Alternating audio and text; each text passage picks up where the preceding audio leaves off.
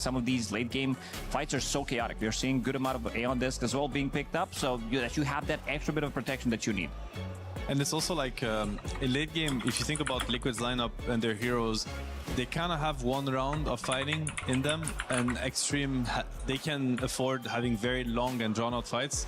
Like this Clinks, you know, in and out, and he has the skeletons, and you know, Darkseer spells coming back off cooldown, same with Shakers. He's very susceptible, and the same can be said with Ember when the Aeon-Disc is on cooldown, because they have so many stuns and so much lockdown for him. So I think the late game was a little bit more favorable for Extreme, and obviously it came down to plays, right? But I think both teams had like amazing like sequences, both in early and late game.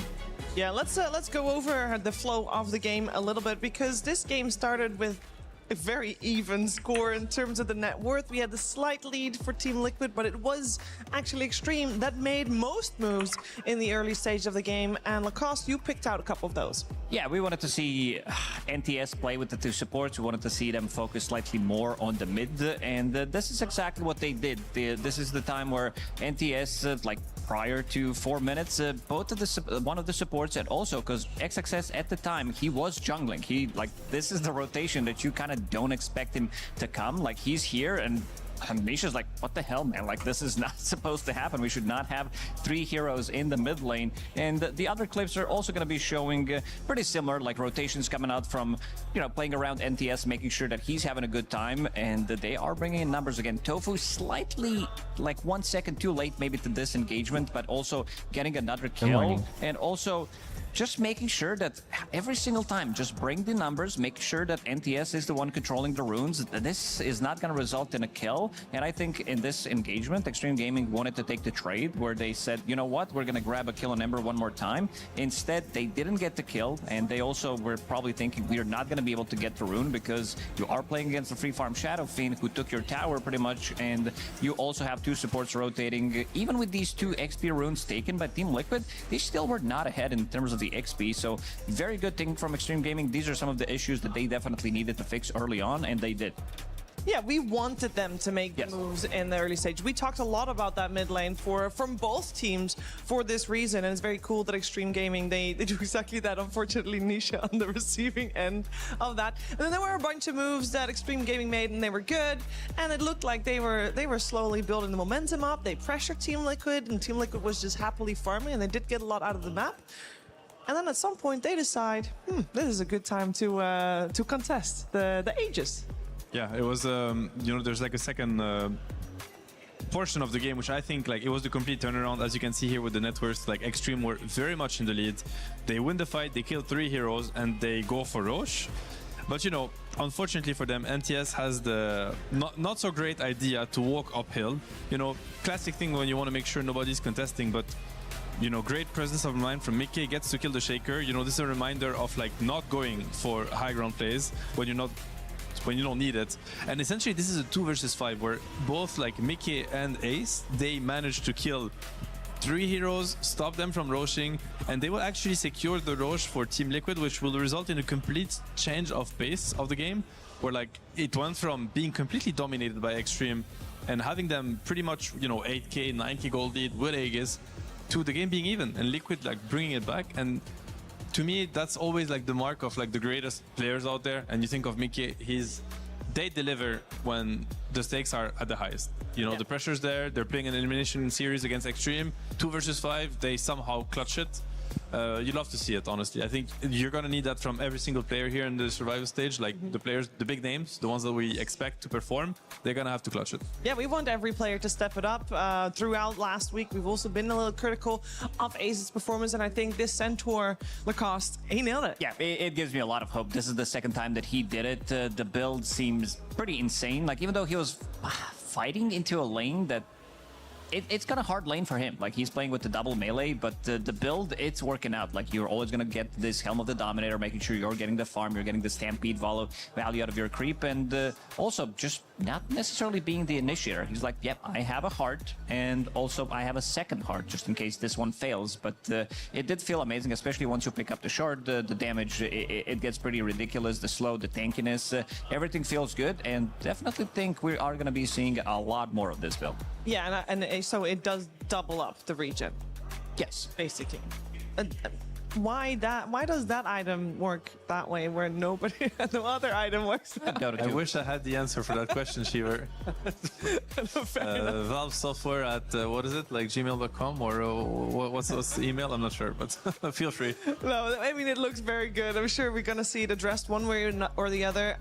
If you were to change something about the drafts, is there anything you'd say, like, you know, on hindsight, especially if a game goes 60 minutes, that hero didn't really deliver the way you wanted it to? And to be honest, I'm mostly wondering if the Witch Doctor lived up to the expectations coming into the late game. I think in the late game, I think the Witch Doctor had a lot of impact because essentially there were lots of sequences where he just got the Maledict, and you could see also Liquid's communication because all of a sudden they're like target focusing the hero that got hit by the Maledict because they know there's no way around it. You're gonna die no matter what.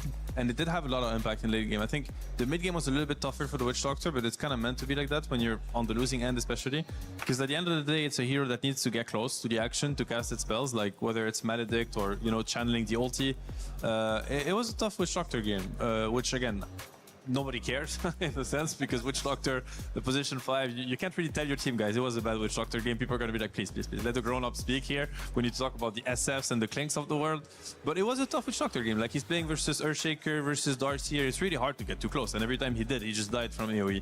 So I do think the hero has a lot of potential. And on both teams, I think all the heroes were good and had a lot of impact, honestly. Like, this was a really high caliber game. I think they both played exceptionally well, but eventually it came down to, you know, few moments of the game. It could have gone either way. It really could have. Until some of the last moments of that game. It was a very cool game number 1 of this best of 3, and we said it at the start, and I will say it again for both of these teams.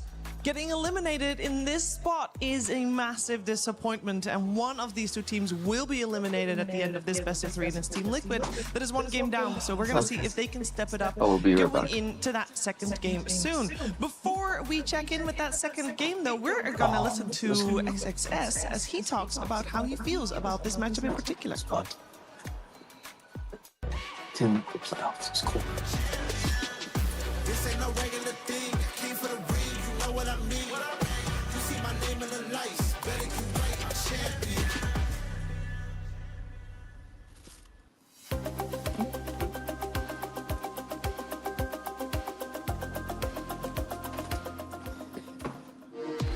We were there. For every click, every clutch, every respawn. We were there for the years of grind. And we're here. Now. The proud founding partner of EWC. You want to say good morning to Powering stream? the biggest event in gaming. Shoulder to shoulder with the world's wait, best. right now? Making good morning. history. Good morning, everybody. Greatness deserves a stage. Good morning. Lenovo Legion. Okay. Reach your Go impossible. feed dogs.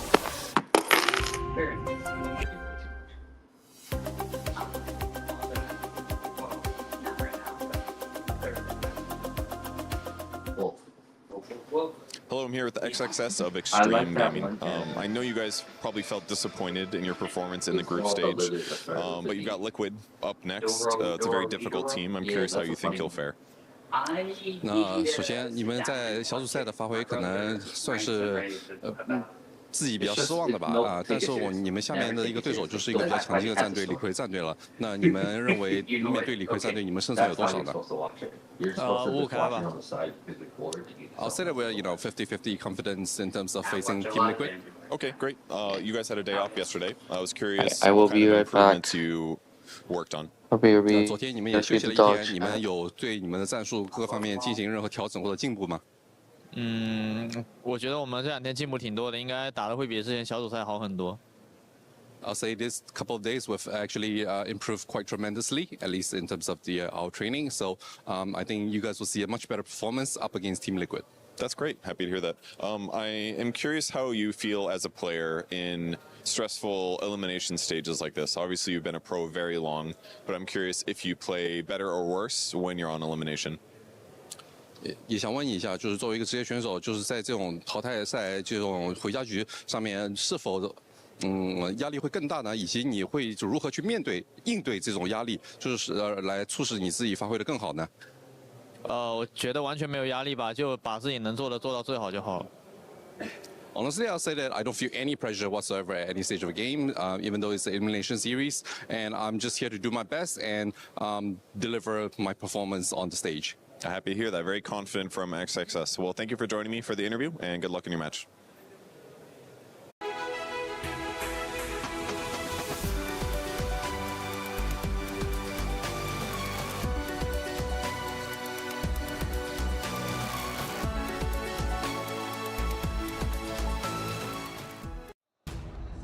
We are getting ready for game number 2 of this elimination series in the survival stage between Team Liquid and Extreme Gaming. And Extreme Gaming just took game 1. And statistically speaking, that does not happen very often, as it normally has been Team Liquid. 8 out of 10 times they were victorious in the last 10 matches they played against each other. Can Team Liquid force out the tie to go to a game 3 is the question. We're heading into the draft very soon. We just heard from XSS that all he wants to do is his best. He got to play the Darkseer. It was his or their first pick, overall second pick. It worked out very well, especially if you're going to be in these late game situations. Probably not going to get his hands on it this time around if Team Liquid wants to get that Shadow Fiend again, but we already see that Shadow Fiend's banned, so we're gonna have a completely different draft on our hands. Also because Team Liquid this time around is Radiant with Extreme Gaming Dire and Extreme Gaming with first pick Stolen Centaur straight away. Yeah, this is also a classic one for XXS. This is one of his most played heroes. He plays it really well. He also does go for a bit of a different item build. He is one of the few ones who is not gonna say falling into a trap because it is working, but he also thinks outside of the box, whether he needs to go for hard straight away or if he's gonna be picking up, you know, maybe seeing what happened in the previous game, he probably got a little inspired as well. Yeah, for sure. I mean, this hero looks really strong right now. I think there's also like facets of the hero we haven't really seen, such as the Aghanim, which can really break games sometimes. It becomes really hard to play versus Centaur Ags because it's such a reliable save, and it's obviously much more than that. So many ways to play that hero, honestly. As well as the laning presence, you know, the farm speed. It's a hero that's pretty hard to stop, honestly. Like when you factor in max return, Stampede, early Helm of Dom to pull creep waves to himself. Just a very strong hero. Like what's good against Centaur, I think, from Liquid's pool is Witch Doctor, so we could see the same support duo. Maybe this is something that they don't want to run again, but because I'm trying to think what takes down this 6k HP, you know, like insane regen. Maledict does the job, but what else is there in Dota that can stop it? I was thinking, like in the previous game, there was no Hydra's Breath on Clay. He wanted to pick up Eye of Scotty as his last item just to reduce that healing. That's also very good, but if you want to be dealing more damage, more percentage-based damage, this item is probably the best in the game to have the damage output against 6, 7, 8,000 HP Centaur. 6, 7, 100%. It's the best, one of the best damage output against like bags of HP, which is essentially everything that Centaur brings to the table. We'll see the Kes being first phase banned. To me, this is quite interesting. I think it was ignored, or am I mistaken with this one? You are not mistaken with that one. I will double check to be sure. Completely ignored. Interesting. So, you know, I mean, dynamics with first pick, second pick, maybe something that, I mean, I know Mickey has grown into being one of the best Kes players out there. Like, he's been playing it a lot for Team Liquid with a lot of success. So understandable versus that. They do ban the Witch Doctor actually this time around. So same train of thought here. This is like one way to protect the Centaur and to also secure his ability to scale into the game. Yeah, the hero looked very good. Like his healing numbers are through the roof, and also making sure that you have a stable laner. Like this is one of the stronger fives in terms of what it, like the zoning tool, the heal. It just feels very good. I would even compare him to Winter Wyvern because the hero is very obnoxious to play against. Both of them have basically a healing ability and ability that you can't really trade against. Clock, not the worst against Centaur in a sense. Like Cog is a really cool tool against Stampede. It's just really annoying having to stop and hit Cogs to get out. So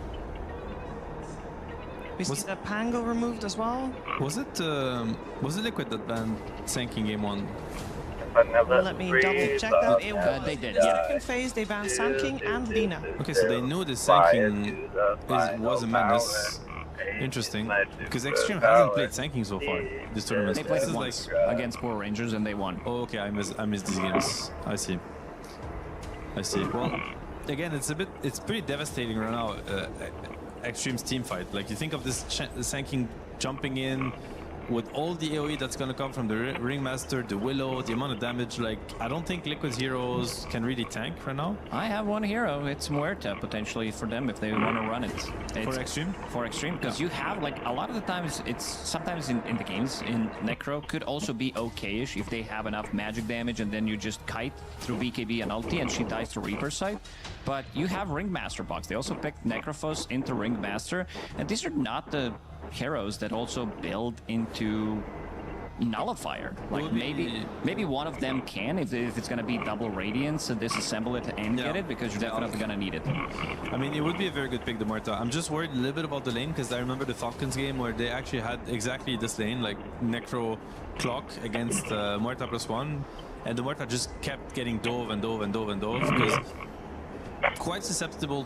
Like, essentially Necro position 3 just pushes the lane really hard into you, so you spend a lot of time under tower, which is usually something that range carries really dislike. They just go back for the clinks instead. Yeah, looked very strong last game. I don't blame them. Like, he didn't have the best mid game in a sense, but besides that, like, the early game was very dominant. The late game scaling looked great also. Crazy damage numbers.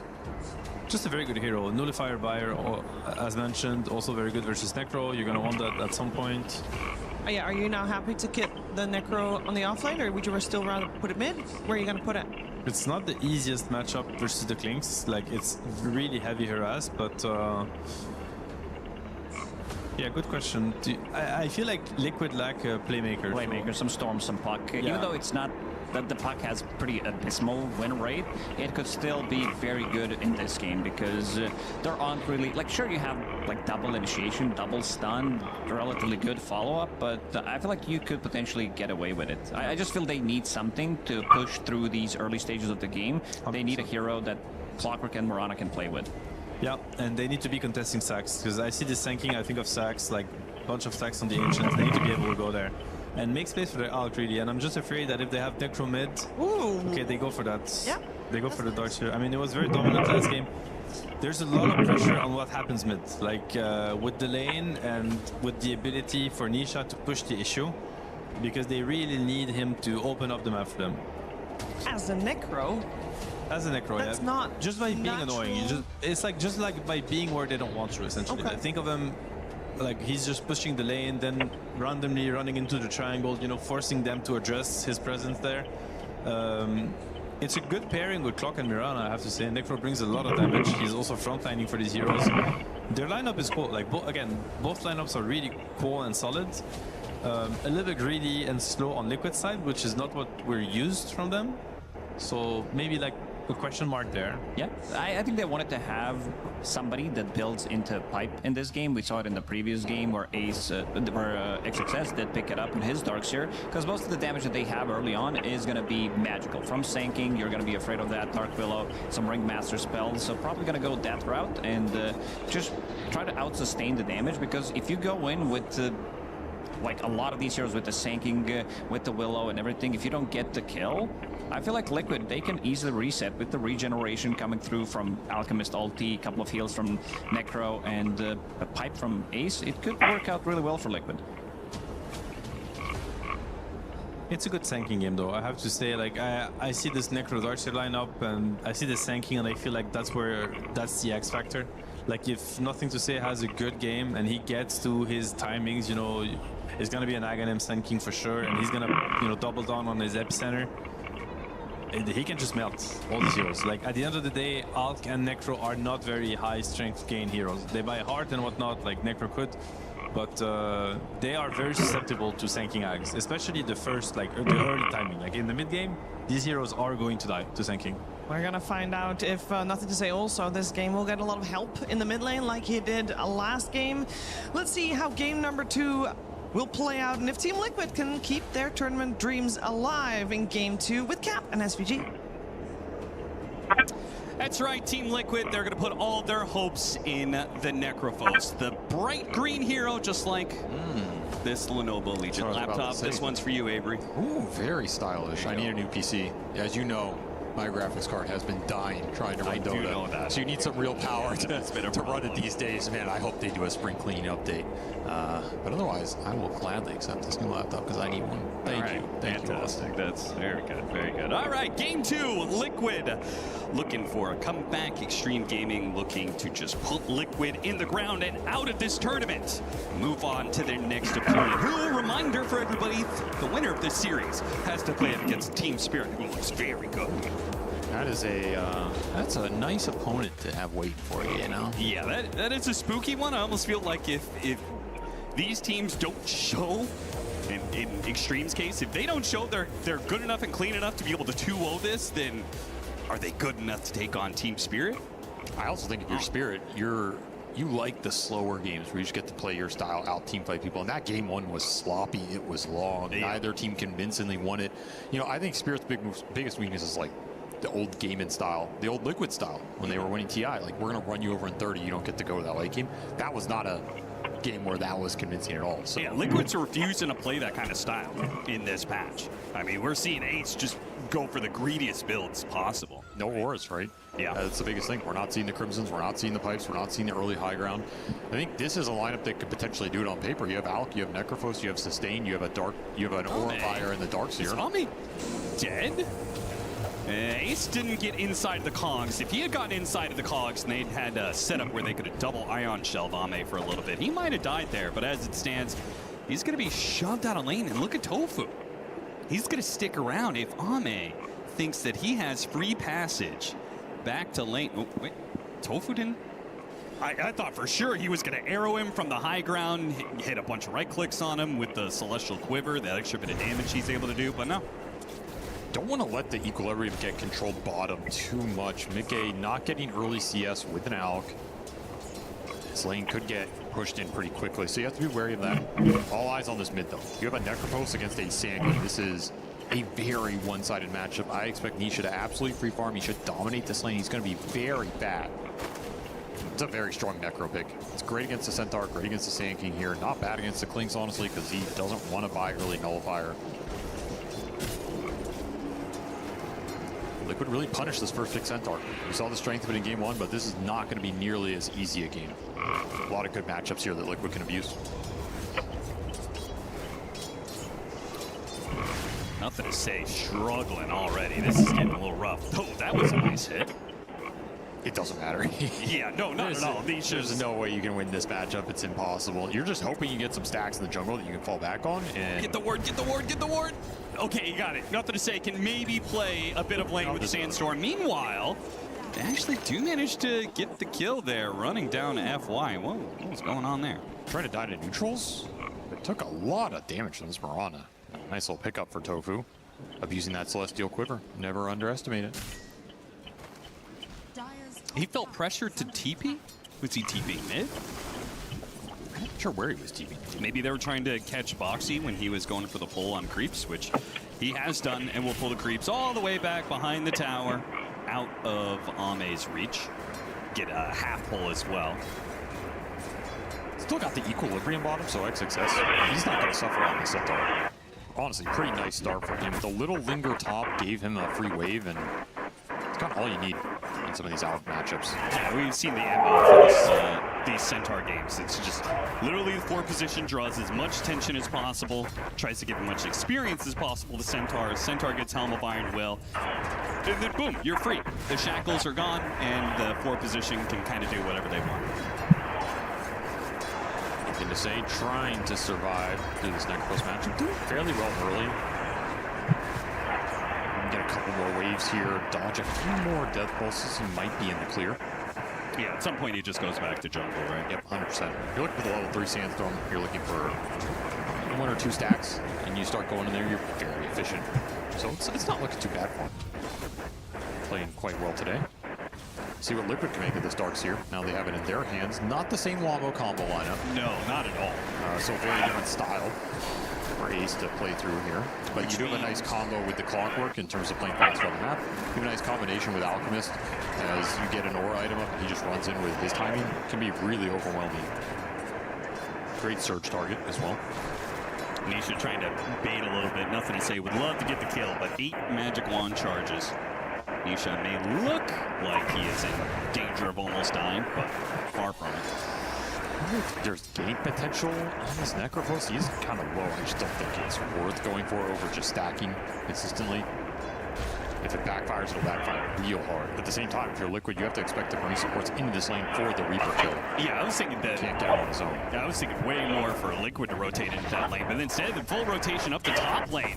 With the Ion Shells, managed to get 2 heroes inside the cogs. They have Blood Grenade on 2. Arrow to finish off at least X-Nova. Maybe Ame dies as well. Surge, Boxy, he wanted to commit for that kill while Ace was trying to offer him a way out.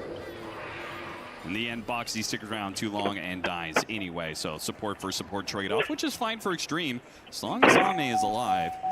Deathpack doing a little bit of work in this lane. You have that Lotus still in your back pocket, so some HP for Ame to work with, as the arrow will not connect here. Free farm for Mickey. Creating a lot of space for this Alchemist right now while you're pressuring the Klings. Not a bad MO for Liquid, as you know mid lane's free no matter what. NTS forced into the jungle very early. Yeah, I kind of expected Liquid to go for this like back laning they were doing with Darkseer, and then move the Clockwork into that mid lane, right? Cut the wave, then he rotates in. He either one stops the Sand King from hitting neutrals. Oh, Mickey almost died there for the gank.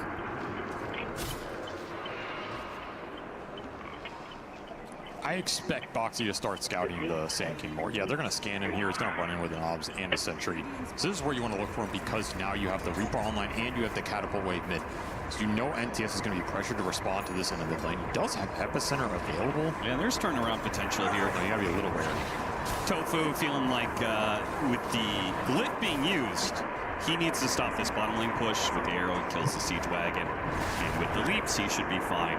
Pretty hard for Centaur Dark Willow to stop him from pulling waves. This means NTS will get to kill this wave for free though. That's a pretty big win for Extreme Gaming. Deal with the catapult timing, you're not getting Reaper here. You even have a chance at the power rune. He'll take it on X-Nova. Got it on both sides. And damage for X-Nova. Do they see Boxy here? He's going to kill a Curry. Now they see him. Annoying Clockwork that they'll have to play against for the second time in a row. Blocking out the Ancients.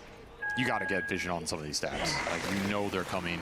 You definitely want to contest them this game if you can. You have very good heroes to contest it, especially if you can get the Alk in there. Currently has a couple stacks of his own, though. Mickey farming very efficiently. So, NTS gets all this uncontested. It's a big win for him in this game. Yeah, there's not much pressure on mid. Like, X-Nova is taking the wave with no contest. Liquid just playing again to farm. It's surprising for me. Maybe I still have this old idea of the team that they want to like play through mid super fast, abuse runes, abuse a winning mid matchup. They haven't really looked for it at all. I think that Liquid is kind of dead. Oh, all right. I think maybe it's the introduction of Tofu Ace. Maybe it's a bit of the patch. They feel like it's not the... You can't play that way anymore, but Boxy, he'll go for kind of a suicide contest here. Onto the Wisdom. Maybe Tofu can still get something out of this. X-Nova gets low, but needed 2 more hits probably from the Mirana. Not good enough. Feels like XG are getting the little wins here. Yeah, for sure. Because they're not supposed to be doing this well in this early. Like that's my gut read. So the fact that NTS is as farmed as he is, you get to sit on a top with some solo XP. You never gave this Centaur up in the early game. 0 deaths. He's going to have a fast helm. Feels like all your cores are kind of chilling right now. Amadam almost done for Ace. Need some more golem camps for this Alchemist. That's what we need right now. That's true. Start stacking those golem creeps. They do have incredible neutral farming, because even the supports can do it with Tofu. They'll be able to hit a lot this game. Clockwork can do it with Ion Shell put on him. So if they could just push lanes in all the time, Liquid will kind of out-farm you. Combination of both the Alk and Necro, plus the supports being able to do something. Boxy with his haste rune runs into the skeleton archers. Ame is going to retreat back through the gate here and pressure the Alchemist. Here comes that epicenter. The chain stun allows the epicenter to do full point blank damage, and Ame is just here to take the tower. Nice surprise move from Nothing to Say. They had no read on that at all, as the Necro's just been jungling. That's another reason I don't like Liquid giving up this pressure point mid in such a favorable matchup. Like, you're giving NTS some freedom to make some plays on the map that the Necrophos does have boot travel now. You can respond, but there's no response on a play like that. There's no turnaround potential. Your damage is a little low in this early game with the supports. You need Ion Shell in these plays to take those favorable skirmishes. You know, it's the kind of thing you wish you could, like, Ion Shell Boxy and TP him in somewhere and look for some sort of turnaround. That play happens too fast. Look at Nisha. Pretty fearless, man. He should be. He should be fearless in this game. He needs to play aggressive. He needs to take space away from Extreme Gaming and abuse his position. I mean, this is a pretty insane blow to the economy. Oh yeah, these are taking this double, big of double stacks. XG just not protecting this at all, and this is what you want to see out of Liquid. Stack contesting, take it away from the Sand King. Ame's also doing kind of the same. He's not taking stacks, but he is trying to take some of Alec's farm, which is a nice idea. He's taking the golems. And the Reaper's Sight kill, not quite there. Is there still a Death Pulse flying? No. Yeah, it looks like it. Yeah, there is. Oh, okay, okay. It just disappeared. That's what I thought. I'm like, I didn't see the Death Pulse connect. Yeah, that was weird.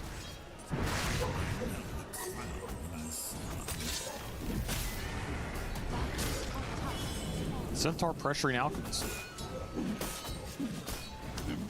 So given enough farm, and that matchup does start going the other way. For sure, right? for sure. But right now, Mickey with no Radiance, he is not a threat. Really solid levels on Tofu.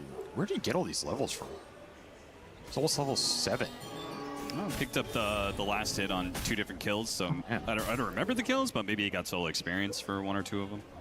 Must have eaten one of the shrines here, yeah. Nah, he's a big boy. Could start farming up. Nisha is still taking those camps. They're no longer Lornoff camps, they're now Nisha camps.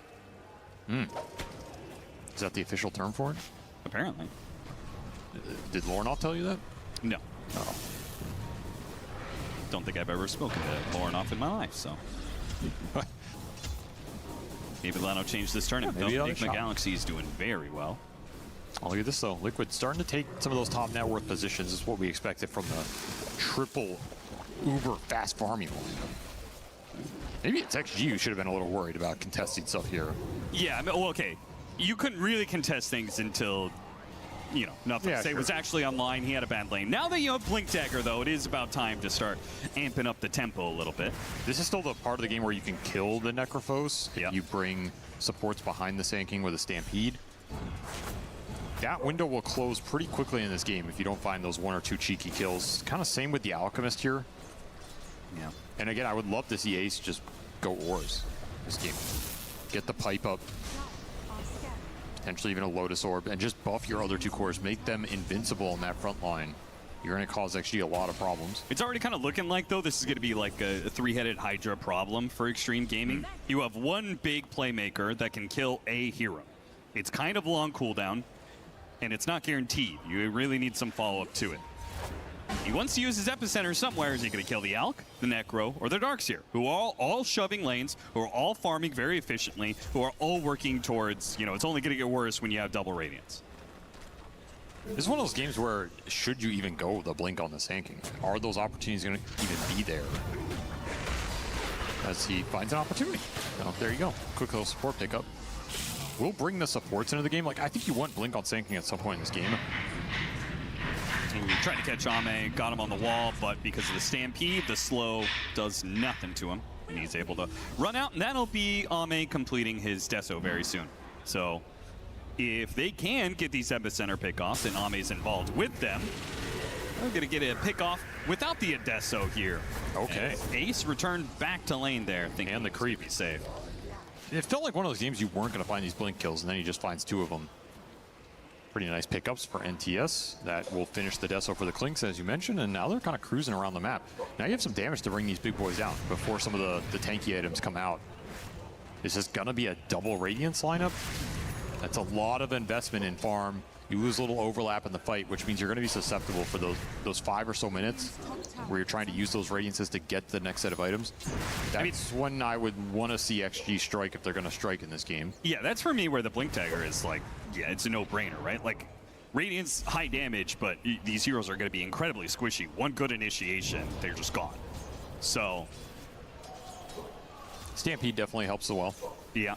It's going to change the dynamic for the Clinks a lot. I think last game Liquid abused the fact that once you got on top of this Clinks, he was kind of just dead in the water. Like, he got hookshot cogged, some random stun lands.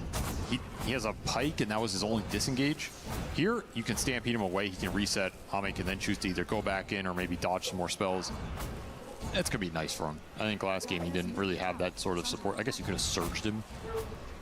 It's not usually the best get out of jail card, though. I mean, correct me if I'm not wrong here, but like Liquid haven't used Moonlight Shadow at all, right? He had it very early too, potentially. Yeah, that says so much about Liquid's like mindset for this game.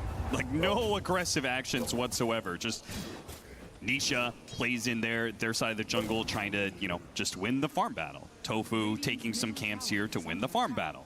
They're just farming. Anything to keep these cores in safe positions, successfully getting their radiances and farming with it. And Extreme, they got to be the ones to hunt things down. The onus is on them. With a pipe picked up for XXS, they are not to be trifled with when it comes to team fights. But Liquid's not going to take those team fights. That's where the pickoffs come into play. Nothing to say. Finally does get a pickoff with his epicenter. Kills the Alchemist. Being able to do that at the same time as taking mid tower, that's a nice bit of efficiency for Extreme. Just feels like Liquid are saying, do whatever you want. We don't care. Oh, and Ame's setting up for a third opportunity here. Ace is going to die off of nothing to say, TPing back, Burrow Strike, and once again, they got the Darkseer and his creep. That's all Arcane Rune for the Sand King, by the way. So here's another epicenter in 50 seconds here. That's sick. And this feels too free for me. Like, it's not that you're falling behind, but there's just no pressure on the map. Liquid are conceding the entire first 20 minutes here and just banking on the fact that these 3 super farmers are eventually going to kick in and scale. Interesting approach. If XG continue to find big pickoffs, particularly through the Sand King, I think they're going to feel smooth about the momentum in this game. And it can quickly turn into, oh, suddenly we're taking Roshan because we killed one of your cores with this Deso Clean. Ace caught inside the Bramble, Terrorize, and with Ame, both between the Strafe and the Burning Barrage. He doesn't actually use the Burning Barrage, but still, FY is able to run him down thanks to the Stampede, Shadow Realm, and Bedlam. It's got some decent heroes to utilize the Stampede. They really do. Sand King likes it a lot to keep close to heroes with Epicenter. Dark Willow sometimes has a problem closing that gap to actually use Bedlam. Oh, you didn't see him there. Nice little hiding spot from FY. Wait till his TP's back up and he's out. They're very farmed, by the way, on this Dark Willow. Already has full Distiller, almost an entire Glimmer Cape. He's cruising in this game. Radiant's middle tower is under attack. I think you can Rosh already if you're XG. You have Pipe on Centaur. You have the Clinks damage. You got an Alpha Wolf as well off the Dom creep. They might be eyeing it up down here. Yeah, they're not. Liquid's not going to contest you, and yeah, I like this. Ame has enough damage that it's not going to be too slow. This is the downside of just farming if you're on the side of Liquid. You're going to concede some objectives here, maybe earlier than you would like. Right, the problem may not be this Aegis. It's going to be the second Roshan is really fast. They can use that banner to go high ground, right? That's... I don't know about that. I don't know if we're seeing that early to high ground, but... yeah, it is extreme gaming. Yeah. So they're going to stop it because of the rocket flare. They feel that Liquid are contesting. However, Liquid are not contesting. They're not contesting. They're not going to contest. They will get the pick off on Tofu. At least they get something for their efforts, because don't love that slowing down too much, but... It's Deso charges. I think he's had more charges in this game than he had, going 40 minutes into that other one. Straight back into the Roche. Boxy, he gets found on the side. He has to hook shot out. Okay, that's a green light to finish this one. There's definitely nothing stopping it now, and they might even kill Boxy. Xnova, well, he's got no daggers to slow down Boxy. Boxy's probably going to get enough distance. The wheel doesn't quite land, and oh, the Cogs doesn't push back FY. So now he's going to die underneath the wheel, and the Urn actually got taken away as well. He's mega poor. Yeah, like Extreme keep on getting these like little +1s to everything. Every Darkseer kill gets a Helmet Dom creep as well, getting that courier pick off.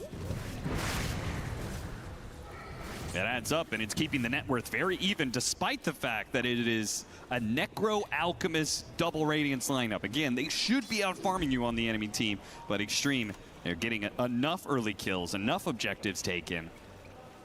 Put them in a good spot. Oh, now with the Nisha. Scepter done nice and early, Nisha. Teleport canceled. He's gonna Maybe kill. he didn't want to we cancel. didn't actually get him the Strongman Potion. It's gonna keep him alive a lot longer. And now Extreme Gaming are gonna come and collect the kill. Yet Nice another play. Deso charge up to 8 for Ame. Okay, maybe Like on Liquid the other finds side, something. Centaur trying to get a kill, and they will get him eventually here. Terrorize almost stops him in time. Boxy interrupts that one. Hook shot in. Cogs pushing back FY into an awkward spot here. Though I think there was enough TPs that they're afraid to keep fighting into Extreme, understandably so. They just back up the farm. Oh, wait. Ame, oh, he spotted that unstable concoction pop. He knows he's under vision. The creep also spoils it. Not going to lose the Aegis here. Unicycle initiation. X-Nova misses the dagger. Careful there, brother. Yeah. Nice play around the map. At least Liquid get one core kill in this early game for losing this Necro. This Necro, folks, is super high level, by the way. Because he's just been purely farming, he was highest level by a couple, level 15 there. That's a lot of XP swinging XG's way. He really took that kill for granted. Was it the shawl? I mean, it had to have been. That was a level 2 Reaper Scythe. Just an extra bit of magic resistance makes the difference. Oh, Glimmer Capes are going to be amazing for both teams in this game. Yeah. There's a lot of utility that can go a long way. And it's that is almost Nisha online. Not with the Glimmer Cape, with the Consecrated Wrap. Similar idea here. We'll delay his BKB. I think it feels bad to just go straight BKB here. It's a very good BKB game. You have to think about the Alex Trying to go for the epicenter kill. They wanted the Necro. Will have to content themselves with the Darkseer. Still got it. Terrorize pushing back some of these heroes. No immediate response. In fact, Alchemist is even going to call it quits here. Mickey says, that's just more time for me to farm. I don't want to join in some fight without a BKB being done, which it is just finishing up. You have to fight on your timings as Alex. You can't get dragged into fights you don't want to join or you're not ready to.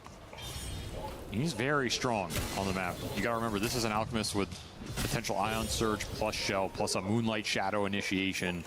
Some extra heal from the Necrophost. He's got a lot of buffs behind him to play with right now. He's a tanky boy with that level 2 ultimate. Liquid with their triple item pickup timing. All 3 of their cores are online for the early game. They're going to make their first real big offensive move to kill Ame, take away his Aegis. Counter initiation boxing. It's a beautiful Cogs, locking in 2 different heroes. Ame's about to come back up. Can the wheel stop? It got 2 on the wheel, and that's beautiful with the Stampede getting Ame out of there, away from the Alchemist. What a reset. Now Extreme still going to be chased down on some of these heroes, though, as the Alchemist keeps the Centaur within reach, constantly slowing him down.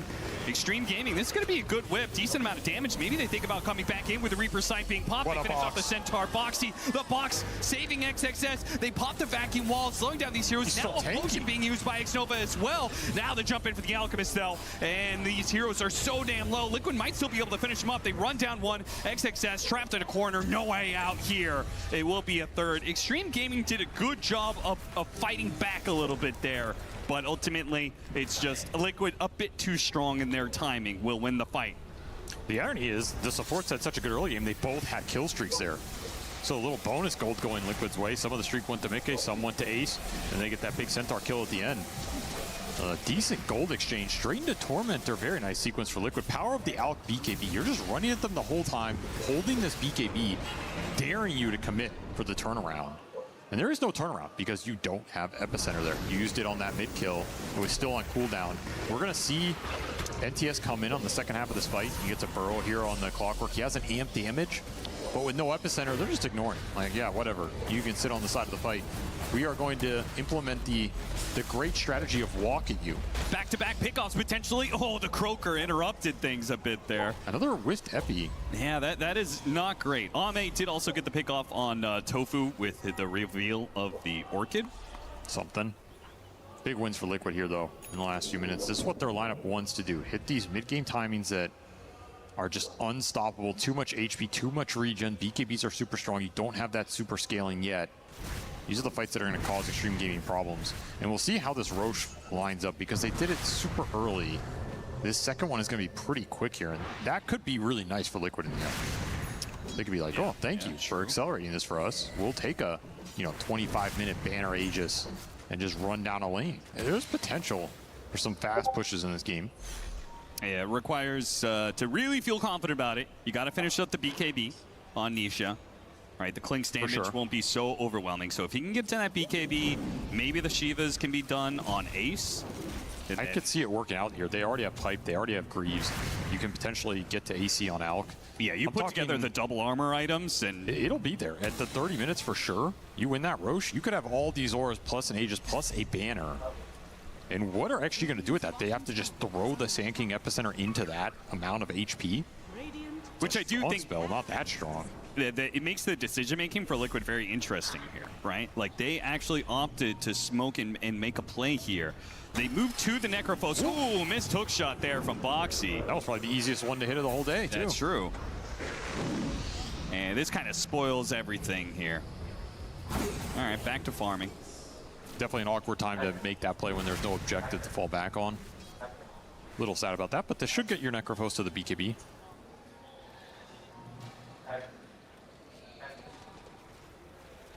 But it does slow down both Ace and Mickey, getting their two very crucial armor items. I don't know, I just felt like the timing of that smoke was like, I feel like you look at that Roshan timer, you see 2 minutes till it potentially spawns, you say, okay, that's 2 minutes of farm. You know? It's definitely a little awkward. But you always have Moonlight Shadow to create some extra smokes for you. That helps a little bit. That is true. But that was very high. Some missed Radiance farming time, that's for sure. High level Tofu, level 12. Every single time I look at this guy, he is clearing through some sort of camp with Starstorm. So race to BKBs for Liquid, and honestly a race to level 20 for NTS here. I think that's the biggest teamfight upgrade for Extreme Gaming. Yeah. It's that Epicenter talent. Get BKB on him, you're level 20, and suddenly maybe this Epicenter can just cut through some of the HP pools here, particularly if you can land some chain stuns. This is not the same ease of execution Wombo combo as their lineup in game 1, but it's still there. If you get caught in a 2 or 3 man stun by Centaur Sand King, it's going to get chained by the Dark Willow. You can get chained into the Wheel of Wonder. There is a lot of potential chain stun follow-up you have to be careful of in this game.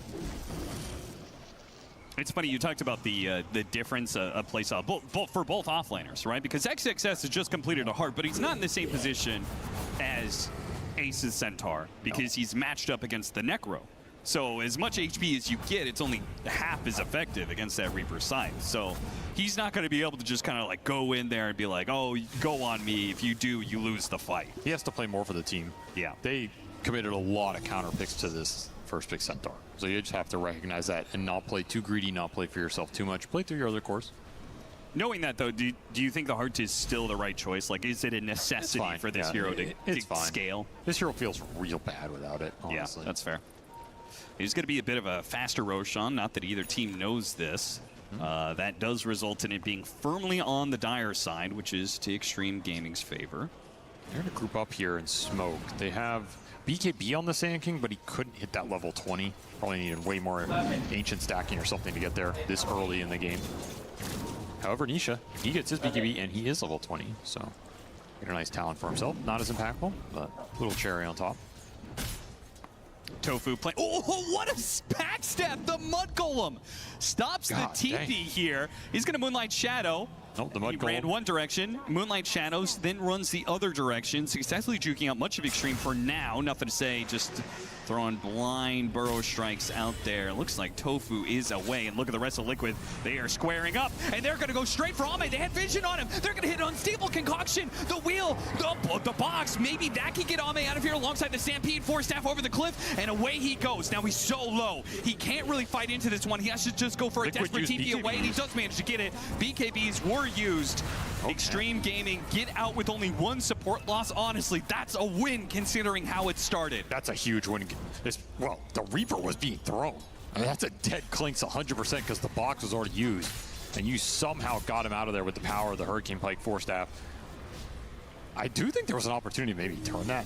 I don't know how well it worked out, but that's the type of scenario that Liquid have to be careful in. You're chasing after the BKBs are down. And of course, it all starts with the Mud Golem, the hero that actually needed. But he has no dust, so he can't see anything. That is true. You start on this Clinks every time you can. Yeah. Like, that is the best target to find. He gets barely bailed out here. Two different fights that X-Nova has had some clutch saves, and it's something Liquid are really going to have to start considering. I think if you have the level 20 talent on Sand King, you might turn that. Yeah. BKB's down, you go in with all those epicenter pulses, you're going to do some serious work. But that timing was not there. Liquid know it. They're going to play very aggressive. Roche is available in the bottom pit here for another minute and a half before it switches sides. That is something that Extreme Gaming need to think about right now. Do you want to force the Roche again? Foxy's hanging around. As long as he is alive and rocket flaring the pit, we saw how timid Extreme Gaming was about it earlier. Trying to make a move on this Necrophos. The team is not coming through the gate or anything. Just trying to get a BKB or some response out of Liquid. They do get the Moonlight Shadow. Wasn't worth nothing here. Yeah, they're going to use the remnants of this Moonlight Shadow to make it go on mid. Nothing to say. Arrow goes out. They spot him, but he's too far away. He's burrow struck. He's up to the high ground. Dangerous proposition. Even with knowing that Ame isn't here, knowing that he's top lane. Sand King. I think the Liquid timing's better right now, but it will not be in a few minutes. This Clinks is close to full Daedalus. So if you give him a pick off here into Roche, this game is going to become a lot more difficult. Yeah, full Daedalus combined with level 20 on Nothing to Say. That is a massive power spike for this team. They're very close. I think Liquid still look pretty good if they can get the initiation, but how do they get that initiation over the Sand King? They got to stop him from epicentering. They run into Tofu. That's very nice. Is that enough to do Roche here? Quick pick. No, it's 15 seconds, so it's going to change sides no matter what. Yeah, that will almost guarantee Tofu will be back up and able to play the Roshan fight. And that just means a few more seconds for Liquid's cores to farm. Level 20 on the Alk. BAT upgrade. Lotus Orb, Nisha, once that, I mean, you have to have Dispels against the Bloodthorn. Not that he has it yet, it's just the Orchid for now.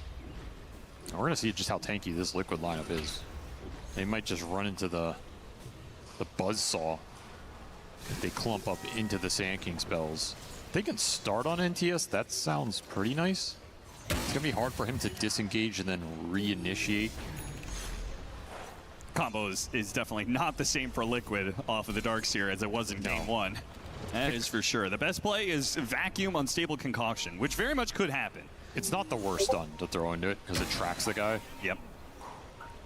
I wonder if there was any argument to go like Shiva's on this hero. This game for extra AoE, but it's probably way too minor of a value point to overlook the armor. Plus, yeah, your whole team appreciates the AC armor. Yeah, 100%. Right. They really want to pick off into Roshan here. Yeah, they are not finding it. Extreme Gaming are not even anywhere close to the pit. They just left the helmet Warpine in the pit. They're going to scout this Roche the second it gets done. Boxing slowly killing with battery.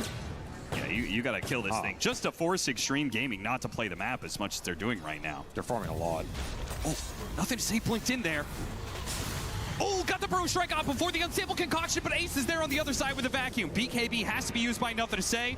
The Dark Willow, Glimmer Cape does not get off the Terrorize. So it's a pickoff, but not a core pickoff. They're looking for Ame bottom. Oh, remember, he has no BKB here if he gets found on Unstable detection. Concoction. Mickey hits him with the bash. Reaper Scythe closing in. He's gone. Okay, now Liquid have the opening to go for Roshan while Ame is down. It's not totally free because, again, the Epicenter is very spooky. You have BKBs, though. That's the biggest thing. If you have BKBs available, you can mana for these objectives. You're not going to get bursted before you're able to pop that, get the health regen going, and turn that fight around. Without Ame, you don't have the overwhelming physical to burst these targets, so I think this is absolutely the right call. I doubt we'll see actually contest this. Yeah. Way too difficult to make anything happen here. Nothing to Say is already on the other side of the map. He's going to push in that wave, try and get his Shivas for the fight they're going to have to take against this Aegis. As I imagine, Liquid will start mounting up some pressure on objectives off of this. Absolutely can try and go high ground here. Your line was built for it. Give Aegis to the Necrophos. As the slots available, not too bad. And Banner as well. So high ground wide open for Liquid. As long as you don't clump into the big AoE, the fight, it doesn't look that difficult. You're just kind of worried about some Klink's Daedalus hits going through. Oh, nice hook shot. Nice blind hook shot there from Boxy. The arrow almost followed up, but Xnova does get a bit of distance. Hit by the unstable concoction, and he's punched once by Mickey, twice to finish it off. You have a wave up here as well. I'd be really tempted to just send it here. Even just to, like, force them back. You don't have to, like, take full lane. You've got 4.5 minutes on Aegis, but well, man, Darkseer's already made his move to defend bottom. So it looks like they're taking this tier 2 and getting out. Again, corralling in the map as much as possible, trying to make it small. Extreme Gaming, it's their turn to try and dodge fights, rat out the map, and play off of pickoffs, which is where Klink's specialty is, both the rat and the pickoff.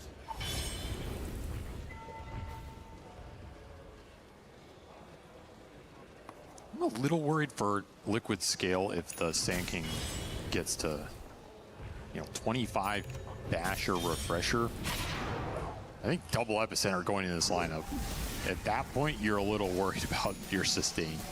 Yeah, do you feel that way because the Ags for Liquid are not amazing? Necro is very good, but I feel like Darkseer in this game is pretty whatever. Mirana's going to build it herself anyway. Clockwork Ags, eh. I guess that doesn't help too much. Like, that's a big component for Alchemist lineups late. For sure. Right? Ace does get spotted here, but he's baiting it out. He wants to take this fight. They're already going to make the jump. Necrophos in some trouble. He's going to lose Aegis here. Meanwhile, they're going on the Centaur. Managed to Abyssal Blade him during the Stampede. Let's see if Boxy can catch him. Hookshot over to the side with the arrow on Ame. Yeah, Tofu is killing him solo right now. He's running him down. Had to use the box epicenter, everything they can. And Tofu's going to make the leap away. And Ame is still going to be caught by an unstable concoction Reaper's Sight. Tofu, the hero of that fight. I mean, Liquid probably win that anyway, but they get the Klink's kill because of that arrow. What a sick find from Tofu. He has the shard too. You look at the death summary for Ame, it's Mirana. Yeah. It's just 2,000 damage from Mirana with 9 quiver hits, 4 Starstorm procs, a max duration arrow. He had his number and punched it. And look at the damage difference. Extreme did 2,000 more damage in this fight. But it was a very one-sided fight. Liquid's heroes are so tanky right now. Ame just doesn't even see this arrow because you're looking to the right side of your screen right here. Oh, he runs into it off the Stampede. He was resetting. So much damage. Back in real time, Boxy's already made his initiation. He said, any hero that shows up, we're making the go while Ame's dead. They saw a Centaur and they went for it. Now Boxy's still trying to hold him back here. This Centaur is so tanky. Without the Reaper's Scythe, it's not an easy kill. Liquid will lose much of their momentum hitting this high ground now. It's kind of a double-edged sword.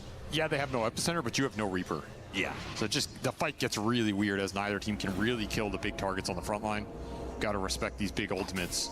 Nisha is level 25 at 36 minutes, though. This sustain is out of control. I mean, they have to get him first. Otherwise, these death pulses, it's just too much HP, too much damage over time. I think you just pull him Ags right now. I think so, too, yeah. Like, he's so beastly, so high level, so fast. He already has the heart. You pull him in Ags, it's doing a crap ton of damage. Him just existing in the fight will win you the fight at that point. And your options to all in him are just to throw all of your big AoE ultimates on the Necrophos, which means if he survives and that backfires, you're absolutely screwed in the 5-on-5 engagement. Yes. At the same time, Liquid don't have any saves, really. They have Glimmer Cape for Boxy, but they have nothing hard save, which may be something they have to consider in the future. Get a Wind Waker or something. Yeah, Wind Waker on the supports. I mean, Tofu's gonna have the farm for it. Like, he is. I think he is gonna go with 12,000 net worth. Yeah, he's already built up heals, so good choice. Too good in this game. It's gonna force even more Nullifier presence. They only have one potential Nullifier buyer in this game, and it is the Klink's, who's also trying to get to MKB and BKB. A couple of Conjure's Catalyst. That is a insane Conjure's Catalyst for NTS. Oh yeah, imagine he rolls and he doesn't get it. Well, he did get it here. He's very happy about that.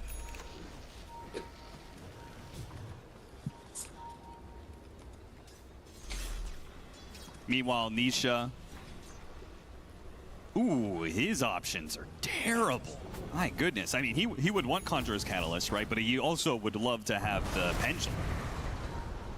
right? Anything that keeps him alive is worth its weight in gold. I think the Rattle Cage, honestly, is a little underrated on these heroes that just tank a huge amount of damage. Sure, yeah. I mean, he's going to be the focus. It's going to bounce back a lot of damage. He went for the idol. So slow resistance is value. Evasion, very good. I think him being able to gain the evasion against the Clinks, he also has Quicken, so he can go up to like 50% evasion here. Pretty nice. Wow, that is a lot. Now, Ame already had the idea. He wanted to build MKB. He doesn't want to rely on Bloodthorn to be able to get through this, which is fair enough, but it's a long ways away. He's trying to finish off his BKB right now, and here comes the smoke of Liquid. Making his way. They're going to crash into XXS, who was a high ground ward. Actually stomped in there. Hit a stomp. Epi coming. Here comes the epicenter. Going for Ace. Take out that team fighter so and much get damage. the boxy kill as well. And look at Mickey went down to half health. Now here comes their turnaround. Nisha's going to start popping those death pulses, healing up the Alchemist. They can't sustain it though. No, they can't keep this up. With BKBs now being on cooldown, the hit from Nothing to Say, that damage was insane, and it was an arcane rune. So the epicenter is going to be back up very soon. He had the basher for it, and that's the power of the Conjure's Catalyst. It just starts proccing on everybody there. A nasty amount of damage. If the Alk gets caught in that Wheel of Wonder, that fight is completely over for Liquid. They had to buy the clock. They lost the Darkseer. Yeah, you have these death pulses, but they're not coming out fast enough. And especially with Ace so far forward here, blinking forward off the smoke break. And he is food. And again, no saves are even possible from these supports. I mean, Mick is lucky he doesn't get chain stun. That's very close. You're thinking about Reaper and Centaur, but they're still the box. They're still glimmers. It's not that straightforward. And that was with an Ags pool to the Necrophos. He had it going into that fight. A huge upgrade for Liquid. Not being able to run that over. It does feel like this is going to be a persistent problem for Liquid. A combination of there's always going to be, I think, better initiation for Extreme Gaming, and Extreme Gaming also have the save advantage, where you do not. Until super late game, where you're able to itemize your way out of it, those are two massive advantages for Extreme. Escape Act is super annoying in a game like this. Again, it forces you to buy the Nullifier. Does the Alchemist want to buy the Nullifier? It's like a broken record at this point. Nobody wants to buy this item. And if you don't, you're like, man, I wish I bought a Nullifier. Yeah. He can disassemble Radiance here. It's very easy for Mickey to pick it up if he wants it. No one else on the team is likely going to buy it. I guess you could argue Mirana can get it too. Like, your options are either Wind Waker or Nullifier.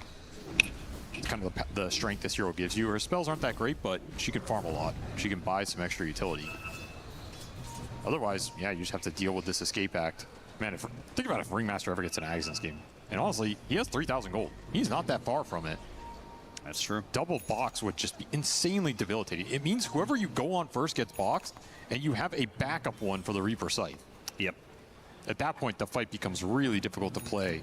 Oh, also, just like even just a small little window means that Stampede BKB could go off, and you have not like Nullifier for sure interact anything with that. So it's going to have to be perfect for Liquid, that initiation. The one advantage I feel like Liquid will have is vision, presumably, as that's kind of what the Clockwork gives you. And the Mirana. And the Mirana with the Moonlight Shadow. You should be able to find some nice vision angles. So it's all about trying to break down Extreme Gaming. The reason that the last fight went so well for them, they were set up on a high ground war. For sure. Again, though, I'm just thinking about the scale. Like, the double box, the double epicenter with the 25. Yeah. It's spooky, man. It's really hard to play these kind of sustain lineups into the ultra late if you can't hit that mid-game timing. They're going to try and poke the Roshan here, force XG into them. You can potentially abuse buybacks on an outpost fight if you have them here on the side of Liquid and just wear through the ultimates. They only have the Necrophos right now, but the Alk would have his. Extreme's going to see the Necro bottom lane and immediately make the push. But Necro has already TP'd to the tier 2. He's going to join his team up in the triangle area. He has the big buyback here for Liquid. So even if you ult in Nisha, that fight might not go your way. Get scouted here by Boxy. Annoying Clockwork as usual. What can you do about it? Absolutely nothing. Again, every little bit of information, it's an instant decision from both teams to go for a smoke play. Liquid popped theirs off of Boxy, showing some of these heroes. Arrow comes out. Doesn't see anything, though. Gonna send the Alchemist in. He's your initiator here. Leading the charge. What can Mickey find? He wants to find the Sand King or the Clinks. Might just find the Sand King. Would be beautiful, but he's already blinked away. Nothing to say. Very quick on that one. Unstable concoction, self-explosion, little courier, little helmet dom creep, Boxy trying to jetpack in, and they're pushing Extreme Gaming farther and farther back. Extreme Gaming's gonna smoke now, and they're not spotted by that rocket flare. They maneuvered this pretty nicely. Yeah, they really did. They're getting around Liquid. Moonlight's out. Liquid presumably have no idea where they are right now. They pushed up to the top of the map. Oh, and look at this ward. It's not there. This ward is scouting right now on Dire side. There's no gem here. This could be a beautiful opportunity for them to ramp back into their own jungle. If they can full burst circle Mickey. back around to go for Mickey. And here comes the stomp. They managed to get off the chemical range, but here comes the epicenter blowing them up inside of that epicenter. They got him, and once again, they'll get the +1 on the Boxy. And Liquid, they're just gonna out. have to BKB, nothing to say, hoping he could bash. Nah, he's not gonna get that. Beautiful movement there from Extreme. Oh, managed to get the vision on him. Anything? No. Still Going to the pit. Roshan available for the taking for Extreme. What a huge ward. That's why we see a lot of teams buy gem. Yeah. Like you leave these wards up, you can pay a big price. Sick outmaneuver from XG. Like they disengaged super well, got that smoke off just in time. They played around all the vision mechanics from Liquid and still had an advantage going into this fight. And the second you chain stun out there, it's too much damage. That's where you wish you had the escape pact, right? There's no bailout. You don't have the Wind Wakers yet. Oh, look at this.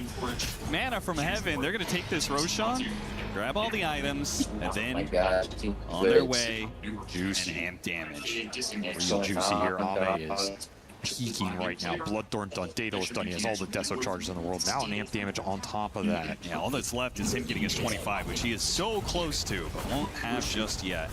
Did get to the Sand Kings though, and they got Refresher Shard. So NTS, he's not gonna have to buy Alpha Refresher. He just gets it gifted to him. This is accelerating that timing by a large margin. They're down 5 or 6K. It does not feel like it. No, they are definitely the ones winning this game right now, and perhaps for, I don't know, for the rest of the game. You sound pretty doubtful of Liquid's late game here. I just think it's going to be hard for them to all in heroes, and that's what their lineup has to do. Yeah, more tools for Extreme Gaming in those team fights for sure.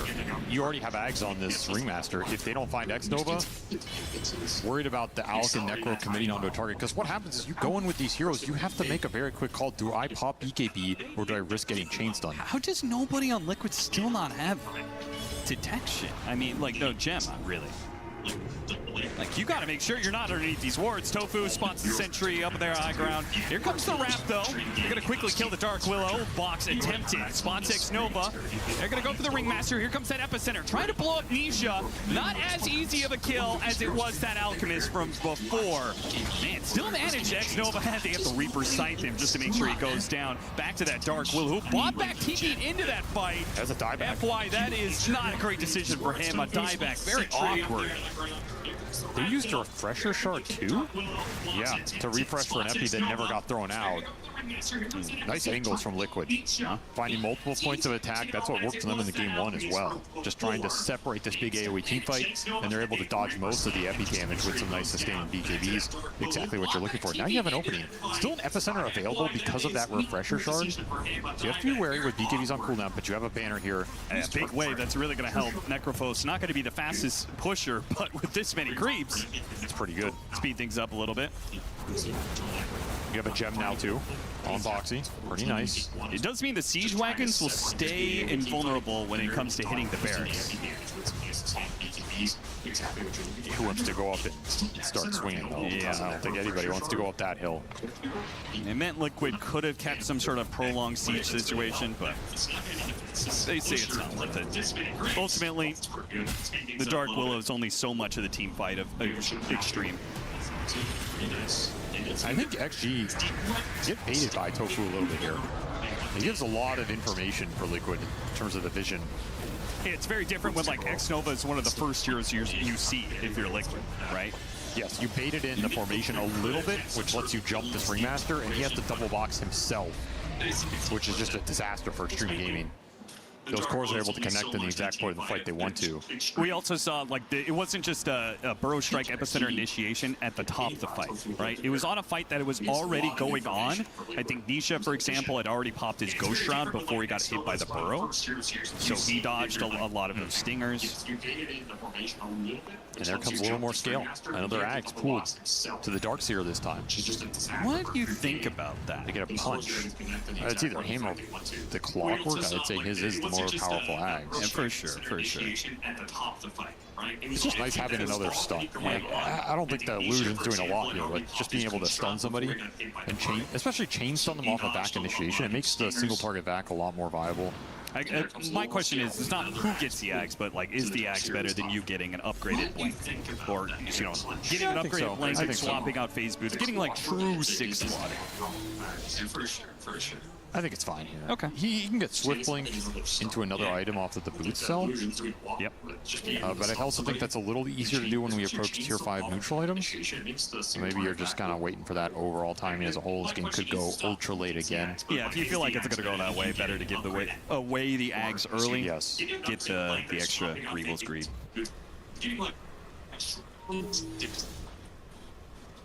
Still need an Ags on his Clinks. Waiting for that army.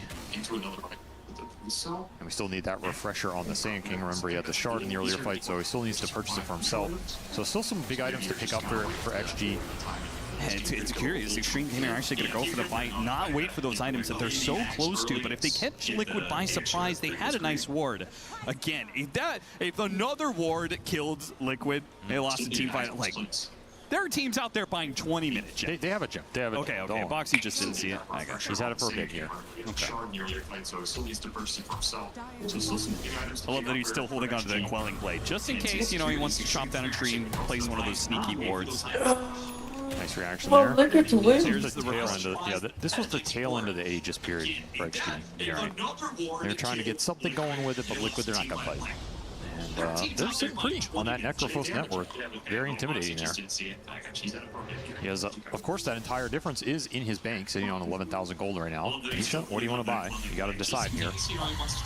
Can't bring that gold into a game 3 if there is no game 3. It's true. Wind Waker. It is funny, like, the Alchemist game, right? Net worth is very skewed. Talk about the late game as well. Like, how far up do you think Liquid has to be in order for this to be an even game? Probably about where they are now. Okay. I'm not going to say 20,000. That sounds a little too much, but it's probably... If you did say it is right now 50-50, so you're right on the money. I think 15K is like the even mark. Because the thing is, I think a lot of their net worth is not translating to damage impact as directly as XG's can. Right. Now, a lot of that's execution defense. Like, for sure. You can land some Reapers and stuff. But in theory, some of the counterplays there. Like, how much does this Necro net worth count for? If he just gets bursted or chain stunned, there's no save for him. There's no Wind Wakers yet. That's my big concern. Wind Wakers come out, it gets a lot more dicey for Extreme Games. Okay. They already have a Nullifier on the Centaur, though, so they're kind of preemptively thinking about that, which I like. Block can come down to tier 5 neutral items, too. We get that Stygian on the Clinks again. That's a huge damage upgrade. There's some more books out here. Bigger AoE could be pretty nasty.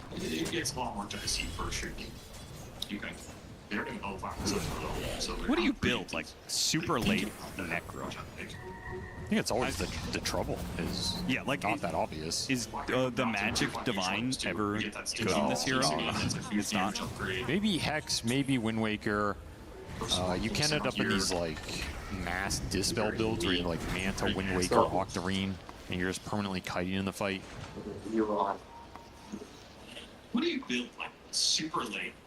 I mean, pretty much everything is diminishing returns here on out for Nisha because he already has an Aghanim Scepter. Now he's sold his Lotus in order to complete out a Wind Waker. He didn't sell it yet. Okay, he is planning to sell it. Yeah, he's got it queued up. Yeah, so that's the kind of thing. How much of it? Wind Waker is a way stronger item than Lotus Orb, but you're not gaining it in a vacuum here. Yeah, exactly. And now it's like, okay, now what? Do you swap out your Radiance for something else? Again, every item is a trade-off at this point in time. You're not getting, as you said, complete effectiveness in a vacuum. You need Wind Waker in late game. That's just how, that's all I know. This item is super broken in the late game. It's very hard to counter it with Nullifier, even though we talk about it a lot. Level 25 for the Darkseer. What's he going to take here? Usually take the AoE Surge. Yeah, most people do. Seems pretty good with this kind of lineup. You could just Moonlight in a fight, pop that AoE Surge. Helps your initiation a lot. The Alchemist is the one who definitely has the biggest room for growth right now compared to the gold he's got. Get that upgraded Blink. Still has another item he could swap in over the phase boots. He can cause the Clinks a lot of issues with Swift Blink Abyssal. You just get on top of Ame and start bashing and chain stunning him. Then you have to make a call if you're boxing him or you're just trying to stampede him out. And of course, Roshan, 30 seconds here. I find it so interesting that Boxy, like, he's a Clockwork player, but he doesn't go for the early blink that we've seen Crit do. He's just trying to survive in this game. Yeah, that's fair. I mean, it happened in game 1, happened in game 2. It's just kind of built up survivability. We'll go for a later blink. Currently sitting in the pit, waiting for Roshan to spawn, but that information, is that really going to do anything for you? Are you strong enough to actually do something about it? Neither team wants to force the rush straight up. Need the team fight here into that objective. Oh my god, Nisha's going to get a Helm of the Overlord. Alright, they had, I mean, splitting up the map more and more. I don't know if he's thinking like the Golem is particularly valuable. It is a lot of HP this late into the game, but I think he's trying to use his gold any way he can. Yeah, for sure. An extra way for him to be able to utilize these slots. Mickey is going to buy out another Ags. XG will have all their buybacks. That's a big deal here. Yeah, I'm very surprised that Mickey bought out like he did. Now, it's not going to take very long for him to get buyback gold. I'm just saying, this window where Roshan's up, he doesn't. Now will. He buys out another Ags. Yeah, that's... I thought he was going to save half the gold. He was only 100 off. Now he's 2,000. Who's he? I mean, is this the Clockwork Ags, I guess? The gave it back to the Murana, so the refund, so he'll get Octarine. I can see it though. Tofu is almost level 25. That is a big that low cooldown Ags, triple arrow stuff, like, it's ridiculous. It really is game winning. You put so much threat out on the board that all of a sudden boxing people becomes a lot weirder. You might have to use an early box just because somebody hit a 4-second arrow. It's really toxic to play against in the late game. He's close. Arrows Roche, take that. XXS only got a buyback, but wants to get a BKB. Says now's the time. This game is so weird. Like, nobody wants to go in first. You just feel bad things are going to happen to you. Spot XXS. Making actually unstable concoction. Thinking an opportunity was going to present itself. More arrow, more Storm information. The Chemical Rage is going to go on cooldown pretty soon here. Got the hook shot, the Ringmaster. Managed it with the vacuum on top of that. Reaper side immediately put to use. The Undead is going to protect him for now, but Xnova's not getting anything off. FY's going to get chased down as well, trying to get out the Terrorize. The Bachelor will be able to stop him. Ame putting damage on a Boxy. Glimmer keeps able to survive. Here comes that Epicenter. Mickey, a lot of damage. They'll burn him out over time a little bit more. They have to use another Epicenter. They didn't have enough. Mickey, oh, he finally goes down. Finally, it took a long time. The wheel caught Nisha in the end. No buyback here for the Alchemist because he bought that axe earlier. So Liquid now FB2 will kill the Darkseer as well. But Nisha got out. He saved his BKB that entire time. Did not get bashed there. You have to remember, he can get bashed at any time. Oh, true. Somehow escapes. They got the Ringmaster first. That's a huge deal. They got double buyback, including that Sand King buyback out of Extreme Gaming. But will it be their Roshan? That's the question here. No buyback on that Alchemist because he bought out for that Ags. Means you're going to be missing that big presence from Mickey. I don't think you can contest this without him. Maybe you go for a steal. You have a lot of vision. You have the Clockwork. You have Darkseer back. You have a Murana who can leap in. Aeon is still available for Tofu. You know Boxy's going to go for it. They're going to go for this. They're going to get a lot of information. Tofu actually jumping inside the pit for a quick Starstorm, then out. Jetpack still gets the Clockwork some distance in the trees. Hook shots over to the left, over to Nisha. He survives for now. XXS couldn't find his mark. Runs into Tofu, actually hit the stomp. Nothing to say, could maybe follow that up with a Burrow Strike, but he declines the opportunity. Ame was going to eat some creeps, trying to heal up here. He's got a man for the roast. Somebody has to pick this up, though. Jetpack, they're going to get information. Can they make the steal here? Boxy makes a four-step in. Aegis on the ground. Can he get the grab? He grabbed it. They didn't want to go for it. Nothing to say. Doesn't drop anything to grab that extra life. Now a hook shot away. No, Boxy actually misses the hook shot. So ultimately, he gave up the Aegis for 2 support kills. I feel like Extreme are perfectly fine with that. It's one of those weird situations where, yeah, how much does the Aegis actually matter? Yeah. It does matter for the Clinks going high ground, but if you get kills that also let you go high ground, you can argue like maybe you're okay with that exchange. How annoying is Clockwork's been because he doesn't have buy. He is off the map for 75 seconds. This Mirana also has no buy, though that is gold based. They don't necessarily. Oh no, it is timer based. All right. No, it's gold based. Never mind. So they don't know that. And you have what? You can make an easy push. You've got both Banner and Burning Arm. Oh yeah. And a Centaur. So this is going to be very easy for Extreme to poke. And unfortunately, there's this tier 2 bottom. So they could get 2 lanes off of this push if they really wanted to. Necropho's going to come back. He took the Wisdom Shrine, which got him to level 30. So the Reaper Scythe is doing a lot more damage, but doesn't matter when the Reaper Scythe aren't necessarily killing the Clinks. He's had to use them on supports most of these fights. And that one went onto the Aeon disc. Didn't do anything. Vacuum to stop the initiation on Nisha. They use Nullifier for that one. Unstable Concoction a little bit late to get a big AoE stun. Hits the Centaur, but they have to back out. Wheel plus Burning Barrage damage keeps them at bay. That's BKB for the out. They made the epicenter initiation. Got two. Nothing to say. What a hit. Will it be enough? The Terrorize comes in. Nisha, he pops his BKB, but the Alchemist could not stay alive. The supports are almost back up now, but look at what everything that Liquid has expended. They've lost their Alchemist. They've used their BKBs. They can go for another push. They used a lot. Still an epicenter available. They're going to pass Lotuses to NTS. He's going to regen his mana here. Has a full other go. He just chain stunned the hell out of Mickey there. That was super sick operating there from nothing to say. And it's that high ground ward. They place the ops. They scout him. That ward does not get killed. Gives you the vision to go for this play. Still a glyph available for Liquid after the reset. But yeah, they're not going to use it there. Now you have to think about Mega's Alex. Still no buyback available. I mean, they can backdoor the tier 2. I'm pretty sure the Clinks has the damage. Yes, they could. If they recognize it, which they should. But the question here is, if you're Extreme Gaming, are you assuming Mickey doesn't have buyback? There's kind of no way you assume it here. He's an Alchemist. At 60 minutes, he has to have the gold, right? Of course. But most of that gold is on Nisha.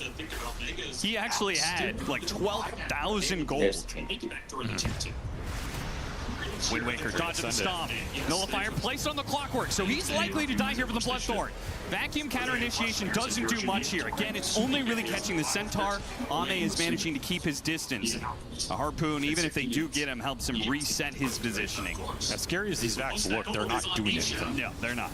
And you get too many resets with Stampede plus double box. It's really just like a momentary stun that stops the follow-up. If you catch the Clinks, that's kind of the ideal. Nice, Liquid got one. Probably forces him to pop BKB, and then maybe Al can just jump him, trade BKB, stun bash him. Think so? I mean, Ame is not so threatened by his. I think he just harpoons. No, to me, well, Hurricane Pikes. Yeah, if he gets out of it. But at least then you're forcing they some. gotta keep Nico. Sure. I mean, what else is this wall really doing in this game? Not a whole lot. Ooh, for TL. Oh, look at the smoke through the base. Ooh, if they catch Mickey again, oh my god. He's slipping right past them. It made the jump onto the Necrophos instead. Nisha's stunned up for now, but the BKB is going to go off now. The Wind Waker. This is a little bit of trouble for Extreme Gaming. Can they get a Reaper Scythe kill somewhere in here? Box 1 gets used. X-Nova trying to chase away. Nothing to say. Wait, It's stunned by arrow. Oh, what an arrow from Tofu. Catches him as he makes the jump in, and now he's going to be the one to get a Reaper Scythe. X-Nova got chased away. They have the Stampede full retreat now. And Liquid, they need picks. They need more than just one hero. They need multiple. They're going to get FY off of this. just one extra kill is not the worst. It is a gem laid down. But the fact is, they should know that the Sand King doesn't have buyback. An opportunity for Liquid. Opportunity and danger on the same, or two different sides of the same coin, though. If they go for that high ground push, they might just end the game on themselves if they lose it. Power Mirana, you land those arrows, it changes the whole game. That was a devastating arrow for that Sand King to blink into, and now you get the multi-shot. That was before the triple arrow. Right, now it's all on. I believe Nisha slotted in Lincolns for this play, and then Nullifier hit the Lincolns.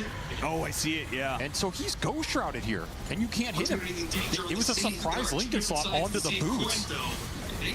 That's a crazy head play. Yeah, that's the arrow, he insane. blinked right into it. Insanely clutch from the Liquid mid laner here. Look at the regen on this house. It's just stupid. It's just a battle of regen against overwhelming DPS from this Sand King. Man, that Lincoln's just completely caught Extreme Gaming off guard. What happened in that one? Extreme Gaming have been winning so many fights. But a slip up. And now. That play could have completely caught Liquid off guard, though. They were not expecting that smoke through the top lane. Yeah, it was a good idea. Initially, it did look like they weren't going to get anything for it. Right? Like, even as Necro survived, everybody was getting out, and then Sand King blinked into that arrow, presenting the opportunity for Liquid. Now Liquid's getting a fresh round of items. They're going to change up their item builds a little bit. We're seeing, you know, Nisha is swapping in item after item. Again, diminishing returns on all this because he keeps selling some item to buy some other item. He's back up to 12,000 net worth on himself that is not being used. So 18,000 net worth lead is basically nothing because there's just so many heroes holding gold. You get tier 5 neutrals, though.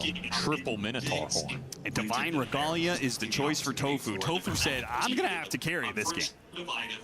He should be able to keep it, right? Pretty rare he dies unless the game just implodes. Triple Minotaur horn to deal with the Sand King damage, I kind of like. They did get the Stygian on Ame. He took lifesteal for it.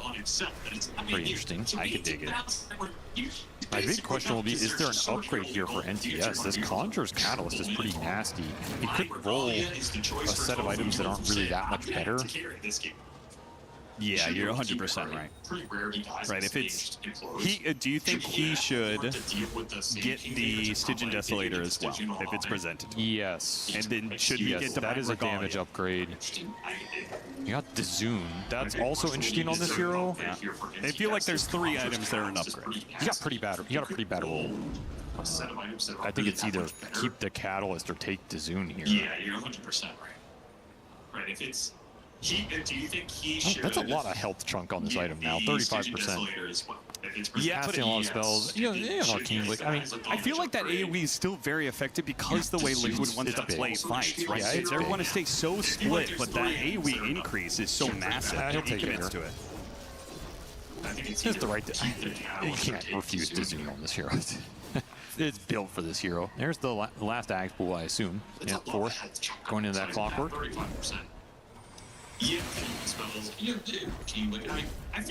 Alright, and we got level 30 on the Clinks. I'm making sure we haven't missed anything, any big talent pickups. I don't think so. Or item changes. Everybody's pretty much there. Xnova did take the Escape Axe 25 talent, so that is now a strong Dispel and Blind, which is important in this game for the arrows. That actually does change boxing someone on an arrow. And Tofu plays so aggressive off this. With the Xeon Disc, assuming he's always going to be able to get back out. They are not letting XXS take this outpost. And at some point, Liquid may jump in, not necessarily on the Centaur. You don't want to jump that guy. You need to find supports or the Clinks. If Boxy, with his Aghanim Scepter, gives vision of the full area, right, he could spot the Ringmaster. They can make the go on him. Ringmaster is public enemy number 1. Escape Act, strong Dispel. You have to take it out. Just too powerful. But how do you get to him with a 4-staff Glimmercape, Blink Dagger, Eon Disc, and him sitting way in the back? It's really difficult. You need surprise angles or some like distraction on the front line while you take the wrap around. Yeah, I don't think there's any way you just kind of casually go past the Centaur, you know, like you're sitting on one side, you hook shot past him or something like that. The whole team has to get it up and around. You could go on the Centaur and try and vacuum the fight behind him. to catch the Ringmaster. Like, use the going on the Centaur as a bait to draw this backline in from Extreme Gaming. Sometimes that's a tactic that can give you some freedom in the fight. The thing is, you have to worry about the lanes. You lost 2 lanes at Barracks. These are constantly pushing in. Someone has to go back. There's map advantage for XG right now, and all buybacks are available in this game except the Ringmaster, oddly enough. Hey, we talked about, like, Necro can just box 2 back into the fight, but if the fight has already been initiated, It could be rough. Yeah, it's very likely Extreme winning. Oh, arrow, it lands. And that kind of spoils the smoke play here. These are so easy. Oh, he jumps. Oh, God, Nullifier and Stomp. Like, that is the one hero that could actually stop you if he hits the Stomp and Nullifier. Is that an opening here for Liquid? Yeah, spotted Sand King, got the hook shot onto him, plus the vacuum. Everything they can. The Cogs didn't actually catch him inside there. He burrow strikes away to the side. The Abyssal Blade him up. Stampede making a run for it. Necrophos just pushing into these heroes. Here comes the arrow. They're going to hit the Centaur. Getting slain. X-Nova's coming in. He's going to try and save him with the Nullifier's placed on. It looks like he got a BKB first. X-Nova surrounded by heroes. They're really grouped up. The Reaper Sight is going to be put to use. It's back on Anisha. And XXS, he's still alive. Hit the Stomp. Ame's in trouble, though. Ace caught him inside the vacuum. Ace, Ame's healing up. He's good for now. A bash lands on Ace, and that's going to be the death of him. The Rico from Mickey. Without a Chemical Rage, not so easy, but look at the damage there for the Starstorm, plus Nisha coming in. Huge heaps of magic damage. Bring down Ame. They got the Sand King out. That's the only saving grace there for Extreme Gaming. Otherwise, the buyback from the Necrophos does its job here on the side of Liquid. Exchange for the Centaur buyback as well. Didn't honestly cost Liquid too much to power through this fight. They bring down the Necrophos. It just takes so much time. And that was with the Reaper not finishing this Centaur off. Had enough magic resistance. He popped BKB or Minotaur Horn at the end. And X-Nova, he almost whoopee cushioned over that clip. Might have made a difference in that fight. He's able to skirt out at the top, but then he gets hit by an arrow. These arrows are just insanely annoying. And Starstorm, like, how much damage did Clean take from these Starstorms? It's insane. Tofu backs out, then he's going to come back in with another round. Late game Mirana's, it's something else with his talent. Like, it really is. It's incredibly difficult to play against.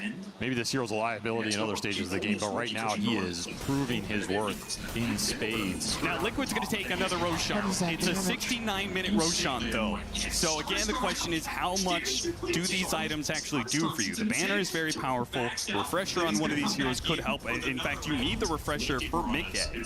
Aegis for Nisha's nice because he does not have buyback right now. This is a great Aegis carrier. How tanky he is, how difficult he is to bring down. But at the same time, if that puts you into the enemy base, where I feel like Extreme Gaming, like this formation setup, we talked about it for game 1, I think it's the same for game 2. You going into the enemy base here is very tough for Liquid. It's really tough. There's only one epicenter available right now. That helps.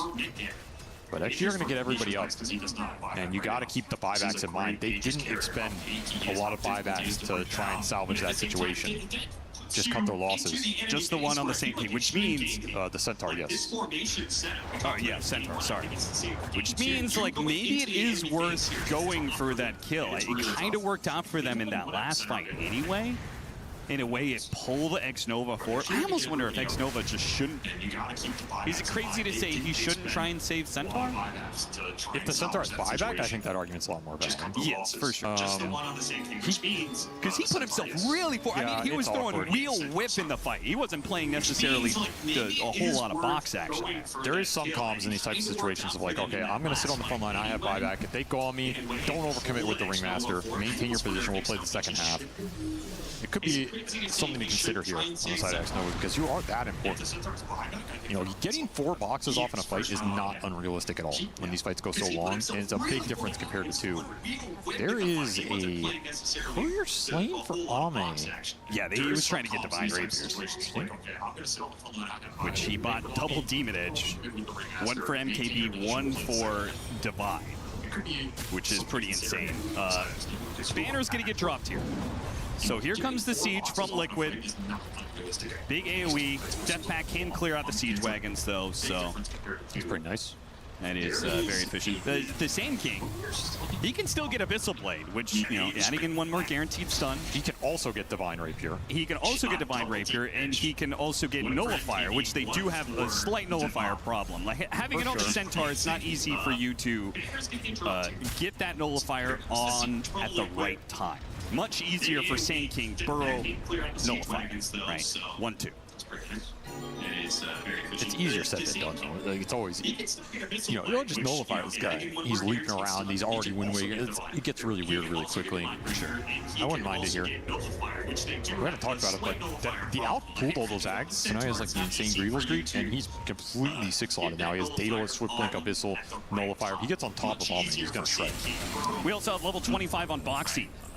The team fights are kind of crazy with that. You have full vision of all heroes all the time. Back on two with the unstable concoction. Got the just an FY. He's already forced half himself away. A quick go, but no retreat. Ace got caught in the wheel. So he's going to have to BKB to get out of here. A lot more expended from Liquid than it was Extreme. Those BKBs are very important. Still poking at these tier 3. I mean, just keep throwing the arrows. Maybe eventually an opportunity presents itself. It's just so hard to go high ground in these games. And there's just not a clear way to do it. You don't want to sit somebody up there. Especially with Necrophos Aegis, he's not taking the building, so it's kind of pointless to even test that. I think Nisha is now going back on like, okay, now survivability isn't the problem. Maybe it's damage. Like maybe I just need to do more damage over time. Like overwhelming blink heart. The way you do damage is you survive. Right. Is it enough this super late game, right? It has to be. There's nothing else to pull out. Well, keep swapping out items thinking there's going to be some magical build that will guarantee the win. I think Nisha is now going back on like, okay, now survivability isn't the problem. Maybe it's damage. Like maybe you gotta get moon shards. Yeah, we still have moon shards. You gotta start pulling those moon shards. Not that moon shards are terribly effective on their heroes. Really, Liquid don't do a whole lot of right clicking at all, except for the Alk, who is gonna buy himself one very soon. Did anybody bobble in this game? We have only the one on FY.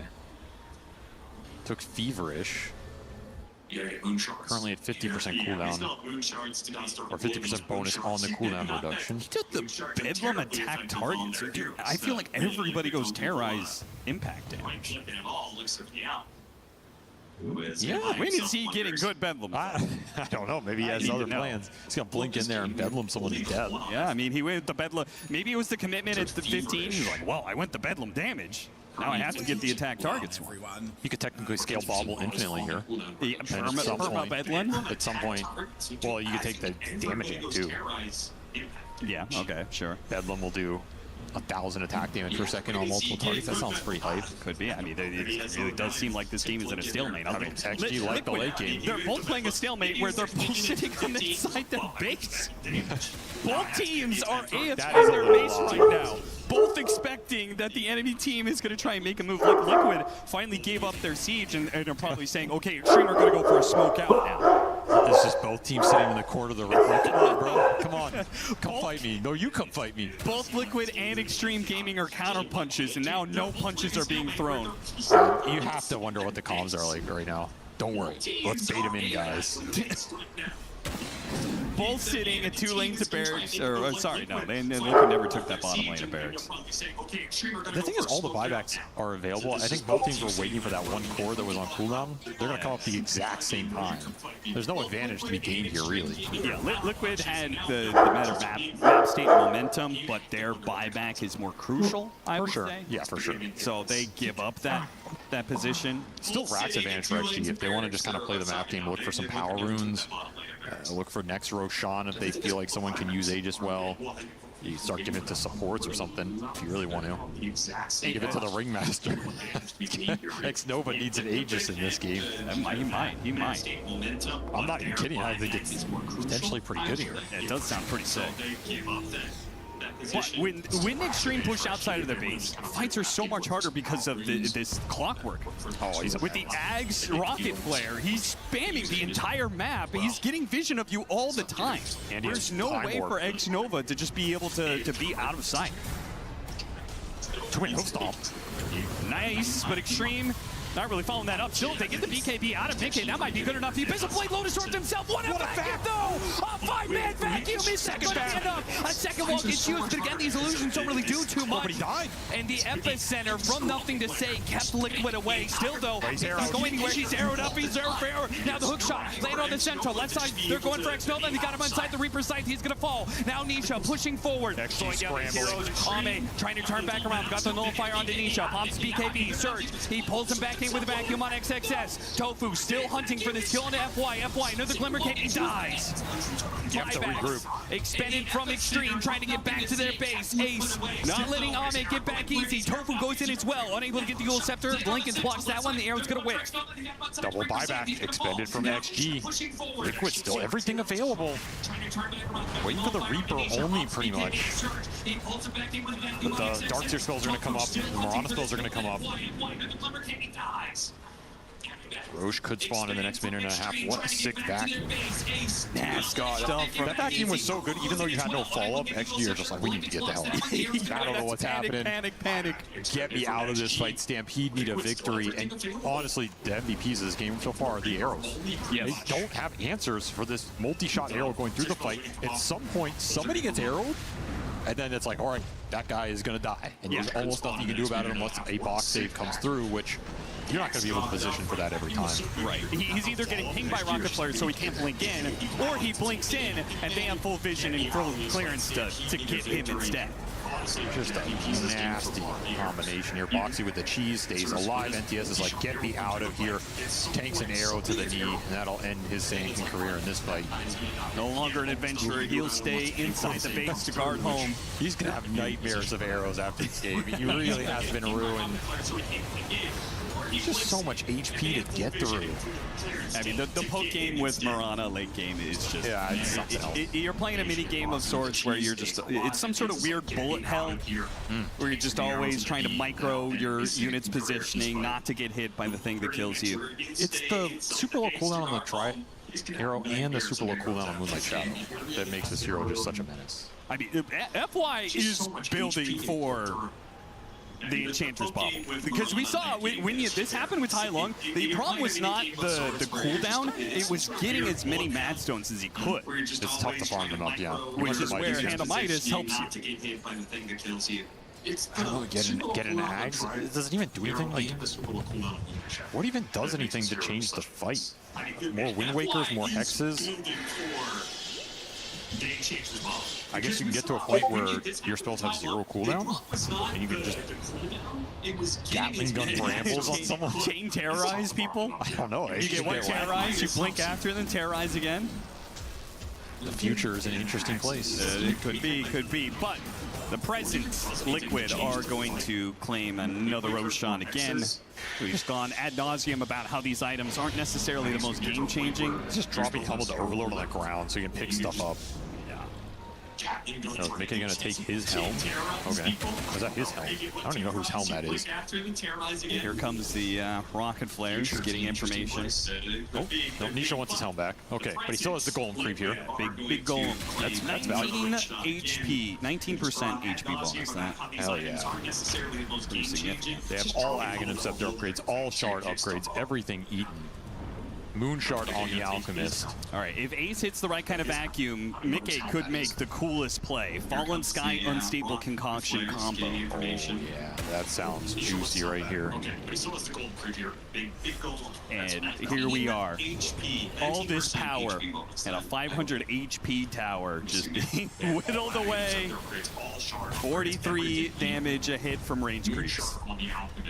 I think there should be some sort of like ultra item coming out of Roshan. Roshan like number 7 or 8 gives you...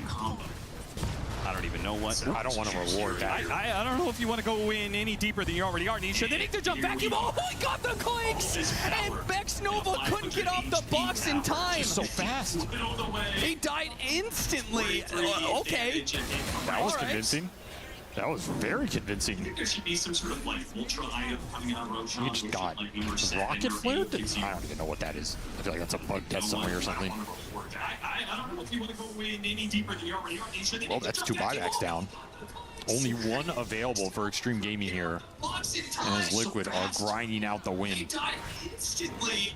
Okay.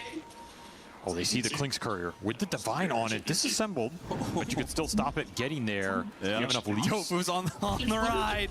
He's going to find it. Klinks does manage to get off. Good micro there. Got off the shield. Now it's off the map. I don't think you can do anything about this. There's a little area next to the base where it comes off of that high ground area. Look at it. They're trying to find it with the rocket flares and a ranged hit. So this is a mini game right here. Oh my god, it's spotted. Yeah, you can't kill it. Once it's on the side of the map, it's impossible. I don't think there's anything. But yeah, Maybe like sniper or something. Yeah, it goes over the abyss. Oh, it does. Okay, well, Divine Rapier done. Hey, it doesn't really change anything if Ame gets caught in another insane vacuum unstable concoction. Nova has played this game extremely well. I think that was the only time where you could really say, like, oh no. Because I think he boxed the Centaur who was nullified and he didn't get a box off on Ame at all. Don't think he got anything. I think it was just too fast. And the damage was rather he got a smoke fight with no buys available effectively. What sort of positioning? The Necrophos, he pops right into the base. Arrow, Shivas, getting a lot of information, but they may not know. Nothing to say. He's looking for this epicenter initiation. Terrorize went out. Nothing to follow it. How do you kill anybody in this game anymore as XG? I just don't see it. There's that jump with the nullifier, a little pick off. Now the epicenter initiation though. Hit Ace with the nullifier, but he still got off the BKB and he makes a run for it. The refresh, he burrow struck out of it. BK's almost in. The Wind Waker saves him. Ame's trying to set up the burning barrage. They didn't get him. I thought the burning barrage would get the kill surely, but it doesn't. And now so many skellies. He's healing up. He's got the block of cheese. The shield is back up, the Chemical Rage in 13 seconds, and all the meanwhile, Nisha is on the front lines, hitting the barracks, 50 damage a shot. You gotta do something here if you're Extreme Gaming. Last epicenter. Got a nullifier onto Nisha. He doesn't really care and waits it out. Managed to get that vacuum. Go for the Centaur kill. Counterplay. Second epicenter. It has to be enough. This starts here once again, and this time it'll do it. No escape from the epicenter this time around. Necrophos does manage to get the blank away. X-Nova couldn't quite get an arrow. Meanwhile, the arrow comes through the Starstorm. That's like a buyback. And without that team fight, Extreme Gaming are going to have to do it off their single target damage. And it almost does. The Wind Waker cannot save Nisha here. Does have a buyback though. Will he commit it? Or Liquid just going to back off? Is Mega's worth it to buy back here? Are you willing to push the throw? The Marauder right clicks. Arrow trying to vacuum him back into one of these arrows. Kachi got the nullifier on him. There goes the box though. 4 stabs in. X-Nova got pushed in somehow. Who did that? Who was that? No, I think he just went in. X-Nova, you insane madman. He almost kills himself by doing that. There's no way he intended that, right? It is a blade on the Centaur. The Centaur is no longer the tanky hero that he once was. He managed to get the vacuum back onto X-Nova. X-Nova making a run for it. He doesn't have box charges anymore. That's going to be Mega's. They have to find kills here. They push it forward. A buyback used on nothing to say. 2 minutes on the Centaur. A 4 versus 5. Extreme Gaming. Can they make the hold? That is a 4 versus 4 now. And arrow lands on Ame. Liquid, do not jump back in for it. Maybe they still will. McCain, he thinks it's an opportunity. Unstable concoction got the BKB out of Klinks. BKB on cooldown for 90 seconds. That is still a window to be utilized, maybe. He's trying to take buildings here. The team's retreating. The tier 4s are gone. The throne is now exposed with no glyph on Extreme. They don't have the best building hitters. Is Liquid going to wait for the Darks here to be up here? Don't block a cheese running. If you get BKBs, can you all in throne? It might be close. There's that Abyssal and the Chainstun from the Sand King. He's just trying to build a new item, man. He's trying to get a 10th item. Maybe the double hearts can combine or something. I don't know what this is. Such a point as too much gold? I feel like we are at that point if it exists. I will say we joked about the Bedlam attack targets, but it's honestly pretty nice for clearing out the Necrobook units. Yeah. Yeah. I don't know if he foresaw this scenario, but that one god, he knows about defending the throne. It's another round of Mad Stones to be gotten too.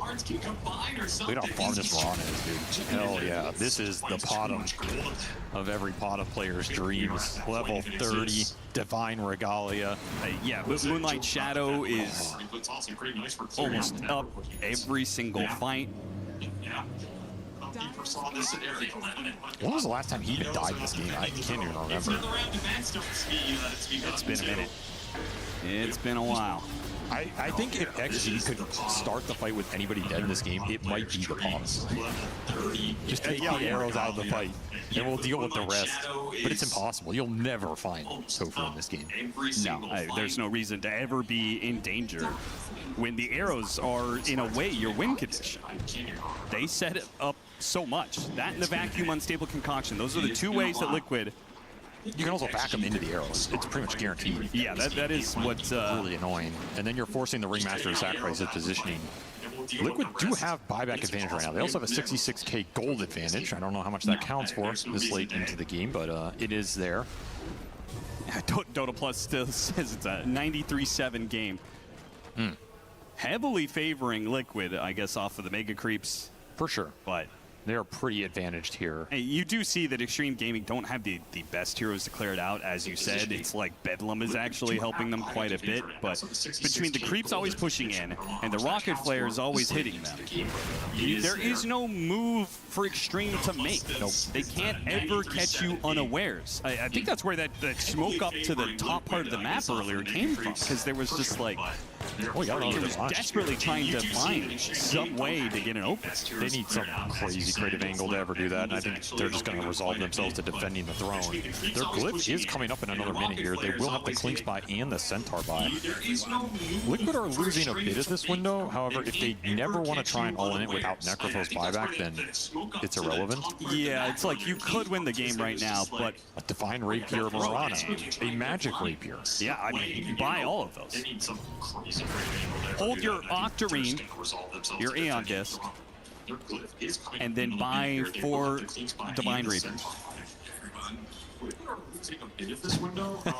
So this is a 700 damage Starstorm hit that gets, you know, you're potentially getting hit by 4 or whatever nonsense.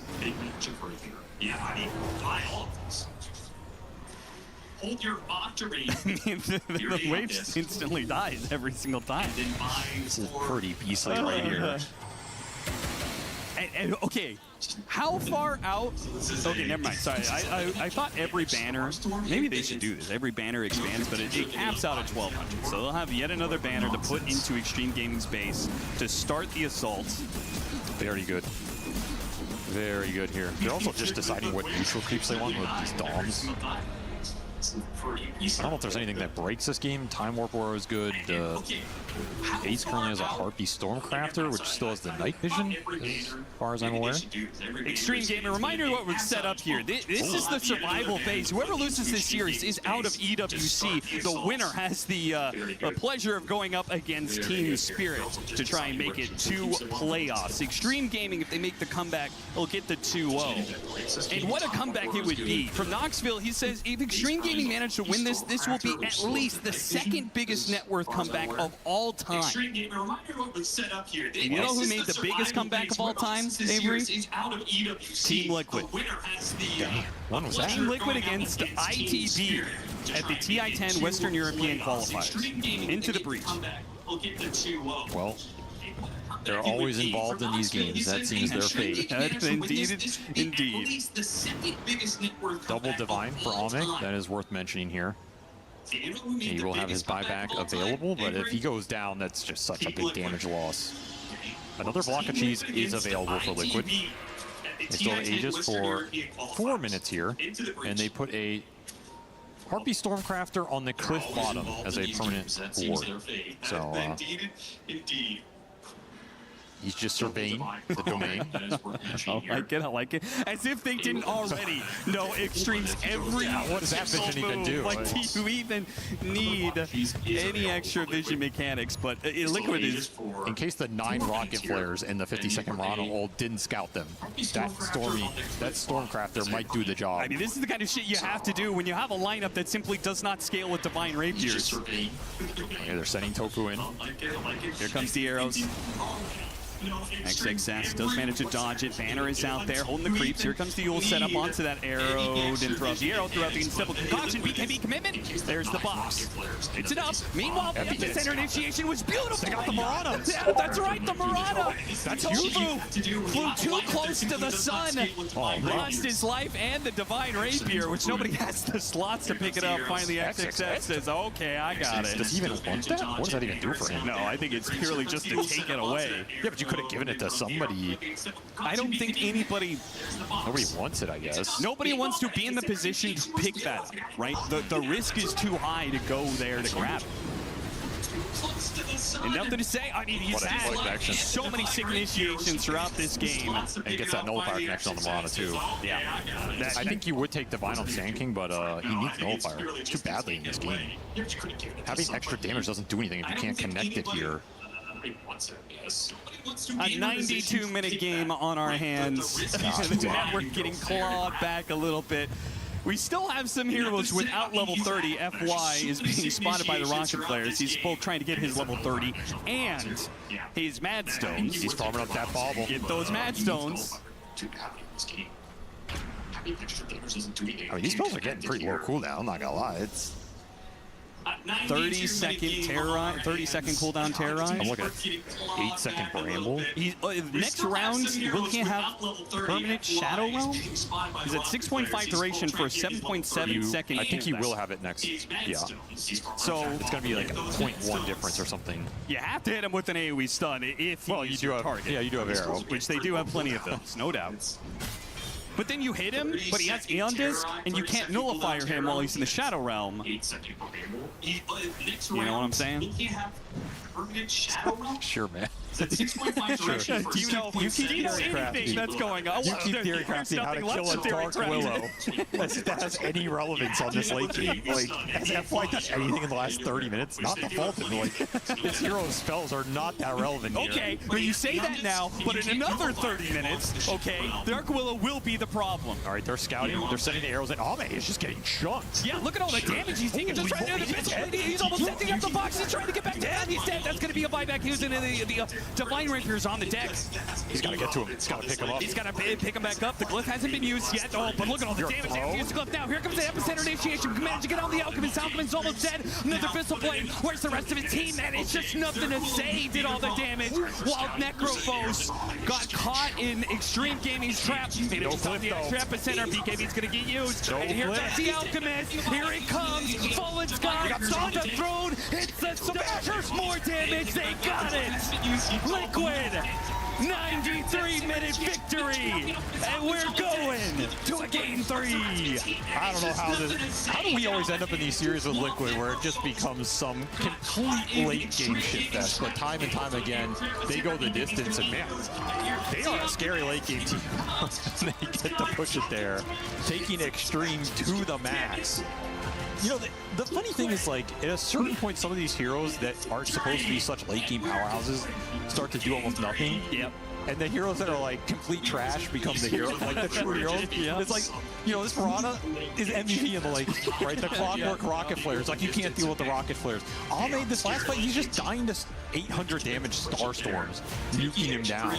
Your Necrophos is getting chain stunned and obliterated. Your Ops barely all in the throne. It's always the supporting cast that gets the job done in the end. And well, this game, the supporting cast of both sides did a lot. It's the legendary matchup. I mean, two organizations that have been around, two teams that are full of players that have been here since the dawn of Dota, basically. And, well, these two old dogs refuse to die. They will push each other to game 3. Only 5 Reaper stacks. on the Necrophobe. Holding 5? That was how tough a time. Yes, He that's what could I'm not saying. get a Reaper side kill the And same. it's not on him, it's the Ringmaster counter. Did a lot of work in this game. The amount of saves as you go into these late game scenarios, it's just hard to like connect the Reaper anyway. You're just spamming death pulse, hoping for the best. And there's some saying in like veteran experience counts for a lot in the late game. Yeah. You better hope you have the better veterans in this matchup because game 3, I don't know what game 3 is going to bring, but you have to expect some scale might be on the menu. Dare I say, if I'm one of these it coaches, might just be another long game. if I'm leaving, if I'm going backstage, I'm saying like, give me Spectre, give me Faceless Void, give me something that has a guaranteed late game punch because I don't want to try and like win these 90-minute battles with having to land a Reaper. One side's gonna first pick Zeus, and they're gonna be like, oh no, God, they're gonna the pile us, guys. bobble. The only answer that Tai Lung plays is Spectre The to bobble instantly Spectre, global kill the it. bobble Spectre. You think I'm joking, but I legit think we might see some really weird draft where like neither team is confident about tempoing out a game. It's one or the other. Yes, right? it's either absolutely one or the other. completely tries to overwhelm you. Yeah, it's by got to be a surprise. 15-minute game or a 100-minute game. And you have to flip the coin and decide which it's going to be and try and draft for that. And just hope you win that debut. I will say, I think NTS had a ridiculous game. And he had a very nice game 1. He's kind of cooking today. If I'm XG, I'm kind of looking to him. And I think it's the same. The mid laners for both teams. If I'm Liquid, like what does Nisha want to play in a game 3, especially if it goes late? Because I think he did run into some issues on this Ember. It's just how the hero works. It's not an Ember. It's not a Storm. It's not a traditional late game Nisha powerhouse. You might want to go back to one of those for this pivotal game 3. Well, whatever's about to happen, ladies and gentlemen, I'm sure it's going to be a crazy game 3 to close out this series. But first, we got to go back to the panel to break down a 90-minute game. Good luck. Thank you very much, gentlemen. It's going to be a pleasure breaking this one down, or at least attempting to, as we do have game 1, 70 minutes, game 2, 90 minutes. I hope everybody's ready for a game 3, 2 hours. Sounds about right? I mean, I'll be fine. I'm just hoping the players will be, because these games must be exhausting to play. Like, so much pressure, and in such a high pressure environment, right? I'm thinking of Liquid, like their tournament life on the line for 90 minutes, and they hold tight. It's pretty impressive. Yeah, it's insane. Like in an hour and a half long game, like you need to keep your focus and find a way, because these teams, they have been in multiple of these situations, but every game is kind of different. Like with all these changes in Dota, with the neutral items, with the changes to tier 5 neutral items, how they work with the enchantments and everything, trying to find a way how to potentially close out the game as well. And you can see them trying, like with the Helm of the Overlords, Necro Books, all these shenanigans, bots to try, maybe trying to go for some kind of a play on the other side, but it just didn't pay off. And every single time we see Mega Creeps, it just got like there's almost no coming back from Megas. Now there's one thing I want to touch upon first. Did Tofu change your mind on the Mirana? Because he did make it look good. You gotta agree with that. Towards the later stage of the game, yes, like Moonlight Shadow, you know, triple arrow, like Aghanims, like all the damage, like it is very. At the beginning, I'm still not sure. I have to say that at the beginning of this game, which is like first 40 minutes, or beginning in general? I mean, I don't know. The lane was pretty tough. Centaur was having the freest time of his life, and I think it's related to the Mirana. Yeah, I don't know. Like, yes, okay, he slightly changed my mind, but I'm okay with them not picking it again. Let's put it this way. That's fair enough. All right, so where do we want to start with breaking this down? Because it was a crazy game. I think one of the key points that we saw from Team Liquid, we heard SPG say it already, Nisha had a really tough time on his Necrophos, only 5 Reaper side stats. If you look at the score, it doesn't seem like he had that bad of a time. 2 deaths in 90-minute game. Like, you're basically dying every 45 minutes, which is still sounds pretty good, yeah, when you think about it this way. But also, yeah, playing against Sanking, getting zoned out, playing against the double nullifier. Ame did pick up one, XXS did pick up, let's call it early nullifier on a Centaur in this one. And also playing against the box, which was one of the biggest issues, knowing that he can't really go and kill off the guy. How many times we've seen like the card save, the box save, the stampede with the box just running out of the fight multiple times. I like the adjustments that we've seen from Extreme Gaming though. I do like the like 1-2 punch that they've been pulling with their mid laner, playing around him and making like multiple moves at the same time, understanding the timings early on, playing with an early Deso, playing with this Centaur pipe. And I don't know how you feel about it, Seb, but I do feel that this meta meta right now is slightly evolving, getting the Guardian Greaves on your position 4, maybe even 5, and then picking up an early fight from the offlane. Yeah, I mean, these teams, like, I think, like, when they're on and the players are really stepping up is the feeling I'm getting. Like, yeah, I'm thinking of NTS, you know, you mentioned the Ringmaster. I think X-Nova was super on point with the Strikeouts thing this game. And I don't think we've seen quite that level of play in the group stage from that team. Like, they're rising up to the challenge, so you love to see it. Obviously, same can be said about Liquid. So when these players are, like, on, I think they can shape the meta. Like, one series can really start shaping the meta for the tournament. So that is, obviously, no, these games are very long. I think other teams don't physically have the time to watch the replay. That's like one advantage too. Like, can't get studied if you play 3 hours games, you know. It's like, we literally don't have time, we need to play too. But no, on a more serious note, yeah, I like the itemization, I like the adjustments. I think both teams are picking up steam at the same time, unfortunately, for each other in a sense, because only one will advance, right? Only one will advance. The question is who adapts better in this series, but within both games that we've watched so far, both teams had many times to come out on top. And I do want to, again, focus a little bit on Ace, because I think both the Centaur in Game 1 and now the Darkseer, because we saw some great moments coming out from him with some vacuums that were incredibly on point. Yeah, they didn't really have like the big Wombo combo like Extreme Gaming did in game number 1, but he did pull in quite a lot of weight in the previous game with the really nice vacuum walls, with the itemization like lower cooldown, upgrading his blink to Arcane Blink, making sure that he can, you know, get the value out of the punch on lower cooldown. It feels like Ace, some of the issues that we've said, not him in general, but just maybe the offlane issue that didn't really work out in the group stage for Team Liquid. They definitely shaped it up, and they feel like they're on another level right now. Yeah, 100%. I think like the adjustments that we were hoping for from both teams, they came in. Like it's not happening, and we get to see these teams like play the game. I think, yeah, of course, you know, they're exchanging punches at the beginning of the game, and one team gets ahead and one not. But it doesn't feel like one team doesn't get to enter the game, and we get to see the strat, the lineup come together. It's super cool to see. Like this tanking, we haven't seen it before. I think it was super good this game. Like, it did a lot of work in NTS's hand. Now the ban from Liquid in the first game starts. It makes sense. It makes sense now, you know, I get it.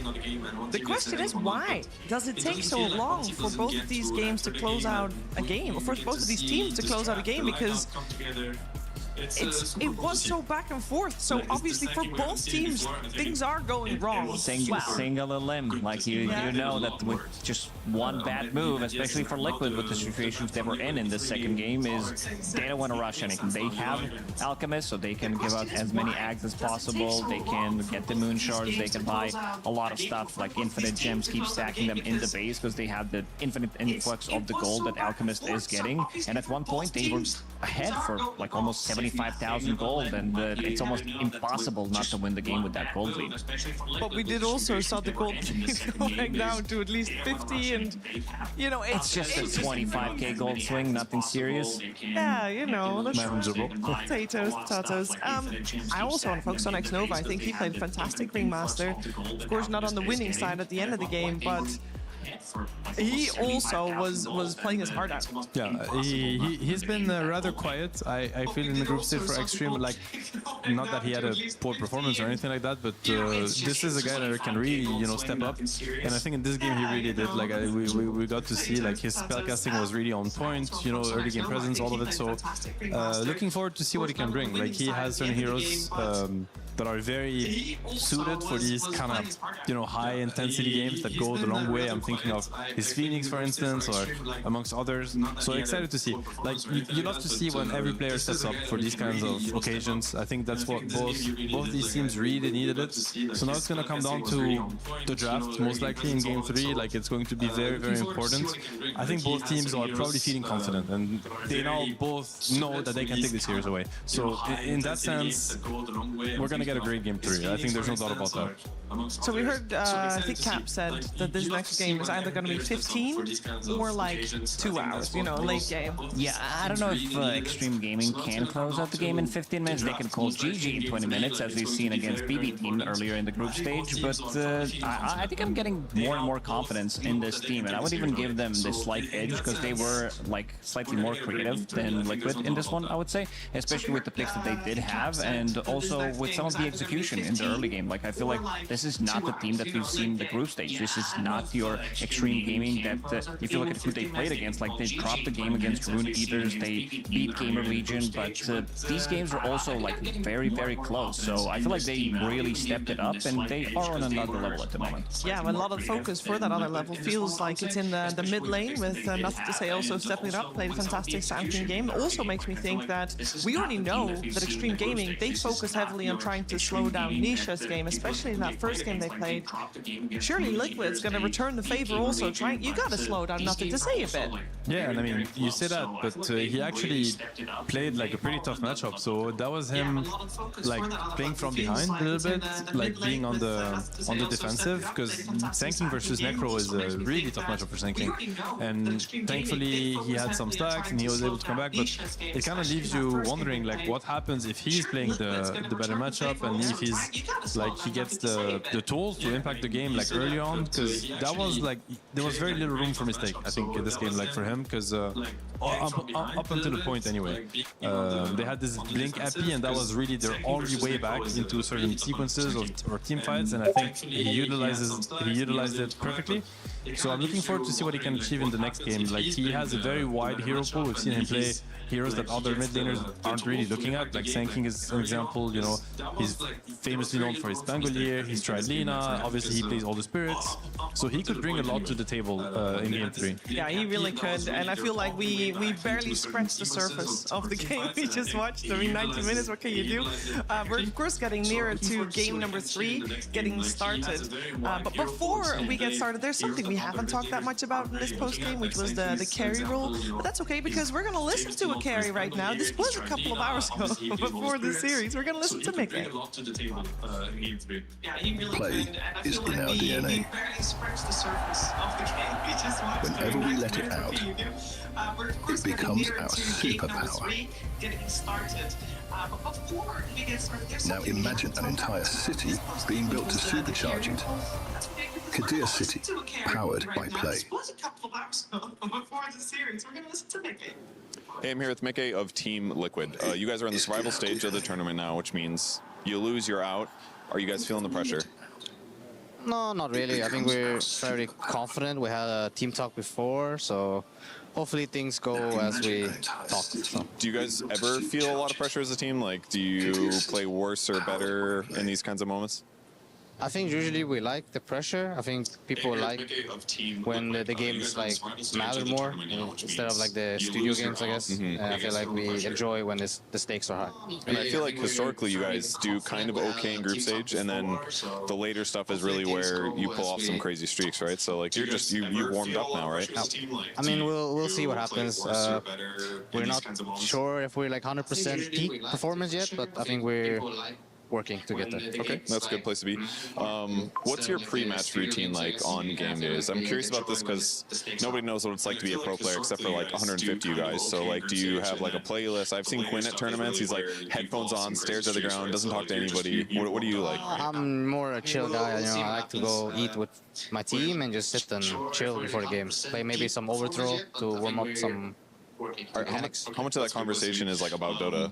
Not much. I think we like to take a chill before the game, and we just if there is some draft questions that my captain wants me to answer, and I'll just give him that. But make sure you're on the right page. Usually I'm the chill guy, and the drafters are working, so I'm just. You're just there to sit down and play your game. Yeah, that makes sense. Do you guys think you're gonna have XG's number this morning? Because they're a very good team.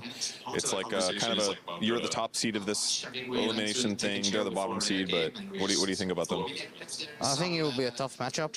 Historically, we have done well against them, but I think in this tournament it's going to be a bit different because it's a new patch or like different patch. So it'll be a fun matchup, and hope we both play to our potentials. All right, well, we'll see how it goes. Thanks for joining me for the interview, and good luck in your match. Thank you.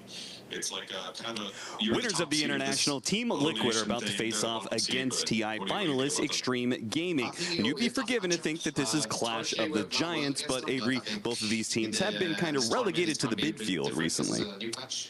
Who's responsible for that? Some would say Zhao Wei. Some would say perhaps for Liquid the loss of KP. Perhaps the changing of both rosters have left them weaker.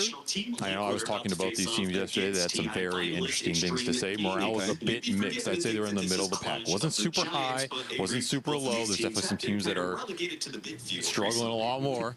I asked Liquid, are they going to make one of those runs? You know, I asked Blitz. Yeah. Because if they get over that one little hump, of course, they just fly through the bracket. He was optimistic.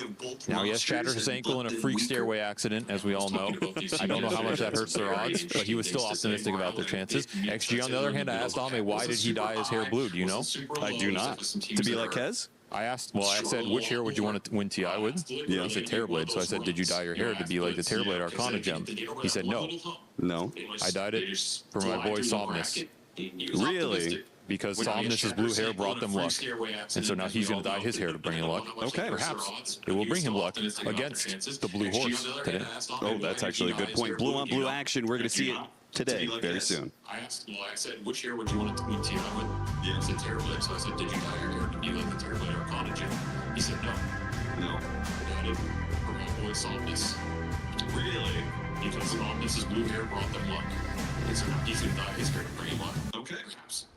Mickey said it. The players of Team Liquid like it when the stakes are high. The stakes are definitely very high for this best of 3. You're watching the survival stage here for Dota 2 at the Esports World Cup, and one of these two teams will be eliminated after this one. It's Team Liquid or Extreme Gaming. It's 1-1, and if the first 2 games are anything to go off, we are having a great Game 3 coming our way. But a lot will be decided in the draft already.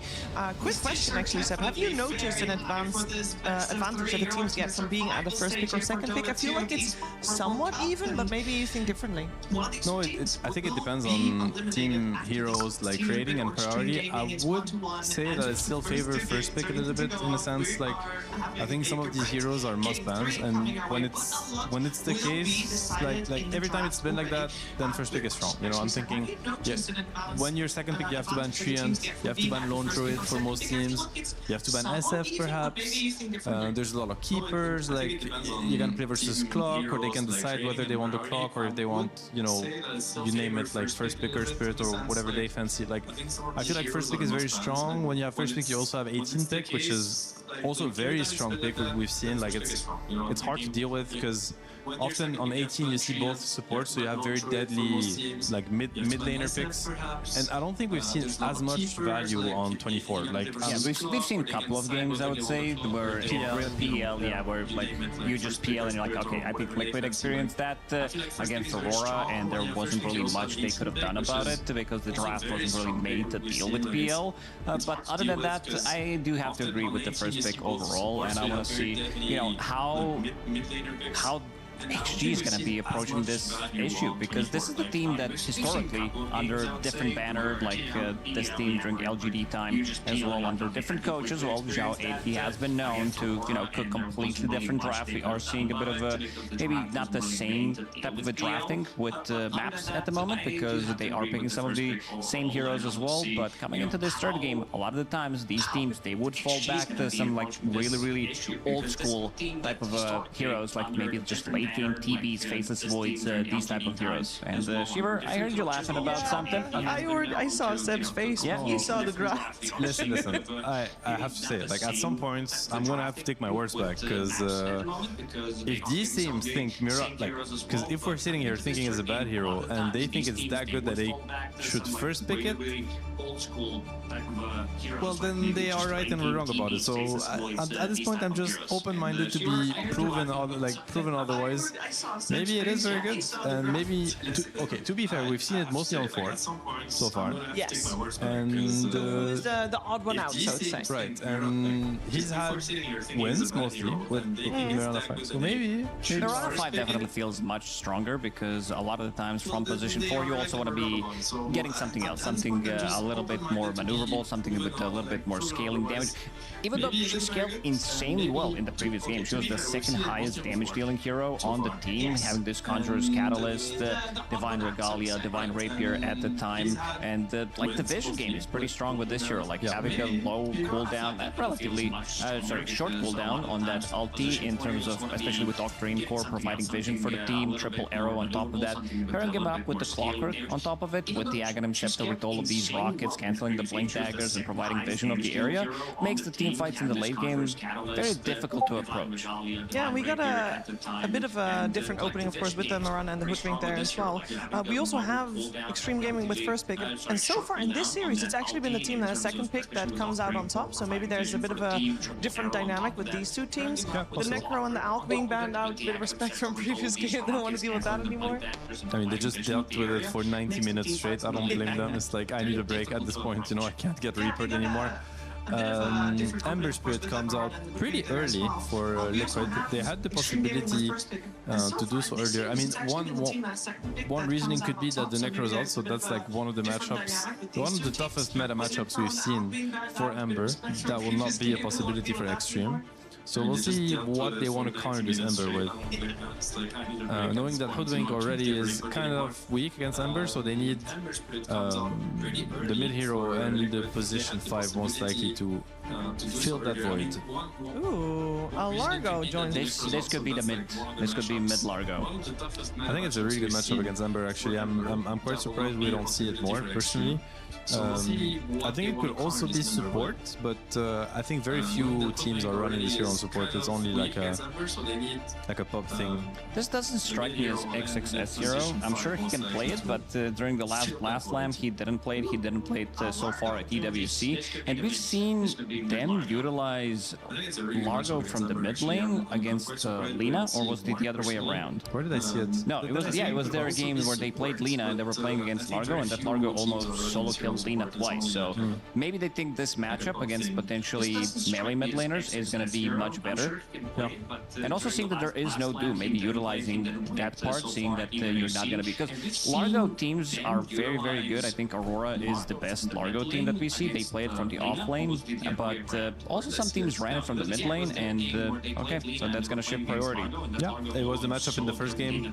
Turned out pretty well. For nothing to say, he had a really good lane, really good performance. He did get a lot of help from his supports, to be fair. They figured out also what NTS stands for in that first game. Nicely timed slams. He was definitely on point with them. He really was. I think he was an impressive. Honestly, he's played 2 incredible games so far. Going back to his classic, I mean, at the end of the day, he was in TI finals in a TI where the meta was very much about Shaker and Sand King mid, so just going back to the old, you know, like, what worked for you. Don't divert too much. Create the meta.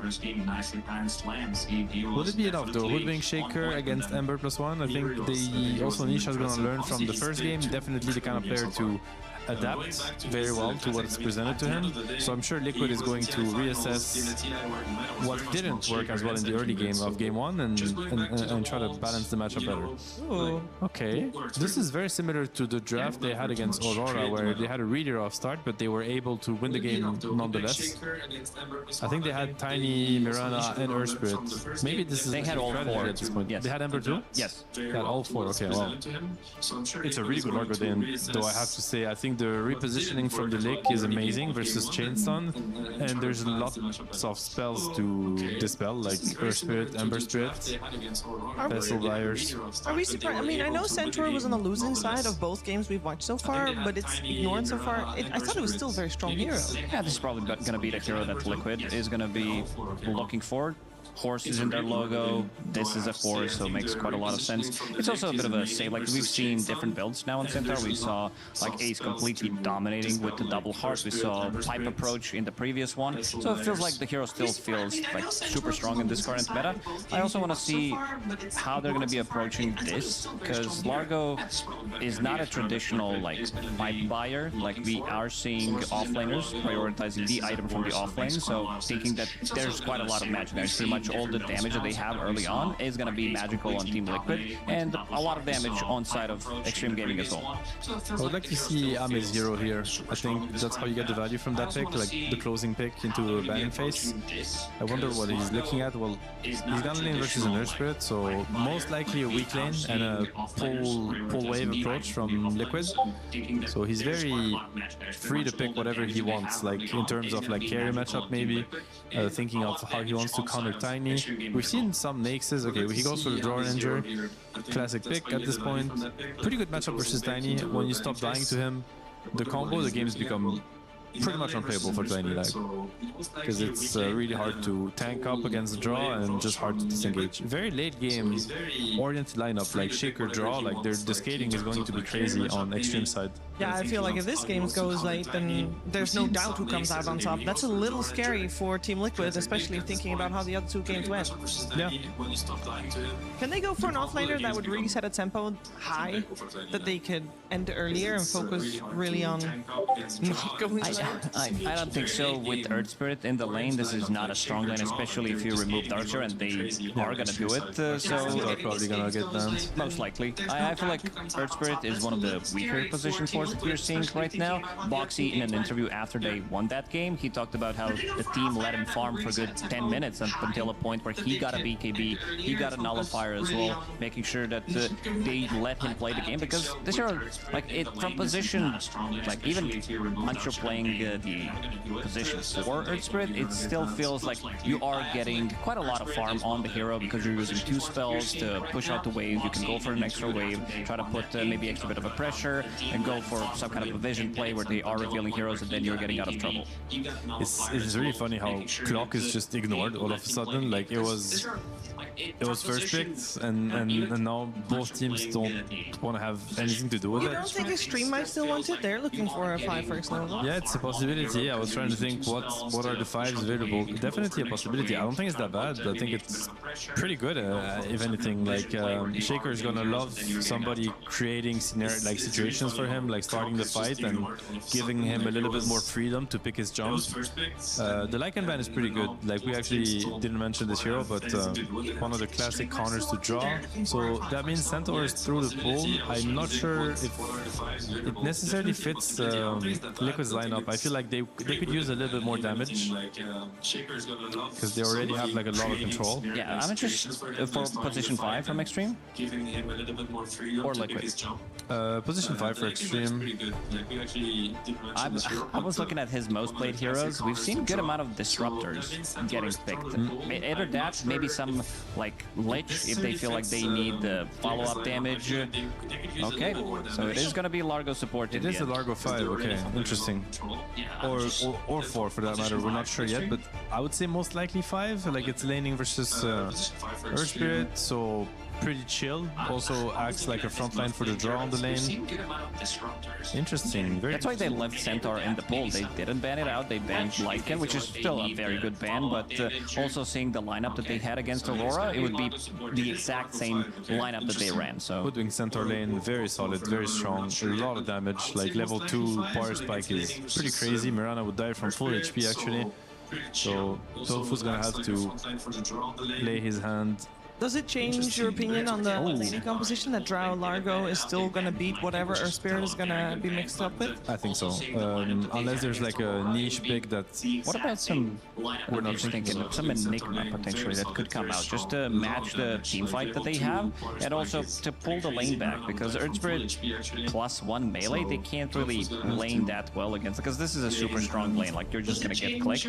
And we've seen teams approach in similar fashion where they can't really like lane, so they go back to some creep cutting, Lycans. You've seen a good amount of Enigma as well from the off lane. It's pretty solid. I think it lanes really well with Earth Spirit. I don't know if the lane is that easy against Draw Largo. I see angles for both to win the lane, but definitely Eidolons are gonna die to these heroes eventually. But fits their lineup, fits the scaling also. I guess it will give them a win condition. They go for the Timber Saw. It's a really good Timber game, to be fair. Like besides the draw, like think of the draw getting jumped also, or having to reposition, then the Timber is going to reign supreme in teamfights. I just think the lane is not the easiest for Timber against draw. It's not the easiest matchup, but you know, if they manipulate the creep waves well enough and Ace gets an early level 3, he could definitely run away with a very solid laning phase. It's 4 melee heroes against Centaur, Drow, Earthshaker, and these are all 3 cores pretty much, so not going to be as easy. Frog Stomp, I think you're going to be getting quite a lot of value. Hoodwink, Break Mechanic, going to be good against Timber to try to burst him down. Liquid, it looks like quite a lot of damage. They don't have much tower damage other than Tiny, which is going to come online relatively quickly, but Timbersaw and Ember, you can't really make any kind of tower plays, especially early on, so it's usually high ground is going to be solely through Mickey if it comes to that point, but I think I'm going to give slight edge again to Extreme Gaming. I like the Timber in the sense that it's kind of a counter to Largo because the burst damage is so intense that this like long fights doesn't really work anymore, and there's like so many stuns on Liquid side that whoever tanks an arrow or an avalanche with like Ember Timber, they all just explode. So I think Liquid is like, well, it's a very enabling, Mirana enabling draft. Like Moonlight Shadow is going to be very scary to play against when you play versus Tiny Timber, because like all it takes is half a second and you just die. And in that sense, playing the map versus Earthsplit Mirana is not going to be fun for Extreme. So it's going to come down to execution on their side, if they can have a solid start to the game and group up before Liquid's heroes you know, get their items. Because I think once Tiny and Timber get online, once they get hard to kill and they have enough damage to like burst heroes down, it's pretty tough to play for Extreme, in my opinion. Is this game going to last as long as the other two? Well, that is an impossible question to answer. For the players' sake, I hope not. And for ours, well, I hope yes, but we'll have to see. Yeah, we're going to grab some popcorns, get hydrated, because it seems like with the game number 1 and game number 2, we're also going to be having a long game number 3. I'm looking forward to it, and we're going to have a blast, especially with the voices of Cap and SPG. Too kind, Shiver, that's right. We're here for Game 3 of Extreme Gaming, and Liquid, the series has been a full banger so far, and all we hope is we get a suiting climax here in Game 3, but the drafts have changed, Avery. Has the momentum, has the tempo of the game changed? Are we going to see a 60, 80, 90-minute fest, or is this just going to be some good old-fashioned early to 20 to 30-minute brawl? Because that's what it looks like to me. There's a lot of brawling in this game. Could be another sloppy one. I think the series, if you ask both teams, have we played clean Dota, they'd probably say no. It's been a messy series overall. It's going to start real messy with Mickey's blood all over the ground. He is being given the first one, and that is to Ame. There's an argument you get the Centaur there, but like faster helm, because then you can accelerate the game. But if Ame wants it, he's going to take it. You can't refuse him. Nothing to say he wasn't there for the kill, which obviously mid laners usually won, and yet he still found something. He found Boxy's Courier, which I didn't see. An early sacrifice to the blood gods. I guess so. There was already enough blood on the deck, but apparently they needed just a little bit more. Boxy's Courier has a rough life, being thrown to the wolves. This could be a very bloody game. This is a lineup from Liquid that we saw them play. Ooh, Tofu with the quelling blade. Not to be caught unawares. We saw them play this exact type of lineup the other day with the Tiny Earth Spirit Mirana Ember combination. It was a different off-laner for Ace, but functions, it's going to be the exact same here. That is a huge amount of chain stun, huge amount of pick-off potential, big threat across the map very quickly with the mobility here. This could be a very could be difficult to shove the waves out. That was the biggest issue in the game. You just couldn't get the lanes in as Ame's going to take an arrow to the knee, but he will still get through the gate here. So that's the concern for XG. Like, how do you play the map? How do you not feed bad kills and then just have that momentum build really quickly? Lanes don't really matter for this kind of draft. They just need levels. They just need to get to the part of the game where they can start rolling on people. Tiny can enter the game. If you get Blink Dagger on Tiny, you get Shadow Blade on Tiny, you get a Vessel on Ember, you're just running at people. This game can snowball really quickly. So if you're XG, you need to get as much out of this lane phase as you can, slow this lineup down as much as possible, and get the lanes in safely. I think it's a game you definitely want Helmet Dominant here on Centaur just for the lane pressure, so you don't have to show. And you want to get really fat on this Drow so you can start to have a presence in this game outside of just being a meat body to get rolled on. Because there's a lot of heroes that just roll in from this Liquid squad. Yeah, you say lanes won't matter as much for Liquid, and it's a good thing too, because aren't they set up to lose all 3 lanes potentially? Not by like a massive amount, but I feel like every single one has an edge for Extreme. For sure, it's a whole lane top with the double melee against the Drow. The Shaker's going to win mid against the Ember. NTS had a nice time in that in game 1. And the Centaur should do completely fine down here against some Mirana support. So I do expect XG to have a better time here in the first 10 minutes. But again, I don't think this Liquid draft really cares too much. They just want to get levels. If anything, I think they'd be happy trading some net worth to win the Wisdom Shrine exchange. Pump these heroes up. They can play through Ember. This draft will look great. And we saw what the Nisha Ember can do. This is annoying, man. Quelling Blade plus Tree Throw for Mickey. A Quelling Blade on the Mirana. Like, they're just going to cover each other. Unless you get both in a Bushwhack, the Bushwhack's never going to last for long. Start with Centaur Stun, maybe. Yeah, maybe. That's another option. I like seeing the Shaker come back.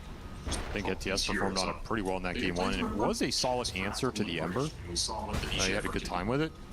And they didn't end up winning that game, so I guess you could say, you know, why fix what's not broken here? I would say Nisha had, it was rough for him in that Ember Spirit game. He started off in a position where he's losing lane against the Earthshaker, and I think he did what he could on the hero, but ultimately wasn't able to accomplish much of what he wanted to, which is assassinating those supports. He eventually got there. It's just easier time this game. Maybe. Largo's a weird hero for this Ember to play into. So if you get at least a 1 item and you're a little tanky, it's a very hard support to assassinate with the constant dispels and how tanky you can be. I do like the Largo into the Ember matchup. The Hoodwink you should be able to catch. As nimble as Hoodwink is, Ember is one of those heroes that can just slice him down. You have 80 to chase. And having a pretty good time here in the second half of this early lane phase. Winning the regen trade, at least, even if NTS is winning the CS battle. Yeah, I wonder what changed, because we saw it in the first half of the laning phase. He was doing a lot of harassment to nothing to say, and you know, did what he could, and then the bottle comes in and everything changed. Now Nisha is keeping up the pressure post-bottle. NTS committed a decent amount of the echo hits into some extra denies, which is why his CS is looking hot, but that does mean Nisha got some favorable trades out of it. If he gets the 4-minute water rune, he'll be safe here. Nisha might call for this to get denied. You could rotate a support over and try and take this away from NTS. It would be a big victory. Or you can glyph and dive him here. I don't know if you can snag this kill, though. You just don't have the resources for it. Another wave is coming in. Here comes the Hoodwink, though. Trying to secure that water rune. Nisha might still be able to take it back. He doesn't want to take that 1v2. Might slight steal it. Ooh, steals it away from nothing to say. That's huge. And he's going to get the one on the other side, too. Yeah, DOTA. You got to go to base now if you're NTS, so yeah. He'll miss maybe a half to most of that wave. Big setback, especially since you pulled FY. Feel bad. You got the experience lead off of all these denies, but now it's going to go back to even, right? Should. 3 level experience lead for XG, but I mean, it's lane phase, so what does that really mean? Nothing to say. That's huge. And he's gonna get full waves top. They've done decent time dodging Ame up here. He did have that first blood gold, very fast treads for him. And he is quite scary against these melee heroes. If you end up in a chase down situation, you're just dead. So you need to be careful that you don't waste the Timber Chain, waste the roll in a bad situation, feed an extra kill up here. And look towards that 6-minute power rune. It's going to be a big one for these 2 mid laners. And same goes for the Wisdom Shrine soon after, right? Ember Spirit, very good at playing on the enemy side, so something Extreme Gamer gonna have to play around here. Now there's that chase down. Finally, Baki will be punished for all this lane pulling. You knew it was gonna happen eventually. I felt someone was gonna die here at some point. They give an early boots on the Larg, you have the early treads on the Drow. Too much early gold injection, and it's just too easy to run these heroes down. You're not worried about any sort of threat turning that play around. Strong start for the lanes here for Extreme Gaming. Not as good on this mid bit as the game won. I think that's something Liquid can look to play around a little bit more because they got bodied in that mid lane. Avalanche into roll into arrow. Nice chain stun combination. So you kill Boxy. Well, guess what? That's an opportunity for Boxy to rotate to another lane. Gets the kill on bottom, and now him and Tofu can make the move to the power runes in 20 seconds. There's that catchy lick counterplay. Surprised they had enough damage for that. Tiny getting the job done here. Some extra nuke power. FY getting stacks up, looking for contests. They're going to contest top as well. Everybody wants this rune, and you're not going to take it a second time, NTS. Pull back on Nisha, who's still level 6. Fisher's going to block him out, and he activates the Flame Guard now. He's got a Fairy Fire, but man, he's just been body blocked so heavily, the physical damage might be the end of him. Another Enchant Totem, trying to dodge away from that one, get hit by the stun, and there's the finishing blow. On the other side, the two supports did play up against FY in a 1v2, so they got that support kill, but obviously much better for Extreme Gaming. Oh yeah, especially since it was a regen. You have to come back to full here. At least you got the Remnant out, I guess. You can Remnant back in. Yeah. Saves Nisha some time, but not what he was looking for on that exchange. And FY did get the stacks up on the triangle. So you could have this nice epicenter, or not an Echo Slam. Still thinking about Sand here. Oh, or you could use it to steal some stacks, potentially. Yeah, and Nisha now has to clean up this mid wave, which means a free opportunity for Extreme Gaming to go. He still has TP though. Take the Wisdom Shrine. Yeah, he can be here. Liquid are going to spot it early. Ace on the run. Bushwhack pulls him back in. And a Fisher chain stun. He's going to try and Timber Chamber their Echo Slam to ensure it's now on the other side. They do have a 2v1, the two supports, but XXS is a tanky hero to bring down. Extreme Gaming can get both here. XXS by himself was staying alive against the two, but with the rotations coming through, Extreme Gaming almost got the lick.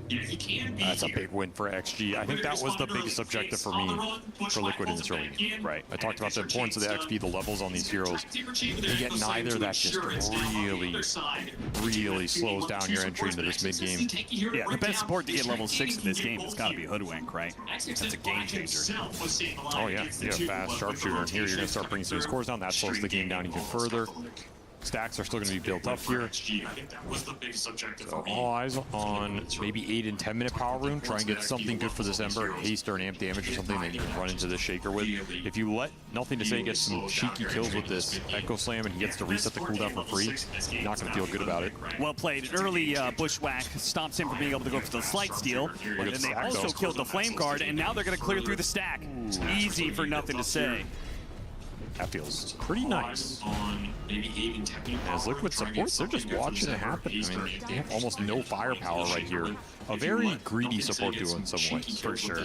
You need a lot of time to come online with this. Support duo will pay off eventually, but you're going to pay a big price in these early skirmishes. You're just food. Catchy leg now, the Fisher. And Boxy kicks away, rolls out. Blood Grenade is kicking him down, though. Tango will out-heal it barely. Space created.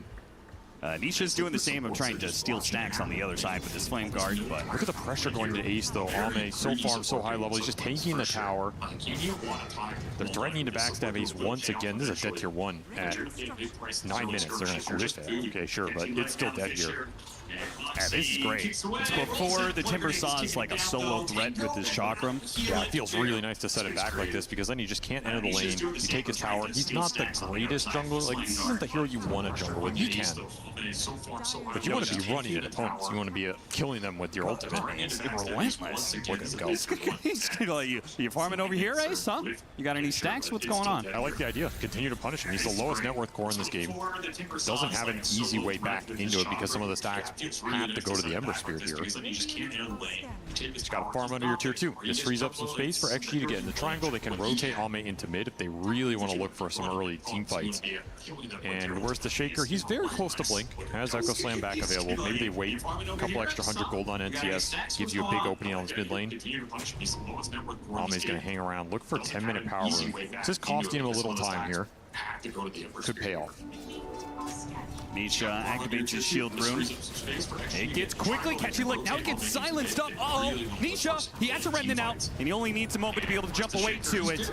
And that is where Mickey and Tofu, they were set up. They catch Nothing to Say at the same time as Nisha comes back in for some much-needed experience. They finish off those phase boots. Now, what a turnaround. Just getting up that cliff meant all the difference there. And then you're able to burst the Shaker down before he pops that big wand, Fairy Fire. Still a couple hundred off the blink. Nice turnaround from Liquid. Gets to hold this mid lane. If you lose heroes there, you can just lose his tower off the catapult timing. Or at least it's going to take a lot of damage. You get the arrow here for free. And you get some experience for your support. Super important here. Just getting up that cliff made all the difference there. And they're able to burst the Shaker down before he pops that big wand, Fairy Fire. Still a couple hundred off the blink. Nice turn. Little deep vision. Joe was trying to free up this camp, but they got some nice wards around top that Ame can continue to play aggressively around. And the stacks are still being built up a little bit here. And we've heard the players talk about the safe lane dominance. Now off laners currently have a hard time being able to play lane so often, and we're seeing some teams really try and exploit that more and more, right? Extend that laning phase, extend that safe lane dominance. If you're extracting an advantage, why lead it there? Yeah. Those kind of aggressive wards are designed to do just that. But at some point, you have to stop and think about the other side here, and that's what Ame's going to do. I think actually going to bring the Shaker bottom. He has his blink going into the high ground. He's still tanky though. He has a lot of armor, and Ame is in kind of a no man's land. A pullback geomagnetic grip plus Fissure block. That is beautiful. Still Moonlight Shadow for a while here. The Fissure's going to expire before the Moonlight Shadow does, so Extreme Gaming get nothing for that.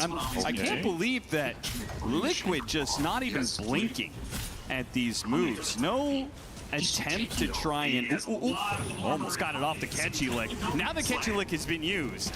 Nisha's like, okay, well now Flame Guard and my haste room can go uninterrupted. The problem is damage over time. A little tough to kill Largo quickly. They do manage to get in the end, but Ankle Sam response. Now the bushwhack. Beautiful stuff. Nisha though survives. He had enough HP and a remnant out.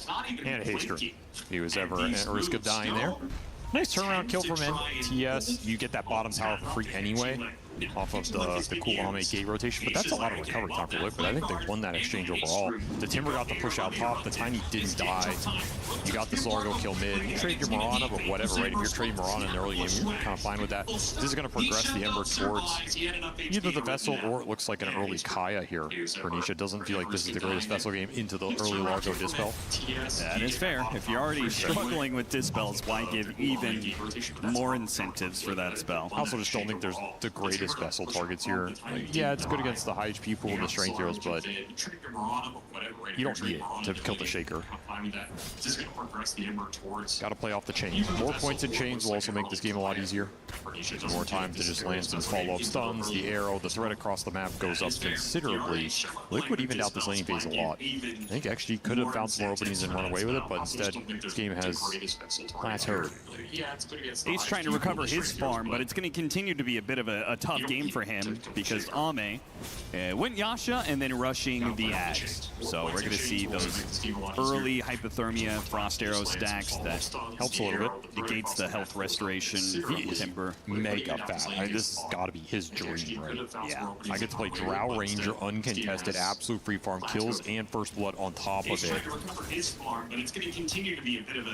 What more can you ask for? Apparently a mid tower. That's what he wants. He's happy. This is a very dangerous move when you're playing against the roll kick, the Tiny, the chain stun potential into the arrow. Between the leaps and the geomagnetic grip, it's very tough to lock down any of these heroes, in particular the Mirana. They get the D-ward at least. That's something here as they're sieging this mid tower. Full control of the area, leading to the mid tower off of Helmet Dom Creep, tanking it up. Ame delivering the damage. Okay, so all three tier 1 towers out. Extreme Gaming still holding all three of their tier 1 towers. A lot of space to work with. And yet Liquid are still up in network, playing the map more efficiently. If Extreme Gaming, though, off of these objectives being taken, can close the map out, hold that 60-40 split of the map. Well, here comes Liquid, though. They have their blink done on the Tiny, ready to rock and roll. Moonlight Shadow gives you a free smoke. They're just going to try and probably send it straight into the triangle here where they know some stacks are being built up. Got to scan on to that dissuaded them. Okay. On the high ground. Yeah, they don't want to stumble into that. The risk of going in there is if NTS is doing big stacks, you jump into him and he just echoes you. You basically get insta-give. Sure, yeah. It's a double-edged sword. I can see it. He go for the Centaur instead, but he's got this Warpine Raider that really protects him because it can tank the arrow. That is just like chains the arrow. It's a big deal in a game like this. Again, you have to find cheeky ways to be able to shove these waves without feeding the bad kills. I will say I don't think Extreme Gaming's lineup uses these towers being down the best. The Drow has to continue to farm in safer spots. It's not like a really aggressive carry that's gonna, you know, I'm pushing in your tier 2 top. Yeah. Like some Chaos Knight wants to or something. I think Centaur uses it decently well, but that's just it's because okay. he shoves the lane in so much, but this helps. Okay with Dom. I think the thing is with Timber in this game, he can die. And again, make a jump in initiation, and Geomagnetic Grip is there to save. You can definitely see Liquid is already planned out a very reactive game. And it's Extreme, where we're the ones who are going to be making more moves. Is that good for them, though? Right now, the Drow Ranger is so close to an item that helps him farm even faster in the Aghanim Scepter. I don't know if they're making moves this game. I think this is a farm game for XG. Yeah, okay, so another 90-minute game. Is that what you're saying? Yeah. Okay. Yeah, I think we're in for the long haul here. Now, this game could accelerate at around the 30-minute mark for Liquid, like we saw in that other game where they played this pretty much exact lineup. That game was also clunky to start because the supports needed the levels to get going, but then once it started going, that game accelerated quite quickly. Yeah. So do not count that type of play style out. If Liquid get one pick off in this game, it opens up a lot. You can just chain that into pickoffs across the map. Suddenly you get a team wipe into a Tormentor, some nonsense like this. And they do have plenty of pickoff threat. They could do slight chains and arrow. They could do avalanche initiation into arrow. Timber saw himself can sometimes get solo kills. So do not count that type of playstyle out. Gotta get some combo breaks in this game if you're XG. That's what I'm thinking about long term. Not necessarily like full Wind Waker A on this. I think it's too early to think about that, but some early glimmers and force staffs. Yeah, like Glimmer is pretty nice, force staff's nice. The lick replacement is super nice in this game to dodge follow-up stuns. A gust interrupt, like if you're taking the fight and Ame can join you, just being able to gust interrupt, hurricane pike somebody else. All these little things can make a huge difference against these chain stone lineups, especially when you show to push out waves. Like Ame shows mid, he pushes this wave out, X-Nova's right there. If he gets jumped, you're gonna lick him out. You can take that fight. Stack.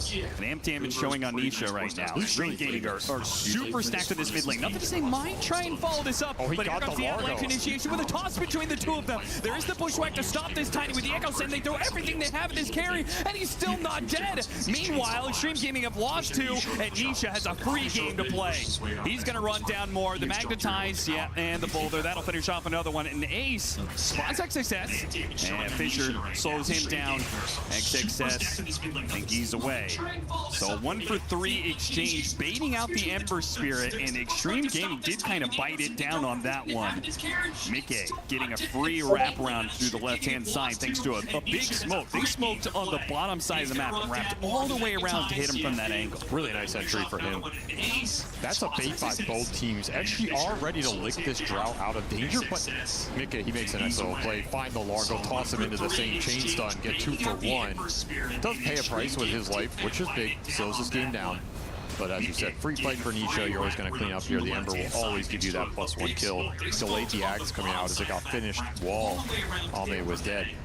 There goes his perfect Drow game. What's interesting is they didn't quite manage to get this tower for it, but Liquid is still looking for pickoffs around this area. And here's where it can snowball. That one. Like, you start bleeding, and Liquid can just open up these wounds. Exacerbate your problems. The Largo can only babysit so many heroes in this game, and as we saw, that's not also a guarantee. Stampede can only bail you out of a little bit here. Like, you can't Stampede for someone who's chained. You need Lotus Orbs, you need Glimmer Capes in this game. This is where the game is really going to slow down for Extreme Gaming. I expect to see Liquid build a net worth lead here. The threat across the map is a lot higher. You have Mirana pushing out waves, farming the extra jungle camps. Okay. Mickey, he went around. If he'd just gone down the ramp, he would have run right into the Earthshaker, which would have been a dream pickup, because now the next stop is like picking off Extreme Gaming heroes and not letting them get to BKBs, right? For sure. You want to abuse the fact that XG are not as mobile. He came back. He went through the gate, then he came back. And now Mickey finally shows himself, sees the opportunity, and only needs a little bit, a momentary pause for them to be able to get that kill. And one turns into two, even turns into more. Suddenly Boxy's on a killing spree. The map is starting to feel a lot smaller. Great vision out right now for Liquid as well. This is the scariest point in this game for Extreme Game. They cannot afford to bleed too many kills in this time period. And it's very easy to bleed kills against this lineup. Another great rotation. They're going to find some heroes. Force a Stampede. Stampede to the run, but the arrow. Beautiful setup right up the staircase. And Timber Chain to finish him off. Now XXS has already used his Stampede. If they can get close enough, Slight Chains, can they get close enough? They do. Now with the follow-up damage to the Timber Saw, it's made pretty easy. FY can do nothing to stop it. All he has is one more tree to the Whirling Death, and now FY is going to die as well. Harpoon tossed back in. Mickey, you already see Mickey with this Harpoon Blink Dagger build. You know what he wants to do.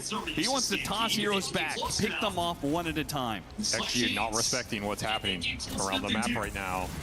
Getting caught in the Liquid chase down. This is exactly what happened in the previous game they played this lineup. You cannot bleed bad kills. Liquid are going to run the entire map. This lineup has infinite chase, infinite stun, infinite catch. Yeah, this could have just been like, I lose on my Shaker top, yeah, that sucks, whatever. Instead, you actually get a team wipe here.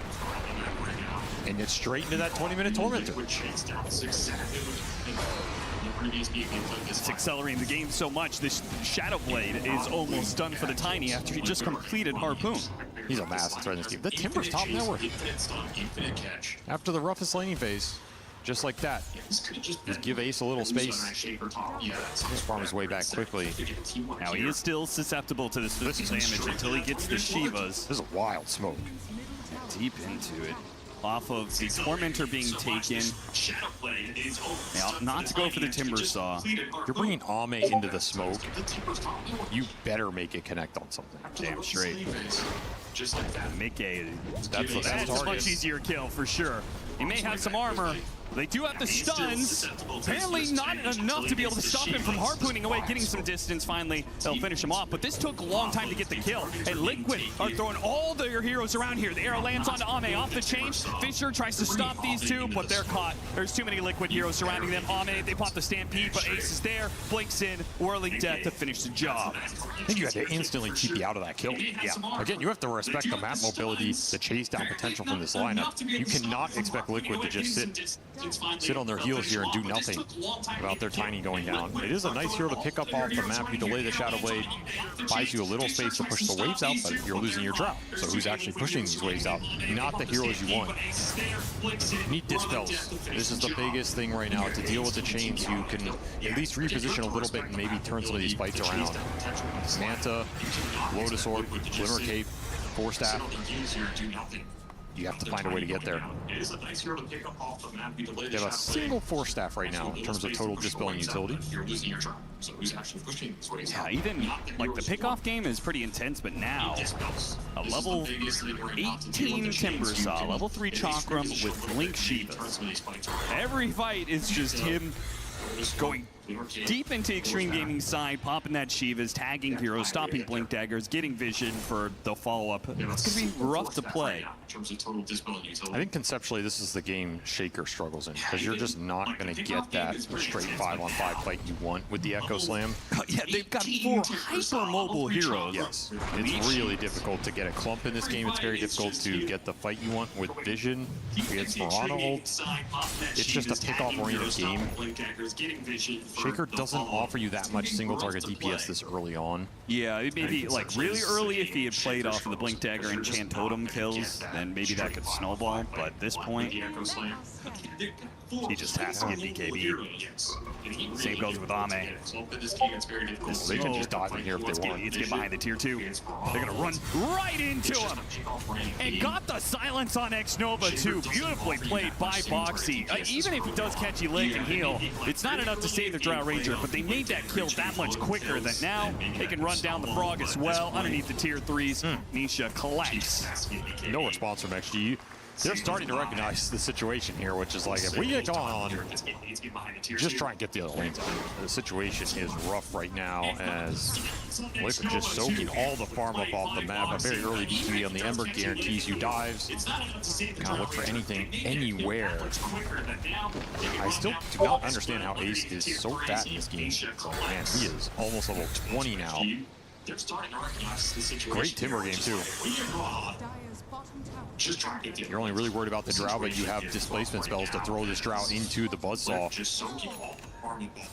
Pretty surprised that Ame skipped Manta here. Need it. Just for some of the Ghost Shove and the Dispel. Feels really good here. I mean, the Dispel against the Earth Spirit's nice too. He's gonna go straight BKB. It's gonna be a while to get there. If they get to that BKB window, though, a lot of the damage goes out the window for Liquid during that time. It does. Like, they have a ton of magic damage. Assuming you get the team fight. Like, right, you're afraid that it's never going to be a 5-on-5. It's always going to be some sort of Liquid pick-off. You're never going to be able to start the fight on your terms. In theory, you're going to be afraid of showing on the waves. BKB doesn't necessarily help you shove the map because you're afraid of the 100-0 chain stun. Right.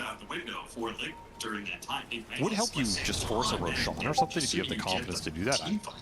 Yeah, right now with 11,000 network leads, definitely feels like Roche is more for Liquids to take. For sure, they're eyeing it up. They might just do it here.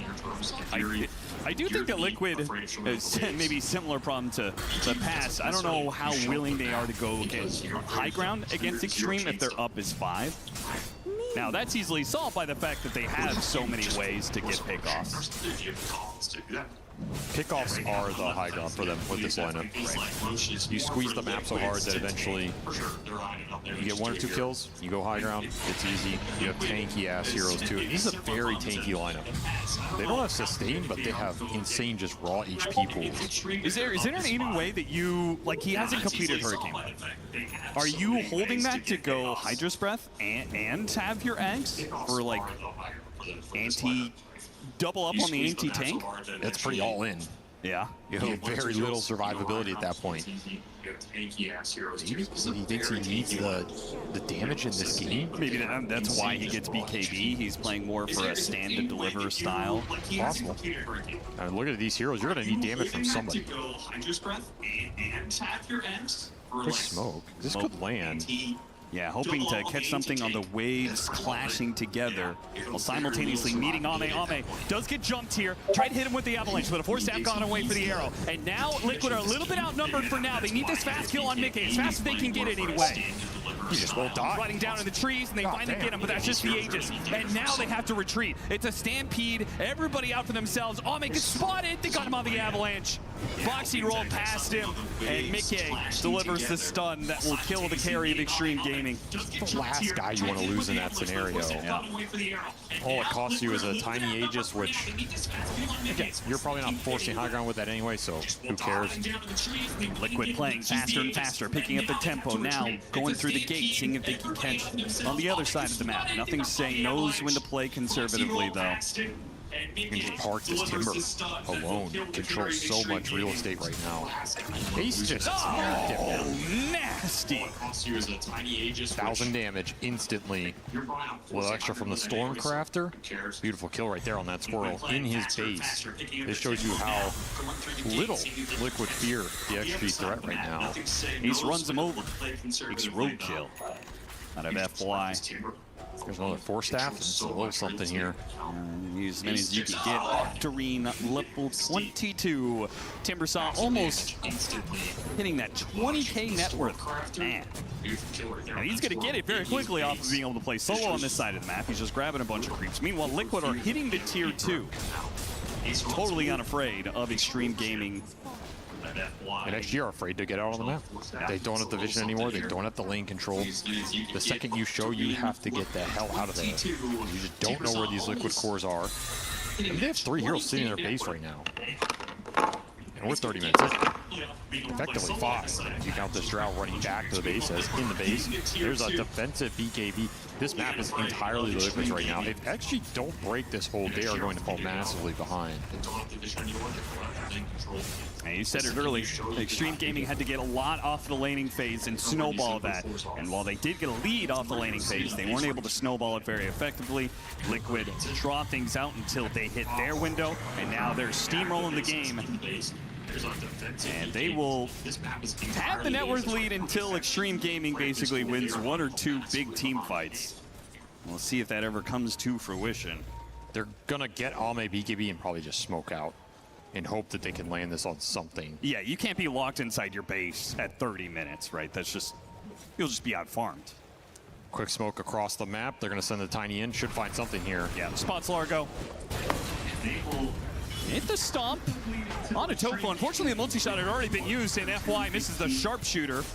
XXS is made a whole lot squishier by the presence of Ace. They're going to keep chasing after him. He's low enough, makes the commitment. Nisha got him. Now spots FY here as well. Tier 3s are no defense. The Drow Ranger is no defense. Liquid, they seem unstoppable at this point. They're just breaking him this game. Look, he's just sitting outside their fountain. It's like, respawn faster, please, so I can kill you again. That'd be very nice, thank you. When you're scanning enemy fountain, you know you're in a pretty good position.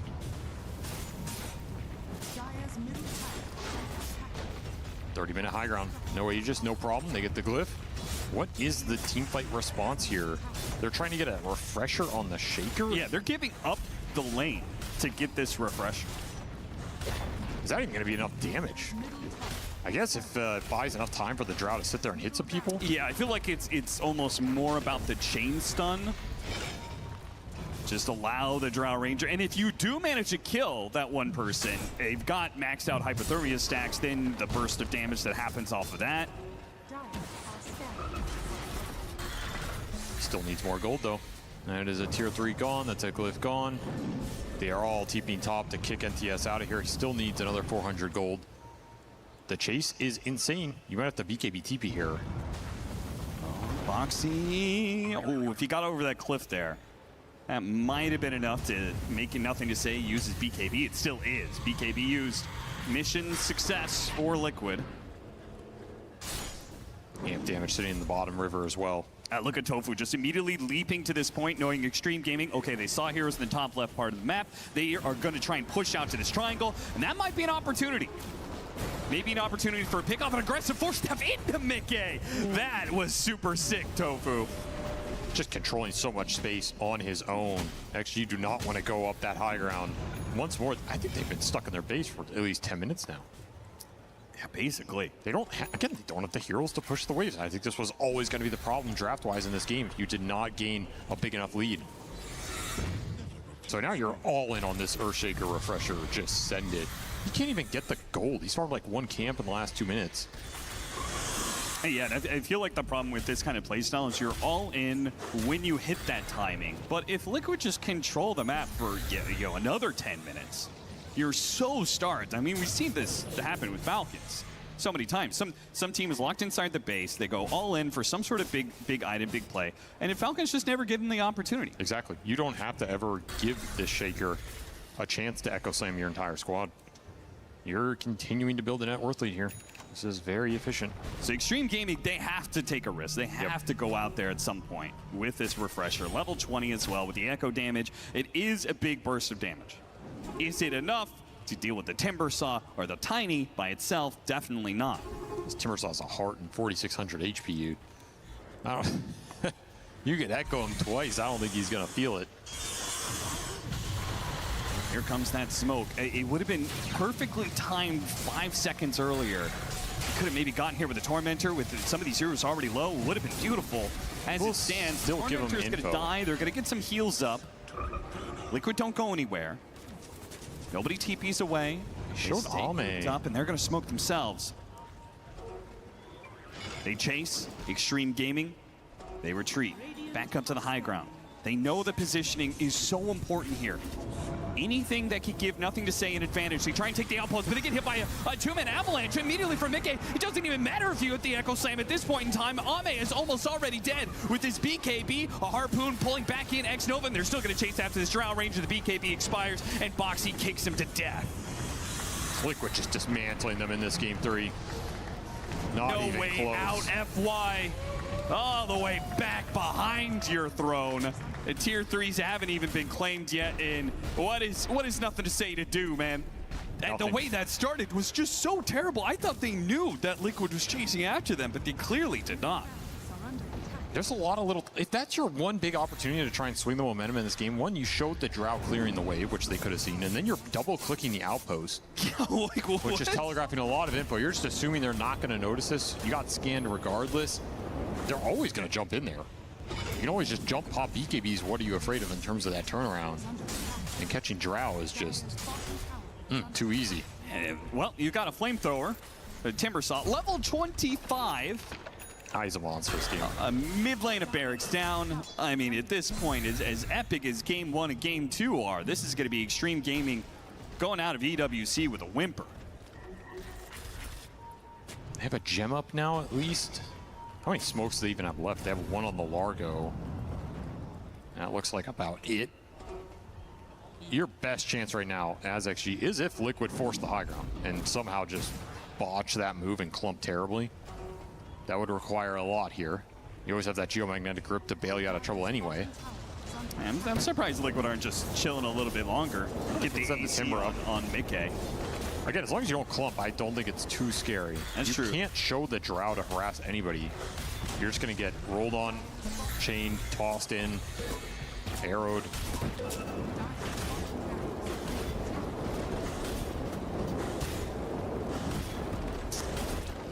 Not that slow, to be honest. Nothing to say. You be waiting for the rest of this game to find perfect Blink Echo.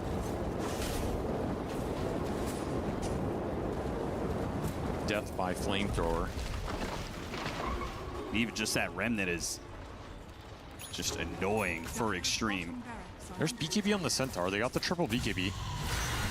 There's jump forward on Ame. Forced to use the BKB already. Now Nisha did jump in, but they couldn't get the gust on him fast enough. So he didn't even have to expend his BKB. Ame is just so terrified. If I don't instant BKB, I'm gonna get 100 to 0'd. Yeah. I'm surprised Nothing to Say didn't try for the Fisher on the Ember Spirit.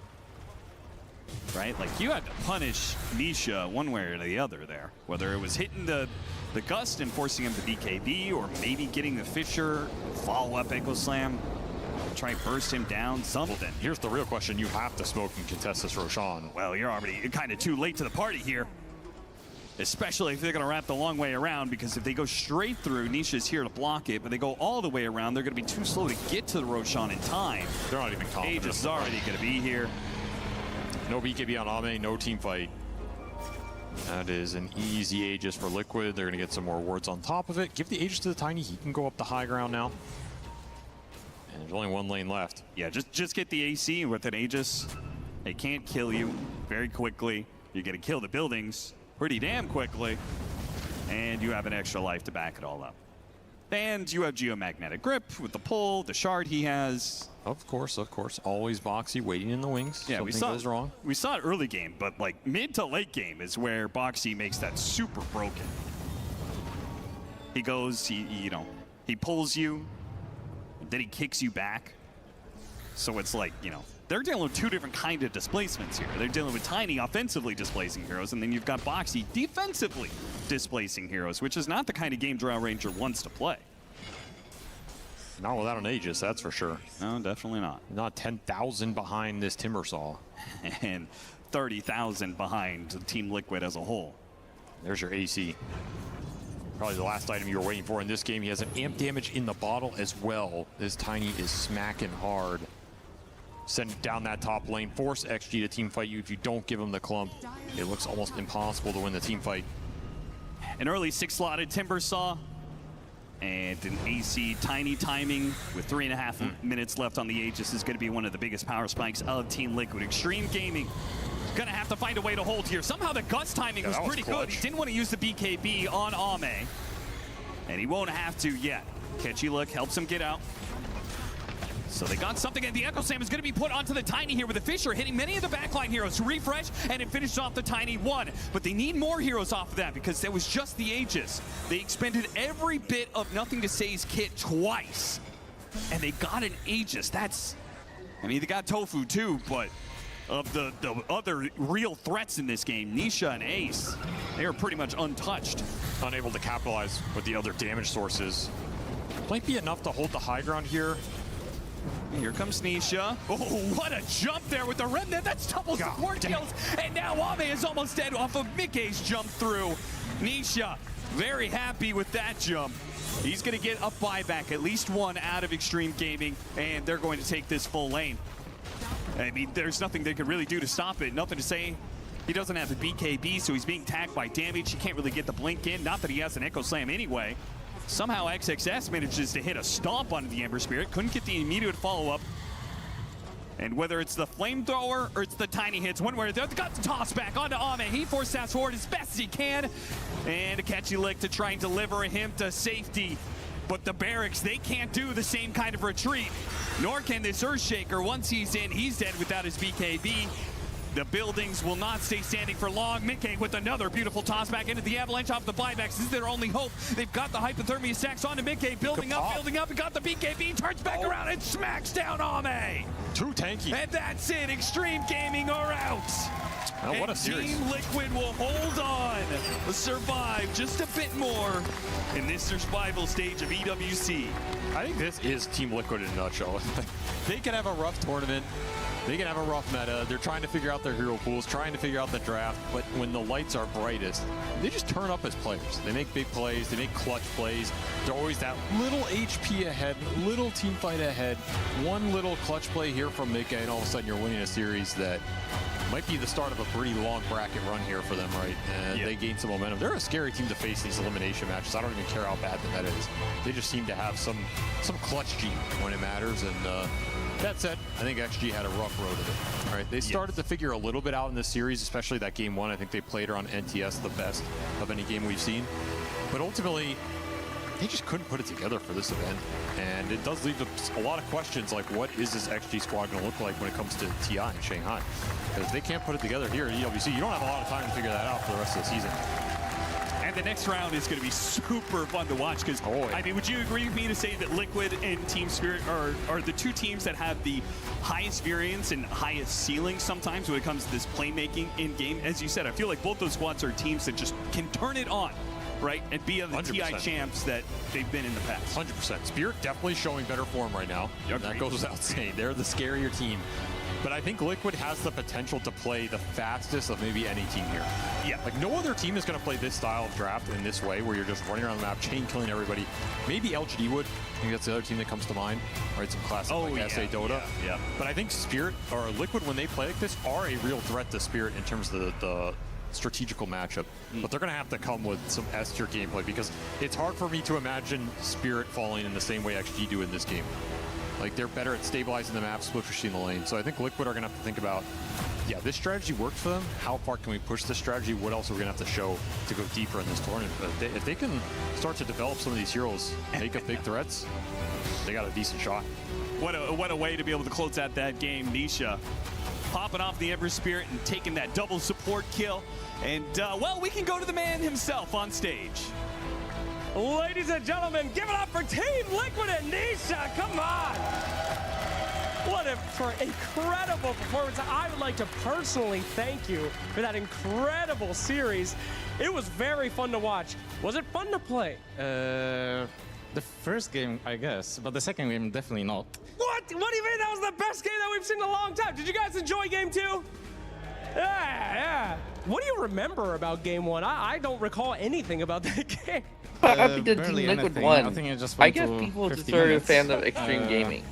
Honestly, I just remember really game which I understand. And that's it. Well, yeah, you always got to think about what you can improve really on. But let's talk a little bit about that game 2. That was absolutely insane. 95 minutes long. They definitely need How much to win. net worth lead do you think you had in game 2? maybe 40, but it's like in items. see where we're that at for don't do EWC. anything. I had like Dominator in my backpack, Shiva in my backpack, so many items, but you cannot use them, so it comes down to like team fights, I guess. Indeed. In 1 point, Tofu had a 12,000 gold as your support. You guys were 75k ahead. Ooh. Ooh.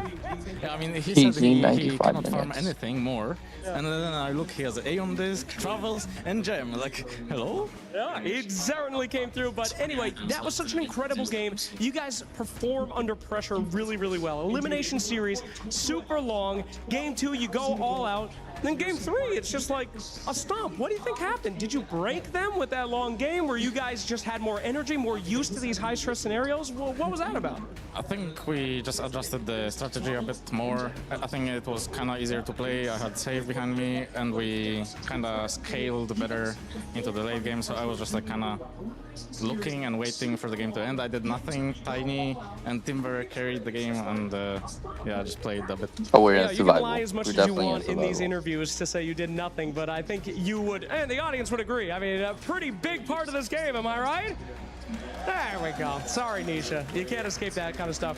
So, you're on the verge of death, coach, Mr. Blitz. How do you think he's going to be doing? Is he still going to be alive here after this series? Because it was scary to watch. That guy's already extremely injured, right? Yeah, he's injured, he's sick, and everything at once. There's and 2 more it's games so going hot now. in this country, so it's very rough. We have All right, fantastic. Well, LGD you had an Gaming incredible Mouse series. It was really, really fun. TPT But time. I do think it is time for us to stop the fun and potentially get down to business. If I could get the team to join us up on the stage, because we have some business here to do here at EWC. I feel what? No, you don't get the trophy yet. You're not done. You got a long way to go. Here at EWC, we do have a tradition, my friends, and that is the following ceremony. It is time to say goodbye to your enemies in a very poetic way. Please hobble on up here, Mr. Blitz. Thank you so much. Gentlemen, it is time for us to feed the crusher. Ladies and gentlemen, please walk this way as we begin the destruction of extreme Oh, they got a gaming. crush. They got a key crush. And here we are. We are opening up. Open the doors and reveal our baby who hungers for the key. Gentlemen, approach the crusher. Now, one of you will be able to crush us. Who would like to do it? Is anyone excited to destroy the key of extreme gaming? Anybody want? Any volunteers? Who's the most sadistic among you? Mickey? No? Blitz? You want Blitz? Blitz, step up to the key master. There you are. Stand there. There's the lever. Within this, my friends, gather around, get in the shot. Watch your opponents be quick. That's too close. Stand back. Here it comes. Ladies and gentlemen, this is the end for Extreme. Yes! Be crushed and be added to you. Well done. Extreme Gaming is broken and Team Liquid lives on. It's like water pressure, like a high-pressure water cannon, except it's steel and a solid. But use your imagination, and there it is. The crush keys. Please, Mr. Keymaster, show it to the team and then show it to the stream, if you will. Let them see it all. Ladies and gentlemen, the end of Extreme Gaming and the continuation of Liquid! Woo! Thank you for a great series, guys. It was a pleasure. And we'll throw it back to the desk for some more Dota 2 action. Thank you very much, Slacks, and congratulations, Team Liquid, for surviving another day in our survival stage. We got, of course, they're not out of survival yet. Tomorrow still I love the for them. caster. Nice. But boy, oh boy, what a series this was. We're going to break this game down crush here with the key. set. So this game was a This lot is my less first close time than seeing a the other Dota two, 2 crush It key, was, so... sorry, I'm still shaken by this key destruction. Like, Dota 2. It hit different.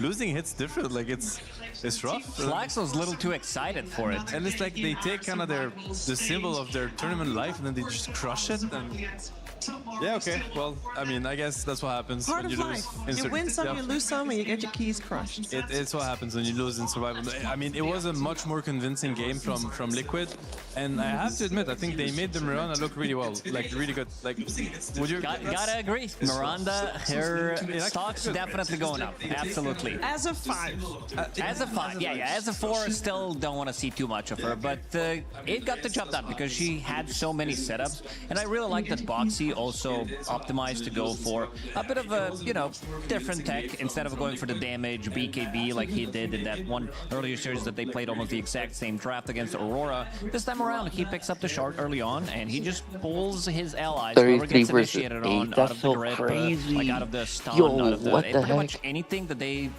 throw at them. Boxy was in a really good spot to pull them out of trouble. No, they looked really comfortable running the strategy. I think, well, we've mentioned that this is like a lineup that they run before, like in the group stage, and with great success also in a sense because they had a really rough laning phase back then, and they were able to win the game anyway. This time around they have a much better start, and it came online much quicker. These are the kind of heroes that I guess it's their comfort zone in a way. Like, they can be really aggressive. Like any pairing, any duo of heroes can, bring the heat, kill heroes around the map. In the group stage and great success also in the sense because serious, but perhaps the pressure of the elimination game, like the no room for mistakes. I think they kind of they looked a little bit more shaky in this game. But again, Liquid applied an insane amount of pressure on them. Yeah, and we also saw the adaptation from game to game, and actually Extreme Gaming adapted just wrongly, and Liquid 5-hatted it and was already prepared for the adaptation that Extreme Gaming did. Yeah, I feel like they ran out of steam a little bit. I mean, their steam was probably up still because they played a game on Steam, but I mean, they didn't have enough in this third game because the second game was so long, the first game was also long. It felt like Liquid, they just had so much more. They had the energy and everything, and once they started running at them, they didn't have enough to punch back, which, maybe in these high-pressure situations, Liquid overall is just a better team because they have, like, on the other side, you also have quite a lot of experience, but recently, from what we've seen, Extreme Gaming, they kind of don't work too well, knowing that, like, what's on the line, and knowing that TI's in Shanghai again, that everybody's watching, you gotta perform, and maybe it gets a little under their skin. Yeah, that pressure might get to you, and especially after 2 of those very long games we saw at the start of the series, Game 3, they just could not make it happen. But they did still have some moves earlier on, but the moment that the mid-game begins, Lacoste, you want to take us to that moment? Because Team Liquid, they were just, okay, kicking into gear, we're going.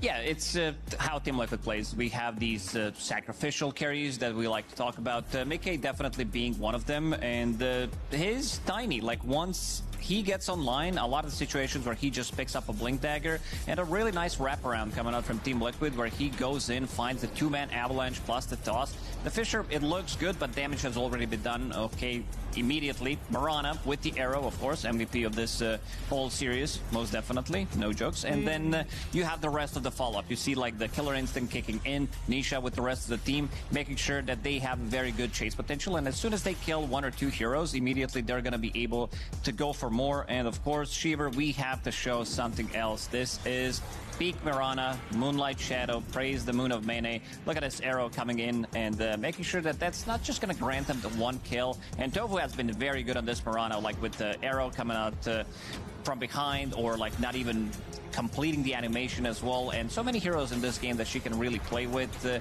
And all of this because, like, they have very good chase potential. Once you start running with this type of a draft enemy team, they can't really, like, they can't out-cheat, like they can't run away. And on top of that, they're also going to be getting the XP rune as well. And at this point of the game kind of already feels over because the timing that they did have, maybe some of the early moves that Extreme Gaming did have, it just completely nullified. Yeah, and Lacoste, it seems like you've been kind of hit by democracy here because you call Tofu the MVP of this series.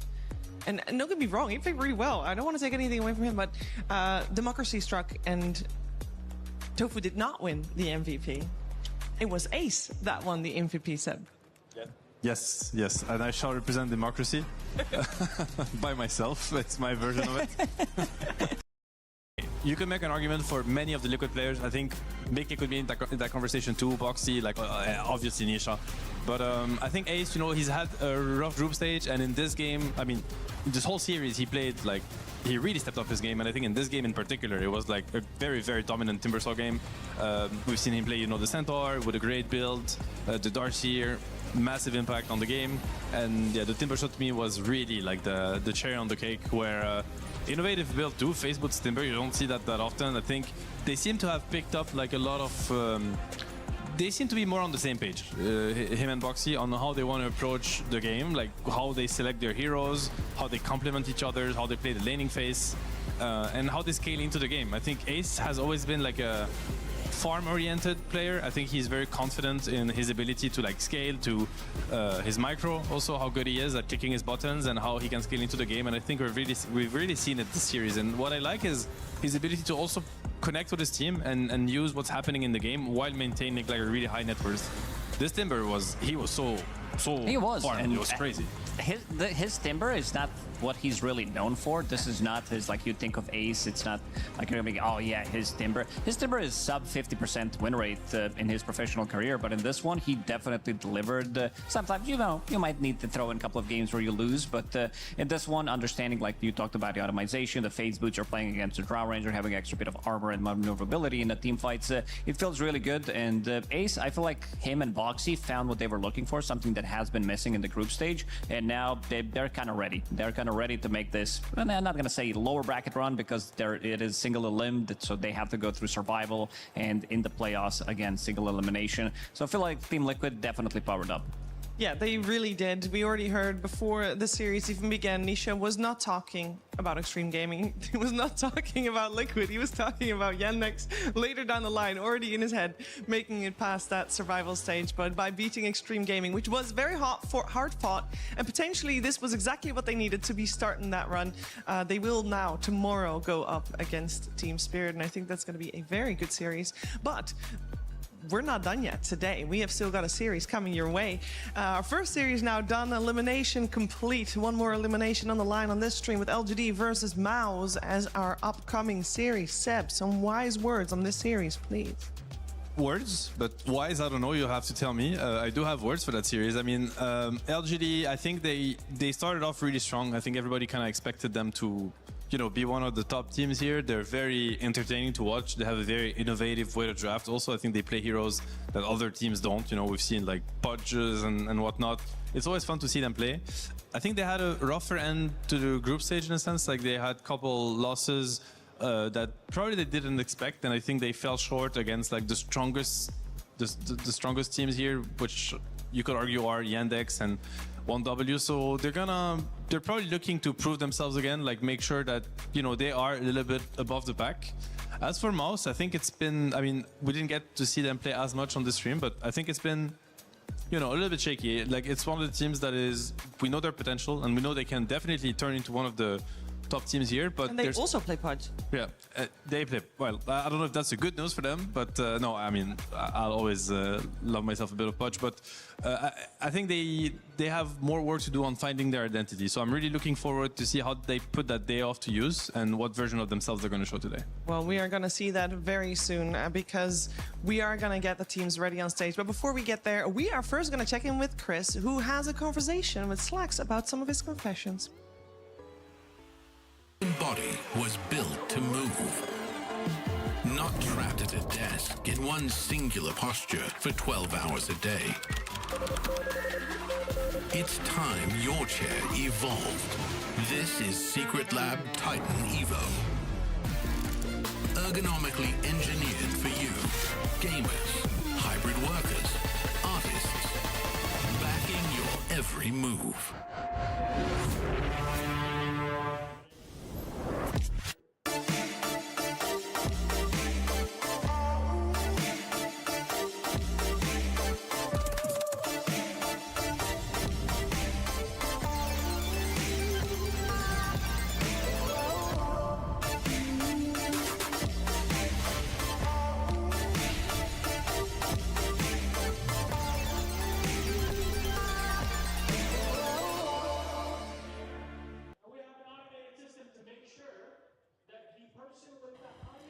This is Slack's Confessions, and I am not sure what to expect from it, frankly. I've been given some questions to ask you of some of your history around your esports career, and this is going to go one of two ways. Either we'll never work again, or it'll be a really good content piece, so let's find out which one it's going to be. Before this starts, I'd like to apologize. The allegations, you guys will see the tweet longer after this one, okay? The allegations are not true, and I would like to apologize for them ahead of time. Go ahead.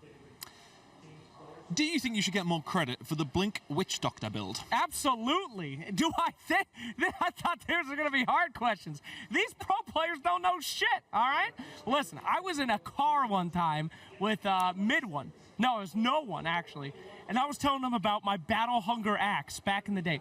You go back in the day, 0% of people got Battle Hunger first on axe. I talked to him about it. He understands it. Boom. What do we see? Battle Hunger axe next time. Last Dream League, which is part of EWC, nobody playing Witch Doctor. I get coached by 2 pros. I show them, here's my Witch Doctor build. Blink first. Team Liquid now doing Witch Doctor. They're hacks. Absolutely. Not even a question. Yes. So some would say you're passionate about this? No, I'm not. This is me not passionate. Everyone knows the pro players are hacks and just watch my stream, but go ahead. Yeah. Something about Gree I've been asked. The Gree. Yeah. I'll tell you all about this, baby. You can tell me. Any Witch Doctor that uses a Gree is a coward. It doesn't give you any money, hardly. It just grows in money. If you finish the game with the Gree, the emotional damage is harder than anything else. Never cash OG Witch Doctor play. We never hit that Gree. We never hit the gritty, as I call it. The Grizzy, yeah. The gritty, the Grizzy, the L of it, baby. Yeah, no, we'll go with that. Tell me about the Loathsome Dung Eater. The Loathsome Dung Eater, all right?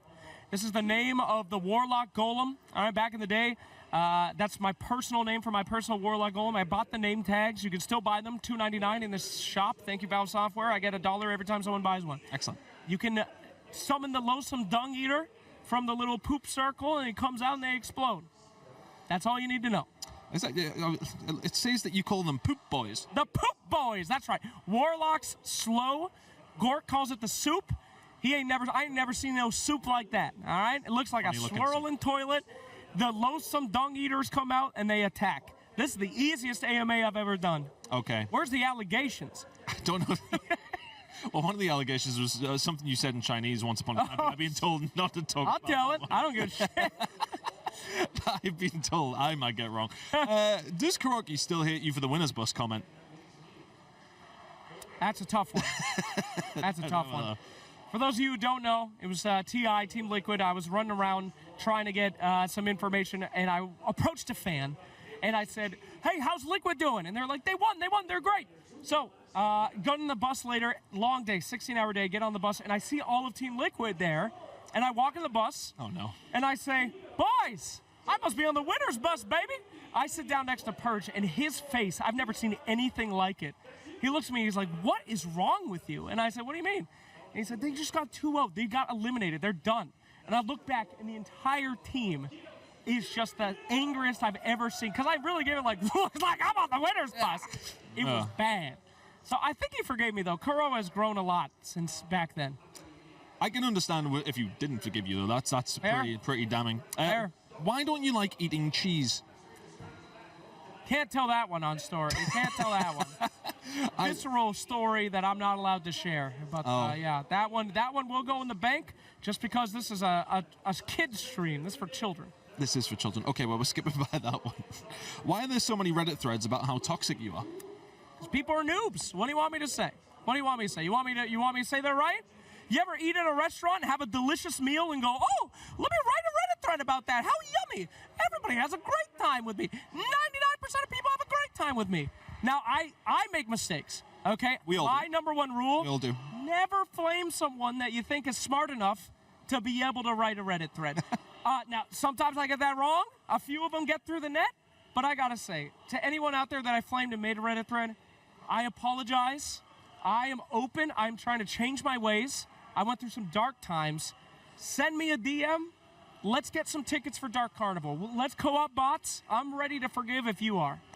That shows real growth. Actually. If you can open up the game and send a request, I'm sure I saw a lot of misplays, a lot of misclicks, but if you can manage to do that, I will accept. Okay, we'll see if they can manage. if you could go back in time, what would you change about Moonduck? I would fire Purge immediately. The second he walked in that door, I would let him go. What a goddamn mistake, dude. Just absolutely. He's a lovely guy. You would think so. That's what I thought, okay? That's what I could have been the top of the tippity top. I could have been your boss. I could have been the boss of this place. If it wasn't for Purge Gamers and his goddamn weatherman, all right? Every day. How do you think EWC would be different if you were in charge? We would have been out of business a long time ago. So I'm happy that didn't work out. I wouldn't change a thing, actually. I love being here. Thank you. Oh, thank God. Thank you. Thank God. Well, Slacks, thank you very much. We have some games to watch now, but yeah, no, that was something. Yeah, thank you very much. I'm sure we have plenty more confessions that we can get from Slacks, but let's probably get back to the serious stuff instead. None of it was true. None of it was true.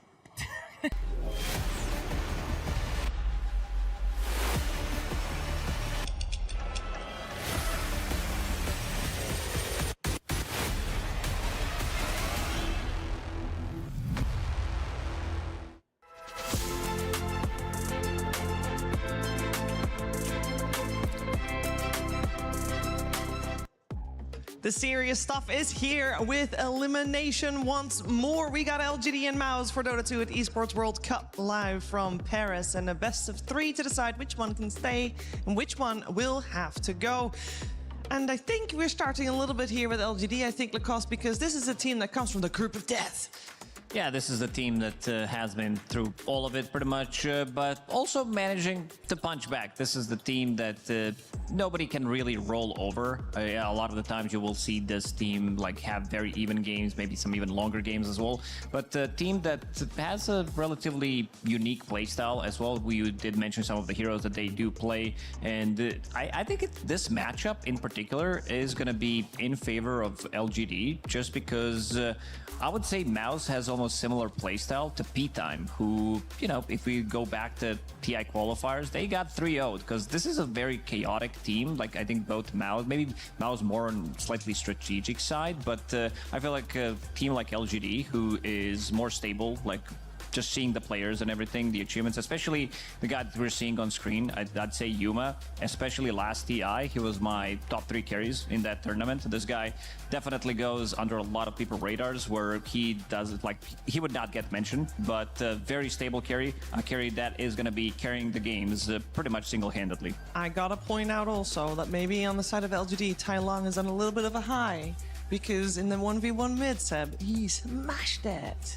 Yeah, he's amazing. I think this guy is really, he's made a name for himself in a very short amount of time.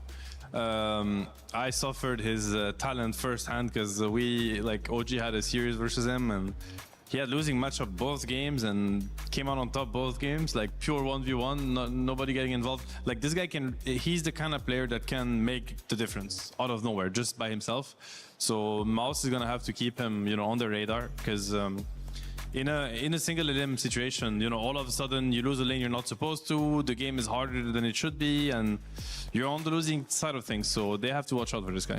They really, really do. For LGD, this is a team to watch out for. They came 3rd in Group D, and Tai Long, the youngest player here in Paris for Dota 2, winning that 1v1 mid might have been enough to get his confidence back on track here on the main stage. Let's find out how LGD got to this EWC to begin with. In the history of Dota, LGD has consistently been among the top of Chinese Dota. Until now. Not because they're no longer at the top, they're just at the top of South America instead. This current iteration of LGD formed when the org picked up the South American roster of Heroic, Yuma, Tai Lung, Whisper, Theorlacor, and KJ. Since the team didn't have enough points to qualify to EWC directly, their road to EWC involved playing in the qualifier for their last chance to make it. Since LGD was already in Europe to play another tournament, they decided to play on hard mode through the Western Europe qualifier instead, which they managed very easily, only dropping one single map against Na'Vi in the process. Massive congratulations to them as well. They will be going to play at EWC 2026.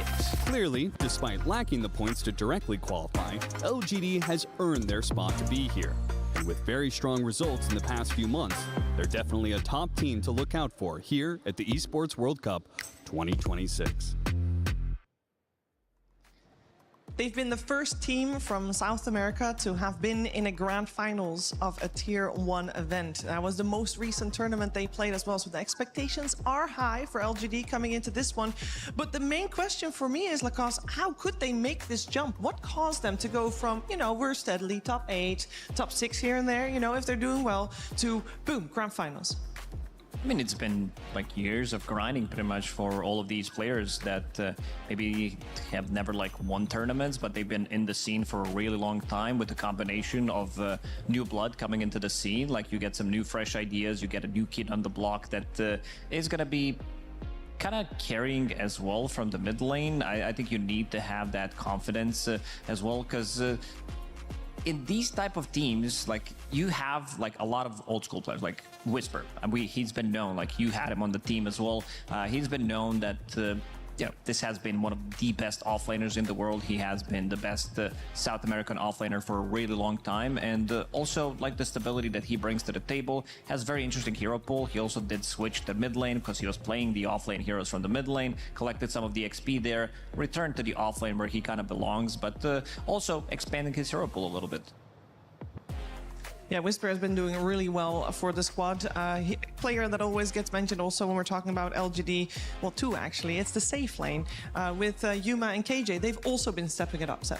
Yeah, they have, and these are two players that now they have a lot of habits. Like they've been playing together that lane for a really long time. They're a laning duo that's very comfortable with each other's, and I think it gives that team a lot of stability because they have these, I don't want to call them hit or miss because it's more like hit, and eventually miss. But Tai Long and Whisper, these are very, yeah, it's hard to know what to expect from them. They're going to go for the winning plays, you know, they're risk takers essentially. And it pays off very often, but I think having that safe lane that is like stable. Yuma is a very like structured player, obviously very talented, very explosive too, and he can just take games and carry them. But you know, he knows exactly how he wants the game to be played, what are his timings. So he brings a lot of structure from the carry position, which is not often the case. And I feel like he basically allows Tai Long and Whisper to have a little bit more freedom in how they want to play the game, whether they want to be playing very aggressively or more on the farmy side of things. So I think that dynamic fits them really well. Yeah, when you're talking about structure, I want to focus on their opponents here, because Mouse actually in interviews have said that the structure, for example, in drafting isn't really there, or rather people are saying what they like to play, which is very different from what a lot of other players do here at this tournament. So I'm curious how they feel about this upcoming matchup. Let's hear from Crystallis. Hello, I'm here with Crystallis from Team Mouse. How are you doing today? I'm doing fantastic. Great. You've been sitting around with your team, waiting for the matches to come up. How's your vibe right now? Very bored, mainly.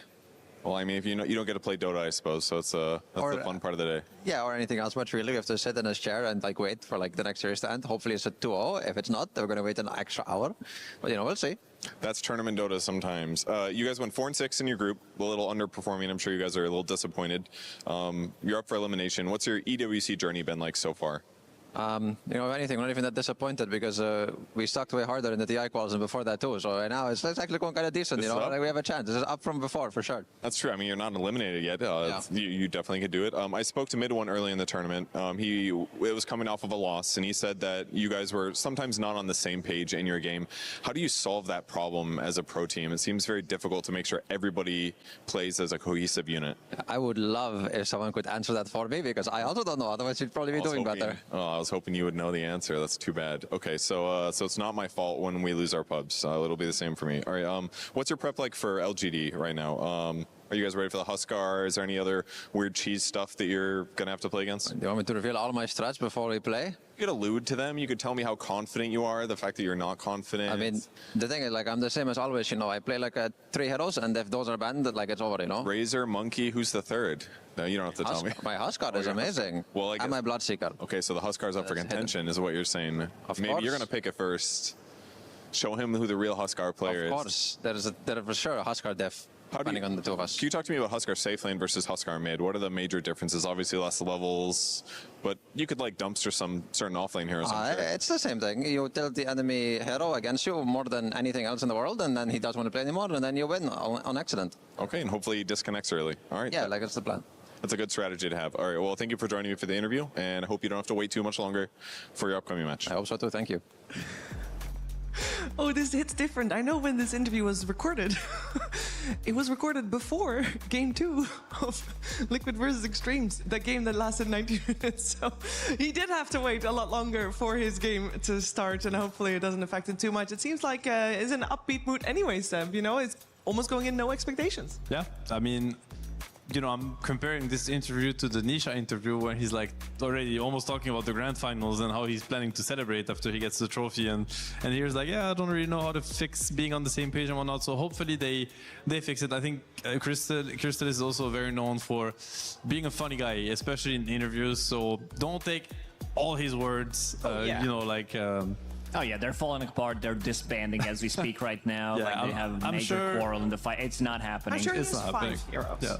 He has more. When I was checking his hero pool, I had to double, triple check kind of that the heroes that he has been playing, that this is from this tournament actually, not from like 6 months ago or something, because I think he has the weirdest hero pool from the carry role.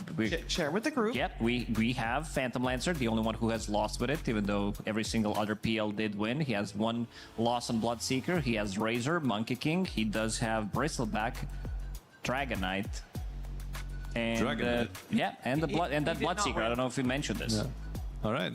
I mean, some of these heroes are like signature for him at this point. Maybe they started off with him trying to fit in, and then realize that, hey, I just want to play my heroes. He is part of the, you know, infamous creep wave stack, which, you know, the golden rule is like hero specialists, play your heroes, and make them meta. So, I mean, we've seen other teams maybe get a page out of his book in a sense. Like we've seen BB team play the Bloodseeker too with great success. So, you know, perhaps some interesting ideas that are gonna eventually get conveyed to other teams. Yeah, and Crystal, I mean, he cancelled his Dota Plus subscription, so you can't even see if he's Grandmaster anymore. Yeah, but we know. We've seen him around enough. we know what he plays.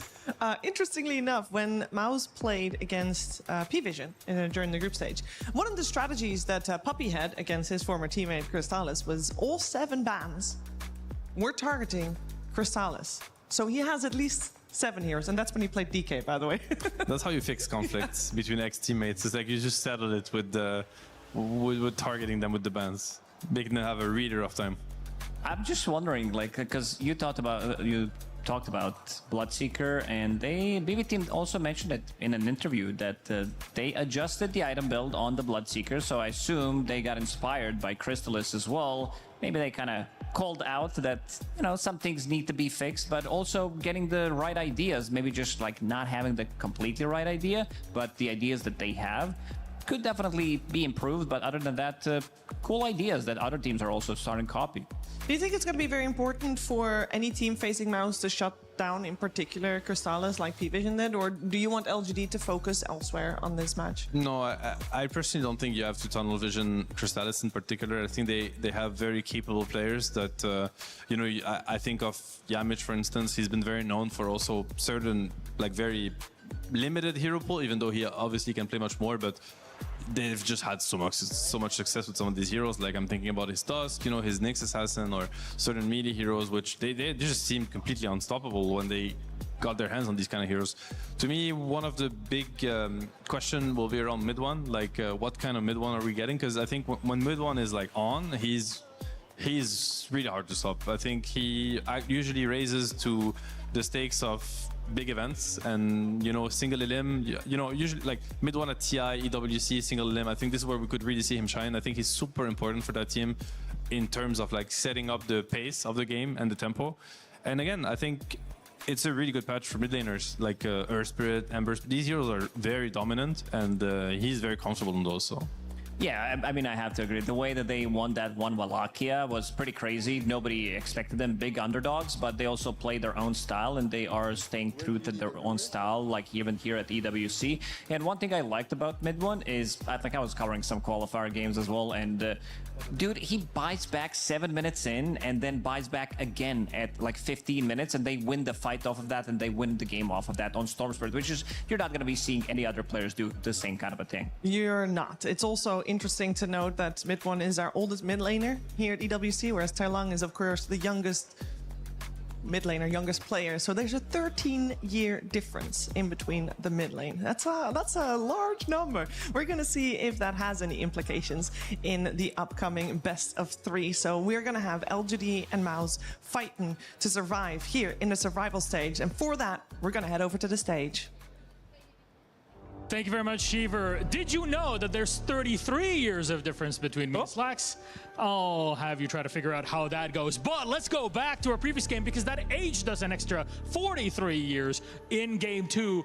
Team Liquid pushing it to past 90 minutes and earning the win to take it to 3 and close it out. I don't play Dota to know numbers, okay? I don't even know what armor does, but I will say, game go that long, game got be good. 95 minutes is absolutely crazy. The entire time of that series was peak cinema Dota, baby. That is what I am after in this world. You set him up, you knock him down. Game 3 went out, and now we move to our second series of the day. Still, of course, in survival. Woo! So let's see who is the fittest for this one. Our first team joining us on the stage, LGD Gaming.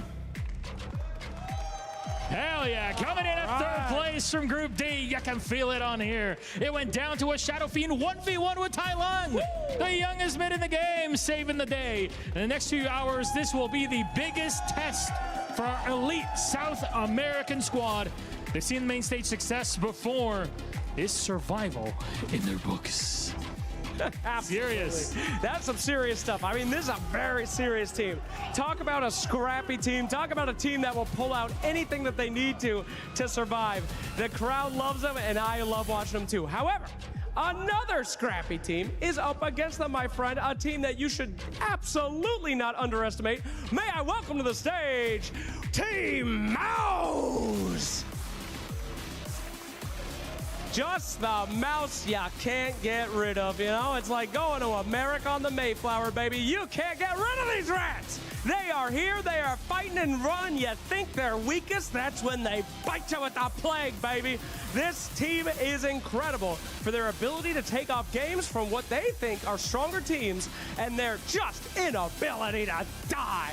This is gonna be one heck of a match here for you where both teams are sure to pick out some crazy stops and some heroes you might not have seen in quite some time. I'm telling you, somebody's gonna be squeaking through this game, and I don't know if it's the mice or the LGDs on the other side. Damn, I'm gonna be squealing about this game. Sweet. I can't wait. Friends, take your spots. Let's go. Mouse, LGD, place your keys, take your seats, and remember to shake hands before this one. Oh, yeah, they better shake hands. I want to spit in the hand and go. No spitting. Be nice, Panther. There we go. All smiles. All right. Well, this match is about to begin, so I hope you guys are all ready. Let's throw it over to our panel to see what they have to say.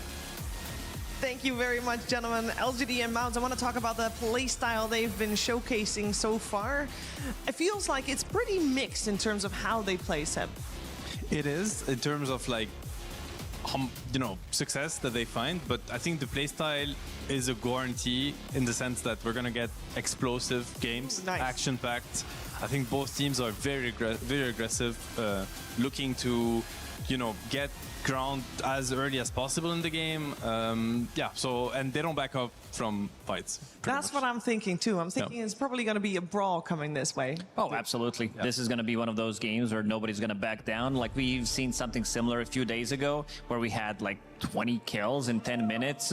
And I think we're going to be seeing the same thing in this one. Like we draw a lot of attention to the mid lane, but some of the teams also drew attention through the Twin Gates where we had like 8 heroes fighting. And I think the same thing is going to happen in this series because both of these teams are pretty chaotic. I would say LGD more controlled chaos compared to the other side where it's just like go, go, go kind of a style of Dota that is working out for Mouse. And I feel like with the players that they have, with the coach, I feel like everything is going to stay the same because these type of players, they kind of thrive in that environment. Yeah, and we saw Marcy in the crowd. Do you think that we'll see a Marcy in the game? Marcy players, Damage is a Marcy player for sure. On LGD's side, Marcy player, I don't think so. I mean, when Marcy position 1 was a thing, I'm sure Yuma has played it a couple times, but quite unlikely. I don't know if this hero is very good right now. You know what Yuma has not played yet? And what I kind of was expecting, at least Meepo. one of the games. Yeah, a Meepo. Why not? Everybody knows that when you play versus him, you have to think of Meepo. Like, obviously, he's won a lot of games with that hero. It's sort of a cheesy pick right now. In the sense, I don't think the hero's good enough to just be picked like that. It has to be a good Meepo game, and it has to, exploit weaknesses of the opponent's draft.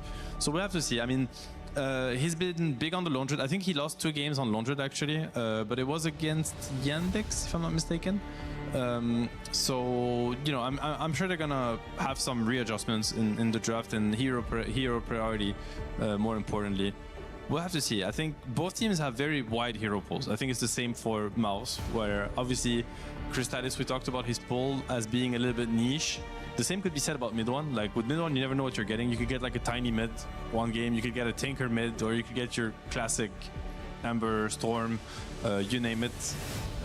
Teams have Monkey King players, you know, on both sides. There's a bunch of crazy picks that we could see. I think I'm ready to be surprised, basically. Yeah, definitely interesting hero pools, like from all the roles, pretty much, mostly mid, some offlane crazy stuff like Pudge, of course, coming out.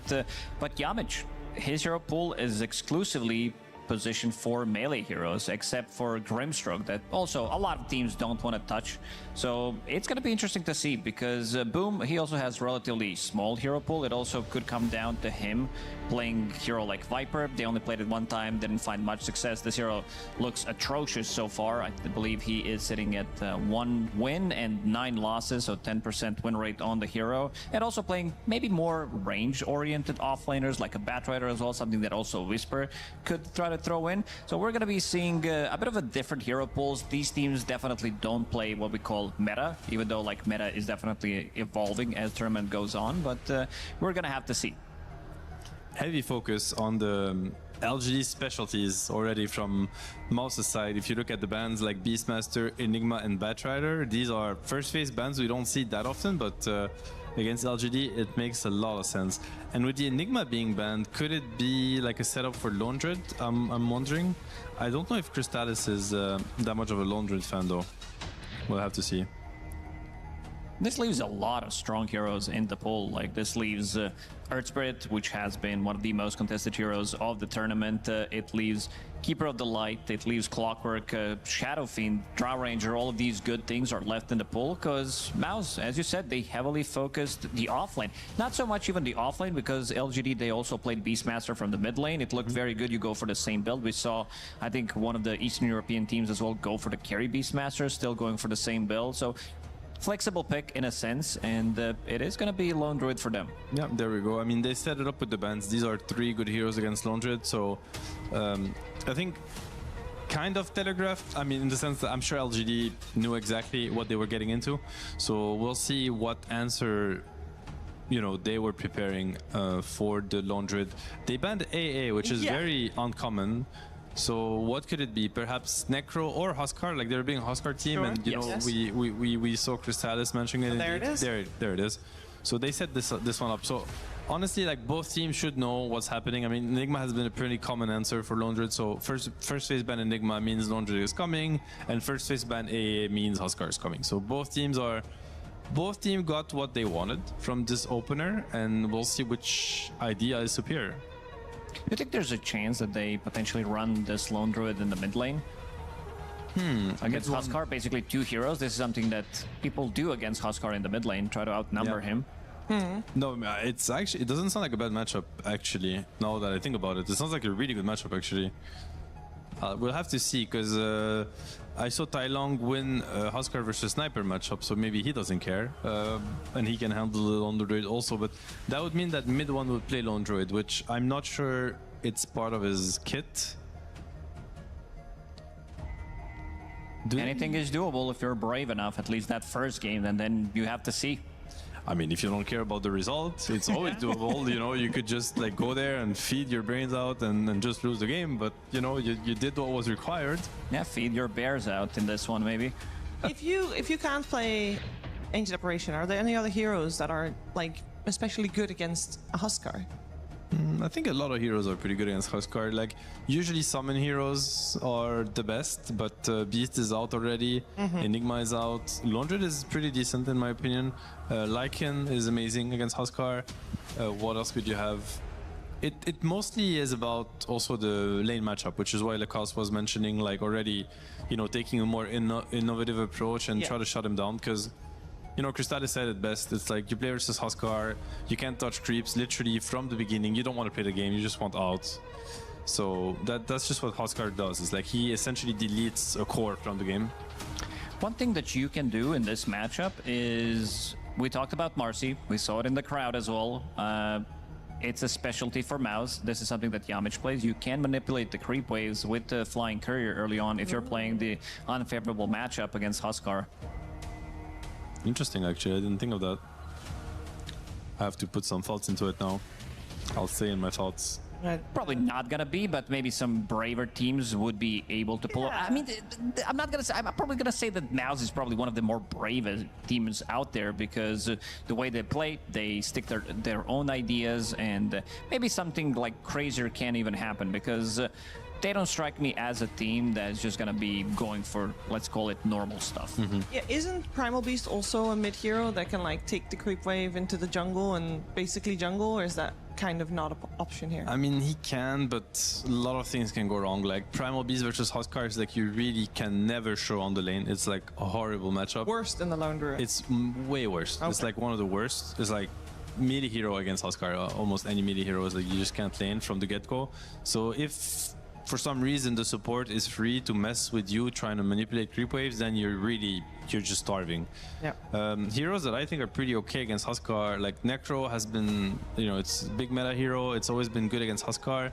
You also have Undying, which I think is pretty good, especially with the new build where it's all about like sustaining, because if Huskar ever get hit by the Undying ulti, he will just die to any other hero, you know, focusing him down.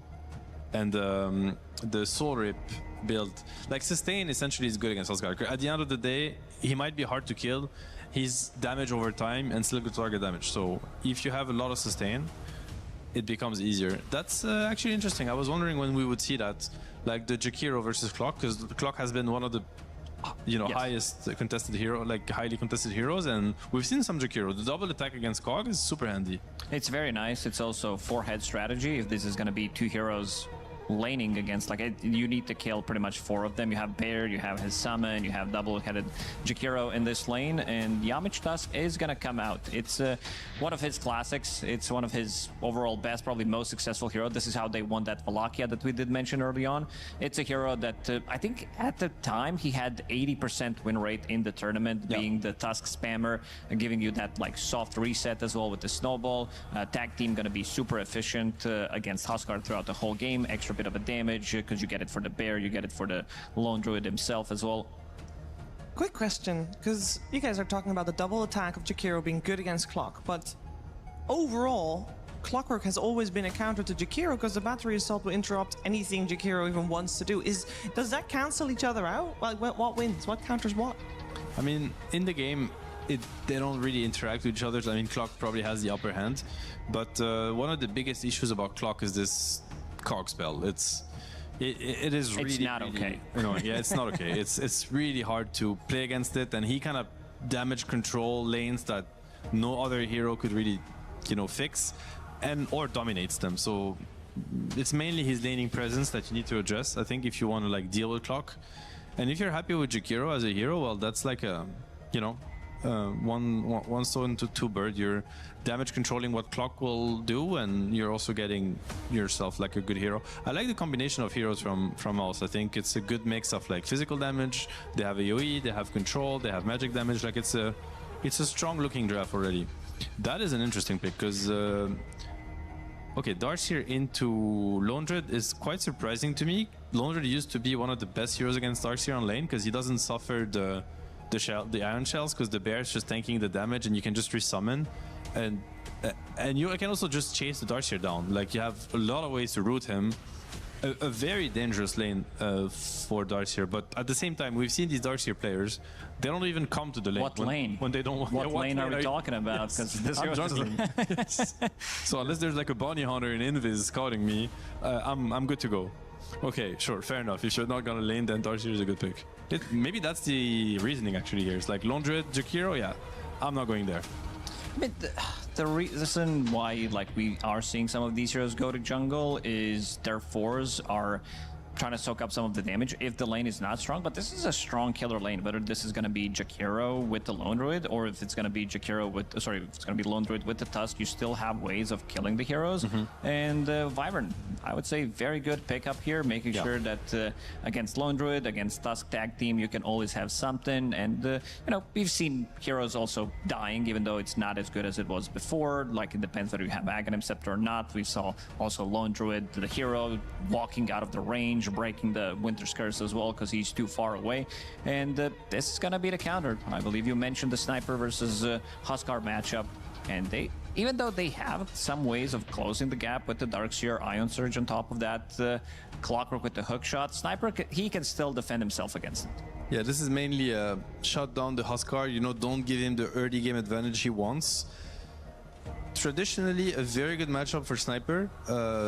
We had Yopaj on OG play this matchup against Tai Long Huskar. He actually lost the lane to the Huskar, so we'll have to see if this was just like a Connor, you know, like a poor performance basically, or if the matchup has changed, because it's also a possibility. Like both heroes are very different from what they used to be.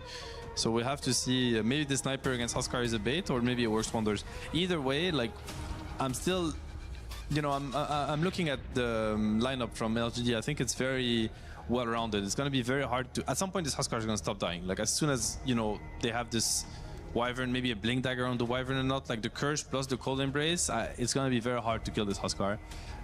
So the team fight is going to be heavily in LGD's favor, in my opinion. And Mouse, they're going to try to play the cat and mouse game, buy some time to get the Lone Druid Aghanims, you know, play the long game, play the split push. And right now I have to say that LGD, they don't really have ways to siege buildings effectively. So I'd like to see a pick maybe on Yuma that allows them, if they get an early advantage from lanes and maybe an early Roche, to take objectives. Yeah, they get overall last pick, so they get to see what kind of offlaner Yuma would be up against as well, as that is seemingly the last pick we're needing for Mouse, the offlaner for Boom. We already have a couple of bans on the board with now the Necrophos as well as the Shadow Fiend. Very good Necro ban. I mean, they have all the physical damage, so you wouldn't be able to even hit him at all, almost. And then you have Winter Wyvern behind him, you have Huskar. I want to see one small item on Sniper. I just want to see Casual or Off Frost. Yes, like you need to be able to reduce the damage, the healing coming out from Wyvern and from Huskar. And it's also very good with their Shrapnel, sometimes just to keep him inside of the Shrapnel, gives you that extra bit of a hit as well. So, because we've seen healing being kind of OP at the moment in meta, there aren't many ways of stopping that healing other than Spirit Vessel, and they are going to be removing some of the, like, I would say casual offlaner, something that Mouse has been playing in the recent 6 months or so, and that's going to be Tidehunter, that's going to be Centaur, so mostly looking for some kind of a team fight that's going to tie this lineup together. I want to see Spectre for LGD. I think it's a really good hero for them. Like, great combination with Darkseer. It's amazing versus Sniper. Really good versus Lone Druid. Like, every time you actually use Hound for a fight, you might also just get a free kill on this Lone Druid hero if he's out on the map. Is there an offlaner that would prevent a lot? I mean, I see a lot. Spectre's laning presence is actually much better than what it used to be. But the thing is, like, when I see Centaur Tide bans, these are not anti-Spectre bans. I actually think both of them are pretty bad against Spectre on the lane nowadays. So we'll have to see. Their mind is probably somewhere else. At the same time, they're gonna wait to see the offlaner. This could be a good reason to pick Spectre. Actually, I think the lane is pretty fine. Underlord is always like a threat of dying because of how intense Spectre right clicks damage output is in the early game, especially.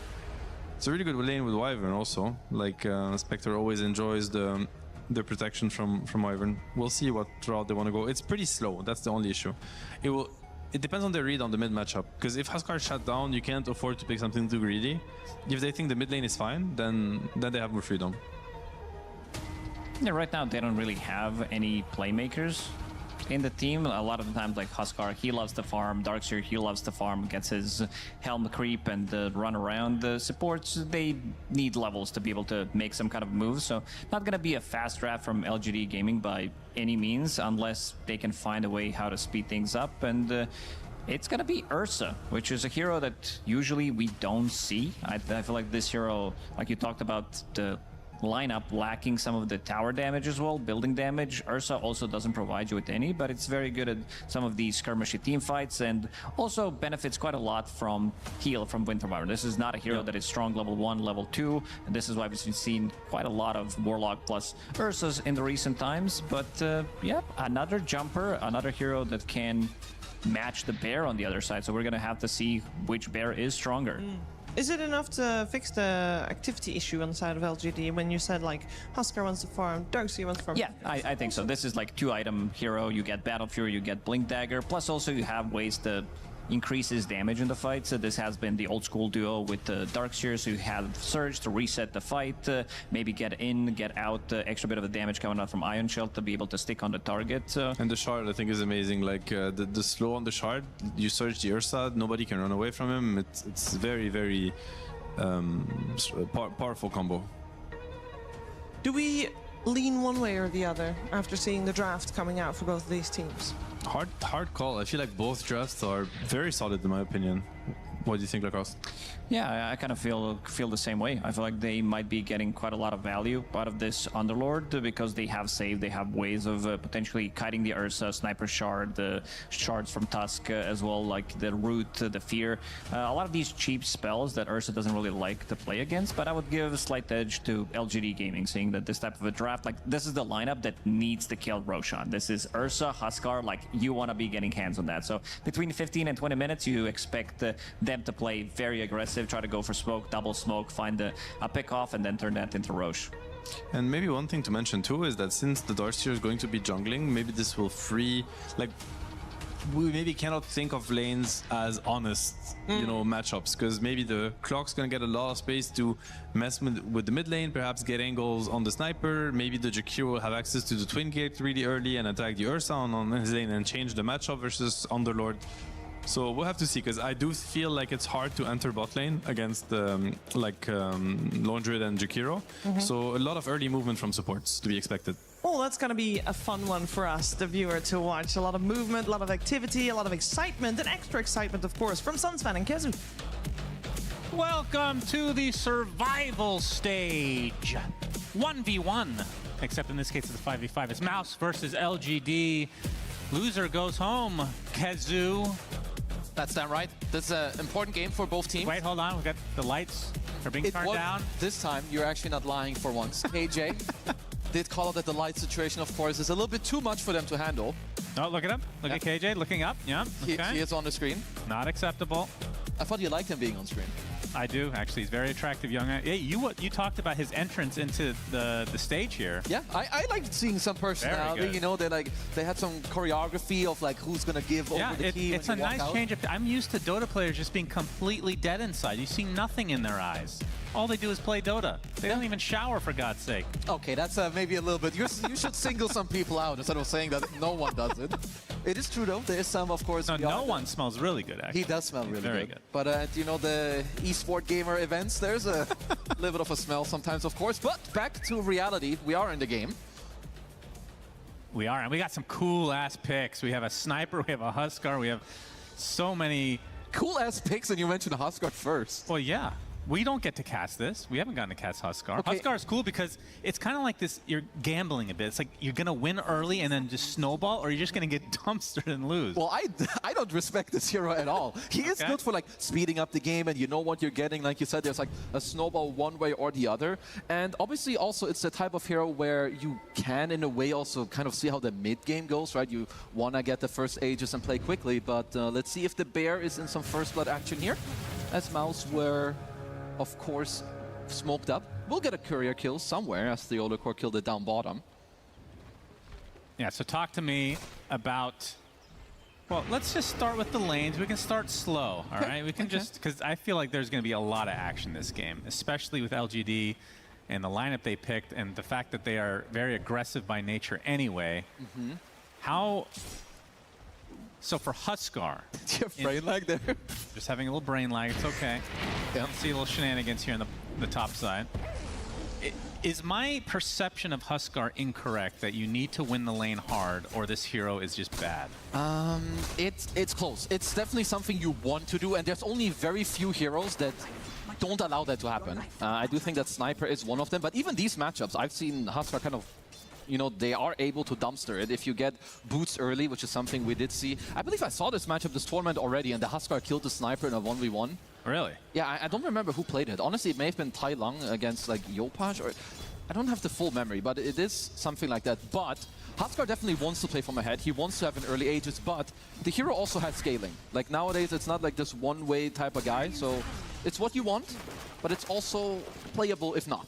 Okay. Well, at the very least for LGD, they do have some late game in terms of the... We've seen a lot of Darkseer have huge impact in this tournament so far. What do you think this hero provides for them? I mean, just provides good team fighting, and it's also, you want to play with killers. You have Clockwork, you have Ursa. Like, Ursa Darkseer together in the late game is kind of crazy, or rather so in the mid game, you know, speeding people up. Ursa wants to go and play with an Aegis, same with the Huskar. You surge them up, you allow them to be aggressive. So I do think Huskar, the Darkseer gives him quite a lot. But he is playing against Lone Druid. This used to be one of like the biggest counters. Obviously nowadays you can get an illusion off the bear, but it's a type of matchup you don't see that often. Is an illusion bear good? I mean, it does have okay stats. I don't think it's like insane. And I think the way it works also because, so the bear counts as a hero, which means you can only get an illusion either of the hero or of the bear. You can't have both separately. Right. So you actually need to use some skill to get the bear because you don't want the hero. As Theo so does that mean Dark Portrait works on the bear now too?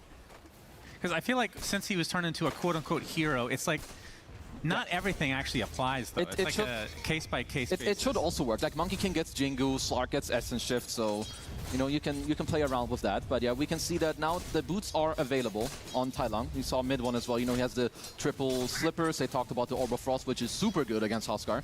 Yeah. Want to slow down his HP regen.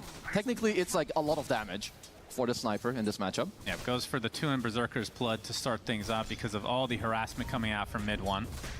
And we'll see if there's any rotations at any point from LGD to try to capitalize on what Huskar provides in the early game. And we got Wyvern and Clockwork, both technically speaking pretty good at ganking, but it is a Sniper who's going to be keeping the range pretty high. It's you could look for something in like the nighttime, I think, where the Clock can potentially move over into the mid lane, you know, with a, I would say like a smoke even. Other than that, it's pretty hard. But yeah, this is absolutely the build that you have to go for. You do see mid one. He is, of course, the counter pick to the Huskar. And like I said, there are only very few heroes that are actually able to do this where, you know, he's not winning the lane, but being able to draw it and kind of hold is pretty good. Yeah, Yuma getting harassed, going to get Cold Embrace outside of the Firestorm, so not taking that percentage-based damage anymore. I mean, historically, Ursa versus Underlord is good for Ursa. Is that still the case, or have things changed? No, it's definitely still the case. Underlord can apply quite a bit of pressure early on. You have way higher damage. I mean, Ursa level 1 and 2 is kind of a bot hero, I'm not gonna lie. You know, whereas Underlord, he's received a lot of buffs throughout time. You know, the pit deals damage, Firestorm is good, your early damage is good. But now that they're starting to get levels on LGD, I do think this lane is very, very difficult for them to play. Tai Lung. Is he going to actually go for a gank here, or is he... Well, he's going to run into Yamich, who is getting blocked a bit.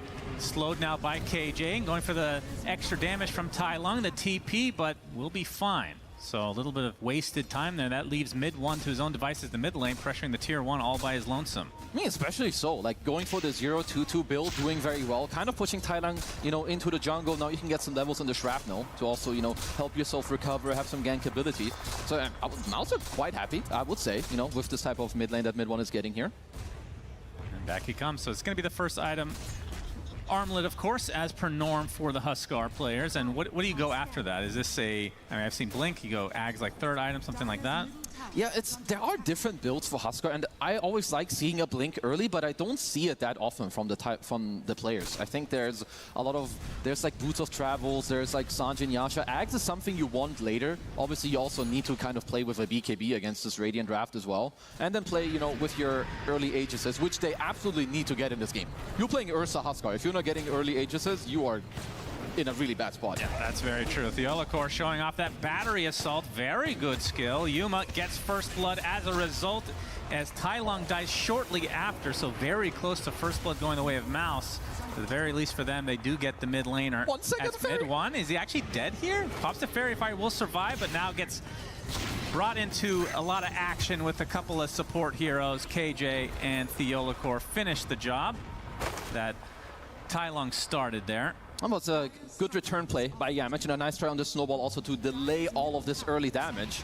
But you can see, that both supports are kind of freed up to farm. I mean, I would say it's more so the Clockwork, who's allowed to move around and farm, because if you're leaving this Underlord like this is kind of what's bound to happen. Oh yeah, Battery Assault continuing, can barely get off that pit and just gets brought back into the cogs. You can see those Fury Swipes go to work. This is why Ursa is so good against Strength Heroes. It's completely decimates them if left alone. It's very difficult for Boom to play that type of area on his own. Like if he doesn't see them, that's very nice. AJ, question is he going to actually pay the price here? Panto gets the dual breath off with a nice cog onto 2. Tai Lung joining the party, pounding upon. Oh, they get the snowball off the last moment onto the Winter Wyvern. Mid one is going to burn though, as Yuma somehow gets the last hit there. Even the Ursa coming out. Very early rotation for the position 1 on LGD. These are the type of moves that I really, really love. You have the sniper who's the counter pick into the Husker. If you can bring any numbers on these early moves to actually push your Husker to be stronger, to fight into the counter pick, and on top of all of this, get a kill on mid one, that's very, very huge for you.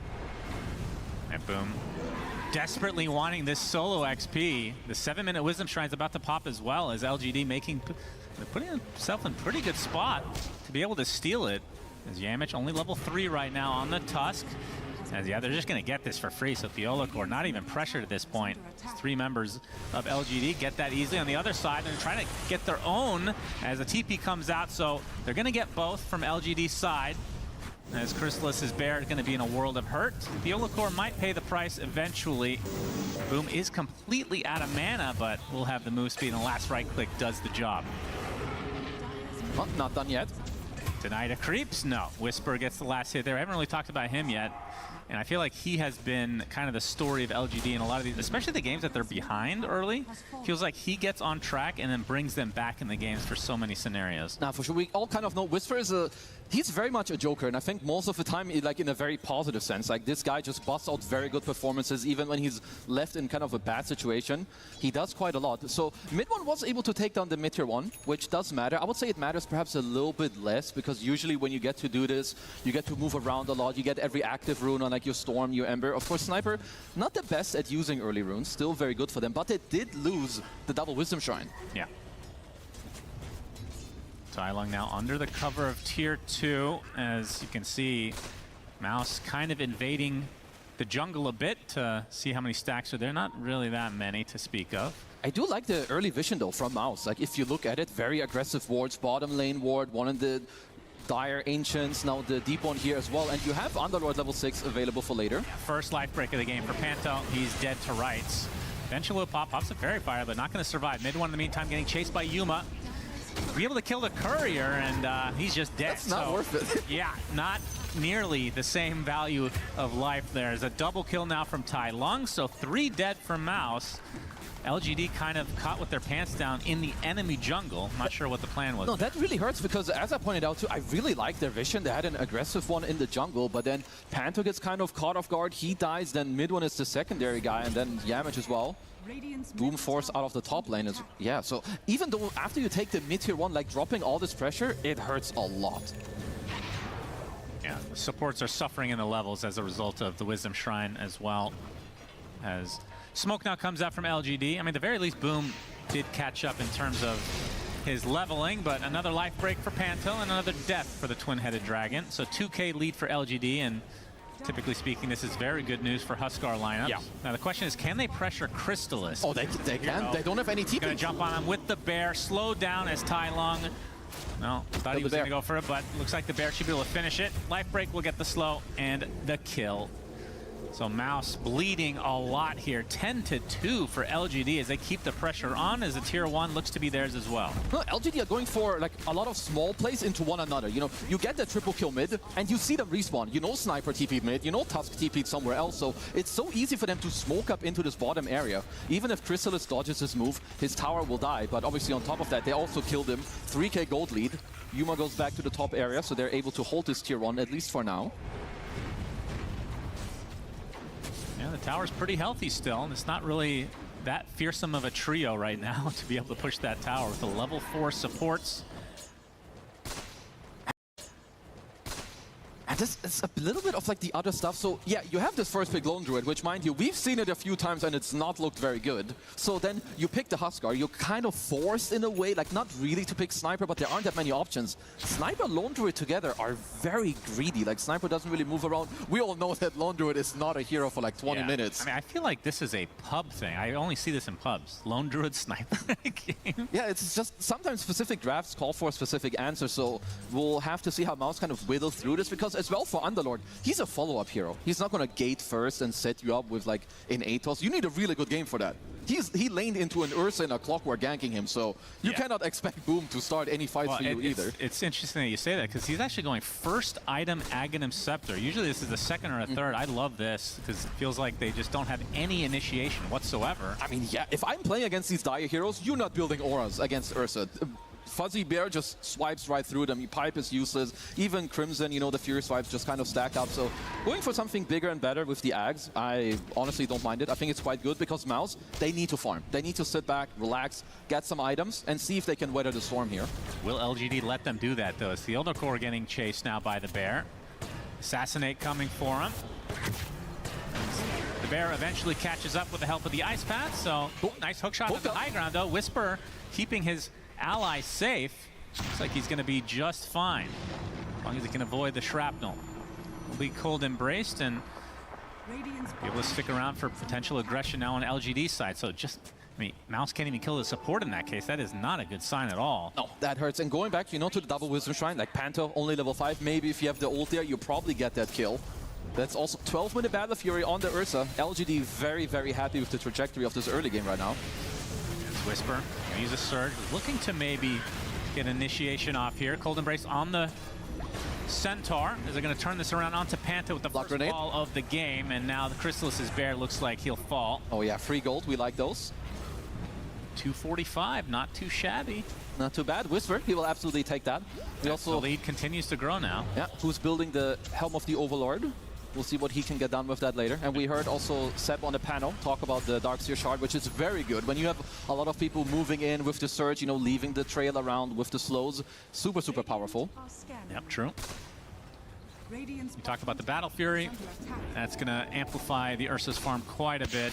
And the question really remains, when can Mouse start fighting? Like Aghanim Scepter for Underworld is like the bare minimum. Obviously the Blink Dagger is being the focus for Yamich, who's 1700 into that now, so that's good news. Yeah, I would say it's Yamich's Blink that you just pointed out, and then trying to split up LGD a little bit on the map, I think would be a good starter, because Crystallis, the way Lone Druid plays nowadays is that he wants to split the map, he wants to get his items and play some 1+1 kill combo. So I think for now, there's absolutely just going to keep farming. It's on LGD to keep up the pressure. Probably also take a first Roche. I think this nighttime minute 15 to 20, they can really look to speed it all up. Because yeah, at the moment, if Mouse go for a play, I don't think they have the most damage. You need to Blink, you need Panto's ult, and then they can start cooking somewhere. So Dragonlance and Orb of Corrosion right now onto the Sniper. And what's the status on the Burr? Do we have Maelstrom yet? We do. He's trying to close into his Mjolnir, still a little bit away. And I think mid one is probably going for a similar build. Like, I haven't really seen that many other builds on Sniper. You can either go Maelstrom or like Specialist Array into a Hydra's Breath. I don't really know Stop where. teasing me with. Dude, I love this item. I don't know if he can really do it in this game because it's quite greedy. Because the only problem with Hydra's Breath also is that you're not building a Pike. Like, you're turning your Dragonlance into something aggressive. And in this game, I think you need Grenade and Pike and probably a Silver Edge later. It feels like you need to be 7-slotted. Yep. Well, this is good though. Like we have a very scary lineup. We have some community farming going on. You know, when you can't really make aggressive plays, you gotta go for the farm. You gotta stack up some stuff. Yamich should be close to his Blink. Bad news for Mouse is Blink Dagger now up for Yuma, which would, to me, indicate that they actually want to start pushing their lead. Oh yeah, a little bit more. And they have the Dragonlance Armlet for the Huskar, still going for that Hurricane Pike. This is troublesome, Shine. Darkseer 400 from Shard. It's not just a top net with Ursa, as we hear a hookah shot. Yep, Life Break to follow up. That's a dead Tusk. Oh, nice Macro Pyre, though, into the punch. Huskar getting really low, actually burns to the ground. A huge kill for Mouse. They desperately needed that. Again, they have the Clockwork as well. And now you can see Whisper on the run. The Curse is going to save his life. Actually, the Lone Druid might pay the ultimate price here as well to his own Bear. He does get killed off. That is unreal. That was a very needed turn because that looked really good for Mouse. Like this entire fight, Yuma wasn't there. They kind of got to take this 4v5 fight. But honestly, that curse really salvaged that one. Did Boom walk into that like way after and get him killed? I feel like at the end he kind of did. We'll see the end here. As you know, there's a good gate behind to make use of this. That was even without the Blink Dagger on Gamage. So of course we'll keep our eyes on right here. First, look at Boom, and yes, he does. Oh my God! That is so unfortunate, but really good for the viewership here. We enjoy that, and for us, yeah. Yamich, ooh, that is rough.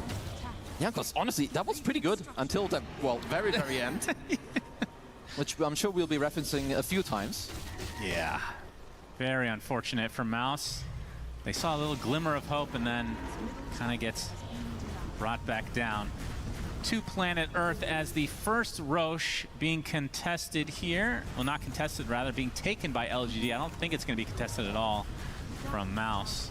Yeah, I don't think they don't really have. I mean, they have shrapnel for a little bit of vision in the pit, but I feel like you just can't fight in here right now. It's really difficult. I think what Mouse need is their only conditions to fight is either A, you split up LGD, or B, you kind of force LGD to be like deep on your side and like overplay as they did on the mid tier 1. If they're static on like a Roche, that's not a position that you can take a fight in if you break onto the bear. It just gets shredded. Yeah, attempting to TP out, that is not going to happen. Tai Long easily claims it, and now the tier 2 in his sights. Smoke from Mouse, looks like they may want to fight. Hook shot. Onto the other side. Looks like on the other side of the wall, actually. Yuma's in a bit of trouble in no man's land. He's getting burnt to the wrist. He does not have the Aegis because that is on the Huskar instead. So, Mouse, they get something. They lose the Lone Druid, but they get the Ursa, which at this stage of the game, they would actually take that trade every time. Yamit jumping in with a big punch. That's the Aegis down as well. So LGD, they do get the tier 2, though. And now Mouse on the run. We'll be able to claim this creep in all likelihood, as Aghanim Scepter is officially up for Boom, so... That was really good for them. Like, sure, you did lose the tier 2, but you kill Yuma, who was having a banger of a game, and you take out the Aegis, like, nearly immediately. Because with this Aegis, I'm pretty sure they would have gotten all the tier 2 towers and your outposts. So any type of delay for Mouse is super, super good. Well, I need to keep paying attention to mid-one's net worth, because mid-one needs to have a good game here for them, to kind of, you know, bring them into the game. For now, he had to go for the Shard, bit of defensiveness, and he's queuing up a Shadow Blade, so wants to get the Silver Edge later for the break and the movement speed cap. Yamich gonna run right into the clockwork, getting the... Okay, the hook shot comes out. That's the death of Theolokar. Mid one gets an easy pick off there. And the assassin on the KJ will be able to walk it off. Why do those pits look so big? He doesn't have anything that increases, does he? I was just like, when there's like some high ground, low ground on some of the areas, it looks like ginormous. See, this is where you go for the chasm item. I mean, you'll get it. Yeah, you'll get it later anyway. You're gonna build into like a Shiva's Guard, and maybe I was also thinking like Yule Scepter could be quite good in like this type of matchup. You're playing against Ursa, you're playing against Darkseer, which is also pretty nice. But you know, obviously there's only so many items you can really go for, and I like what Boom has queued up at the moment. There's something else we heard them talk about on the panel. Healing, like owning healing restoration, is not that easy nowadays. And first of all, this item builds out of Ghost Scepter, incredible against Huskar and the Bear. And you know, lowering their healing and HP regen against Huskar and Winter Wyvern is insanely good. Yeah, that's true. Love that item. Yep. It is definitely underbought, as Crystallis gets a very much needed injection of gold as he's bottom on the net worth. Oh, wow. I didn't even notice that. Yeah. Oh, yeah. Well, once he gets that Aghanim Scepter, I'm sure it'll be a little bit better for him. He won't have to be near his bear. He'll get to just stand on the other side of the map, as we all love to see for the Lone Druid. Also got my eyes on Yamich. Like, this guy on Tusk, it's one of his absolute Siggy heroes. And of course, as we know around this time, Shannon, you get the Greedy Enchantment. And Yamich, he's a big fan of the Walrus kickity-kick-kick, which they're gonna need. You're gonna need some bing-bongs, flip-flops in this game to shoot people out of position. I do love flip-flops. Yep. Can't complain about that. Same. I mean, especially if you're defending high ground. The kick is insanely good. I don't even know how you... Feels like it's so hard to play against. Because they're like... when you look at Mouse's scaling overall, it's not bad, like at all. And the high ground defense is very good. You have Sniper, you have Underlord, you have Jakiro and Tusk later with a couple of items. And I like what they're doing currently. They're holding a pretty good position on the map, hoping that LGD kind of bite on this. But maybe going through the gate here is... I mean, usually the first team to get Roche will get Tormentor. I don't know if that's going to be the case here. He's just toying around with him. You know, he's shooting wrong. He knows what's up. Yeah, faking the gate. Is he going through? No, Mouse just sitting here. Keep waiting, everyone. He's definitely coming. Patience is a virtue. Oh, they're going to go through instead now, and they're going to get hit by Cox. It's a reverse Uno. Oh, the Theolocore able to horsey away, gets snowballed into the punch. Is that enough? Tylon going to join the party as well, though. And there's the Underlord ult with the Aghanim Scepter. Theolocore is going to get healed at the last moment. The Macropyre right on top of him. Chrysalis Bear looking for a target, only can find the Wyvern, as Theolocore eventually does die. The bear. As the bear, absolutely. Crystal is eaten up, coming in from the other side with a shield rune. And now the mass exodus for Mouse. They will get out successfully, but this means Tormentor is LGD's. That was some hilarious back and forth. This is why I love Dota sometimes. They're like, yo, screw this guy. He keeps pressing the gate, and then suddenly you go through. You go way too deep. Like, Yuma had an insane initiation here. Chrysalis didn't even get his ult off. Like, he still died in the transformation form. It's KJ. Will get a free shard on his maxed out heal. 8k lead now on the board, and a full BKB to boot on Whisper. He is not dying anytime soon on this Darkseer. Yeah. Unless I am full on caster cursing him.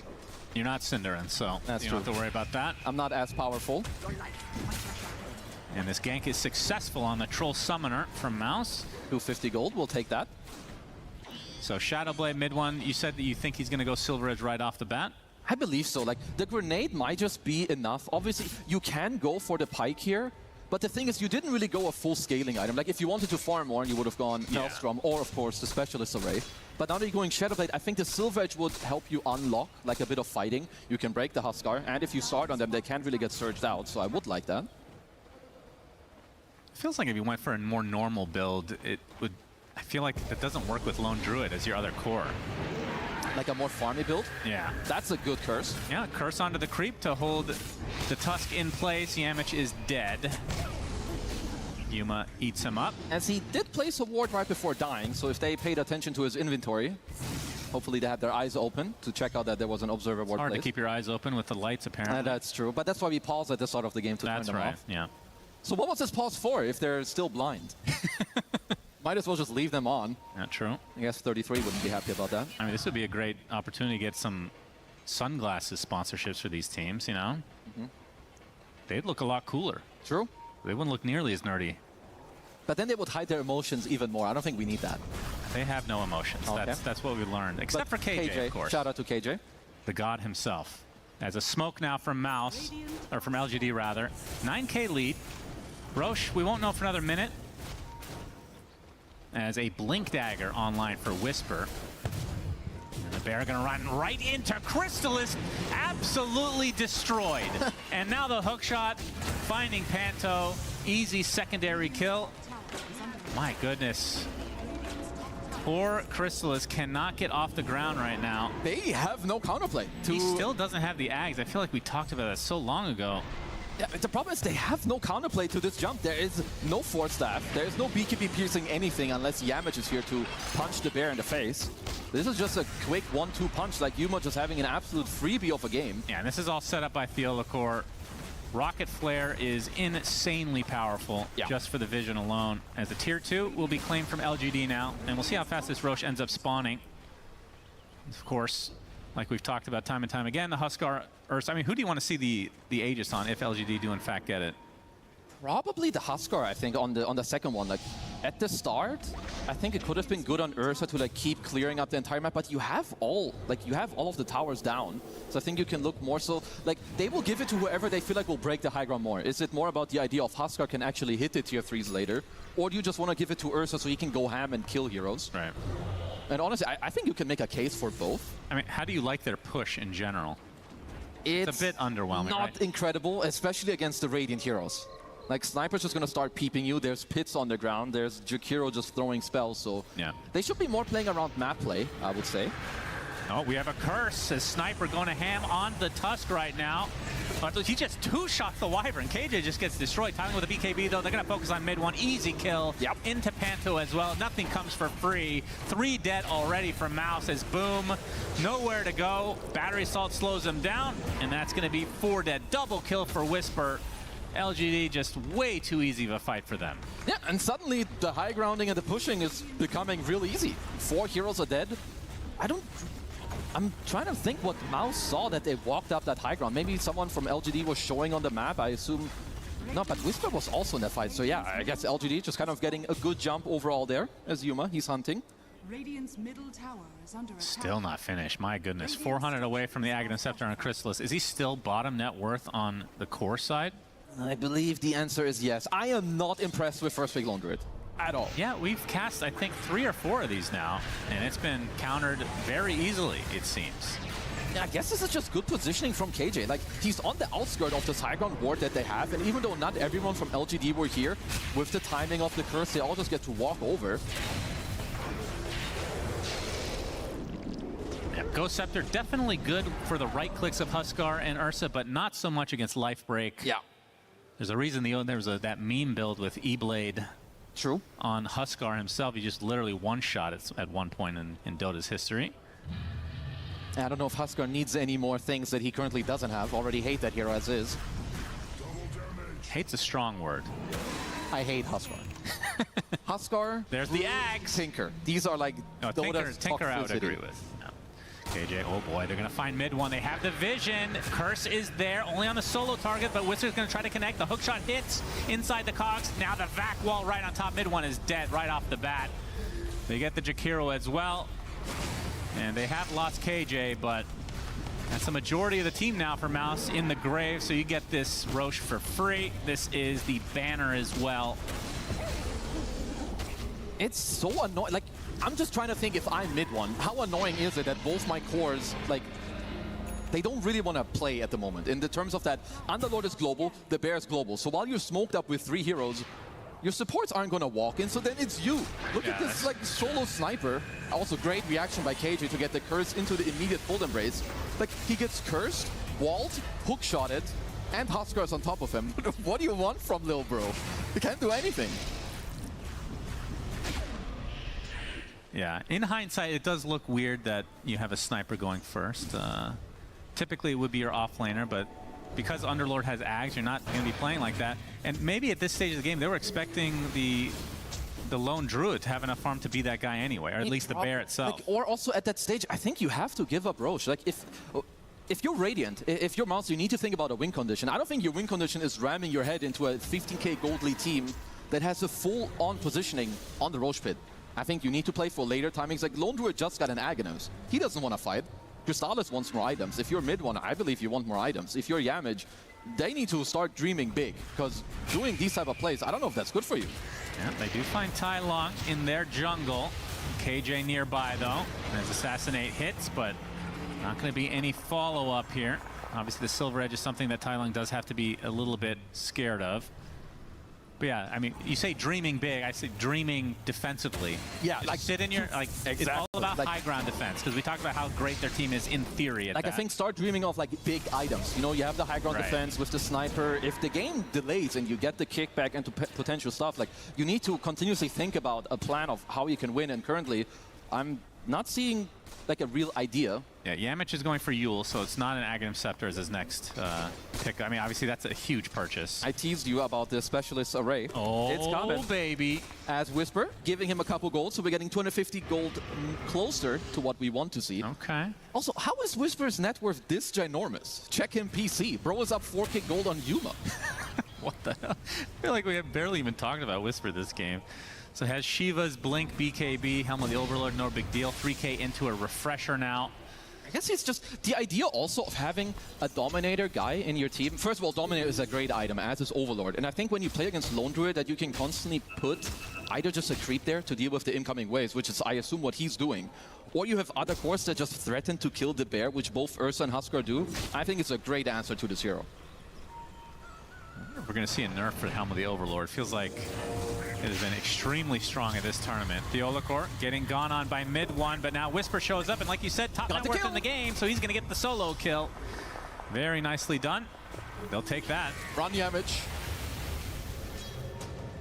Yeah, tempting too. He'll be fine. Yuma, what does he have right now? Does have the Basher, so if he had the blink up, would have been able to get that in all likelihood. Yeah, that is a dead bear. Yep, bear is dead. Is that bear number 1 or 2 here?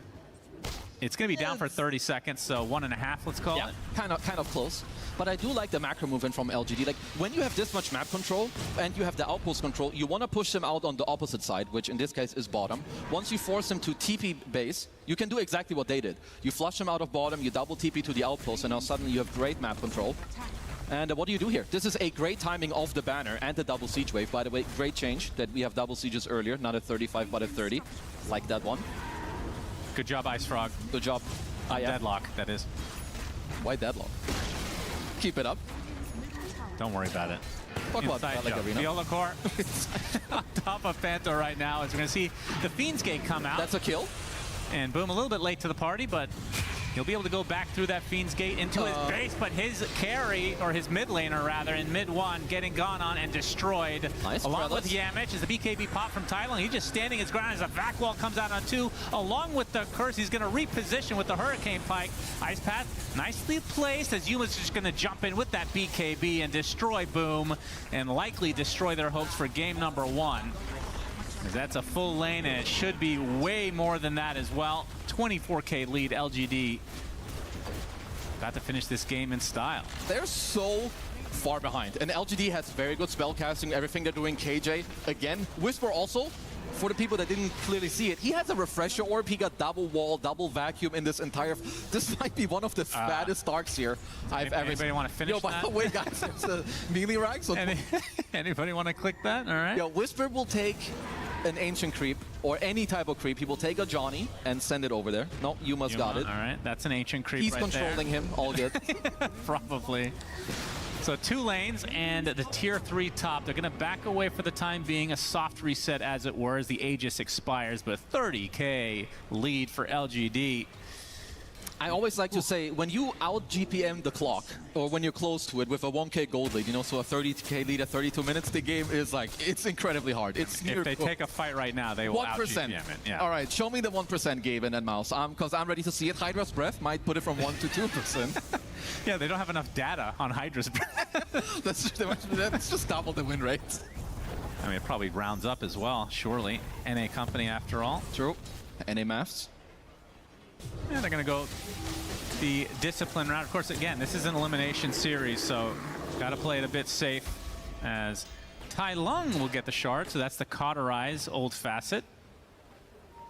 It's honestly pretty. Also, like at this point, like you're so, everything they get is just like it's just luxury at this point.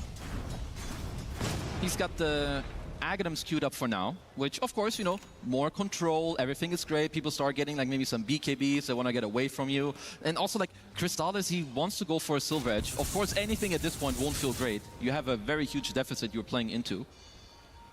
They want to go for a potential bait on the bear. Honestly, I wouldn't really mind that play. The only problem is if LGD are just like, yo bros, we're knocking up on your high ground, then you're going to have to go back anyway. Yeah, do they even fear the bear at this point? It's a Shadowblade, Mjolnir, Axe. They definitely don't. Yuma, he's actually setting up for it. Rocket Flare into the bash. Yuma gonna get gone on though. They get the Fiend's Gate out as well. He's gonna pop the BKB along with the Enraged, but Bid 1 is there. They get a huge back wall into basically everybody. And surely this is the end of the game. It's LGD easily winning this fight, trying to go through the Fiend's Gate again, but it's not to be. Gonna get life broken. Oh, he actually is going through it. Now the cogs at the last moment push him out. Yeah, where's the gate even go? Is it the base? Straight in the Radiant base. That would have been a nice play. Barely timing out. That's, yeah, LGD, any play they go for, it is honestly quite hard for Mouse to just stop it. Even there with the Blink Punch. If any spell even clips mid 1, he's dead. Yuma going for the bear on bear action. Yep, this is the not so great bears. They're gonna call it GG, and that does it for game number 1. LGD completely stomping. Yeah, just it's gotta feel good if you're LGD. You're 15-1 on Yuma, 8-0 on Whisper. I think their supports in the early game got a lot going. Same with KJ. Just very nice spell usage overall. And I think if you're Mouse, honestly, a lot of the games just haven't felt that good. I think first pick Lone Druid also hasn't felt amazing. It's not just them, though. Several teams have first picked Lone Druid, and it hasn't worked. I mean, maybe it's confirmation bias for the games that we've been casting, but it's been pretty rough for the Lone Druid overall. Yeah, and they're just ending up with, I would say, a draft that's like very much overlapping in what you want to do. Like both Lone Druid and Sniper are very slow. And against LGD, you know that these guys are going to run you over if you give them any opportunity or any space on the map. Yep, Tai Long ends the game 6-2 on Huskar. Yuma 15-1 on the Ursa. And he started out 5-0 in the first, I want to say, 6 or 7 minutes. He was very, very hot to start the game. And of course, Whisper was kind of uncontested on the Darkseer, basically the whole game. Ends 8-0. No, he had a banger performance, and these are just the type of performances you gotta try to slow them down from it. And also, like the Lone Druid against the Huskar trade, that's not a favorable trade for you at all. So if you're Mouse, I'm expecting them to do a little bit of a switch up here for game number 2 and give a little bit more aggression here to fight into this LGD style. Yeah, it felt like even on paper, even if things went relatively okay, the Sniper and Lone Druid kind of feel like the same type of hero archetype in a way, as opposed to like some sort of Ember type mid, which we've seen mid 1 absolutely destroy on many a time. Yeah, and it's also, I think LGD just kind of cornered them. And, you know, kudos to them. They played very well. Tai Lang as well on his Huskar. He's incredibly good at this hero. And I just think, you know, showing some very calm gameplay, very calculated, nice, disciplined, like what I'm seeing. All right, Shiva! Thank you, Sunsfan and Kezu. This was a quite one-sided ordeal, and yeah, Seb decided didn't want to watch this one anymore. We got a replacement. Upgrade, some might say. Hey, Slacks, how you doing? I don't think anyone would say that I'm going to upgrade from Seb, but it is a pleasure to be here. Thank you so much, Shiver. Yes, what an incredible, holy moly, that was a game. Now, your boy here knows bad games. That was a bad game. That was rough. But yes, you know, you got to fight for your life there. Not too great from our boys Mouse, but I believe I'm a big Mouse lover, okay? Who's getting reported from the team? Oh, like, you love to report people, don't you? I am not a reporter. If you report people, the reports against you stack, okay? They are more powerful, so do be... No, I meant you're a reporter because you, like, report stuff from Dota scene. Not oh, Jesus, yeah, that is also true. Just kidding. You know what I meant. Shut up, Lacoste. It's such a pleasure, such an honor to be here with such incredible people. Lacoste, what'd you think of that one, big boy?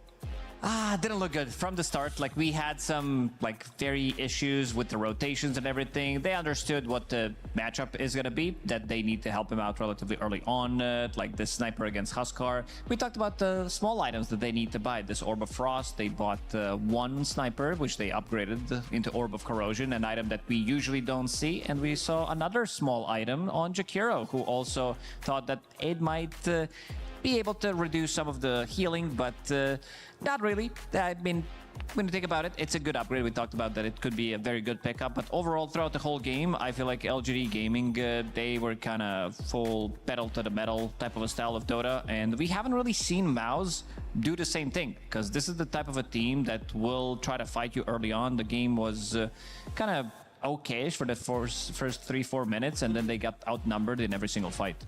Yeah, it was really rough, Shiver, because you see these heroes, and these are not new heroes for either one of these teams. Like, you know that the Huskar has a chance of coming out. It got banned 9 times before this series against this team. And you also know their main strategy. They got an Ursa, they got a Huskar. You know what they're going to try to do, and the fact that you're not able to answer that is not really a great sign. I think the biggest upset for me in this game, and what I was surprised in, is that Mouse did not pick anything that was crazy. Like Lone Druid, the most picked hero in the entire group stage games by many of the teams that have been eliminated, they're not switching it up, and it just looked like they were lacking a bit of that confidence. So, but hey, that's game 1 problems. Always game 2, baby.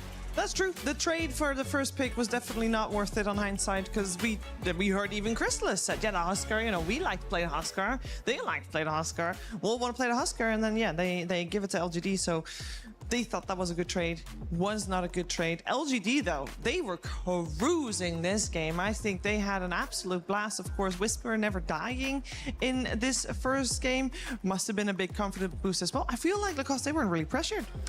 Not at all. Not in all these lanes. Like, we talk about Darkseer, this seems to become hero or like off lane of the tournament pretty much, where the hero doesn't necessarily need to play the lane. He's like, level 1, I collect some of the XP, and see you later, nerds. I am out. I'm gonna be jungling. You see him on top of the network, top of the CS chart as well. Then he comes back. He can creep skip and having a great timing. Like, also this time around, it's not just the helm of the Dominator. It's also full helm of the Overlord, making sure that you are getting extra bit of a value from from those creeps and always have that ghost push available. Very nicely done from Whisper. This is one of his best heroes as well. He has massive hero pool that he can bring to the table, but this one definitely being up there. You got to be careful, though, with Darkseer. You never know when the patch could come mid-series, and then his vacuum gets another second off cooldown. I mean, this guy, I've not seen a hero systematically nerfed since TI1 so many times. So you got to say that. That's why they're bringing it out in this pocket game. They are up for elimination. They're willing to destroy the hopes and dreams of every single Darkseer player out there just to survive, and you got to respect that. And you got to respect it, and it worked out very well for them. We talk a lot about the Sniper Huskar matchup before the game started after the draft, and Lacoste got some insights on that matchup.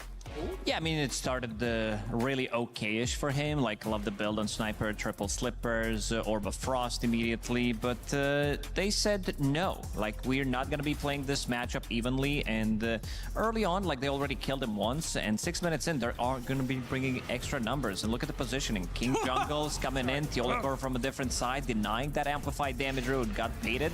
And also, Ursa, you might have decided, you know what? I'm also going to be joining in this fight, making sure that we are bringing in numbers. And every single time, like, it's very important to try to ruin this hero as much as possible in the early stages of the game, making sure that he is not getting the farm. So getting an early kill and Yuma immediately going back to farming, and the same thing is gonna happen again. But they killed its tower relatively early on in the draft, so they planted an observer ward here on the hill, and it does allow them to kind of scout things out, kind of providing the vision for the team. I don't know if we have the clip ready. And yeah, so it gives them full sense of security, and playing a little bit too aggressive because they killed that tower early on, and then they are drawn into a really bad fight. This is Sniper we're talking about. This is not your Ember Spirit or Storm Spirit who's like level 6, so has some kind of an escape mechanism.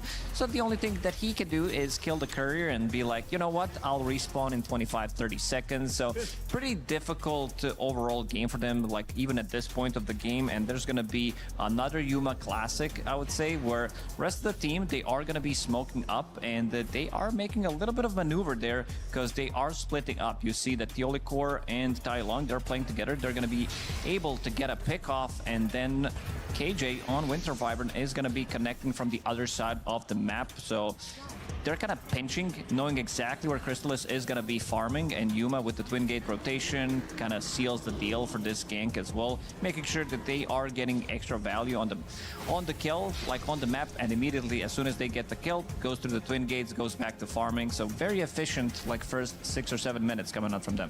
Yeah, I feel like maybe after seeing that, was there even a chance for Mouse to properly come back into this game, Slacks? Absolutely not. I mean, once you're standing in front of that double damage, 4 of you are running towards it, and KJ just one-shots it, that's a GG no re. I mean, if Ame was still in this tournament, he would have quit immediately after seeing that, and I can't blame the guy. You know, sometimes in Pro Dota, this is a real thing.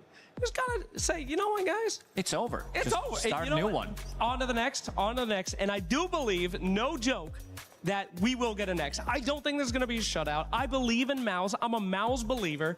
And yeah, sucks. Let's just get through that one. Yeah, game 1 was no good, but you come back for game 2 with something spicy. Slacks, what about the bear? I think this is also a bit of a statement saying like, my bear is stronger than your bear. In nature, bears eat each other all the time. I don't think they do. 100%. Polar bears are the only creatures that will hunt humans on purpose. That is correct. It has nothing to do with bears eating bears. And if you put a polar bear next to a black bear, it will eat the shit out of it, and it will enjoy it. But they don't normally. That's different. We don't have to get into semantics about the bears. He's not even a bear. He's a man who transforms into a bear. So we're not even going to talk about the biome issue. He has a pet bear. Okay, he'll eat the pet too. You think a polar bear cares? Anyway, what I'm saying is, obviously, we're not going to be seeing the Lone Druid again. That would be psychotic, and that's the reason we're on this tangent. They are going to pick something cool, and it's not going to be Sniper, because that was from psychotic to schizo. We don't want to see Sniper again, obviously, against the Huskar, but I have faith in Mr. Faith, immortal faith, that he's going to be back there just getting those guys ready to go. Is the Huskar, was this the main problem, Lacoste? Do you agree? I don't even know what he said when he started talking about polar bears, black bears being on Antarctica or something. Like stop listening. How easy is it to shake for Mouse to shake off this loss and think, We know Huskar is strong. We want Huskar as well. We gave away Huskar. Trade wasn't good. Just ban Huskar, go Nyx. Maybe. I think maybe the combination of the heroes, it felt like they needed to counter like 3 different heroes in the like 3 different lanes, and they ended up with a bit of a like 2 chaotic draft even for Mouse to pull off. This guy's good. That was smart. That was good. Wrong, though. Very wrong. Absolutely. You know, they don't have problems. This is when you get in your enemy's head. Game 1, elimination series, you know, you pick some silly stuff. They're coming back, man. It's not one guy's fault, all right? This is a strategy. I'm telling you, this is it. They're so confident. You win that game at your LGD, these guys have no idea what's going on. You'll see, Sheever. We might see. I hope so. also think LGD, with this win, has gained a lot of confidence. One of the things during group stages that we were worried about was that, for example, Tai Lung wasn't going to be able to step up on the main stage and suffer from these confidence issues. And then we saw him in the 1v1. And we realized, you know, that confidence issue solved. He proved himself. So he is doing fine. The team's doing fine. Of course, from that game, if I was to point out one MVP, it would be Whisper, not dying a single time, having a great Darkseer game. And speaking of Whisper, he is also the one that even before the series got the chance to talk to Purge.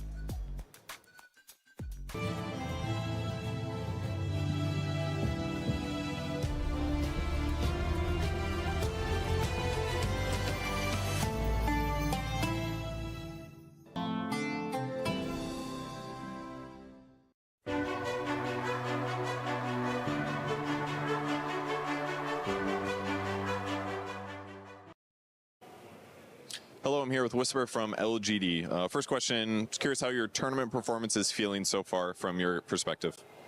¿Cómo sienten que les ha ido en el torneo desde tu perspectiva? Creo que muy bien, creo que hemos tenido muchas recaídas contra varios equipos. Creo que nos golpeó un poco fuerte el juego contra OneWin, perder el BO2. Y no recuperamos muy bien para Yandex, pero vamos a intentar dar lo mejor de nosotros por el resto del torneo, ¿no? I think we've been doing really good, but we really took a heavy blow in our game against OneWin, and we tried to recuperate a little bit with our game against Yandex. And for now, we're only trying to do the best we can for the rest of the tournament. Makes a lot of sense. You've had a lot of hero variety so far. You've played Snapfire, Enigma, Pudge, Batrider, like a lot of different heroes. I was curious why your variety is so wide right now. Are you just experimenting with different heroes, or are you just trying to create like different draft situations every game? Has estado jugando con muchos héroes diferentes, Snapfire, Pudge, Enigma, etc. Quiero preguntar si es que es porque estás probando diferentes builds, estás tratando de tener diferentes situaciones para el draft, o a qué se debe la gran variedad de tu hero pool.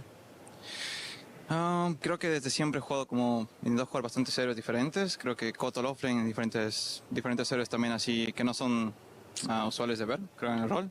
Pero no es porque quiera cambiar algo en el draft o alguna cosa, simplemente como que me gustan mucho los héroes y como juego muchas rankings y demás, pruebo muchas cosas, ¿no? Y a veces funcionan, a veces no. A veces algunas cosas que funcionan en ranking tal vez no funcionan en torneos, pero no pierdes como mucho intentando, ¿no? Creo que es una de las razones. O sea, simplemente jugar los héroes que yo sé que puedo hacer todo el juego, ¿no? No jugar un héroe que no conozco muy bien y estar ahí como fedeando, ¿no?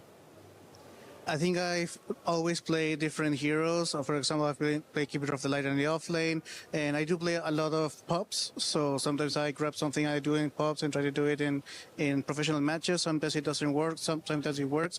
But I always try. It's not that I'm trying to do very situations for different drafts. I'm just trying to play the heroes I know I'm comfortable with. I prefer that over playing heroes that maybe I don't really play that well, or I'm not really comfortable with, and then I'm defeating. So I just play this variety of heroes because I feel comfortable with them, and that's how I've always been playing. I guess if that's where you feel strong, that makes sense. You guys had an off day yesterday. What was your prep like against Mouse? Did you just watch replays, do normal stuff, play some scrims? Ayer tuvieron un día libre. ¿Cuál fue su forma de prepararse para jugar ahora en contra de Mouse? ¿Vieron replays, jugaron scrims? ¿Qué hicieron? Pucha, jugamos, no recuerdo la verdad, no tengo ni idea. Creo que jugamos un scrim, no me acuerdo muy bien, creo que fue un muy mal scrim, creo que nos fue muy mal. Pero más que todo como que creo que una cosa que nos detiene mucho es mentalidad. Creo que tenemos muchos problemas a veces con la actitud de uno del equipo y eso va pasando al otro, es como una bola de nieve, ¿no? Entonces creo que ese era el mayor problema que teníamos, no tanto de scrim o jugar, o sea, no tanto macro, no tanto gameplay, más que todo mentalidad, y creo que ayer fixeamos un poco de eso. Creo que nos concentramos más ayer en arreglar los problemas internos del equipo más que probar otras cosas.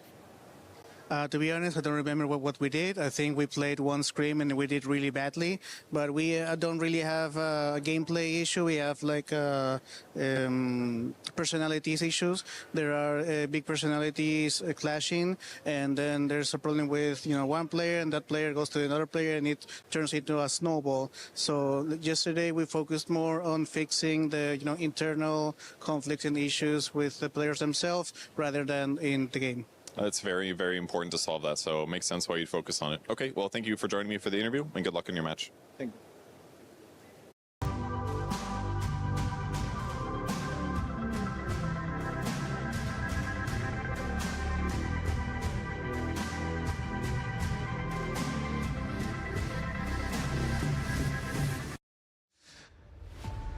We're ready for game number 2 of LGD versus Mouse here on the main stage for Dota 2 at the Esports World Cup. And I think Whisper was very open in that interview about a personality issue, and that was their main issue during the group stage, where, they came third in the group of death. So they did well.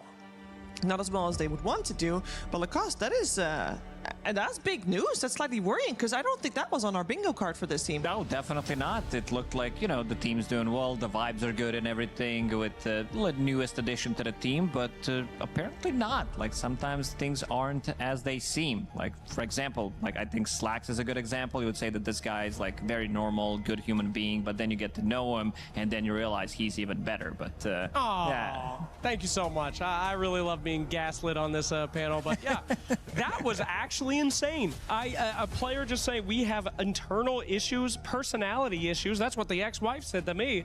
There's no fixing that.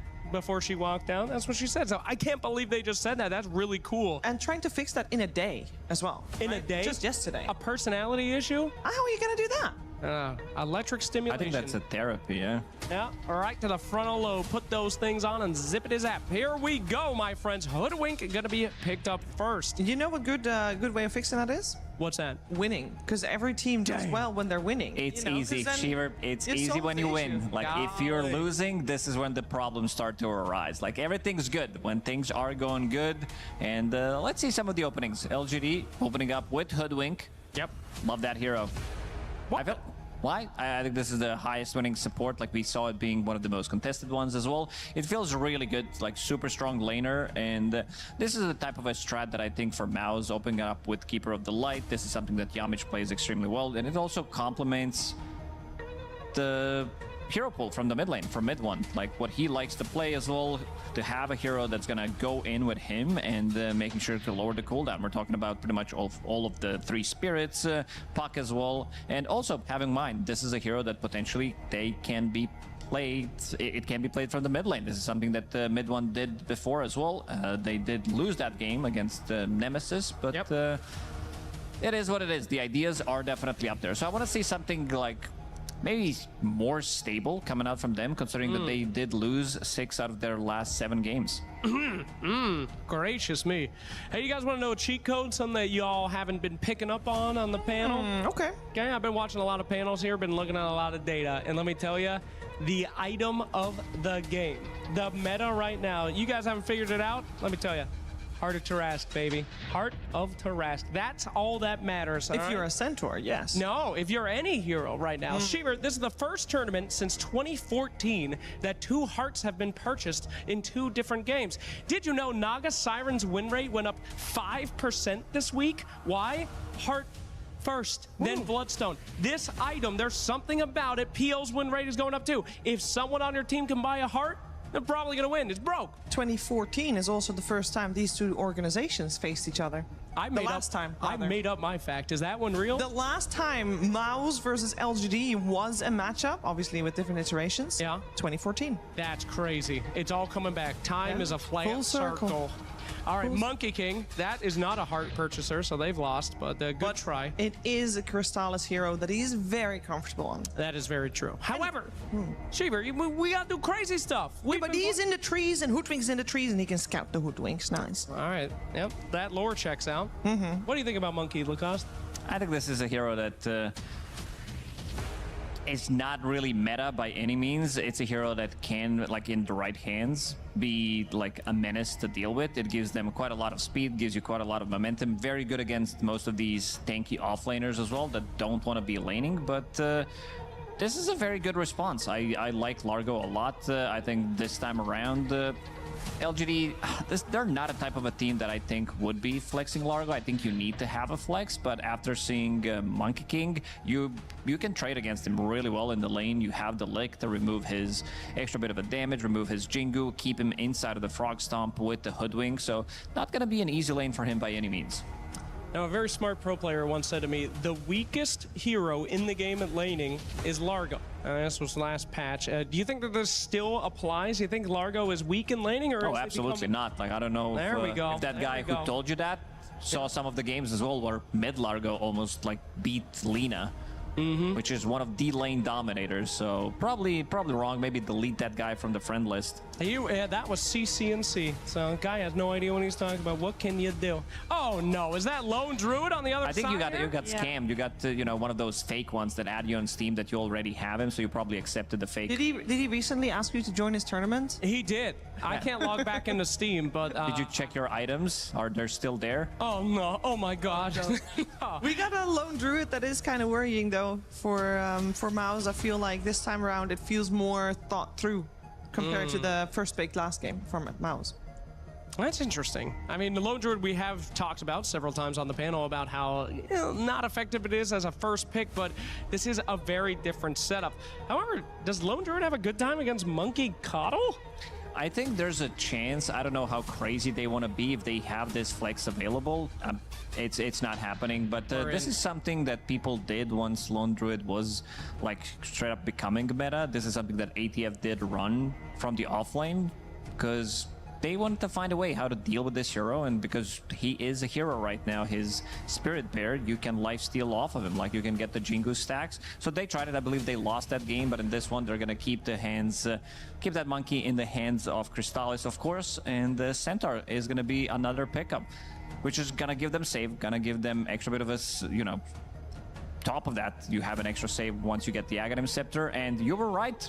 Like the heart build. Guys, I'm not... Did you know that Heart of Tarrasque is one of the only items in Dota 2 that does not share the cooldown if you're attacked? Yep. Did you talk about that, Shiver? A little bit, yeah. Talk about it again. It's the only item that the effect works twice if you have 2 items. You heard it from the Queen, ladies and gentlemen. That is a Heart hero right there, and they are looking good. Grimstroke? Holy bananas. What the heck does that guy do here? You can't make a copy out of Lone Druid that's good with the ink. But at least you can link a bear with something, might be slightly annoying. And, I mean, they don't have too many good spells to throw into the mix. I have another reason. Solar Bind is okay-ish, but a double edge, quadruple edge. And Vampiric Embrace, very good against Largo, because generally his attack speed is slow, so if you want to kill the wife of Grimstroke hugging you, then it's going to take a little while. Thank you so much for that, Lord. So I don't think they're going to be running Grimstroke plus Keeper of the Light support duo. It just doesn't feel like that's the thing. Yeah. So I'm kind of leaning towards the idea that they're going to be playing this Keeper of the Light potentially from the mid lane, but I don't like it as much considering that there is also Largo available who can lick it off. So picking up Puck here, knowing that, I mean, they have a little bit of a flex if they still want to be running Monkey from the mid lane, which has been good in the past. This matchup definitely more favor, like how the time went by. I feel like Monkey lost that little bit of edge that he did have. 25% win rate on Puck. Yeah, terrible win rate. Well, guys, come on. That's the I'm pretending that I'm Nisha, I mean, just because one guy makes a hero look good, everybody thinks he can play it. Not so much these days. You know what? I did want to bring up one thing. Did you notice not a single Spirit has been picked or banned here? I think that's extremely fascinating. A lot of the Spirit heroes are very good right now, and we're just glossing over that. But yeah, I'm a little worried about Mouse's draft. I'm not gonna lie to you. This Centaur has a lot on his shoulders, He's your initiation, he's your tank, he's doing a lot of stuff. Any one of these other heroes is super, super bad if they get run at and caught out. So he's got to save people, he's got to tank, he's gonna be in the front. That's a lot of work. I might need to buy 3 hearts. Oh, that will do it, Shiver. That will end the game instantly. New way to win. Yeah, it seems like they're going to overwork him, especially if he gets agged. He's going to be the workhorse. Thank you very much. That's what we like to call an alley-oop there. My boy got ball knowledge as we are going to our last ban. What are we missing here, fam? I feel like we're missing on the side of LGD one of the supports. It depends, though. They could play Largo as support if they really wanted to. Sure. So we'll see where they go with that one. We did see a support Largo earlier on. On the side of Mouse, we are looking for either a support or a hero for mid one in the mid lane. Ah, you're really thinking about that flex keeper of the light mid. That would be dank. I don't believe that's going to happen, but it would be pretty crazy. All right. As we see here. Now, I do have to say, I personally get tilted when I see a Grimstroke and there's not a lot of single target abilities. We have one at the moment. Yeah. And that one is double-edged, so that's not good. Vampiric Embrace, you can do that too. Oh, that's true? No. But I don't count that one, you know, because it's the same guy. I will say, though, Centaur, another reason that he's so strong, recently in the qualifiers, the damage amount total ever was broken by a Centaur recently, and still lost that game. Ouch. So, yeah, what can you do? Anyway. Tank too much damage. I could be okay with some like casual Enchantress, maybe even Grimstroke for LGD because of the... That Grimstroke is already not Grim, sorry, I'm thinking about the Ringmaster. Sorry, Shiver.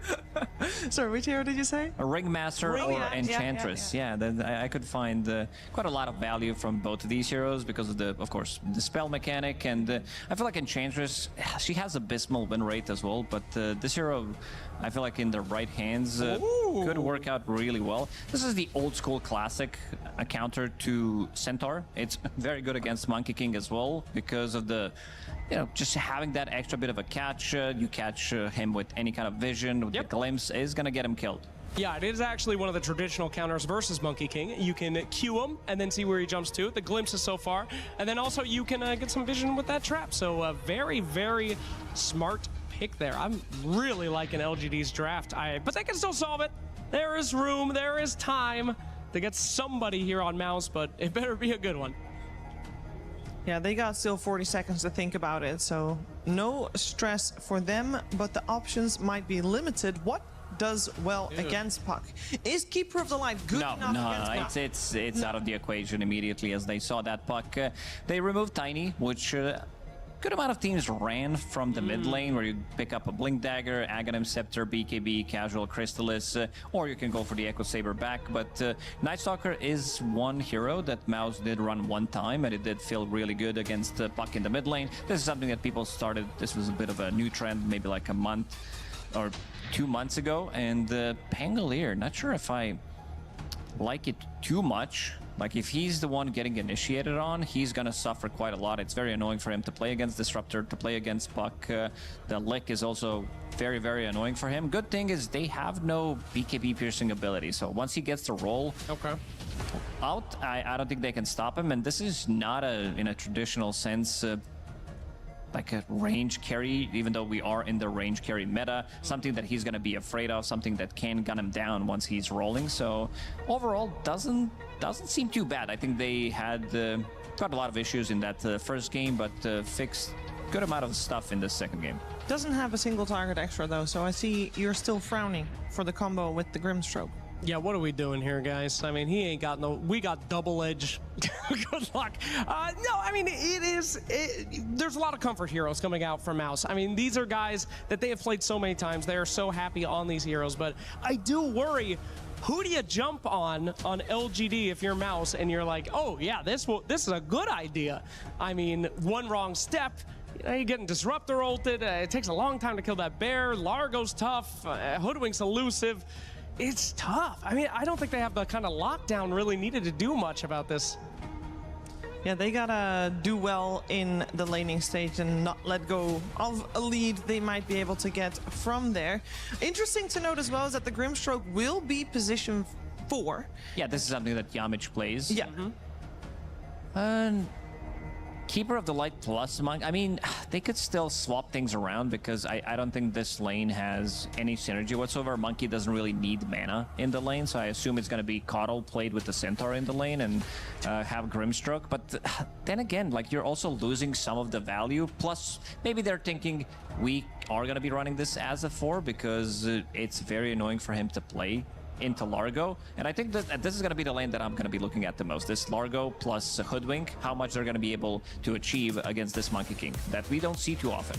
Well, right now, LGD is 1 game up in this best of 3 with elimination on the line against Mouse. So Mouse has to really pull out all the stops to make sure that they can stay alive in this EWC. Let's see if they can with Sunsfan and Kezun. Welcome, indeed. Yeah, an elimination match potentially from Mouse if they lose this one. If they do force a game 3, then one of these two will be eliminated in game 3 instead. That's how the best of 3 works. That's crazy. Case you're wondering. Yeah.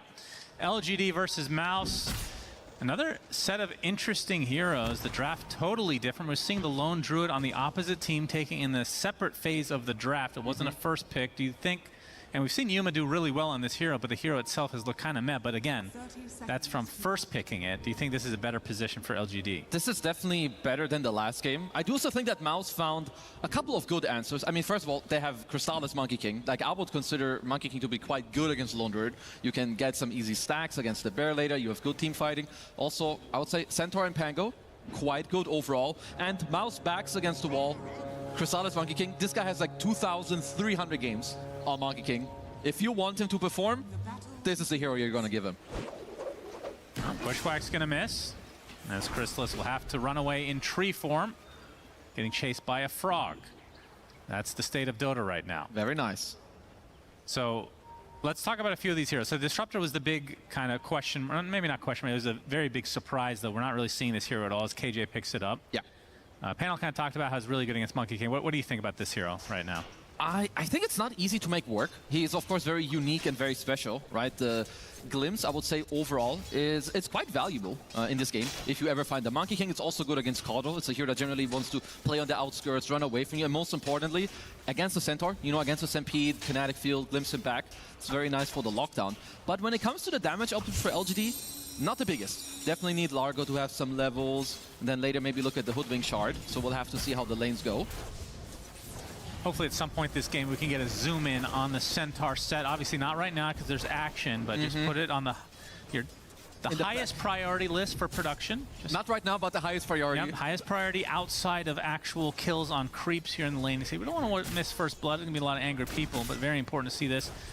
Centaur set, of course. Of course, one of the best ones, but there is something missing. Apparently, you still love it. Of course, it looks even better without the head. I am liking this early lane swap, though, as a first glimpse of the game onto Panto with Blood Grenade. He's going to pop that Fairy Fire. They're going to try to turn it around to KJ instead. The Blood Grenade applied. Looks like he'll be okay, but the root now applied to Boom, getting forced out in that half donkey costume that he has on right now.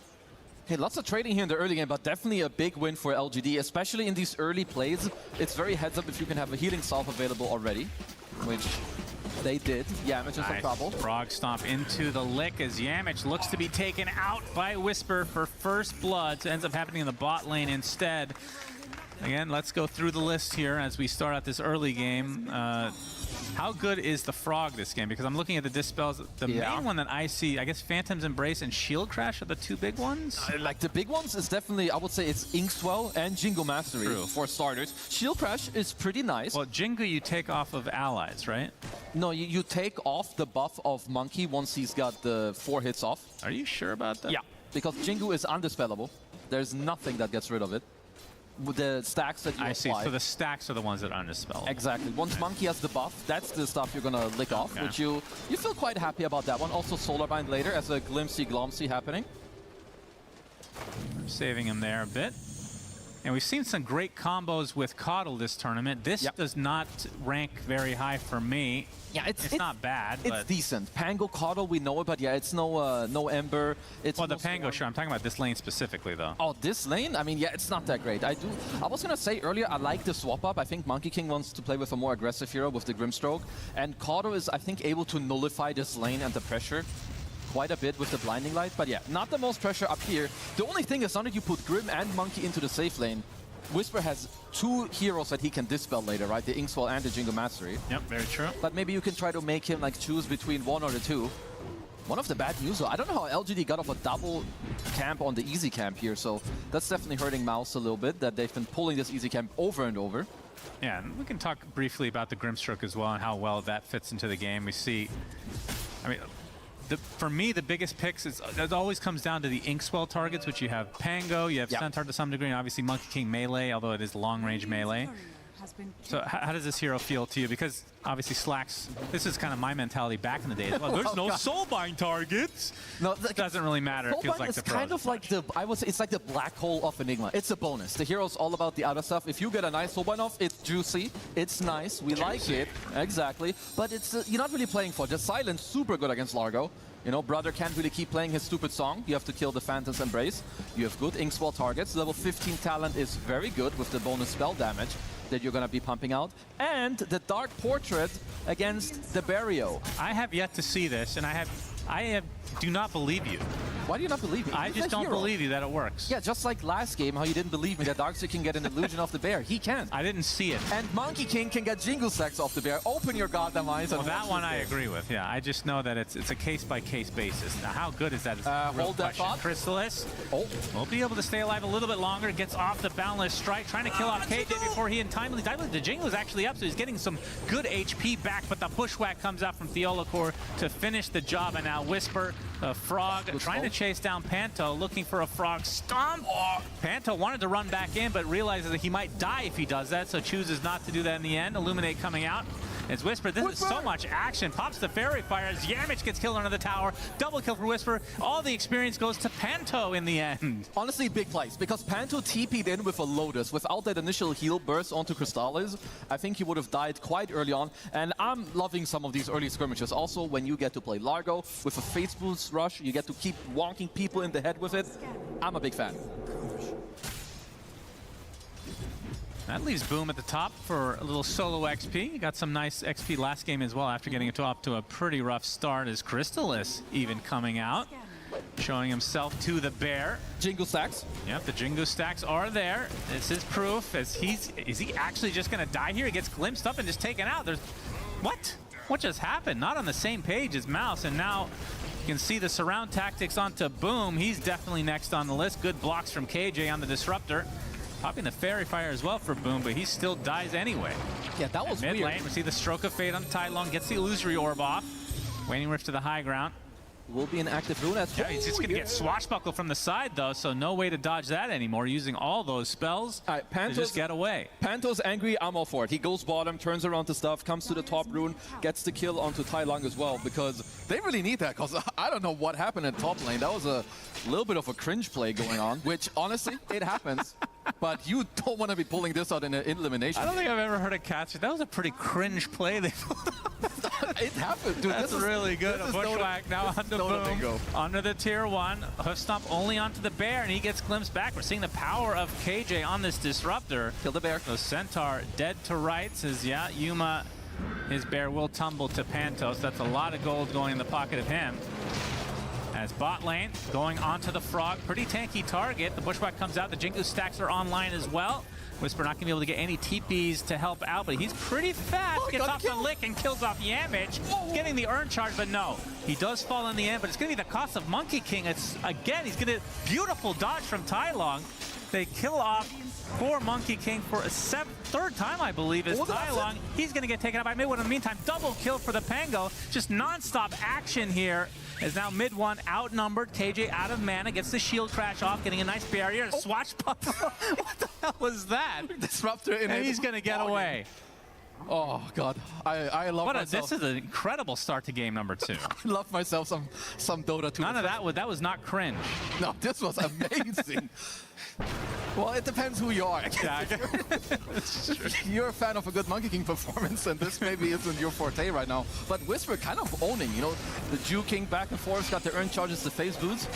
Yeah, Crystal says he needs to recover, because he's low on the CS, he's low on the levels. But we will watch Mid-1's fancy footwork here. Needed one more hit to get the Jingu Stacks, but... Oh, he barely got the last hit there. Man, oh man. Third death for Crystallis in this game already. How good of a comeback hero is Monkey King generally? That looked like a bug. No, I love Disruptor in it. It's so funny. Yeah, Whisper. He's got to shake it off because he was doing some good stuff in his bottom lane. But okay, Monkey King. It's like most of Crystallis' hero, they want to play from ahead. They're designed to play from ahead. You know, Monkey King, Razor, he plays Bloodseeker. Honestly, he plays all the dirty heroes. But the good thing for him is that even though he's died a couple of times, his net worth is pretty good. He's getting some recovery on the levels. I do like it more when he plays the aggressive Monkey King. You know, the Desolator, the Mage Slayer. We saw him the other day, didn't work out. He also bought Battle Fury once against Spirit, didn't work out. Good dodge on the Bushwhack. They're hunting. If they get a single Thunderstrike on him, then he just dies pretty much.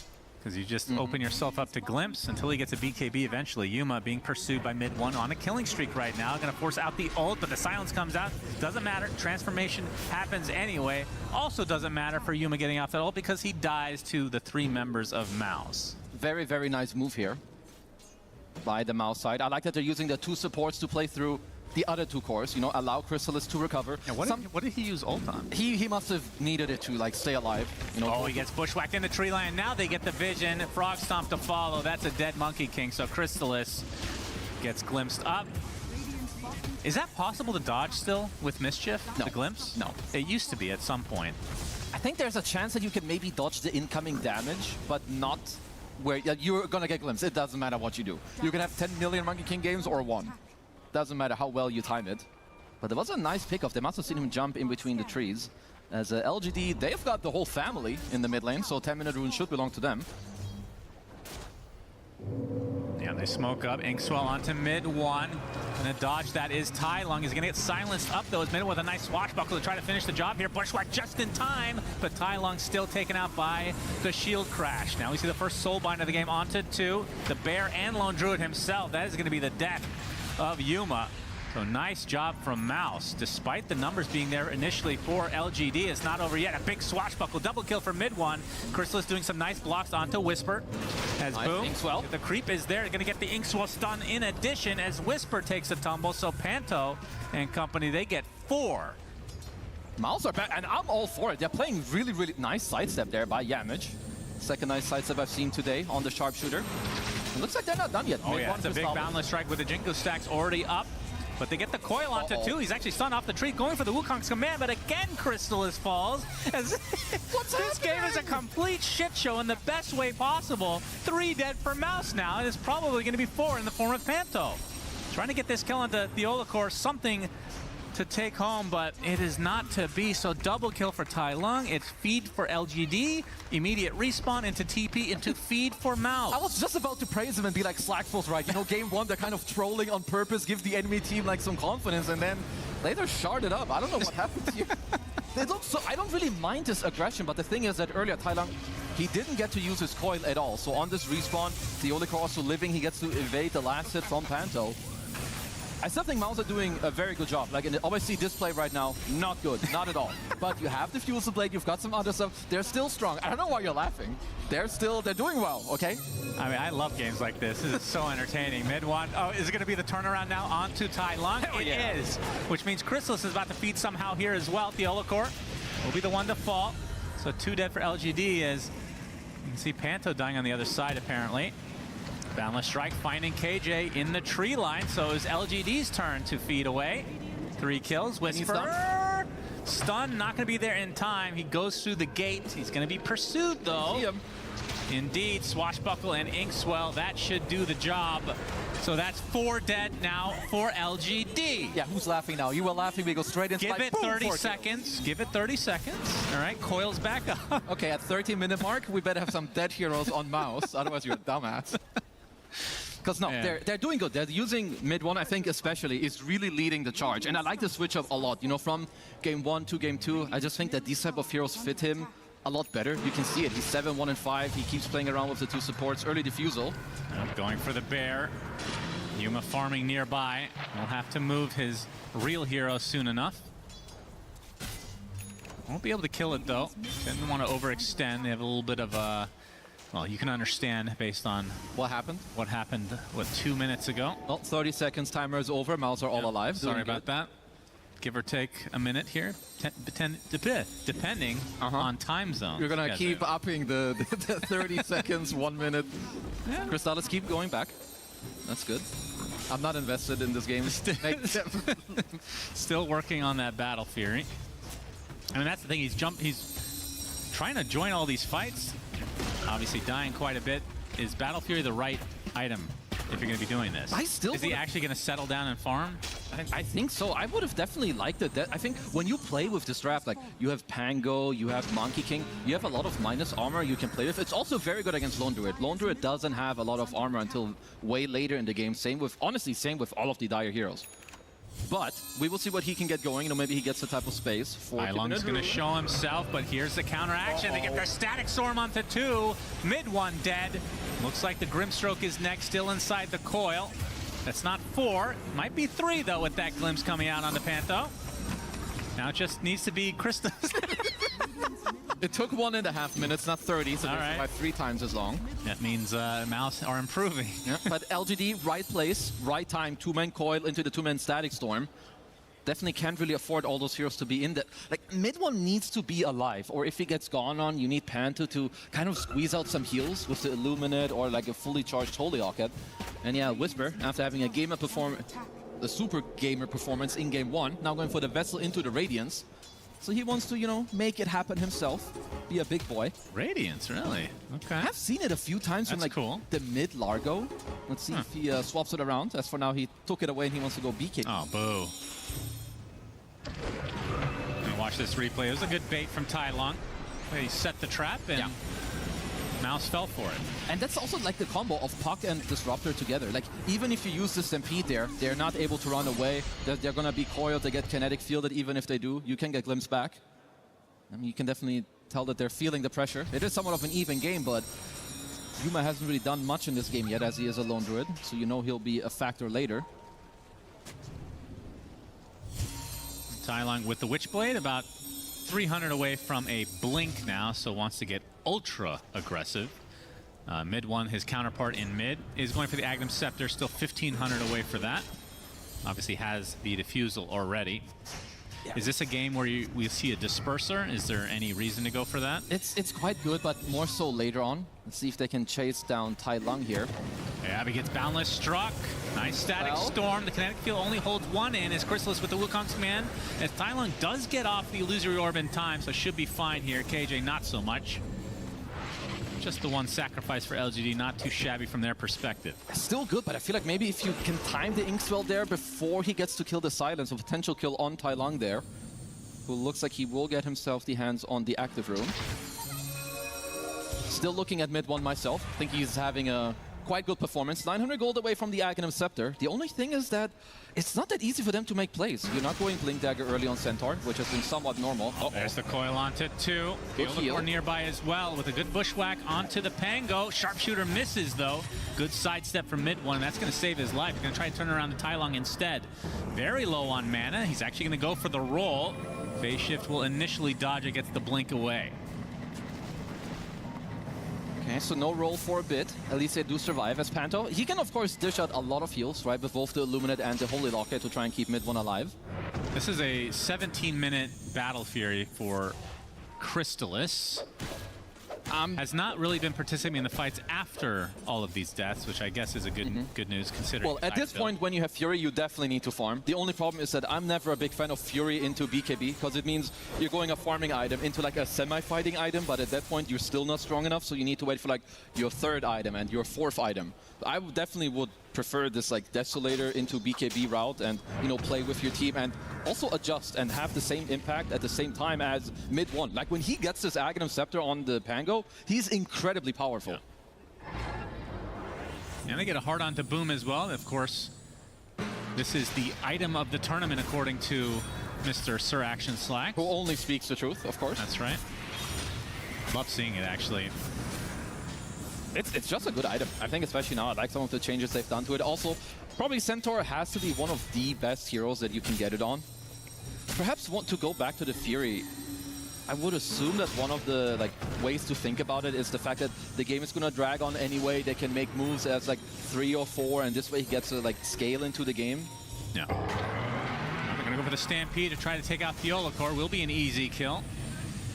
And this is definitely a game. Now that mid one has Ags, I assume Shard is next. It's just way too good of a Shard game. It's Coil, I don't mind if he would go Blink. I think like Blink into Shard or Shard into Blink, because he is the only fight starter, at least from what I understand in this game. That's true, because you're going heart first on Centaur. Yeah. Yeah. We will see, because now Boom is of course queuing up the Blink Dagger, as Whisper's just kind of, you know, walking face first into them. He's got the BKB.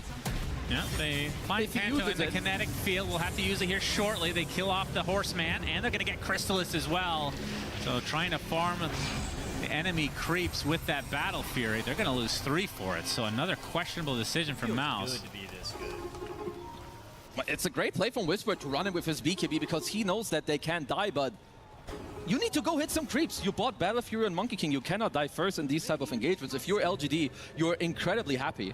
And I think Mouse have some of these mistakes where they do overstep a little bit in some of these fights. The good thing for them is that mid one was, you know, he's chilling. He's not dying in this type of play, but then the problem is, why do you want to be 3 people here? Because LGD, they will happily oblige this play and just kill all of you. Yep, absolutely. The good news for I mean, maybe it's not that good news, but... Let me hear this one. So Crystallis bottom net worth of the cores. Lone Droid's not that far ahead. True. It's only 1,500. But the problem with that is once he gets Ags, he's gonna be getting more farm. Like, it's basically almost impossible not to. Yeah. Not for sure. At least for now, they do have decent scaling into the Lone Druid as well. Like, we've seen the power of Pango. I would also consider Centaur to be a quite good scaler, like into Lone Druid. Later when you have Heart already, he has the Shard, you can get a lot of stacks on the Bear permanently. Yep, KJ found, will be killed. Yuma nearby. That's exactly what you want to see from your supports, though. Tank the gank, as it were. 20-minute mark, though, so Mouse going to take this opportunity to go for the Tormentor. Let's see, Whisper's eyeing them, and remember, it's daytime. He sees everything on this low ground.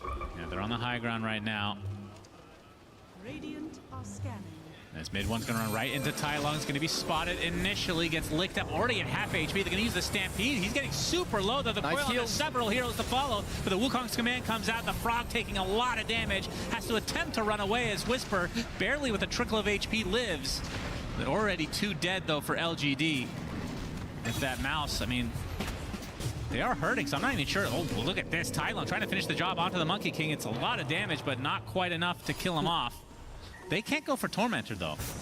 They're way too low. Yeah, if they had any more time on Panto's ult, they probably could heal up and make it happen, as Tai Lung is still playing around with them. If Crystallis dies to a random illusory over, I swear to God. He'll be fine. I have faith right now. They are getting healed up. Yeah, that is and there was a good fight, and this is why small things matter. You know, the Essence Ring on mid one with the Mystical Enchantment, they're all healing each other. That's okay. They're taking a lot of damage on this. They don't have auto heal anymore. And they're going to try to delay this as much as possible. No coil up. And they've done a nice job of making Mouse get off of that for now. Well, Yuma is very happy if nothing happens, as he's waiting for his Bear cooldown, which is soon going to be back up.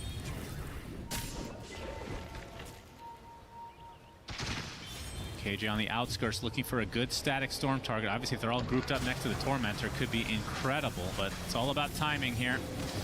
And they're too far away, so this will be a Tormentor for Mouse.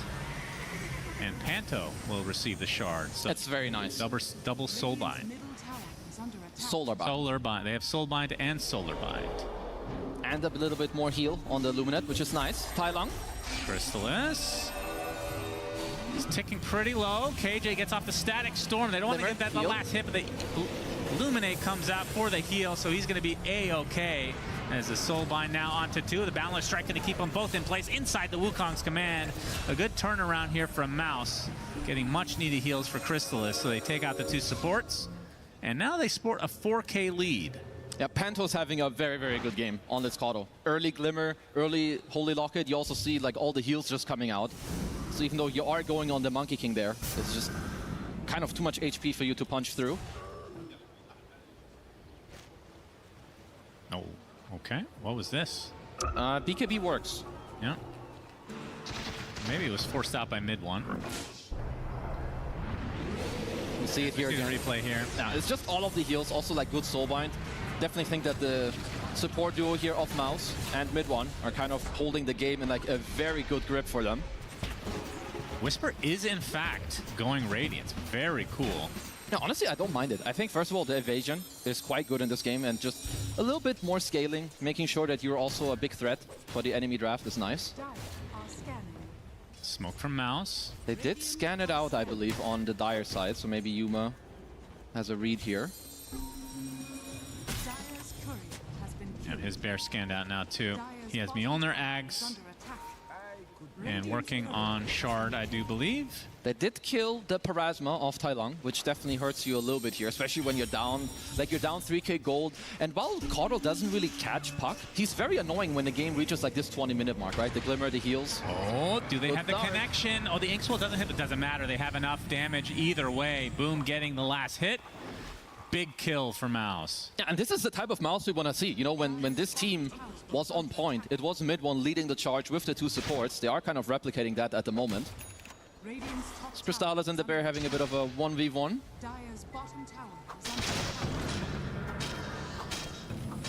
Arcane Rune there for mid one. When it comes to the Roche play, which team has the advantage, would you say? I would give it to Mouse just because you have minus armor. Yeah, as mid one collects himself a freebie on the King in the jungles. So definitely should be like in Mouse favor. Not only do they have better heroes, they're also ahead in the game currently. I'm gonna put it to the test right here. Looks to be free as well. Yeah. Now, do you put it on Crystallis? He's the lowest net worth core. I don't think so. I think you keep giving it to mid one so he can go ham. And I would even go as far to say, are they killing it in time? That'll be fine. Yeah, they should get it. Throw some stuns in there. Seems like we've got an L read here by me, as they will give the gem instead to mid one. It might be them with the L read. We'll see. I guess we'll find out. The rationale. So what does that mean exactly? Because he's not that farmed. He has BKB Battle Fury. He wants to farm. This Aegis provides him that space, or is he actually going to join his team to try to get some outer towers? I mean, I would assume that it just allows him to farm more aggressively and then, yeah, to connect to his team. And they're playing with the idea that mid one is rather unkillable, you know, with the supports behind him. As long as this Aegis gets used in an aggressive manner by whoever holds it, I believe it's okay. It shouldn't make the biggest difference. As long as this Aegis is used to, like, you know, push the map forward. All right, well, Radiance online for Whisper.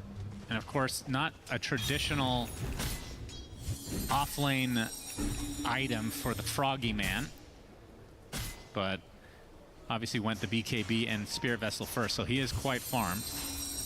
No, definitely so. And there's a little bit of a damage problem for the LGD side. I would say at least for a couple more items coming out. Like, again, have to talk about Pantos Caudle, who's dishing out a lot of heals. You're also playing into a Centaur who is hard, 3,600 HP already.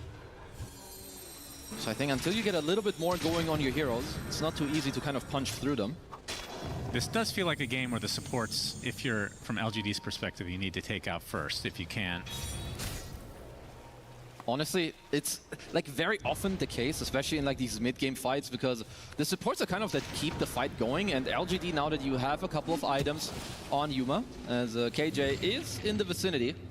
Oh, and spotted. Will be going down here. But it's another game where the offlaner is not an initiator of any kind. So you have the mid laner that's like your pseudo initiation. You have a Blink Dagger now on KJ, I suppose. Yeah, whereas Mouse is just, you know, much more standard. Obviously, the Blink came out later for Boom, but he has it in addition to the Lotus. Is Tai Lung? Nope. Oh, okay.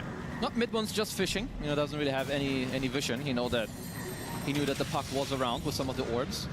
Going for a BKB next. I like that one. Chrysalis Jingu taken off. Already at half HP. It has the Spirit Vessel applied as well. Is it going to go on top of mid one? Sharpshooter's going to miss. Crystallis on the run. That's first life down already, and that's very little commitment needed from LGD.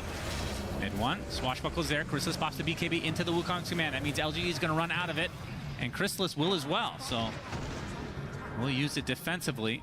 Well, it's a good punchback from LGD, right? Kind of maintaining your map control. You push them out of it. That's a BKB charge out. Rolling Thunder is gone. Anti-Aegis as well. So Whisper kind of showing off the power of his Radiance here. Now also with the Kaya, giving yourself some more mana regions, some more spell amp. Very happy about this item combo. will be going for the Aghanim Scepter, which obviously a lot more standard. Although there's been games where we've been seeing Froggies not go for it. No, I do and think if they do, it's much later. Yeah, I do think it's good here. Like, just choosing between like movement speed, healing, giving some more bonus damage to all of your heroes, I think it's quite nice because you are dealing with a little bit of a damage lag. I think on the next 1 or 2 rounds of items, you can kind of power through the Kato heals, the hard on the Centaur, and like the 2k, 3k HP that they have on the heroes.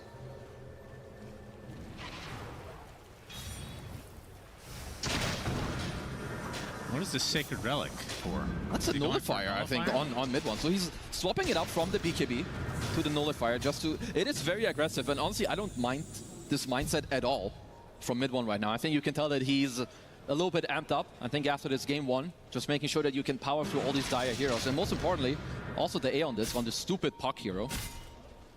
So Eon Disc and Glimmer, is that all I'm missing?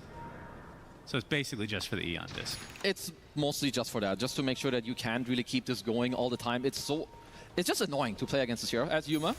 Okay. Coddle, goodbye. Good knowing you.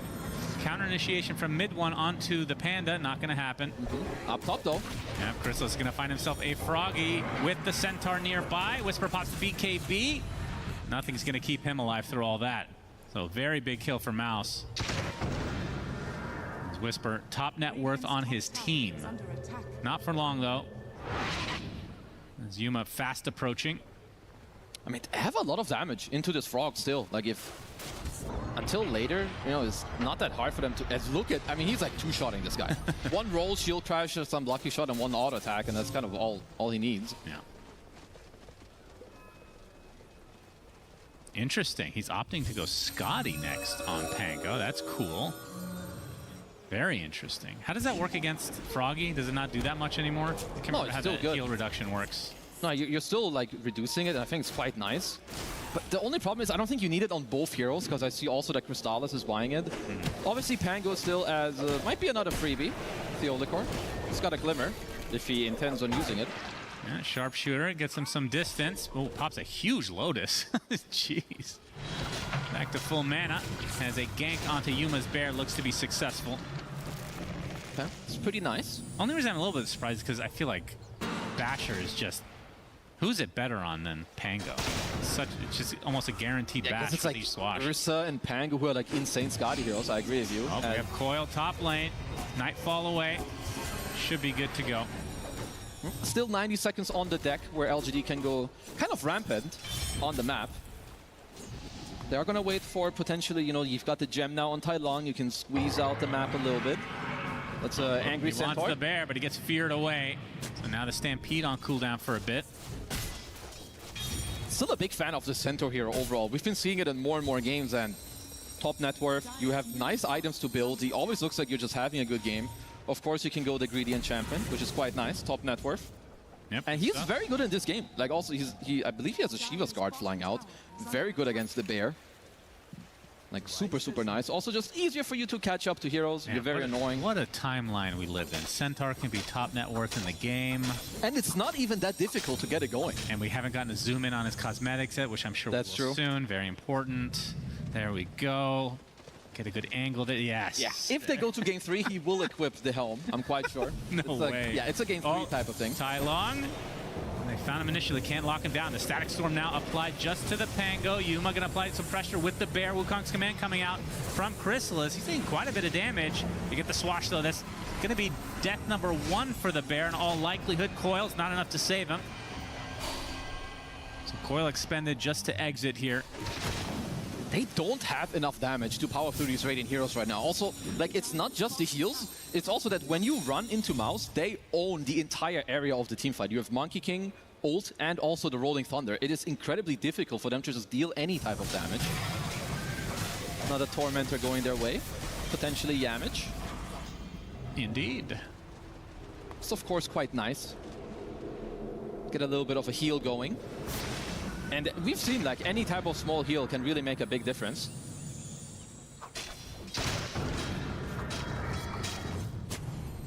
Did swap up from the Scotty to the Basher. It just first of all, your Monkey's already buying it, and I think the Basher just makes more sense. Yeah. Glimmer into the roll. All right. The Olacor gets clipped by the shield crash. No true connection, but the nullifier applied. Not going to go any further. Stampede used, though. That's going to be used to kill off KJ. A 6K lead for Mouse, as they're in a pretty good position now. Roche, pretty late spawn, though. Small silver lining for LGD, I suppose. They're just looking for some of the next round of items. You have Yuma who's queuing up the BKB, does have it completed. You leave Tai Long with the Octarine core. Some of the bigger ones you're looking at, of course, is always, like, when you play Disruptor, you are thinking about the Aghanims, which is one of the best Ags and one of the most game-changing Aghanim Scepters. Nice cancellation there. So Yuma's Bear out again, and 50 seconds for no Bear, so he's not getting any farm in the meantime. Yeah, and you don't really want to engage a fight when you have only one Bear anyway, so this is like going to be 2 minutes of Yuma not really wanting to fight even after finishing the BKB. Tai Long with a good dodge. Of course, it's not the hardest against Centaur. When the Bear's up, it will have BKB, though. And now it's starting to hit, well, not quite critical mass, but it is top net worth on their team. In fact, all 3 cores for LGD, similar net worths. In fact, all cores in the game. Yeah, I mean, all the cores now at this point are having a very good game. I think they couldn't really ask for that much more when it comes to like their overall items and everything. I mean, the big separation is really the supports, and obviously the Coddle is just going to be farming more than most supports do. It's just really hard for Disruptor to really, you know, keep it up there when it comes to the net worth. Next Roche should be kind of what we're looking at. And of course, if you're LGD, you're kind of also happy if the game slows down a little bit, get to like a couple items on your lone druid. We all know that Puck scales very well. And the Aghanim Scepter on KJ will be a huge game changer if they do get there.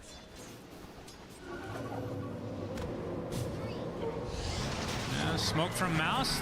Find the connection onto the Squirrel. Frog not able to help Squirrel out in this case. In fact, might lead to the Frog's death instead, but the TP's coming in on top of the outpost. Mid one faking out the Rolling Thunder. LGD will exit.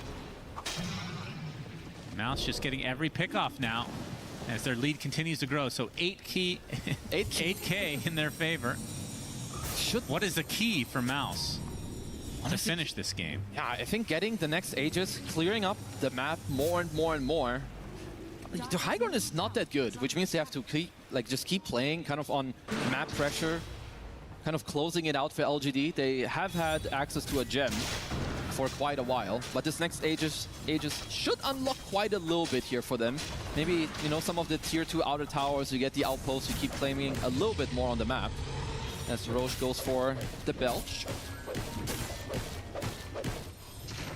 They will get it for free unless Thailand wants to do something crazy here. And start poking. Now he's going to head to the north, so all the goodies for Mouse. It's going to be Aegis and the banner. I like that they're giving it up. Like sometimes you have to give up something and it's a-okay. You got to amplify damage rune on Tai Long. You pushed in top lane all the way. Basically all the lanes are pushed in, which means now when Mouse are done, they kind of have to split up a little bit, push in the lanes here and there. Silver Edge just about to be finished here for Yuma's Bear. And what's the item after that? We've been seeing Butterfly occasionally. Do you want to see Basher or something like that? I don't like Butterfly. I think you need to be able to deal some damage. I think Basher could be okay. Well, that's maybe, a long TP. Maybe even an MKB or a BKB, because you're playing into like Pango teamfight, Monkey King teamfight. There's also Blinding Light to make you miss. Yeah. But a couple of good neutrals, of course, coming out also here, especially for LGD. The double Conjurer's Catalyst on the 2 spellcasters are big ones. No more greedies?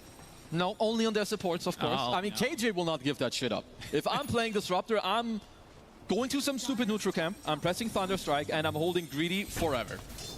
Until I have like my Axe +1, and then it's like, okay guys, spell amplification, here I come. Okay.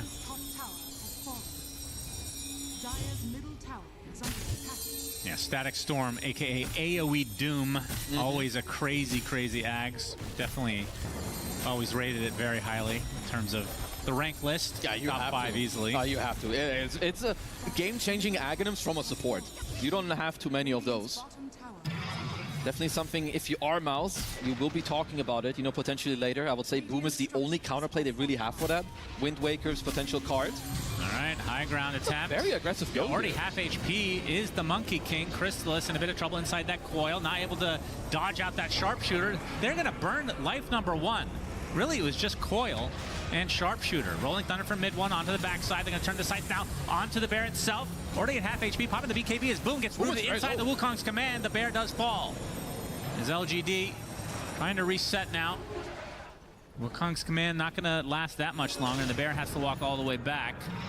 It is a successful defense, though, from LGD. It's very good for them. It's not just a defense. That's a very fresh Aegis. Like, they still had a couple of minutes to boot on that one. So it's a lot of pressure that you're kind of taking away. Can allow you to, you know, potentially run out on the map a lot earlier and more quickly. Suddenly, if you run into a Monkey King or into a fight, you don't have to immediately retreat.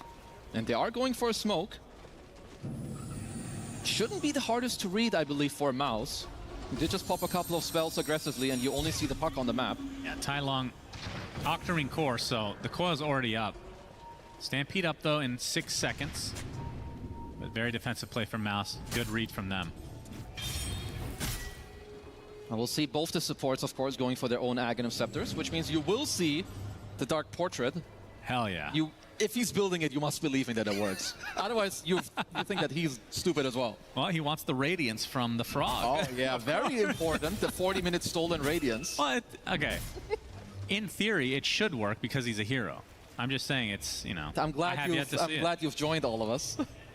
I want to see how strong it is. Okay. Yuma's bear is found. Hoof Stomp looking for him. They'll get it. It dies so quickly. Yeah. Even just a double Solar Bind, yeah, you can take off one, but then there's just another one coming out from Panto. It's pretty worrisome, though, for the side of LGD, because it's not like this bear is going to build that much survivability. It's going for damage right now. Yeah, it's definitely not easy. It's just why we see this. First of all, the hero wants to play more on like map play overall, you know, pushing the side here and then playing for like pickoffs, which we haven't really seen too many of that. And he is struggling. And we've seen the hero struggle in countless games now. Gotta make you think, if we're going to game 3, I don't think we'll be seeing the bear. Well, it depends on who's picking. They've both picked it. Yeah, I know. But and I don't like it. I don't know if they like it either. These teams have egos, Kazu. You've been on a team before, these captains. You know? Course. I mean, how often does a coach think that their draft is incorrect? It happens. No, it does not. Never. No, never, it does happen. I will not stand for spreading fake news. It does happen. When you're a coach, you're concocting just the perfect draft, and then a player always screws it up. It's always gameplay related. You're right. The players are always like, it was the pick, but no, it's their play. But when you're watching like 6 different series, and the same hero keeps taking a big, large L, eventually you gotta ask the question. This one isn't as hard of an L, though. I feel like LGD still have a good opportunity to bring this back. Well, you cannot spell LGD without L, so that's I'm not true. Sure about that. That is a good point. As we can see right there, the L very easy to decipher in that hieroglyphic logo. Of course, we see the players get a bit of a breathing space here in this tech pause. Yeah, they don't know what to do when the game isn't on. That's true. Very uncomfortable. Yeah, they're probably spamming the keyboard. Or if this was the World Cup, this is a hydration pause. Very important. What's hydration? If you're a pro player, that's true. Gotta get rid of that carpal tunnel. Wouldn't know about that. Gotta get rid of that neck beard. Nothing to get rid of there. Beautiful, man. KJ is just overall beloved. Absolutely. It does give you a bit of breathing space, and I think if you're LGD here, like, you're behind, I would say it should favor them to like kind of understand, okay, how do you stem the bleeding? How do you come back? What is like one of the next things you kind of want? Of course, I mean, it's good for both teams. Kind of depends on who's really talking about, who's coming up with a plan. But Mouse, they have an 8K lead. I think everything is kind of simple for them. It's more an LG, like making the right choice. I would say it benefits LGD a little bit more, because if they mess up, I think they can get out of this game very quickly. And Whisper right now, so he's about to pick up his Blink Dagger just 100 away or so. And then he's opting, at least in his quick buy, going for an Eon Disc, despite there already being a Nullifier. What do you think about that? Because jumping, I mean, he's been getting blown up. Every hero has been getting blown up, as long as Mouse are there in numbers.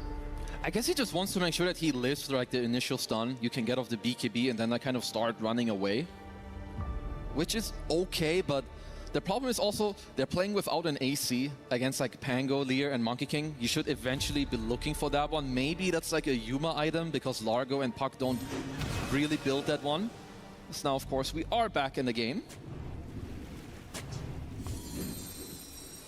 But like you said, Mouse, in terms of going high ground, not the greatest lineup. No, we saw it earlier. Like, they walked up within Aegis and immediately paid the price. Even if, I mean, Monkey King with Ags and a bunch of, you know, being 6-slotted essentially, can definitely pack a punch. Yeah. Not a traditional building killer. Once you have like level 25, and like obviously the refresher on Monkey King is luxurious, but once you can just throw out a ring and start hitting down the racks like through a glyph and stay there, obviously then you're very good. Or if you kill a couple of heroes with the Aghanim Scepter and the Daedalus at this point. Like now Chrysalis is really strong. Yeah. I think until this point he was like kind of strong, his ulti was good, but now if you're not paying attention, you're dying to the Monkey King ult in like 2 seconds. Yeah, for sure. Scotty Daedalus now, it's going to be Satanic as his quote-unquote final item, but it's aligning now with Disperser for mid 1. Yeah. And a Wind Waker for Panto. So very, very... I mean, we've seen so many incredible Wind Waker plays throughout this tournament alone. And I believe if you're LGD, one of your heroes, you need to buy a Nullifier. Because what they're going to have to play for is like a coil into the Static Storm with the Aghanim Scepter from KJ. And one Wind Waker will put an end to that fight. You will have to itemize for it because I think LGD, they have only this all in play later. So you got to think ahead, get the Nullifier against this Wind Waker. Should mention, KJ is 200 away from this Aghanim Scepter. Yep. Shout out to Greedy Enchantment for that one. He's had a lot of dead net worth in this game. Oh, yeah. But it's about to all come to fruition for LGD, but can they pull it off? And it's going to align, well, he's going to have it well before this next Roche, which is good news for LGD. The cores on Mouse have been honestly itemizing quite well. I think mid one's overall itemization was quite good. Of course, I did question the Fury at the start, but at this point, Chrysalis' build is very strong. And also Boom with the Hex. There are no Linkenses on the Dire Draft. Sure, Puck has an A on this, but you can just keep popping it with the Blink Hex from Boom. But yeah, eyes on KJ now with the Aghanim Scepter. Do they want to go for a surprise fight with a smoke to reveal it? Or do they assume, I mean, LGD obviously are just waiting for the next Roche, even though it is kind of far away. They could still look, and they currently are. I believe that there's also a smoke. There's a Blink Dagger on the Bear, so Yuma can immediately follow up with his Blink Bear. You can also break the coil, which is quite good in late game, of course, with the Savage Roar. They're coming in hot, LGD. Let's see. He's going to be spotted with the Shivas. Waning Rift applied. Panto in the tree line as well. They get the coil onto mid one. He just simply rolls up and rolls away.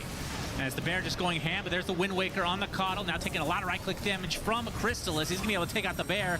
Panto, though, is the trade. And now the Rolling Thunder applying to the Squirrel. Lick is not going to be enough from Whisper. So 1 for 1, support for support. As there's a Static Storm onto just the Monkey King. We can't get anything off. He's able to get his right clicks at the very least, trying to heal up, but he's still silenced up, feared up now, and dead. Monkey King down and out as mid one, and Boom trying to salvage this fight. They get a Nullifier applied to Tai Lung into the hoof stomp, into the Basher. Tai Lung, though, phase shift. The beautiful Theolacor stun coming out as well. Tai Lung gets to heal up with the Lotus. And now they're going to turn this around onto Boom instead with the Shivas applied. And that's a full team wipe in favor of LGD off the back of a surprise Aghanim Scepter onto Chrysalis. Oh, LGD definitely got the better out of that one. A little bit of outplays going on. Nice buyback as well from Theolacor. So much attention on like this early Bear that also kills the Coddle. And you can just see the two spellcasts. They just went fully ham. 8,000 damage a pop on both Whisper and Tai Lung there.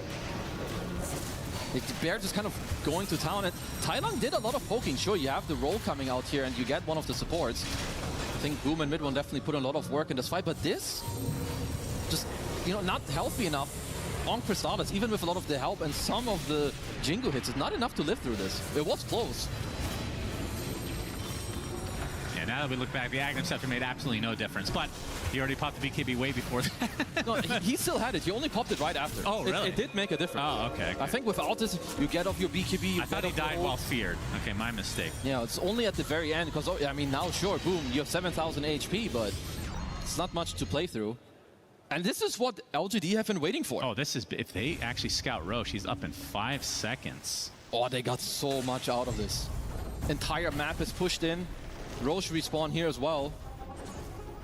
1, 2 towers, 2 bounty runes. You get an observer ward, like everything going their way. This has been flipped upside down. Look at that graph. That is a cliff. Yeah, that's a deep dive, if I've ever seen one. He went from a 63 win percentage to dropping it 75% the other way.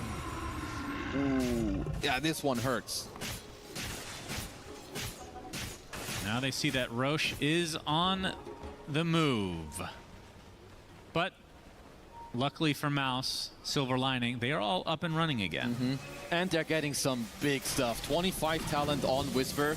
Tailang is level 27. We saw that Yuma is queuing up also the Nullifier, and I think he nearly has it completed. I mean, this is the worst. Like, he just got the shard on the bear, which is, that's a sad story, but sadly that does happen. Is that the reel-in? It's fetch. The problem is that your hero, your bear is uncontrollable. Like, he's just dragging a guy in. Right. You can't auto-attack. I think if they change something there, it could be quite good. Yeah, okay, give him lasso. True. He's got Blink Lasso, literally. Blink shitty lasso. Yeah. Okay, so let's see. Mouse are going. They did scan them out. LGD, boom, looking for the. Oh, it gets a beautiful hook stomp onto two, onto both support, deleted right off the start of this fight. Do they still want to continue here? The Coddle's going to feed away as Boom trying to apply some pressure to Yuma's bear by popping the BKB. You can see KJ buying back, still has that Static Storm, Agnum Scepter to work with. Now 2 dead for Mouse in terms of the support heroes. 1 buyback incoming, big Wukong's command coming out, and look at this frog just melt inside the ring. So 1 buyback on each side. The Mouse getting the better of this exchange. Hey, it's still a big one, right? Whisper out for 90. Theolicor, you know that he doesn't even have a buyback available. So that's over a minute where he's out. Tailang definitely can still look for a little bit of a poke. Does have to respect the Hex. But other than that, he's very, very strong on the puck. Yeah, does he need to go for Lincolns or something? I guess the Eon Disc is effectively that. Yeah, it's kind of that. It would still help you later. Yes. Oh man, he's being so annoying. So is the bear. Under the cover of that Silver Edge now. Well, if Roche isn't dying, if LGD get to keep doing this where the bear is just like poking a little bit, you keep orbing it out, they're very happy with this. And there's my bear showing again with that Mjolnir, so another wave partially killed off. Actually could have gone for it because now Mouse has their sights set on Roche, who they make. You can see he exits the pit because of the illusory orb, so more delay tactics from LGD. They should definitely force this, and eventually if you blink Shivas onto this high ground, you can force this Aeon Disc. And I think out the roar now. You have to kind of go and zone this puck a little bit. Oh my goodness. Tai Lung is being such a menace right now. The question is, where is Boom with that sheep stick? Yuma can apply all this pressure as well without even being in base. Just hit that high ground if he really wants. They do have Coddle available now, but Mouse have dropped a lot of pressure on this map. 15 seconds away from Whisper coming back, and the tier 3 is getting taken out top. They're going to force the fortification. Bushwhack's not going to hit. Boomerang applied. There's the coil coming out on 2 crystals already with the BKB. Static Storm is just going to walk right through it. Rolling Thunder now for mid one. They're getting nothing out of this as Mouse. They have to kill some heroes. Finally, the Boundless Strike onto KJ. Getting glimpsed away at the last moment. Gets bashed up, though. So that's the death of the support. Now, you can see the double kill from mid one as Yamich taking a lot of damage from this frog. He pops the BKB along with the Eon Disc. Attempting to walk it off, though. Mid tier 3. He just came back, and yeah, Yuma just killing these buildings.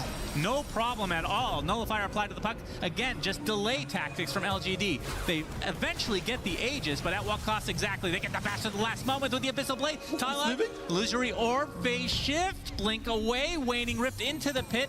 The Monkey King soldier sees him. As he gets to the high ground now with the illusory orb, he will survive as the Yuma Bear continuing to go for buildings. So we got the melee top, almost the second one in the mid lane. So who wins this fight exactly? This was really strange, because at first I'm like, Mouse are not really doing much. LGD really got to delay. I don't know if the Aegis matters that much. So top Brax, double glyph is gone. This Bear gonna force something out of... Oh my god, is he gonna die here? Are you serious? That is the Aegis already out. That is unreal. Hoof stomp catches the frog, then try to turn this around on the Bear, and again, look at the damage being applied to for Crystallis. Finally, the Bear will be vanquished. But my goodness, that took so much effort from Mouse. Okay, he does live. Obviously, the trade is way better for LGD, because I think the award for shortest Aegises in a series kind of goes to Crystallis here. Yeah, for real. Both the last one and this one nearly dropped immediately. This is interesting. He goes for Boots of Travel too right off the bat for the Largo. Kind of like that, you know, more movement speed, you TP faster, which is quite nice. You can always go on everyone else. If you have a buyback available, you can go there too. I wonder what Yuma saw in that like the last fight. I love his, the fact that he didn't really go anywhere with his bear. You only want to push. But at some point he did put the bear like a little bit away from hitting racks, but either way, 2 tier 3s, a range racks and a melee racks. It's quite big for him.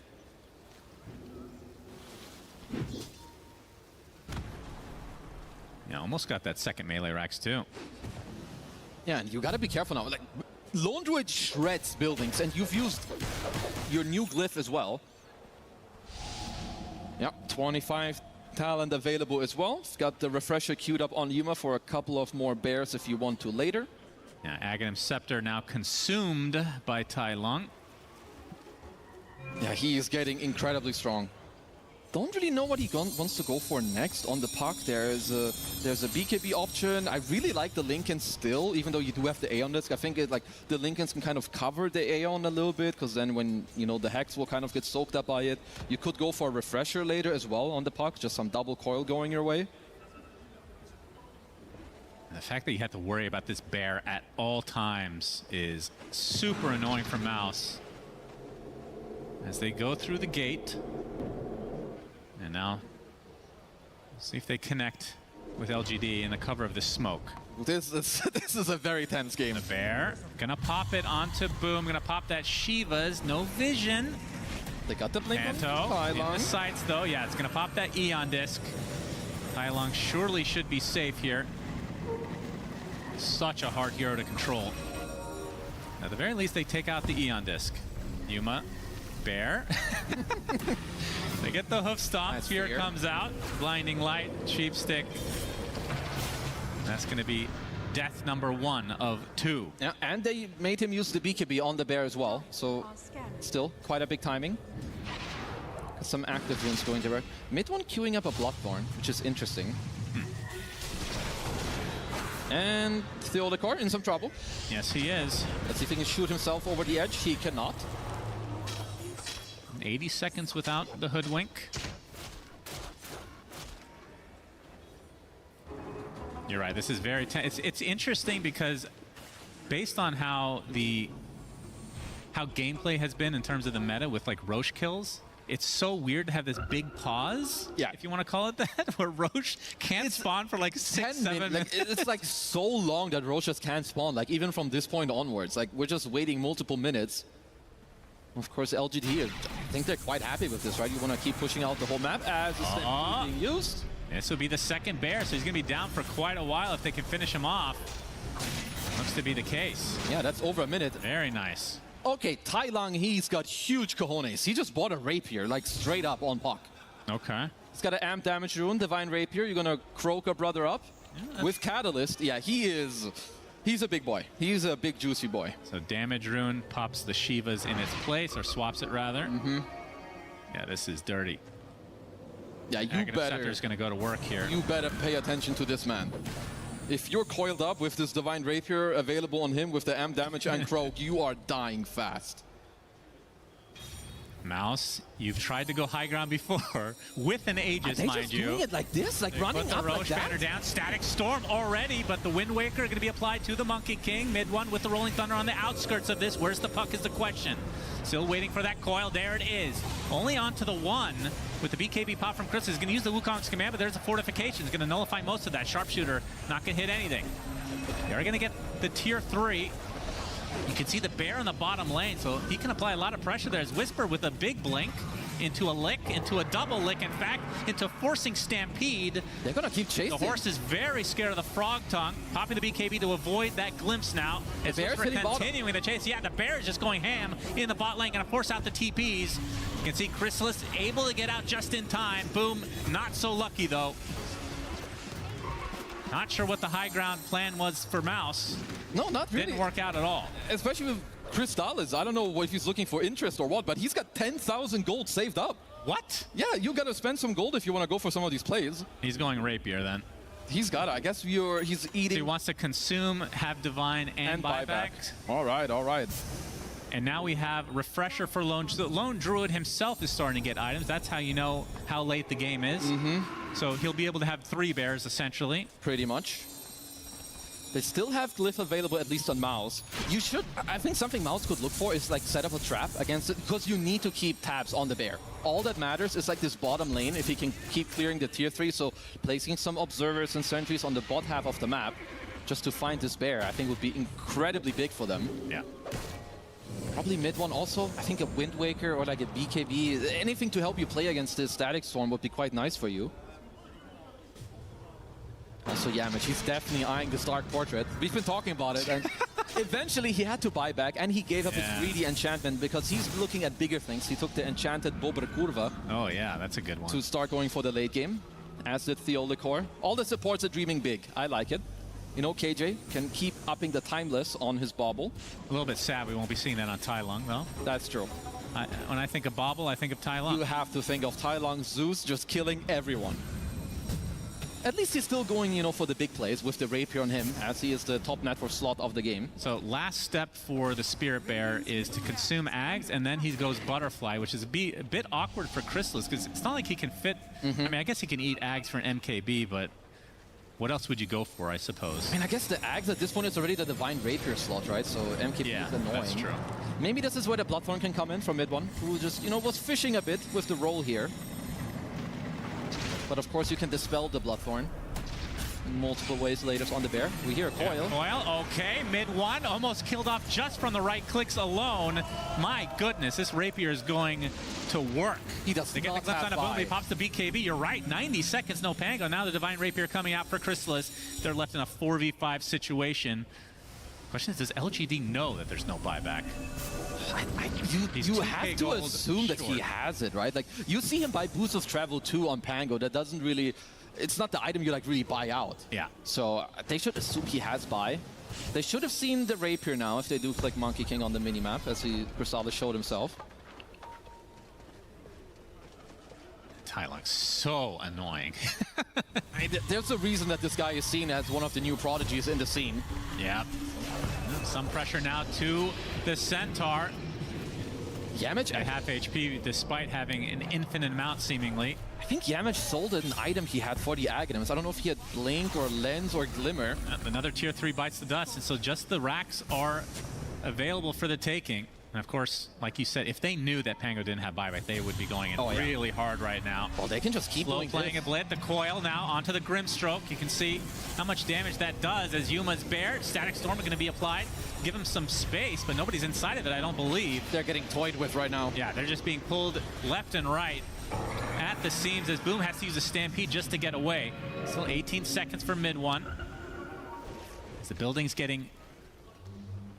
They're not getting destroyed that fast, as finally the range racks will fall to the creeps. Well, the thing is that eventually you will have to commit. There it goes. So mid lane now in favor of LGD. It's going to cost them a bear, but he's got more where that came from. LGD are playing this quite nicely, I'm not going to lie. If you're Mouse, you have to set up observers and sentries. You need to kill this bear before he comes close and blinks on your racks. Because he can just smoke up. He can just blink BKB and kill it. You don't have a glyph. Oh, this illusion room could be huge, actually.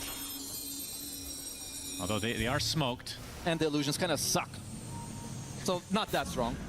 In terms of them using spells on it, potentially. True. Baiting. Yep. KJ spotted. Destroyed by the Boundless Strike. Does have buyback, though. Will use it instantly. The coil being applied to the Grimstroke. Dying very shortly. Tai Lung, not that low yet. Double kill for him. As you have to be careful with that bear going for that Mega Creeps. This is going to force out the TP from Chrysalis now. There's Tai Lung forcing mid one back. Bushwhack not going to hit. Another BKB TP away from Mouse. Man, Whispers and Tai Lung's damages in these fights are insane. The Catalyst with the Croaks, the 15 Talon where you deal max health DPS, it's honestly just kind of nasty. Every fight is like 5k, 6k, 7k, 8k damage. As we have the white hole on Panto. That's right. To start protecting the racks from the bear. This is going to open up Roshan, and this is with all the goodies now. So LGD in a pretty damn good spot. The silver lining for Mouse is they only have to defend one building. That's true. At this point, it's easy to choose where you need to be. Oh, it's difficult. Okay, I like the Abyssal Blade on Crystallis. You need to stop this stupid bear. And you have multiple problems. That's the other thing. I don't know if you want to be on Spell Rapier here. Yeah, what's that about? I think that's a misclick. Okay. Did he fix it? Yeah, I think what's it like, because you need to stop the bear from hitting the buildings, and you need to stop Whisper and Tai Long from killing you as heroes. Okay, Boom is trying to go for the card to try and save some people from the static storm. It's not easy at all. That's so hard. Yeah. I feel like you kind of need like an Aether Lens or something to really do that reliably. Because if you're KJ, obviously you can like put it more to the side, like where they're closer to their teammates, and it's even harder to save. Well, I guess if you're not getting hit, you can BKB, blink in, save. But yeah, easier said than done. Absolutely. All right, so how does LGD close this out now that everybody's going to be grouped up in the same spot? They can just keep doing what they're doing right it's now. tier 5 time. We forgot to mention that. So we got some Minotaur horns now for Tai Long and Whisper, so extra BKB timing. Yeah, Book of the Dead on Lone Druid, quite nice. Let's see if anyone gives up the enchanted baubles. And this is one of the cool things about Lone Druid. Of course, you get the same neutral on both your guy and your bear. So you have 18 billion Necronomicons running around. Oh my. What can Mouse do here? This seems so insurmountable. You have to be ready. Bear jumps in, already gets the buildings to half age. This is just mega creeps. You see the illusion coming out. See how strong that bear is. That's mega creeps now for LGD. They can slow play this if they want. Coil was expended though. And now you use the creeps to your advantage.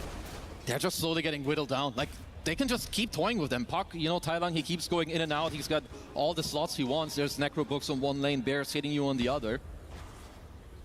You eventually, if you're Mouse, you eventually have to commit, which is difficult, but you need to look for a jump and then kind of commit all your stuff on it. Now you got Divine Regalia now for Chris, looking for an enormous Boundless Strike crit as they find the Pango. Static Storm in there. Gets pushed away though. Mid one. Trying to finish the job. Pops the BKB, gets the refresher off, looking for another coil. The damage on the Monkey is too much. Divine Rapier hits the deck as Tai Long can take it if he wants. It's still sitting on the ground. Okay. Who's going to grab it? Any Rapier enjoy? Tai Long? Yep. All right. He gets a second Rapier to his name. Okay, 20 seconds on next coil. Fight before or stay the hell in base. Yeah, Crystallis now rebuying a Rapier. Doesn't have a slot filled at the moment. As Yuma's Bear continuing to rain terror upon Mouse. Uh-oh, 5 seconds for coil. Yeah, banner placed as well. Just on the outskirts here, the creeps have to be pulled in. Another Rapier, this time for Whisper, so the spell damage variation. Oh yeah, again, I like the this. Centaur hooked up. Look at the damage applied to him right now. The coil on the 3 heroes on the backline doing absolute work. It actually deletes Yamich mid one. Has to use the roll up to try to get away with it. A sharpshooter deletes him at the last moment. No buyback for him now as Boom bites the dust as well. Double kill for Tai Long inside the Wukong's command. They have no follow-up. They do get the puck, but that's just the Aegis. Meanwhile, Crystallis left all alone, and that is a dieback for him. 3 members left for Mouse as Tai Long gets away, and this looks to be it as LGD come out and LGD eliminate Mouse. Honestly, LGD just looking quite good. I love watching Whisper play and Tai Long. They always pull out some type of performances that you don't really see like all the time. You know, Tai Long in so many of these late game fights and games, he just goes ham, ends up with a double Rapier. I think all of LGD playing quite well. And Mouse, in one of the games where they played better, they eventually find themselves dropping the ball, getting picked off. LGD get the space they want, and they just strike back. God, what an awesome game, though, from both sides. There was so much back The game was pretty long, but you remember the first 20 minutes, there was like 4 different fights, which just went, one team fed 4, the other team fed 4, just back and forth, just such a close game. And, I mean, there was a point where we thought Mouse, they had a 10K lead, they were pushing high ground, and then it just flip-flopped just like that. Yeah, I feel like they were doing a good job, but then eventually maybe misreading some of the overall situation of the game, holding a lot of gold and maybe rushing the high ground when you could have just waited out a bit. But yeah, LGD overall getting the things they need. They get the KJ Aghanim Scepter, they play it chill, they play it cool, make a good comeback. And honestly, I did expect LGD to at least, you know, go through a couple rounds, put up a good fight. Because this team, they're good and they're really fun to watch. Yeah, before we go over LGD a little bit more, but Mouse, mid one, 16-5 on Pango. That's one of the better Pango performances we've had at this tournament. Yeah. In quite a while, in fact. Just excellently played, just wasn't enough this game. But Tai Long ends the game for LGD at 15-5 on the puck. Ends with 2 Divine Rapiers, as we're seeing. This was the sequence where there were 4 kills for one team, 4 kills for the next. just back and forth. It was like an ARAM. This was game. some overthrow, like all 5v5 may just keep fighting it out. But Tylon cracked the 100,000 damage mark in this game as well. Oh, wow. And overall, like, sometimes with Largo, you don't really see his impact. I think in this game, you really did. Whisper popped off the constant buffs as well on his entire team, allowing Tylon to also, you know, pop off in this game overall with the Croak. So yeah, honestly, huge shout out and kudos to them. And Mouse is kind of falling short, just not looking like their prime form at all. Yeah. But LGD is. They're powering up quite a bit. They've looked really good in this tournament overall, especially the games that we've cast. Whisper, like you talked about, has been the X factor in many games, and this is no exception. The Radiance, kind of unusual for an offlane, especially as a third item Radiance, actually working out quite well. But the bear actually worked out. No, it did. It took quite a while, and I think his team put in, honestly, some very, very heavy lifting as they needed. But yeah, LGD, good recovery, nice gameplay. Let's go to Milos for an interview. Thank you very much, my friends. It is South America that takes it in this one. A huge moment for the region as Yuma is joining me for this interview. A quick question. Game 1, 35-minute smooth sailing. Why was it so efficient in that first game? I mean, I think they gave us Huskar, so it's I think it's the classic, if we get away with it, we'll finish it quick. They can't keep getting away with it. Well, game 2, they put up a much bigger fight. It was chaotic, to say the least, back and forth the whole time. It started off with little pokes to getting very aggressive, then to ratting, and then to big team fights. So tell me, were you guys, because you usually like to get into fights real early as fast as possible, was there some hesitation, or was it just part of the plan to slow it down and pick it back up, whatever's needed? No, I think we played pretty bad the first like 20-25 minutes of the game. I think we should not be giving them as many fights as we did, but eventually we're just like, guys, like we need to stop trying to fight them when they're stronger and just need to split and play the lone druid / pop gameplay, and eventually we'll win. And that's the question of, well, Mouse tried to play it in the first game, didn't work out for them. Why did it go well for you in game 2? Because you kind of gave them a schooling in this one. Was it really a schooling? We're trying to be positive about it, my friend. 60-minute game. No, I mean, I think we just played better today than them, and we executed it slightly better. Is that why it just worked for you in general? Yeah, I would say, yeah. We learned from the losses against Yandex. It's crazy what playing against very experienced teams will teach you and kind of help you out in your own gameplay, huh? That's true, yeah. Well, lastly, speaking of experienced teams, you're going to be playing BB Team next up in the bracket. So my question to you is, do you have any fighting words for them before that game?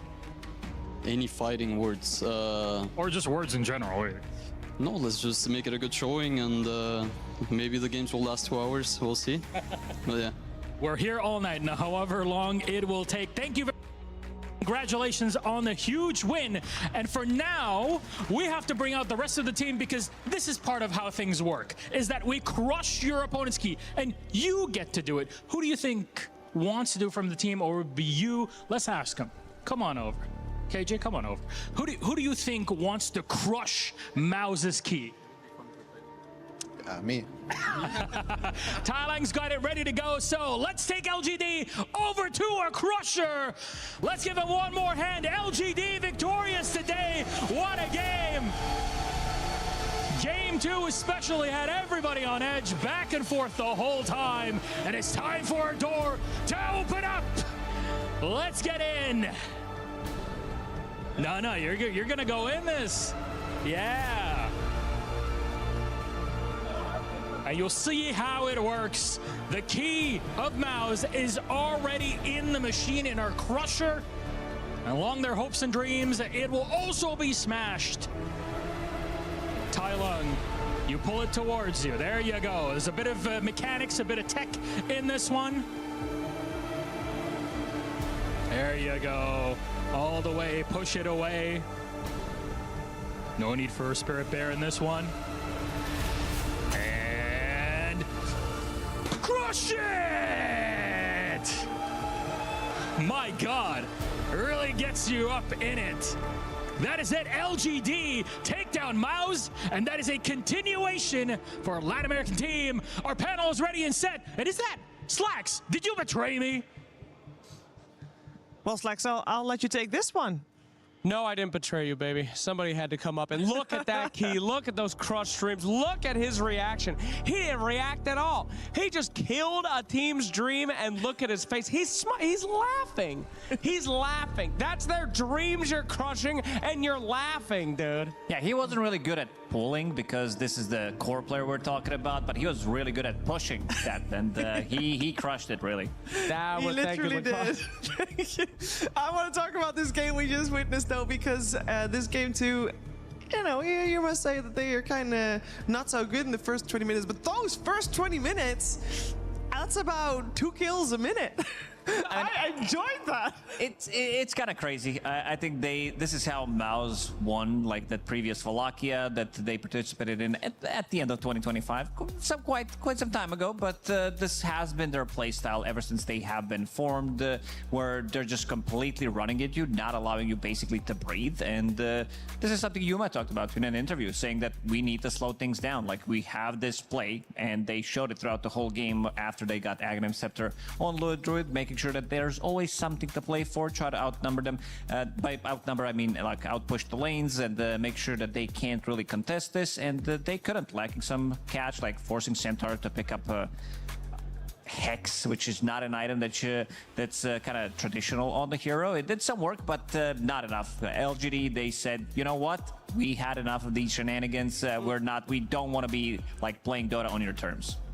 Yeah, and I mean, MOUZ's strategy throughout much of the year has been early game domination, get the heroes that we like, and maybe not too many synergies, but everyone's just going to play their heroes well, and we're going to run at you early game. So LGD, it did kind of look like a pub game for the first 25 minutes, just teams diving towers, killing each other, but honestly, die. But they had a really good balance of let's fight, okay, this is no longer working, let's step back, let's rat, and then at the end of the game, Ray Pierce just coming out, taking that fight again.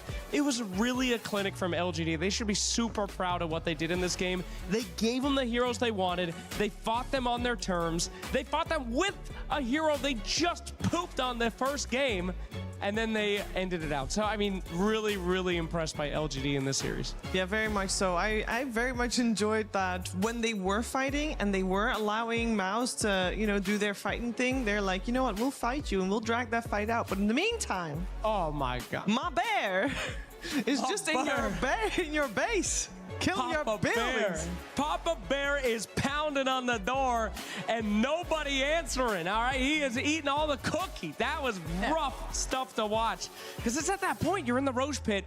You're like, guys, this isn't working. We have to get out of here. We're popping BKBs, but, you know, they just did not let them breathe in this game. They did not. You heard the story about the rabbit and the turtle, but have you heard the story about the bear and the frog? Because it seems like in this one, bear was playing on a different terms, playing on the other side of the map, while frog was keeping them quite busy. I don't know what the moral of that story is. Probably ban the bear or like try to counter him, because this one, I mean, it looked good for the first like 20, maybe even 25 minutes. Like especially the first between 15 and 20, they looked extremely strong with the Coddle, with the amount of heals that they did have, plus also Glimmer Cape on top of that, like Essence Rings that they did have. They were very, very tanky, but they just said, yep, nope.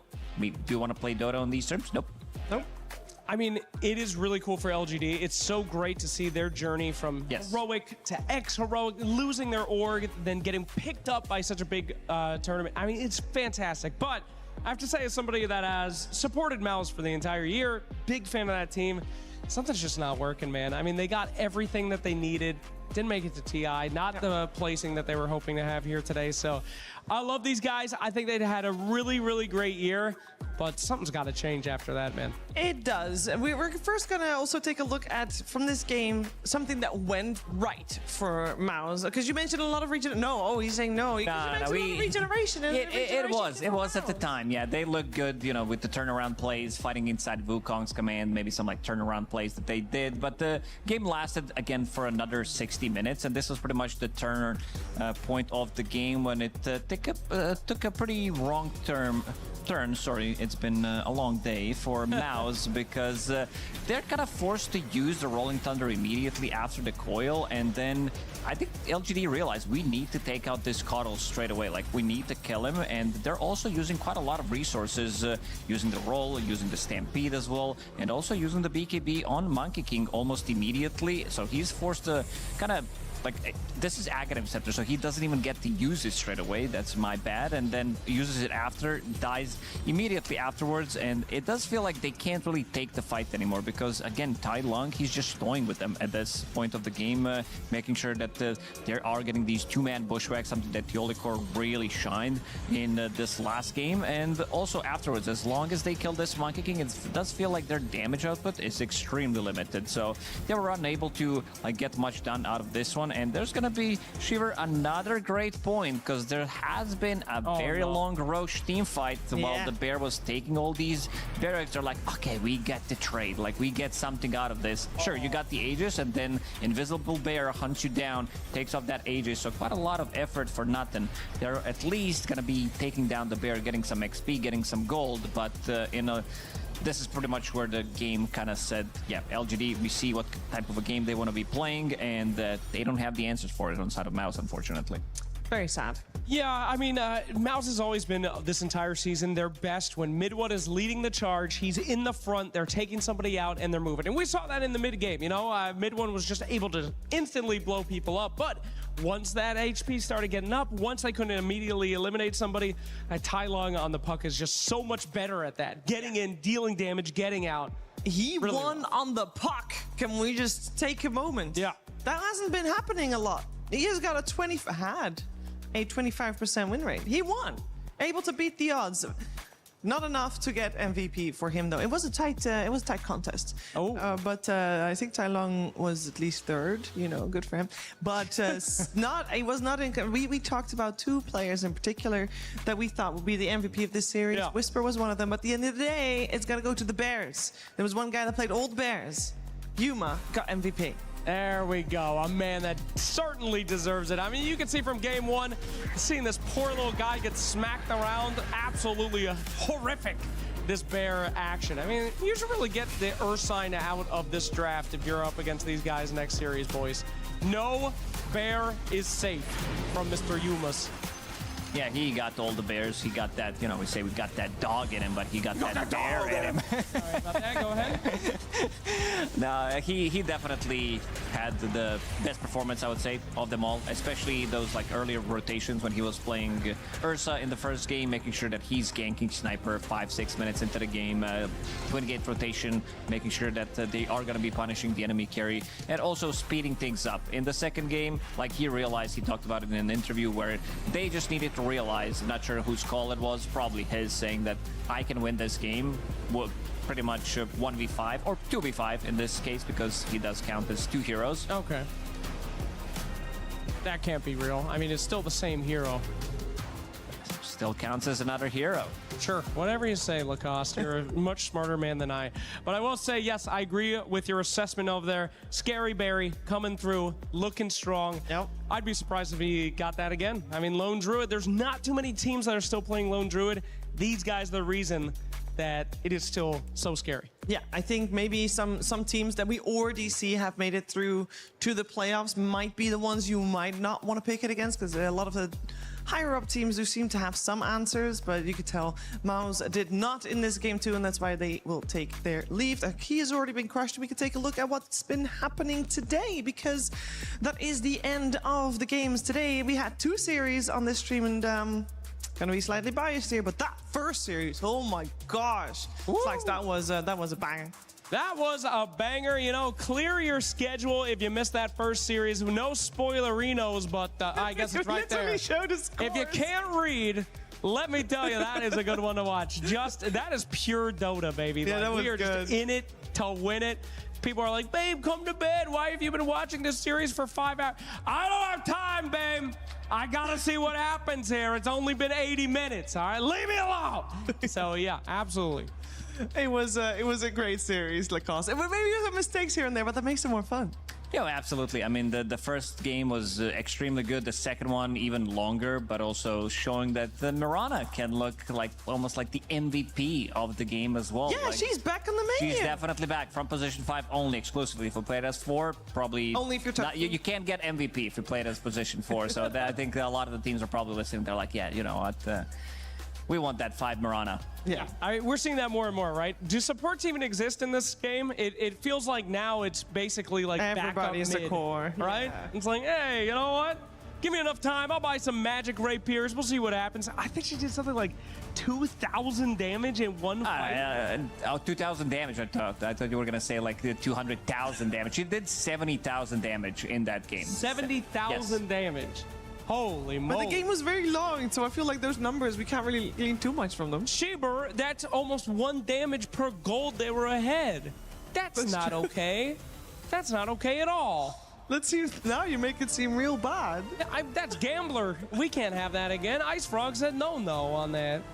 Any other cool lessons we learned from today's Slacks? Jesus, yeah, when you go into work thinking it's gonna be a quick little day, you could be very wrong. All right, that was, yeah, absolutely great. I mean, never count one of these teams out. I'll say that. That's the lesson to learn. Even though these guys were not in the top of the brackets, they all fought tooth and nail. And I would say this is EWC. This is where people show up to play their best. Nobody is looking weak in this tournament. Yeah, I think the format has something to do with that as well. Oh, absolutely. Spooky. It's that time of year, especially with single elim format.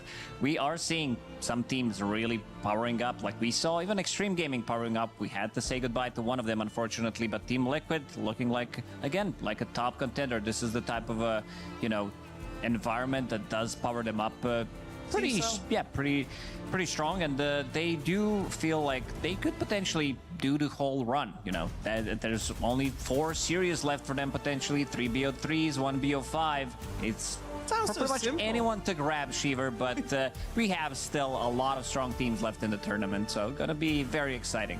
We do, and for us today, thank you so much for your words today, gentlemen, because we are done for the day on this stream. We will, of course, be back tomorrow for more Dota to hear you guys survive today. God, it is a survival stage after all, but the survival stage is not yet done. It will continue tomorrow, and if there are any matches or any games that you missed today, thank you for that, then don't worry, we are not going to leave you empty-handed. We will be back tomorrow, but for now, we are going to leave you with the SDC recap of the day.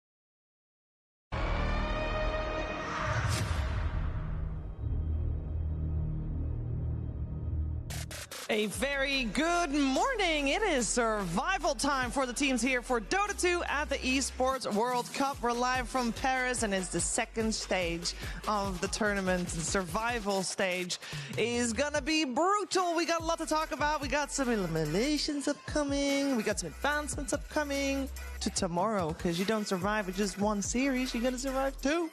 I also got two people sitting next to me. They survived the first week just fine. I'm here with Seb and Lacoste. Seb, how are you doing? I'm great. I did more than surviving. I enjoyed it. I don't feel like I was a threat or anything. Doing great. Super excited for this week. I think usually this is when it starts getting very interesting. You know, like when tournament life is on the line. This is my jam. Good, doing good as well, Shiver. You know, I got the chance to explore Paris yesterday. I don't know, like teams had a day off as well. I'm pretty sure that they focused on different things, but really enjoyed it. My first time in Paris, and Dota has been amazing, and now it's going to come down to survival stage. What was the highlight? Gotta ask. Highlight of exploring Paris. I gotta say, Eiffel Tower, it was closed all around because of the celebration day that was preparing for today, and it looked like from the distance, it looked very tiny. Then we got very close. We took the boat ride for an hour, and it looked amazing. It looked much better. Different color than I would have expected it to be and what I've seen on the pictures. Ooh, very special. Of course, with fireworks yesterday as well. A lot's going on for France. They have the World Cup today. But there's a World Cup that's at play here as well, and that was this play last week as well, last Sunday. You might have not been able to catch any of the games. I don't know what you were doing maybe, but if you didn't catch them, that's okay. We got you covered. We had two series on this stream that could both, in their own right, be considered grand finals, Seb, starting with P-Vision versus Team Spirit. Yeah, that was an absolute banger. I think both these teams actually showcase also how close they are in terms of play, because it was a very, very close series. We had Team Spirit really put a stop to P-Vision's domination and remind everybody that they're not impressed. You know, they are Team Spirit at the end of the day, and nothing is out of reach for them. And you know, P-Vision were able to strike back. It's going to be interesting, because these are two of the favorites here, I would say. Spirit's obviously the title defender, so everybody's looking at them. And P-Vision is coming in hot. Like, they have shown a level of play that's very, very scary for whoever is going to try to stop them. Yeah, and P-Vision winning that series, the second game, they only need to win one game, so they tied. And P-Vision winning that one game was enough for them to claim top spot in the group, whereas Team Spirit, will see them in action tomorrow in the survival stage. And then the series we had after that, we had 1W versus Yandex. Lacoste, this was another series that could be a grand finals. It definitely could. I mean, they shared the same amount of points. They were 7-1 prior to this series, and it looked like kind of like both teams can potentially take it. The first game, it was a bit of a stompy one. Yandex, they got a better draft overall and better execution. And the second game, I really like the sequence of what happened in that one, especially draft-wise, because they managed to take the PL for themselves and then steal the Earthshaker on top of that, knowing that it could potentially be the counter. It did go on for an hour, but a very, very close series. Yeah, a super close series, and one step closer, of course, for the teams that won there to be taking the championship coming Sunday, because top 8 is only the start for those teams. And of course, some of the teams that you saw are not even top 8 yet. Now, we did over the weekend as well, had some other action going on. We had two different titles finishing. We have two new champions added to the mix. Starting off with Valorant, they had their finals, and 100 Thieves was able to beat NRG, and that was quite the happening. 100 Thieves now with the 1,000 club championship points on the leaderboard for the club championship, so that is very cool. And keep in mind, you have to win at least one in order to be eligible to be first place to begin with. And there you see Apex. It is unlimited.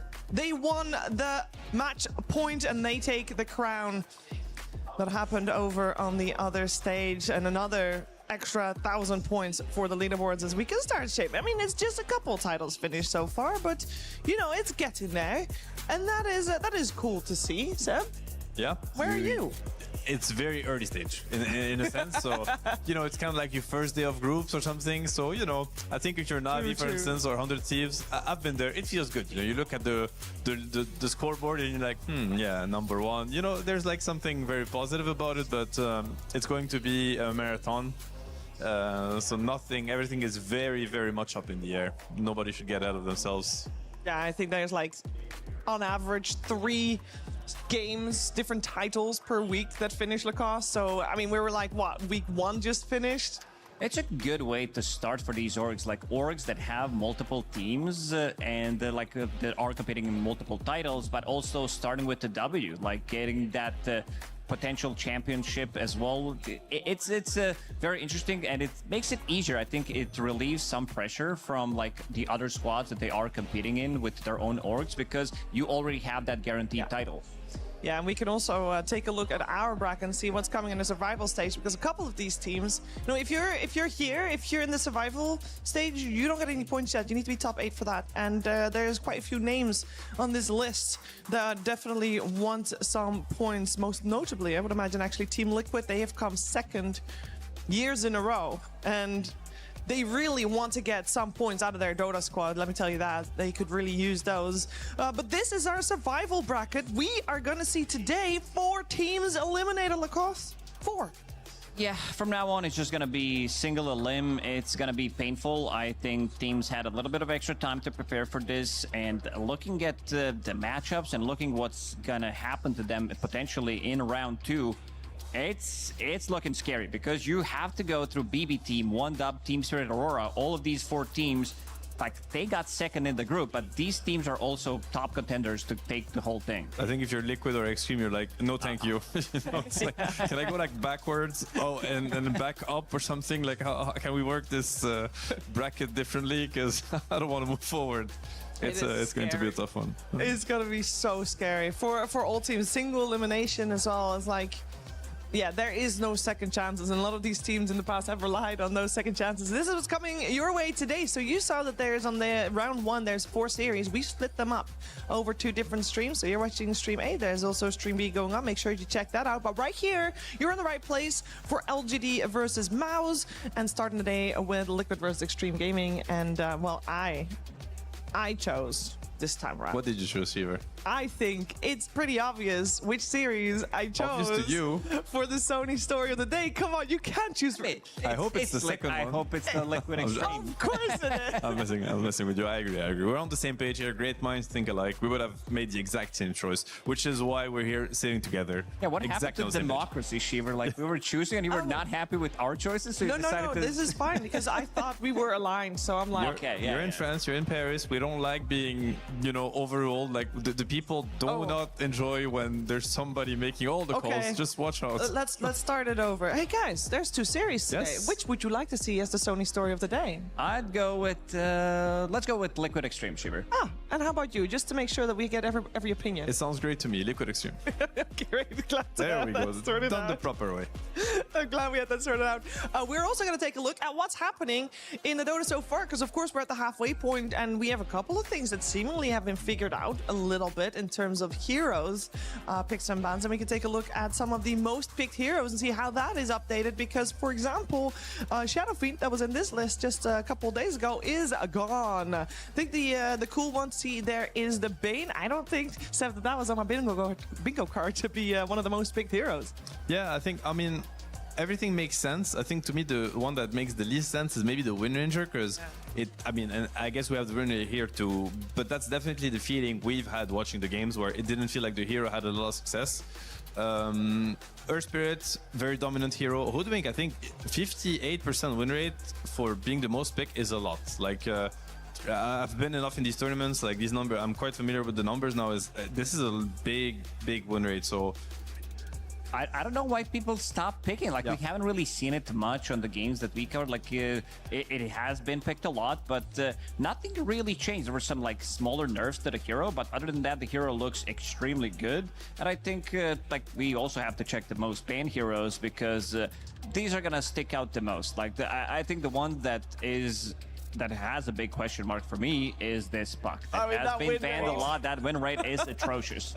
It's very bad. It's very bad, and it's been banned a lot. So yeah, maybe like lingering, like a read from another patch, or another way to play the game, like from a few weeks old, that's maybe outdated. So perhaps this is like an adjustment teams are going to make. where they don't feel like they need to ban the puck. And again, like sometimes that's the thing with Dota, it's like cycles in the sense that maybe puck is as good as it used to be, but now certain heroes are, you know, getting higher priority. Earthspit, for instance, natural puck counter, good lane, built-in silence. So perhaps, you know, the cycle has now moved and puck doesn't require a ban anymore. Yeah, I think maybe that's something the team should definitely consider. And people only let it through when they've already can counter it as well. So that's another thing to factor in there. But let's focus our attention on the first series of the day, though, because we have a lot at stake. Team Liquid and Extreme Gaming, part of the reason why this is the story of the day is because for both of these teams, well, one of them is going to exit, no doubt. That's the format. But for both of these teams, exiting here is not just, oh, that's unfortunate. It's actually so subpar compared to what they were expecting coming into this event, Lacoste, because they would be eliminated bottom 16. Yeah, this is not where you want to be. Like, it comes down to the format and also, like, maybe slightly underperforming, especially for Liquid. Extreme Gaming, there's still a lot on the line for them. TI being in China, in Shanghai this year. It's a lot of pressure on this team to perform, them being the best Chinese team as well. Like, Vici Gaming, they're still doing okay, but, you know, that from the Chinese, from the fans' perspective, it does feel like Extreme Gaming, they are the big dogs. They are the ones that need to be able to punch back against these European squads that did secure, like 8 out of 8 are coming up from Europe. So yeah, we need that little bit of extra diversity. We really do. I think for both teams, very important to take this victory, as mentioned, focusing on Team Liquid first. This is a squad that has generally struggled a little bit in group stage, a bit on the up towards the end of the group stages, and it's of course very good coming into this series. But let's find out what Nisha had to say about it. I think for the groups, we performed like okay. I think obviously we aimed for first place, and we were kind of disappointed.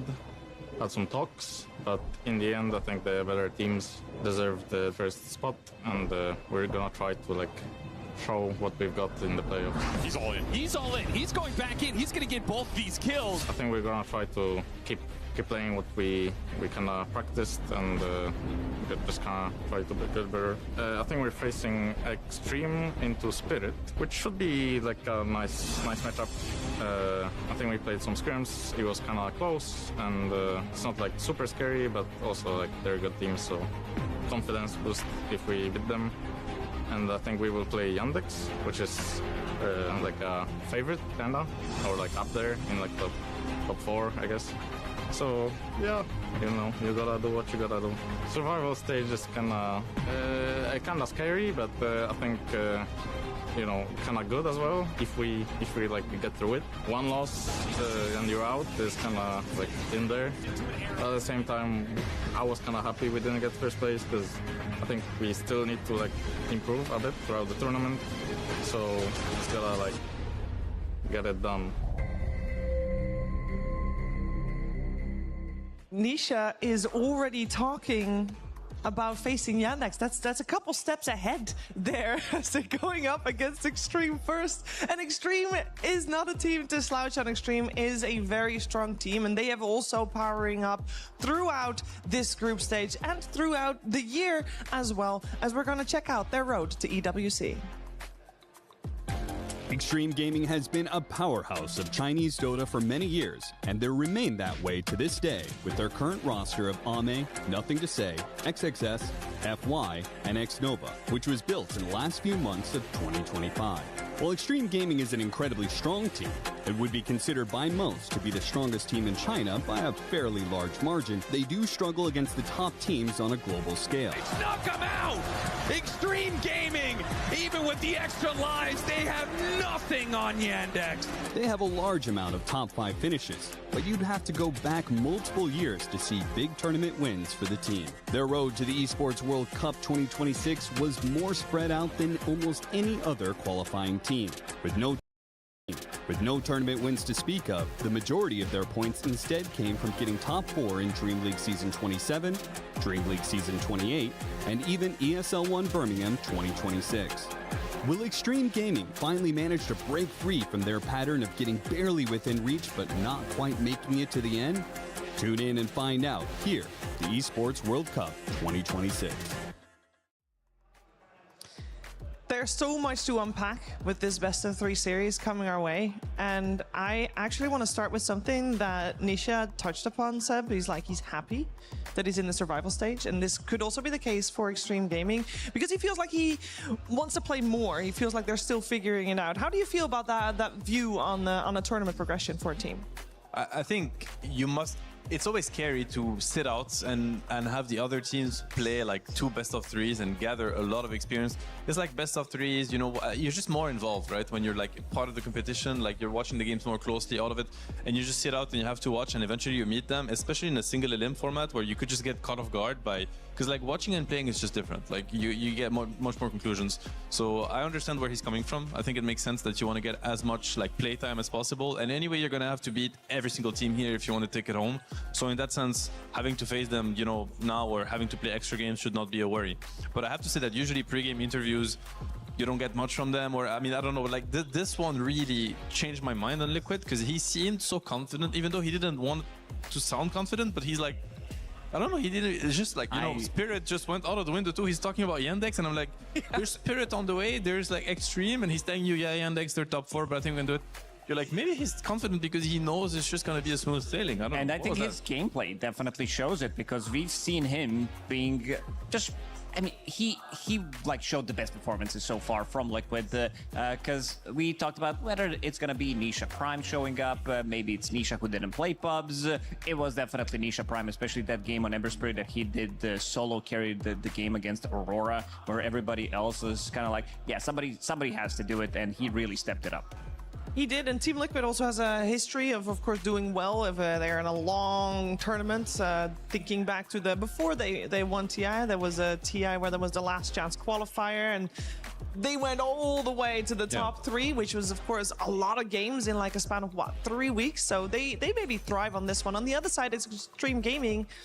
And I think also, Lacoste, for them it might be good, because relatively recent coach swap definitely seems to have impacted them coming into this, and more games than would also help. This is still a super strong squad. It just feels like some things weren't really clicking for them. I feel like this team can do so much more. Like the numbers are not showing how strong this team are, but they have some good ideas. We talked about maybe some of the issues that they need to fix with like how slow they played. I think this is going to be the biggest issue, again, coming up against Liquid, who can be extremely fast team. So I want to see if this is going to be the adjustment that they need to bring to the table. Like, this is a pivotal moment for Extreme. Like, I think you have players like FY or Ame. I don't want to say it's going to be their last ride, but it could be, in a sense. I think these players have thought about retired, or maybe even retired and came back, which is an awful thing to do. Don't try this at home. Do that? No, don't try this at home. It is very bad. But either way, like, I think they don't take this for granted. You know, they want to get some results. There's pressure on their shoulders in that sense. TI is in China, so the whole Chinese scene, and they're notoriously known for applying some sort of pressure on their teams. Like, they really want the home teams to perform. So again, this is very crucial for Extreme. It is for both teams crucial, and we're all hoping that extra pressure for the teams will lead to the best Dota they've played this week. But before we get to talk more about the Dota 2, we gotta get this series started properly on the stage.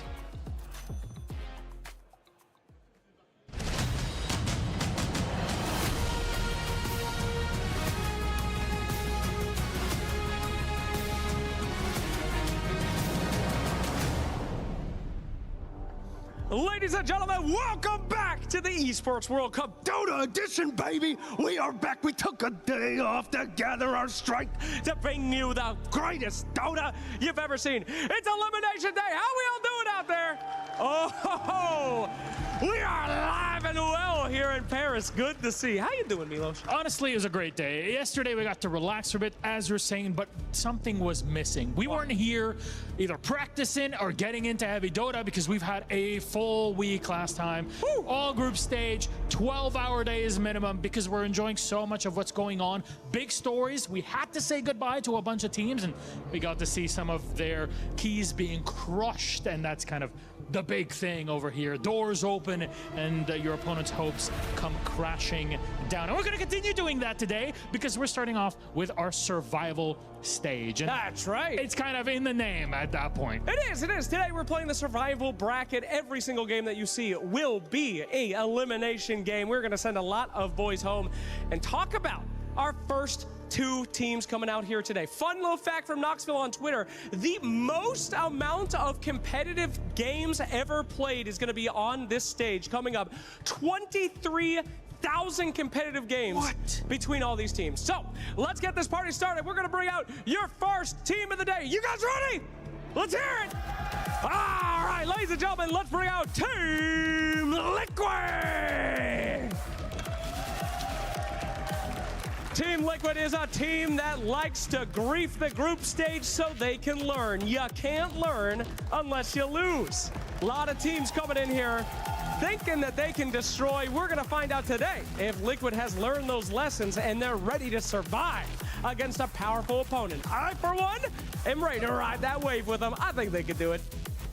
I don't want to call it copium or anything else here, Slap. We're going to leave it till the game actually starts off, because from now on, it's all BO3s on this. So let's welcome their opponents to the stage. They're Extreme Gaming! Hell yeah, brothers and sisters. They clinched 4th in Group A, and they were up against the wall still. That's all behind them now as they reset for this survival stage. An important moment to decide who plays Team Spirit after this. That's going to be crazy. Now, the question is always, can the uncrowned king crush the Seahorse Uprising? Well, my friends, only time will tell. The generals have gathered in their masses. All right, fantastic, guys. Well, we have one hell of a show to start things off. Gentlemen, are you ready? All right, we got a nod. You ready? Please put those keys in their receptacles. Get to your stations, but most importantly, I want to see that handshake. This might be a risky handshake here. I don't know. This one will go regardless. Only one. Hey! Only one team will survive from this lags. A best of 3 to see who gets their key crushed and who moves on. Our panel, are you ready? Take it away.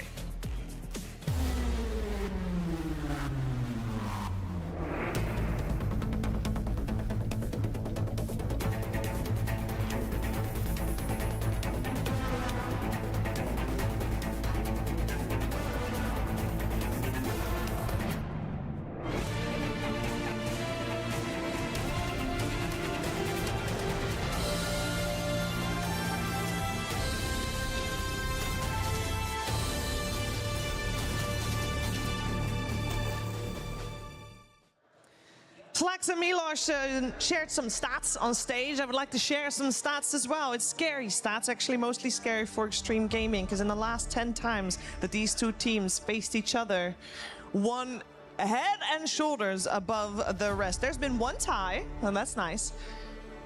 And then there's been 1 series win for Extreme. Yeah, during Dream League. Dream League Season 29, they got that dub, but other than that, they haven't looked good. But you know what? Stats sometimes lie, Shiver. We saw it in Enigma Galaxy series against Team Liquid, where nobody beat Enigma Galaxy 16 or 17 times in a row. And if they can do it, I believe so can Extreme Gaming. Guys, it doesn't matter. It doesn't matter. You can take your stats back. This is Extreme Gaming. This is your TI finalists. Where were Liquid in the last TI finals? I don't know. So they can keep winning. I know. Do you want to know? I don't want to know. All I know is like 9/13th. Right. So I saw Extreme. I saw Falcons. That was the money time. Whatever happens in the season doesn't matter anymore. This is a World Cup. This is survival stage. This is single elim. You have players like Ame, you have players like FY, all of them. I could name, I would name the 5 players. They're here to play and they can take down any team. So, I'm not impressed with your stat. That's all good.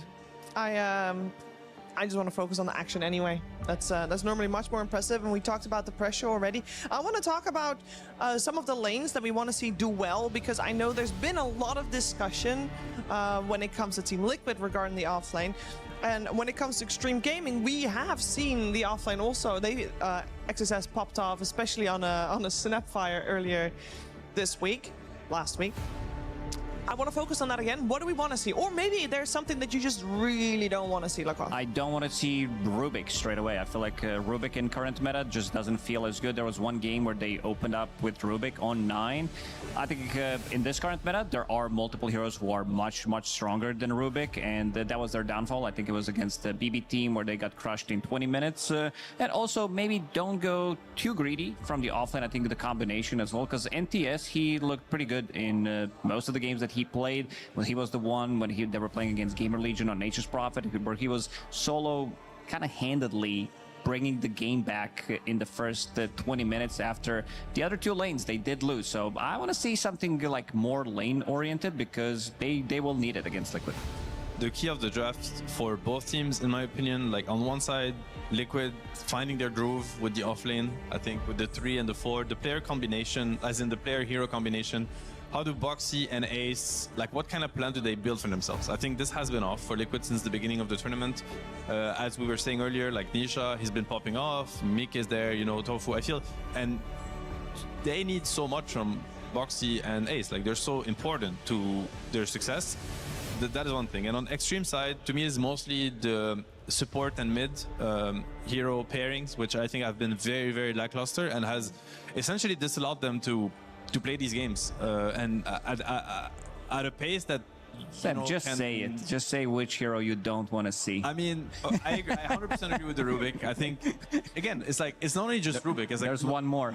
There's Mirana, you know, because you have to think of what are we gonna see? We're gonna see Ember. We're gonna see Earth Spirit on Liquid. You know, these heroes are like topping the meta right now. You pick a casual Mirana, and it's like you give up every single rune.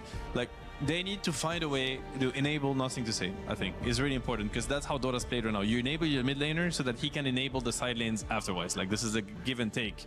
If he gets the runes, if he has good levels, if he is allowed to push the mid wave, then he's gonna rotate, fight for the side lanes, and they haven't done it at all so far. I wanna throw a hero you guys' way. We saw it coming. We saw it last Sunday. Wow, we saw it last Wednesday. We might have actually also seen it Wednesday. We saw it Sunday. Wow, English is so hard. Lina. We saw Watson play it on the safe lane, and well, of course we've seen it on the mid lane as well. So as a flex, is only Watson able to play Lina? No, I mean, Watson is a hero specialist. It's like if he can make the hero work, maybe not many others can, but it does feel like a potentially good flex between 1 and 2. From the mid lane as well, we've seen different builds with either like spellcasting build. We've also seen GPK with the Treads, BKB, Satanic, Daedalus, Hydra's Breath type of a build, so more of a scaling build. From the safe lane, I believe we saw Mjolnir on Watson, and this hero has insanely high win rate. It kind of fits the meta because we're in the range meta still from the carry role, because like all of these position 5s, these melee 5s feel good to play with Lina anyway. Yeah, I think it's a really strong hero. Actually, I don't know if you recall, but I think Extreme was the first Lina we've seen. I think in the first series they picked Lina for nothing to say, and we criticized a little bit the pick because of the synergy with the supports again and with the other side laners. So it didn't. I think they lost that game and it didn't feel as good as it could have, but that's maybe a good sign that they were like, you know, ahead of the pack and had the right read on which heroes were going to be on the uprise. Yeah, with the focus that we already want to see the nothing to say set up for success and the emphasis we put on Nisha playing very well and having a very good tournament. Do you want them to draft also supports that are just extra heavy on the rotation, so earlier on than normal, maybe nothing to say can get a little bit help so we can get a leg up there? I want them to pick their supports based on what nothing to say is gonna play and what Nisha is going to play also. Like this is what I want from Extreme Gaming supports. I don't care about this Rubik versus Bane. Like this is just a bait. Like at this point, it's just hurting them so much. I hope they came to that conclusion, because really this is what happened in these games. So if they can enable their mid laner and also make sure that they keep Nisha in check, because we've seen what happens when he's not. He just runs away with the game. Then, because I actually think that XXS and Ame are two of the most talented side laners in the world. Like they are so good, these two. But they need the game to be stable. And it hasn't been the case really. Yeah, XXS, I mean, I've been a big fan of this guy for forever. Like, I always put him in my top 3 offlaners because he has been so stable, and he can definitely, like, be the clutch guy for the team. Maybe the meta doesn't really suit him that well. Like, he's a hero specialist as well on certain heroes.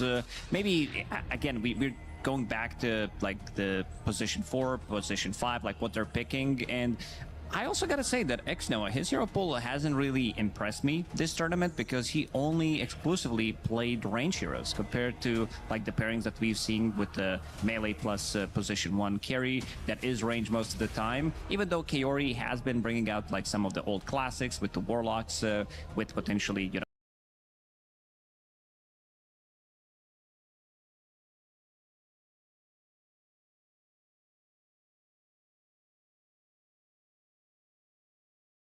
as we see the draft, you know, it's opened. We are going to get SF on Liquid, which is something they're super happy with. This is like a Liquid classic. Mike extremely comfortable on the hero.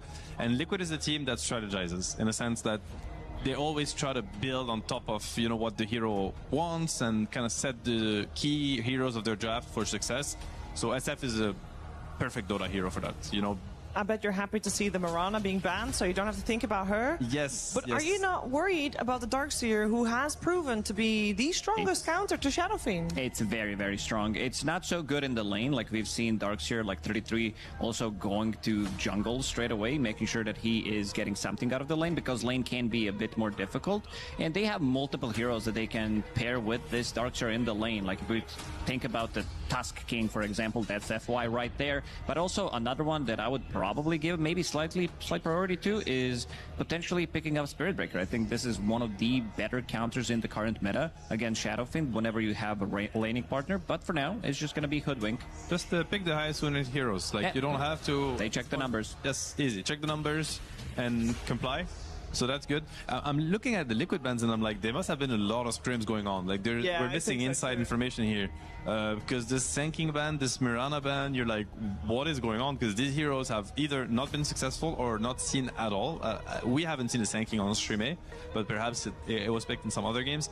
So very interesting. They let the Clockwork through, which obviously is one of the top heroes of the tournament, even though it's... I think the win rate, we've shown it earlier, it's a little bit below 50%, but this is a hero that's first picked almost every game. So in that sense, it's only normal that it's going to be... It's playing versus counters every game. And despite that, it's maintaining like a 50% win rate, which actually is pretty impressive. And of course, the Nisha Ember. Like, how can you skip that step if you're Liquid? It's pretty blind though. Like, it could get countered by... They only ban Lina. Huskar has been banned by Extreme, but... we should expect nothing to say to pick a favorable counter. Yeah, there are certain counters. Like, we've seen good amount of Necrophos as well, even though some teams feel like it is a counter. Some teams we felt like, even in the interviews after, saying that it's not a bad matchup, you're going to be losing the lane. I believe it was Nisha who can, like, you can still play the lane, drag the creep wave into enemy triangle, and get a good amount of farm. And also, you are a Spirit Vessel buyer, but... that again can be flexed to 3 different roles right now, not as much. Like, you can 2 different roles because they already picked Darkseer, but I gotta say, I've been very impressed by Earthshaker. This could also be... That's a nothing to say classic. It could be FY, but could be, probably not. I'd be quite surprised. Yeah, I think like Shaker Darkseer lane is not what it used to be, especially versus a Clockwork 5.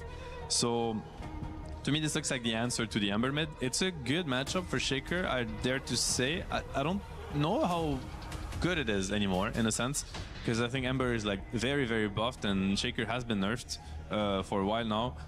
We'll have to see how it goes. Obviously, nothing to say thinks it's good, and amazing combo with Darkseer, that goes without saying. You know, if we go back to Shaker meta, you know, Mandarin, Falcons, TI, Shaker meta is stack triangle and protect the stacks. Like, so that you're gonna look at that. I'm a little bit worried on the Darkseer Hoodwink Lake, because if they have a rough one, if the safe lane of Liquid is very strong, it might allow Tofu to wander, place deep ops. It might also allow Mikke to even connect and try to contest the stacks. So the early laning execution from Extreme, especially on the offlane, is going to be important so that FY has space to stack and to protect the stacks. Yeah. So yeah, their support duo will be the Hoodwink and the Wyvern.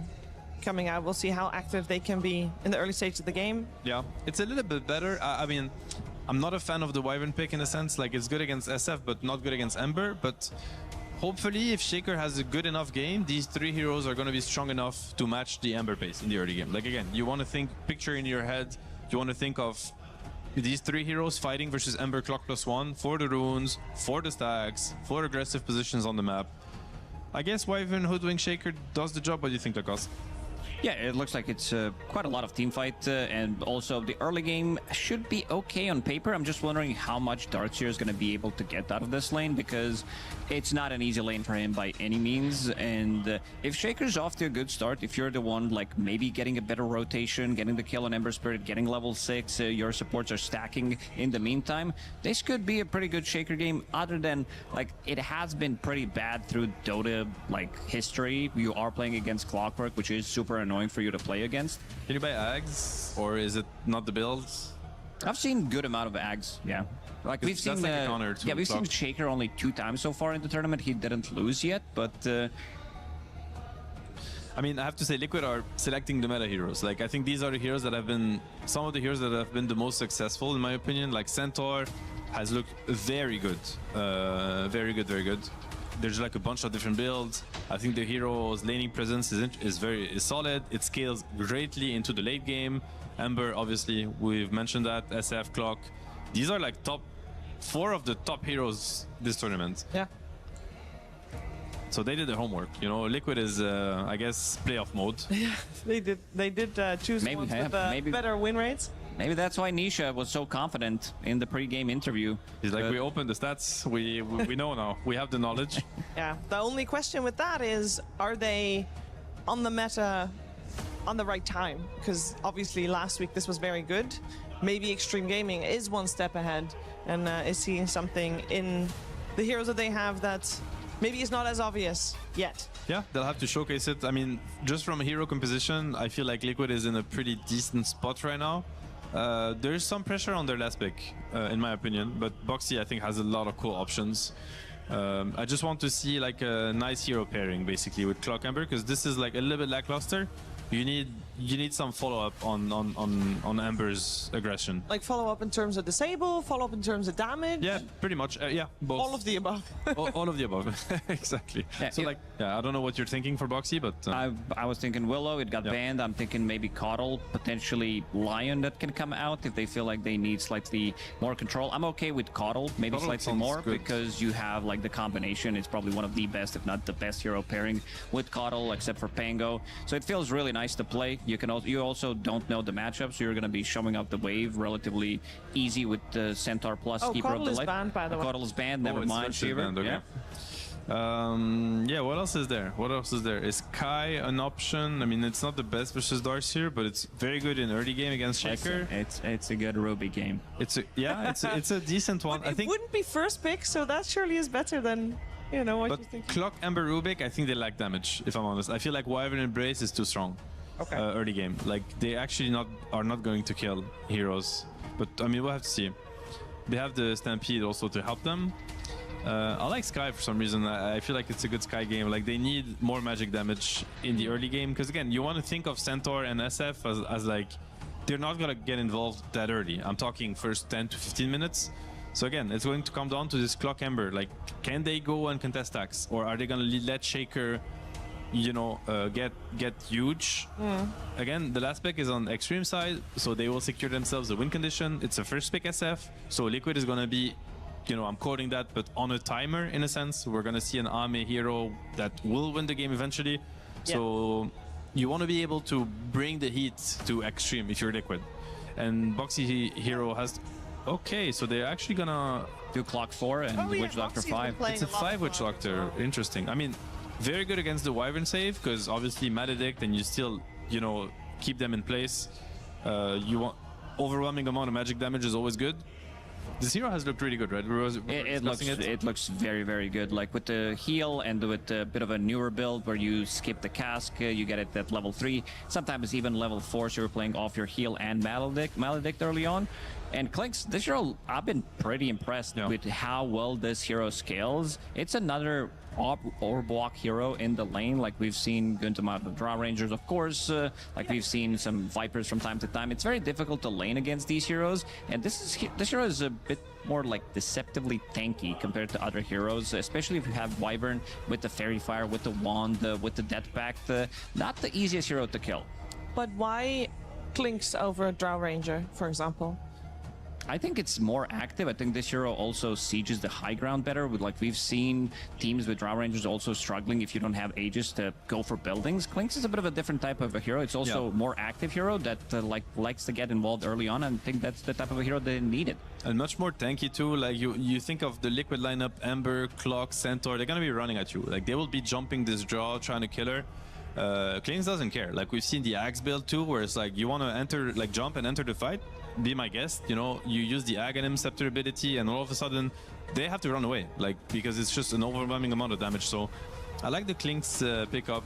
I'm trying to think, is this Witch Doctor SF like a bit weaker than Clock SF? Like, is it better for Hoodwink and Darcyr? I have the feeling that Darcy's gonna get more out of this lane, so in my opinion, kind of a good news for Extreme that they don't have to run into the Clock safe lane.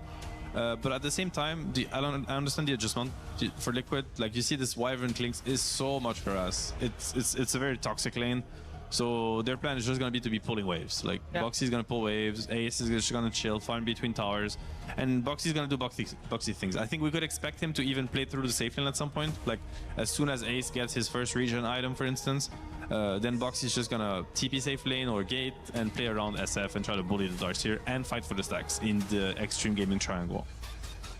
So do we have an overall favorite in these two drafts? Because you guys are saying good stuff about both teams. You know, we got great Darkseer, Hoodwink lane, yay. We got Ember Spear doing well, yay. One of the better Extreme drafts I've seen. I'm gonna say I like them more. I'll give them maybe like 7.5% chance more to win this game compared to some 7.5. 7.5. Yeah, yes, but he's a very precise expert. Like he did the math actually. We're all studio experts here. No, yeah, I mean I agree. Extreme.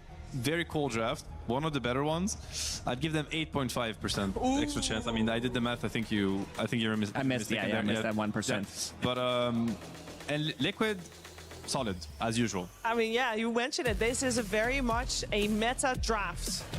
Like this is a lineup where you see it and it makes sense. It comes together. The same thing can be said for Extreme Gaming if you think about it maybe a little bit more, and the numbers are not yet there to back it up, but potentially Extreme Gaming will make those numbers go up with this game one. Keep in mind, this is a best of 3. Let's see who starts this series with a leg up, a win up. We're heading over to Cap and SVG for game 1.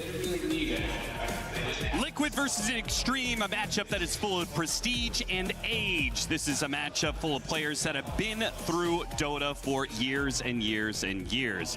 And, well, in this matchup, anyway, we're going to see fresh Liquid, fresh Extreme, a little bit different rosters than, say, their peaks of winning TI and being TI finalists in the hands of Extreme.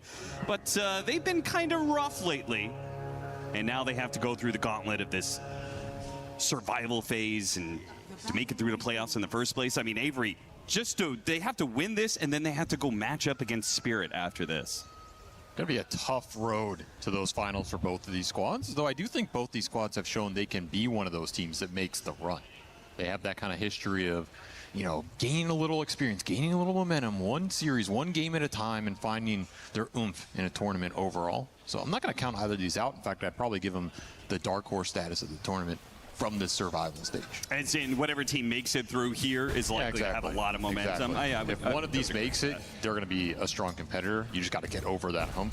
So we'll see who comes out on top of this series. Excited to get a BO3 after all those BO2s as well. If it goes to game 3, could be very spicy. Get a definitive answer of who's actually better as a team right now. And we have a very cool draft game 1. XG going back to their roots. Strong team fight. Team fight controlling hero for NTS, XXS with a lane counter pick and some scale. This is kind of their archetype that has worked for them, particularly in their TI run. And then you get like that last pick for Ahmed. He can kind of have his choice of whatever comfort hero he wants. If he gets an option to play the Clinks, he will usually play the Clinks. He loves that hero. Nobody knows why, but he loves it. So both teams have had to improve on some way. Which team do you think has done a better job drafting for themselves now compared to the groups? This Liquid draft tells me they sat down, they looked at what heroes were working for them, which are converting the games to wins instead of just maybe looking good, and they went that direction, particularly this Ember Centaur. I think both Ember and Centaur have looked like S-tier picks this event, and they got 2 premier cores, and that was with the first pick Shadow Fiend. Yes. Which obviously, yeah, Shadow Fiend's going to do Shadow things, but to me it's the other 2 cores. They got some premier picks here. I almost don't even really care what the supports play on Liquid as long as they're feeling it and can make moves. I think that's when they shine. I think Liquid is a team where I don't need to see Boxy on a particular hero. I don't need to see Tofu on a particular hero. I just need to see them making moves, playing fast, connecting to plays. If they feel like they have those options available, 9 times out of 10, they're going to convert on those in a successful manner. They just have to be able to get that opportunity. The panel talked about something similar in that Liquid is drafting much more to the meta for EWC. But is there, I feel like you would, if they were doing something completely original, you would be supporting them being like, hey, they're doing their own ideas instead of chasing the meta, right? Like, isn't this some of Liquid? Aren't they just chasing what's good right now, not necessarily leading it? Maybe there's some argument in that. I don't think that's the worst thing to do in an elimination match like this when you're trying to build something, though. Okay. I also think maybe a lot of their own ideas just didn't work. Like, you're going to scrim with these things, you're going to play some series. If they fail, you have to make a call. Do we stick with them, or do we just try and move on and play more of the meta? And the meta looks pretty defined right now. Sure. So I don't mind this. Like, I don't look at any of these Liquid picks and be like, why are they picking this hero? And particularly this Nisha Ember. I feel like this is his best hero right now in terms of the hero-player meta combination overall. This is a really scary thing to give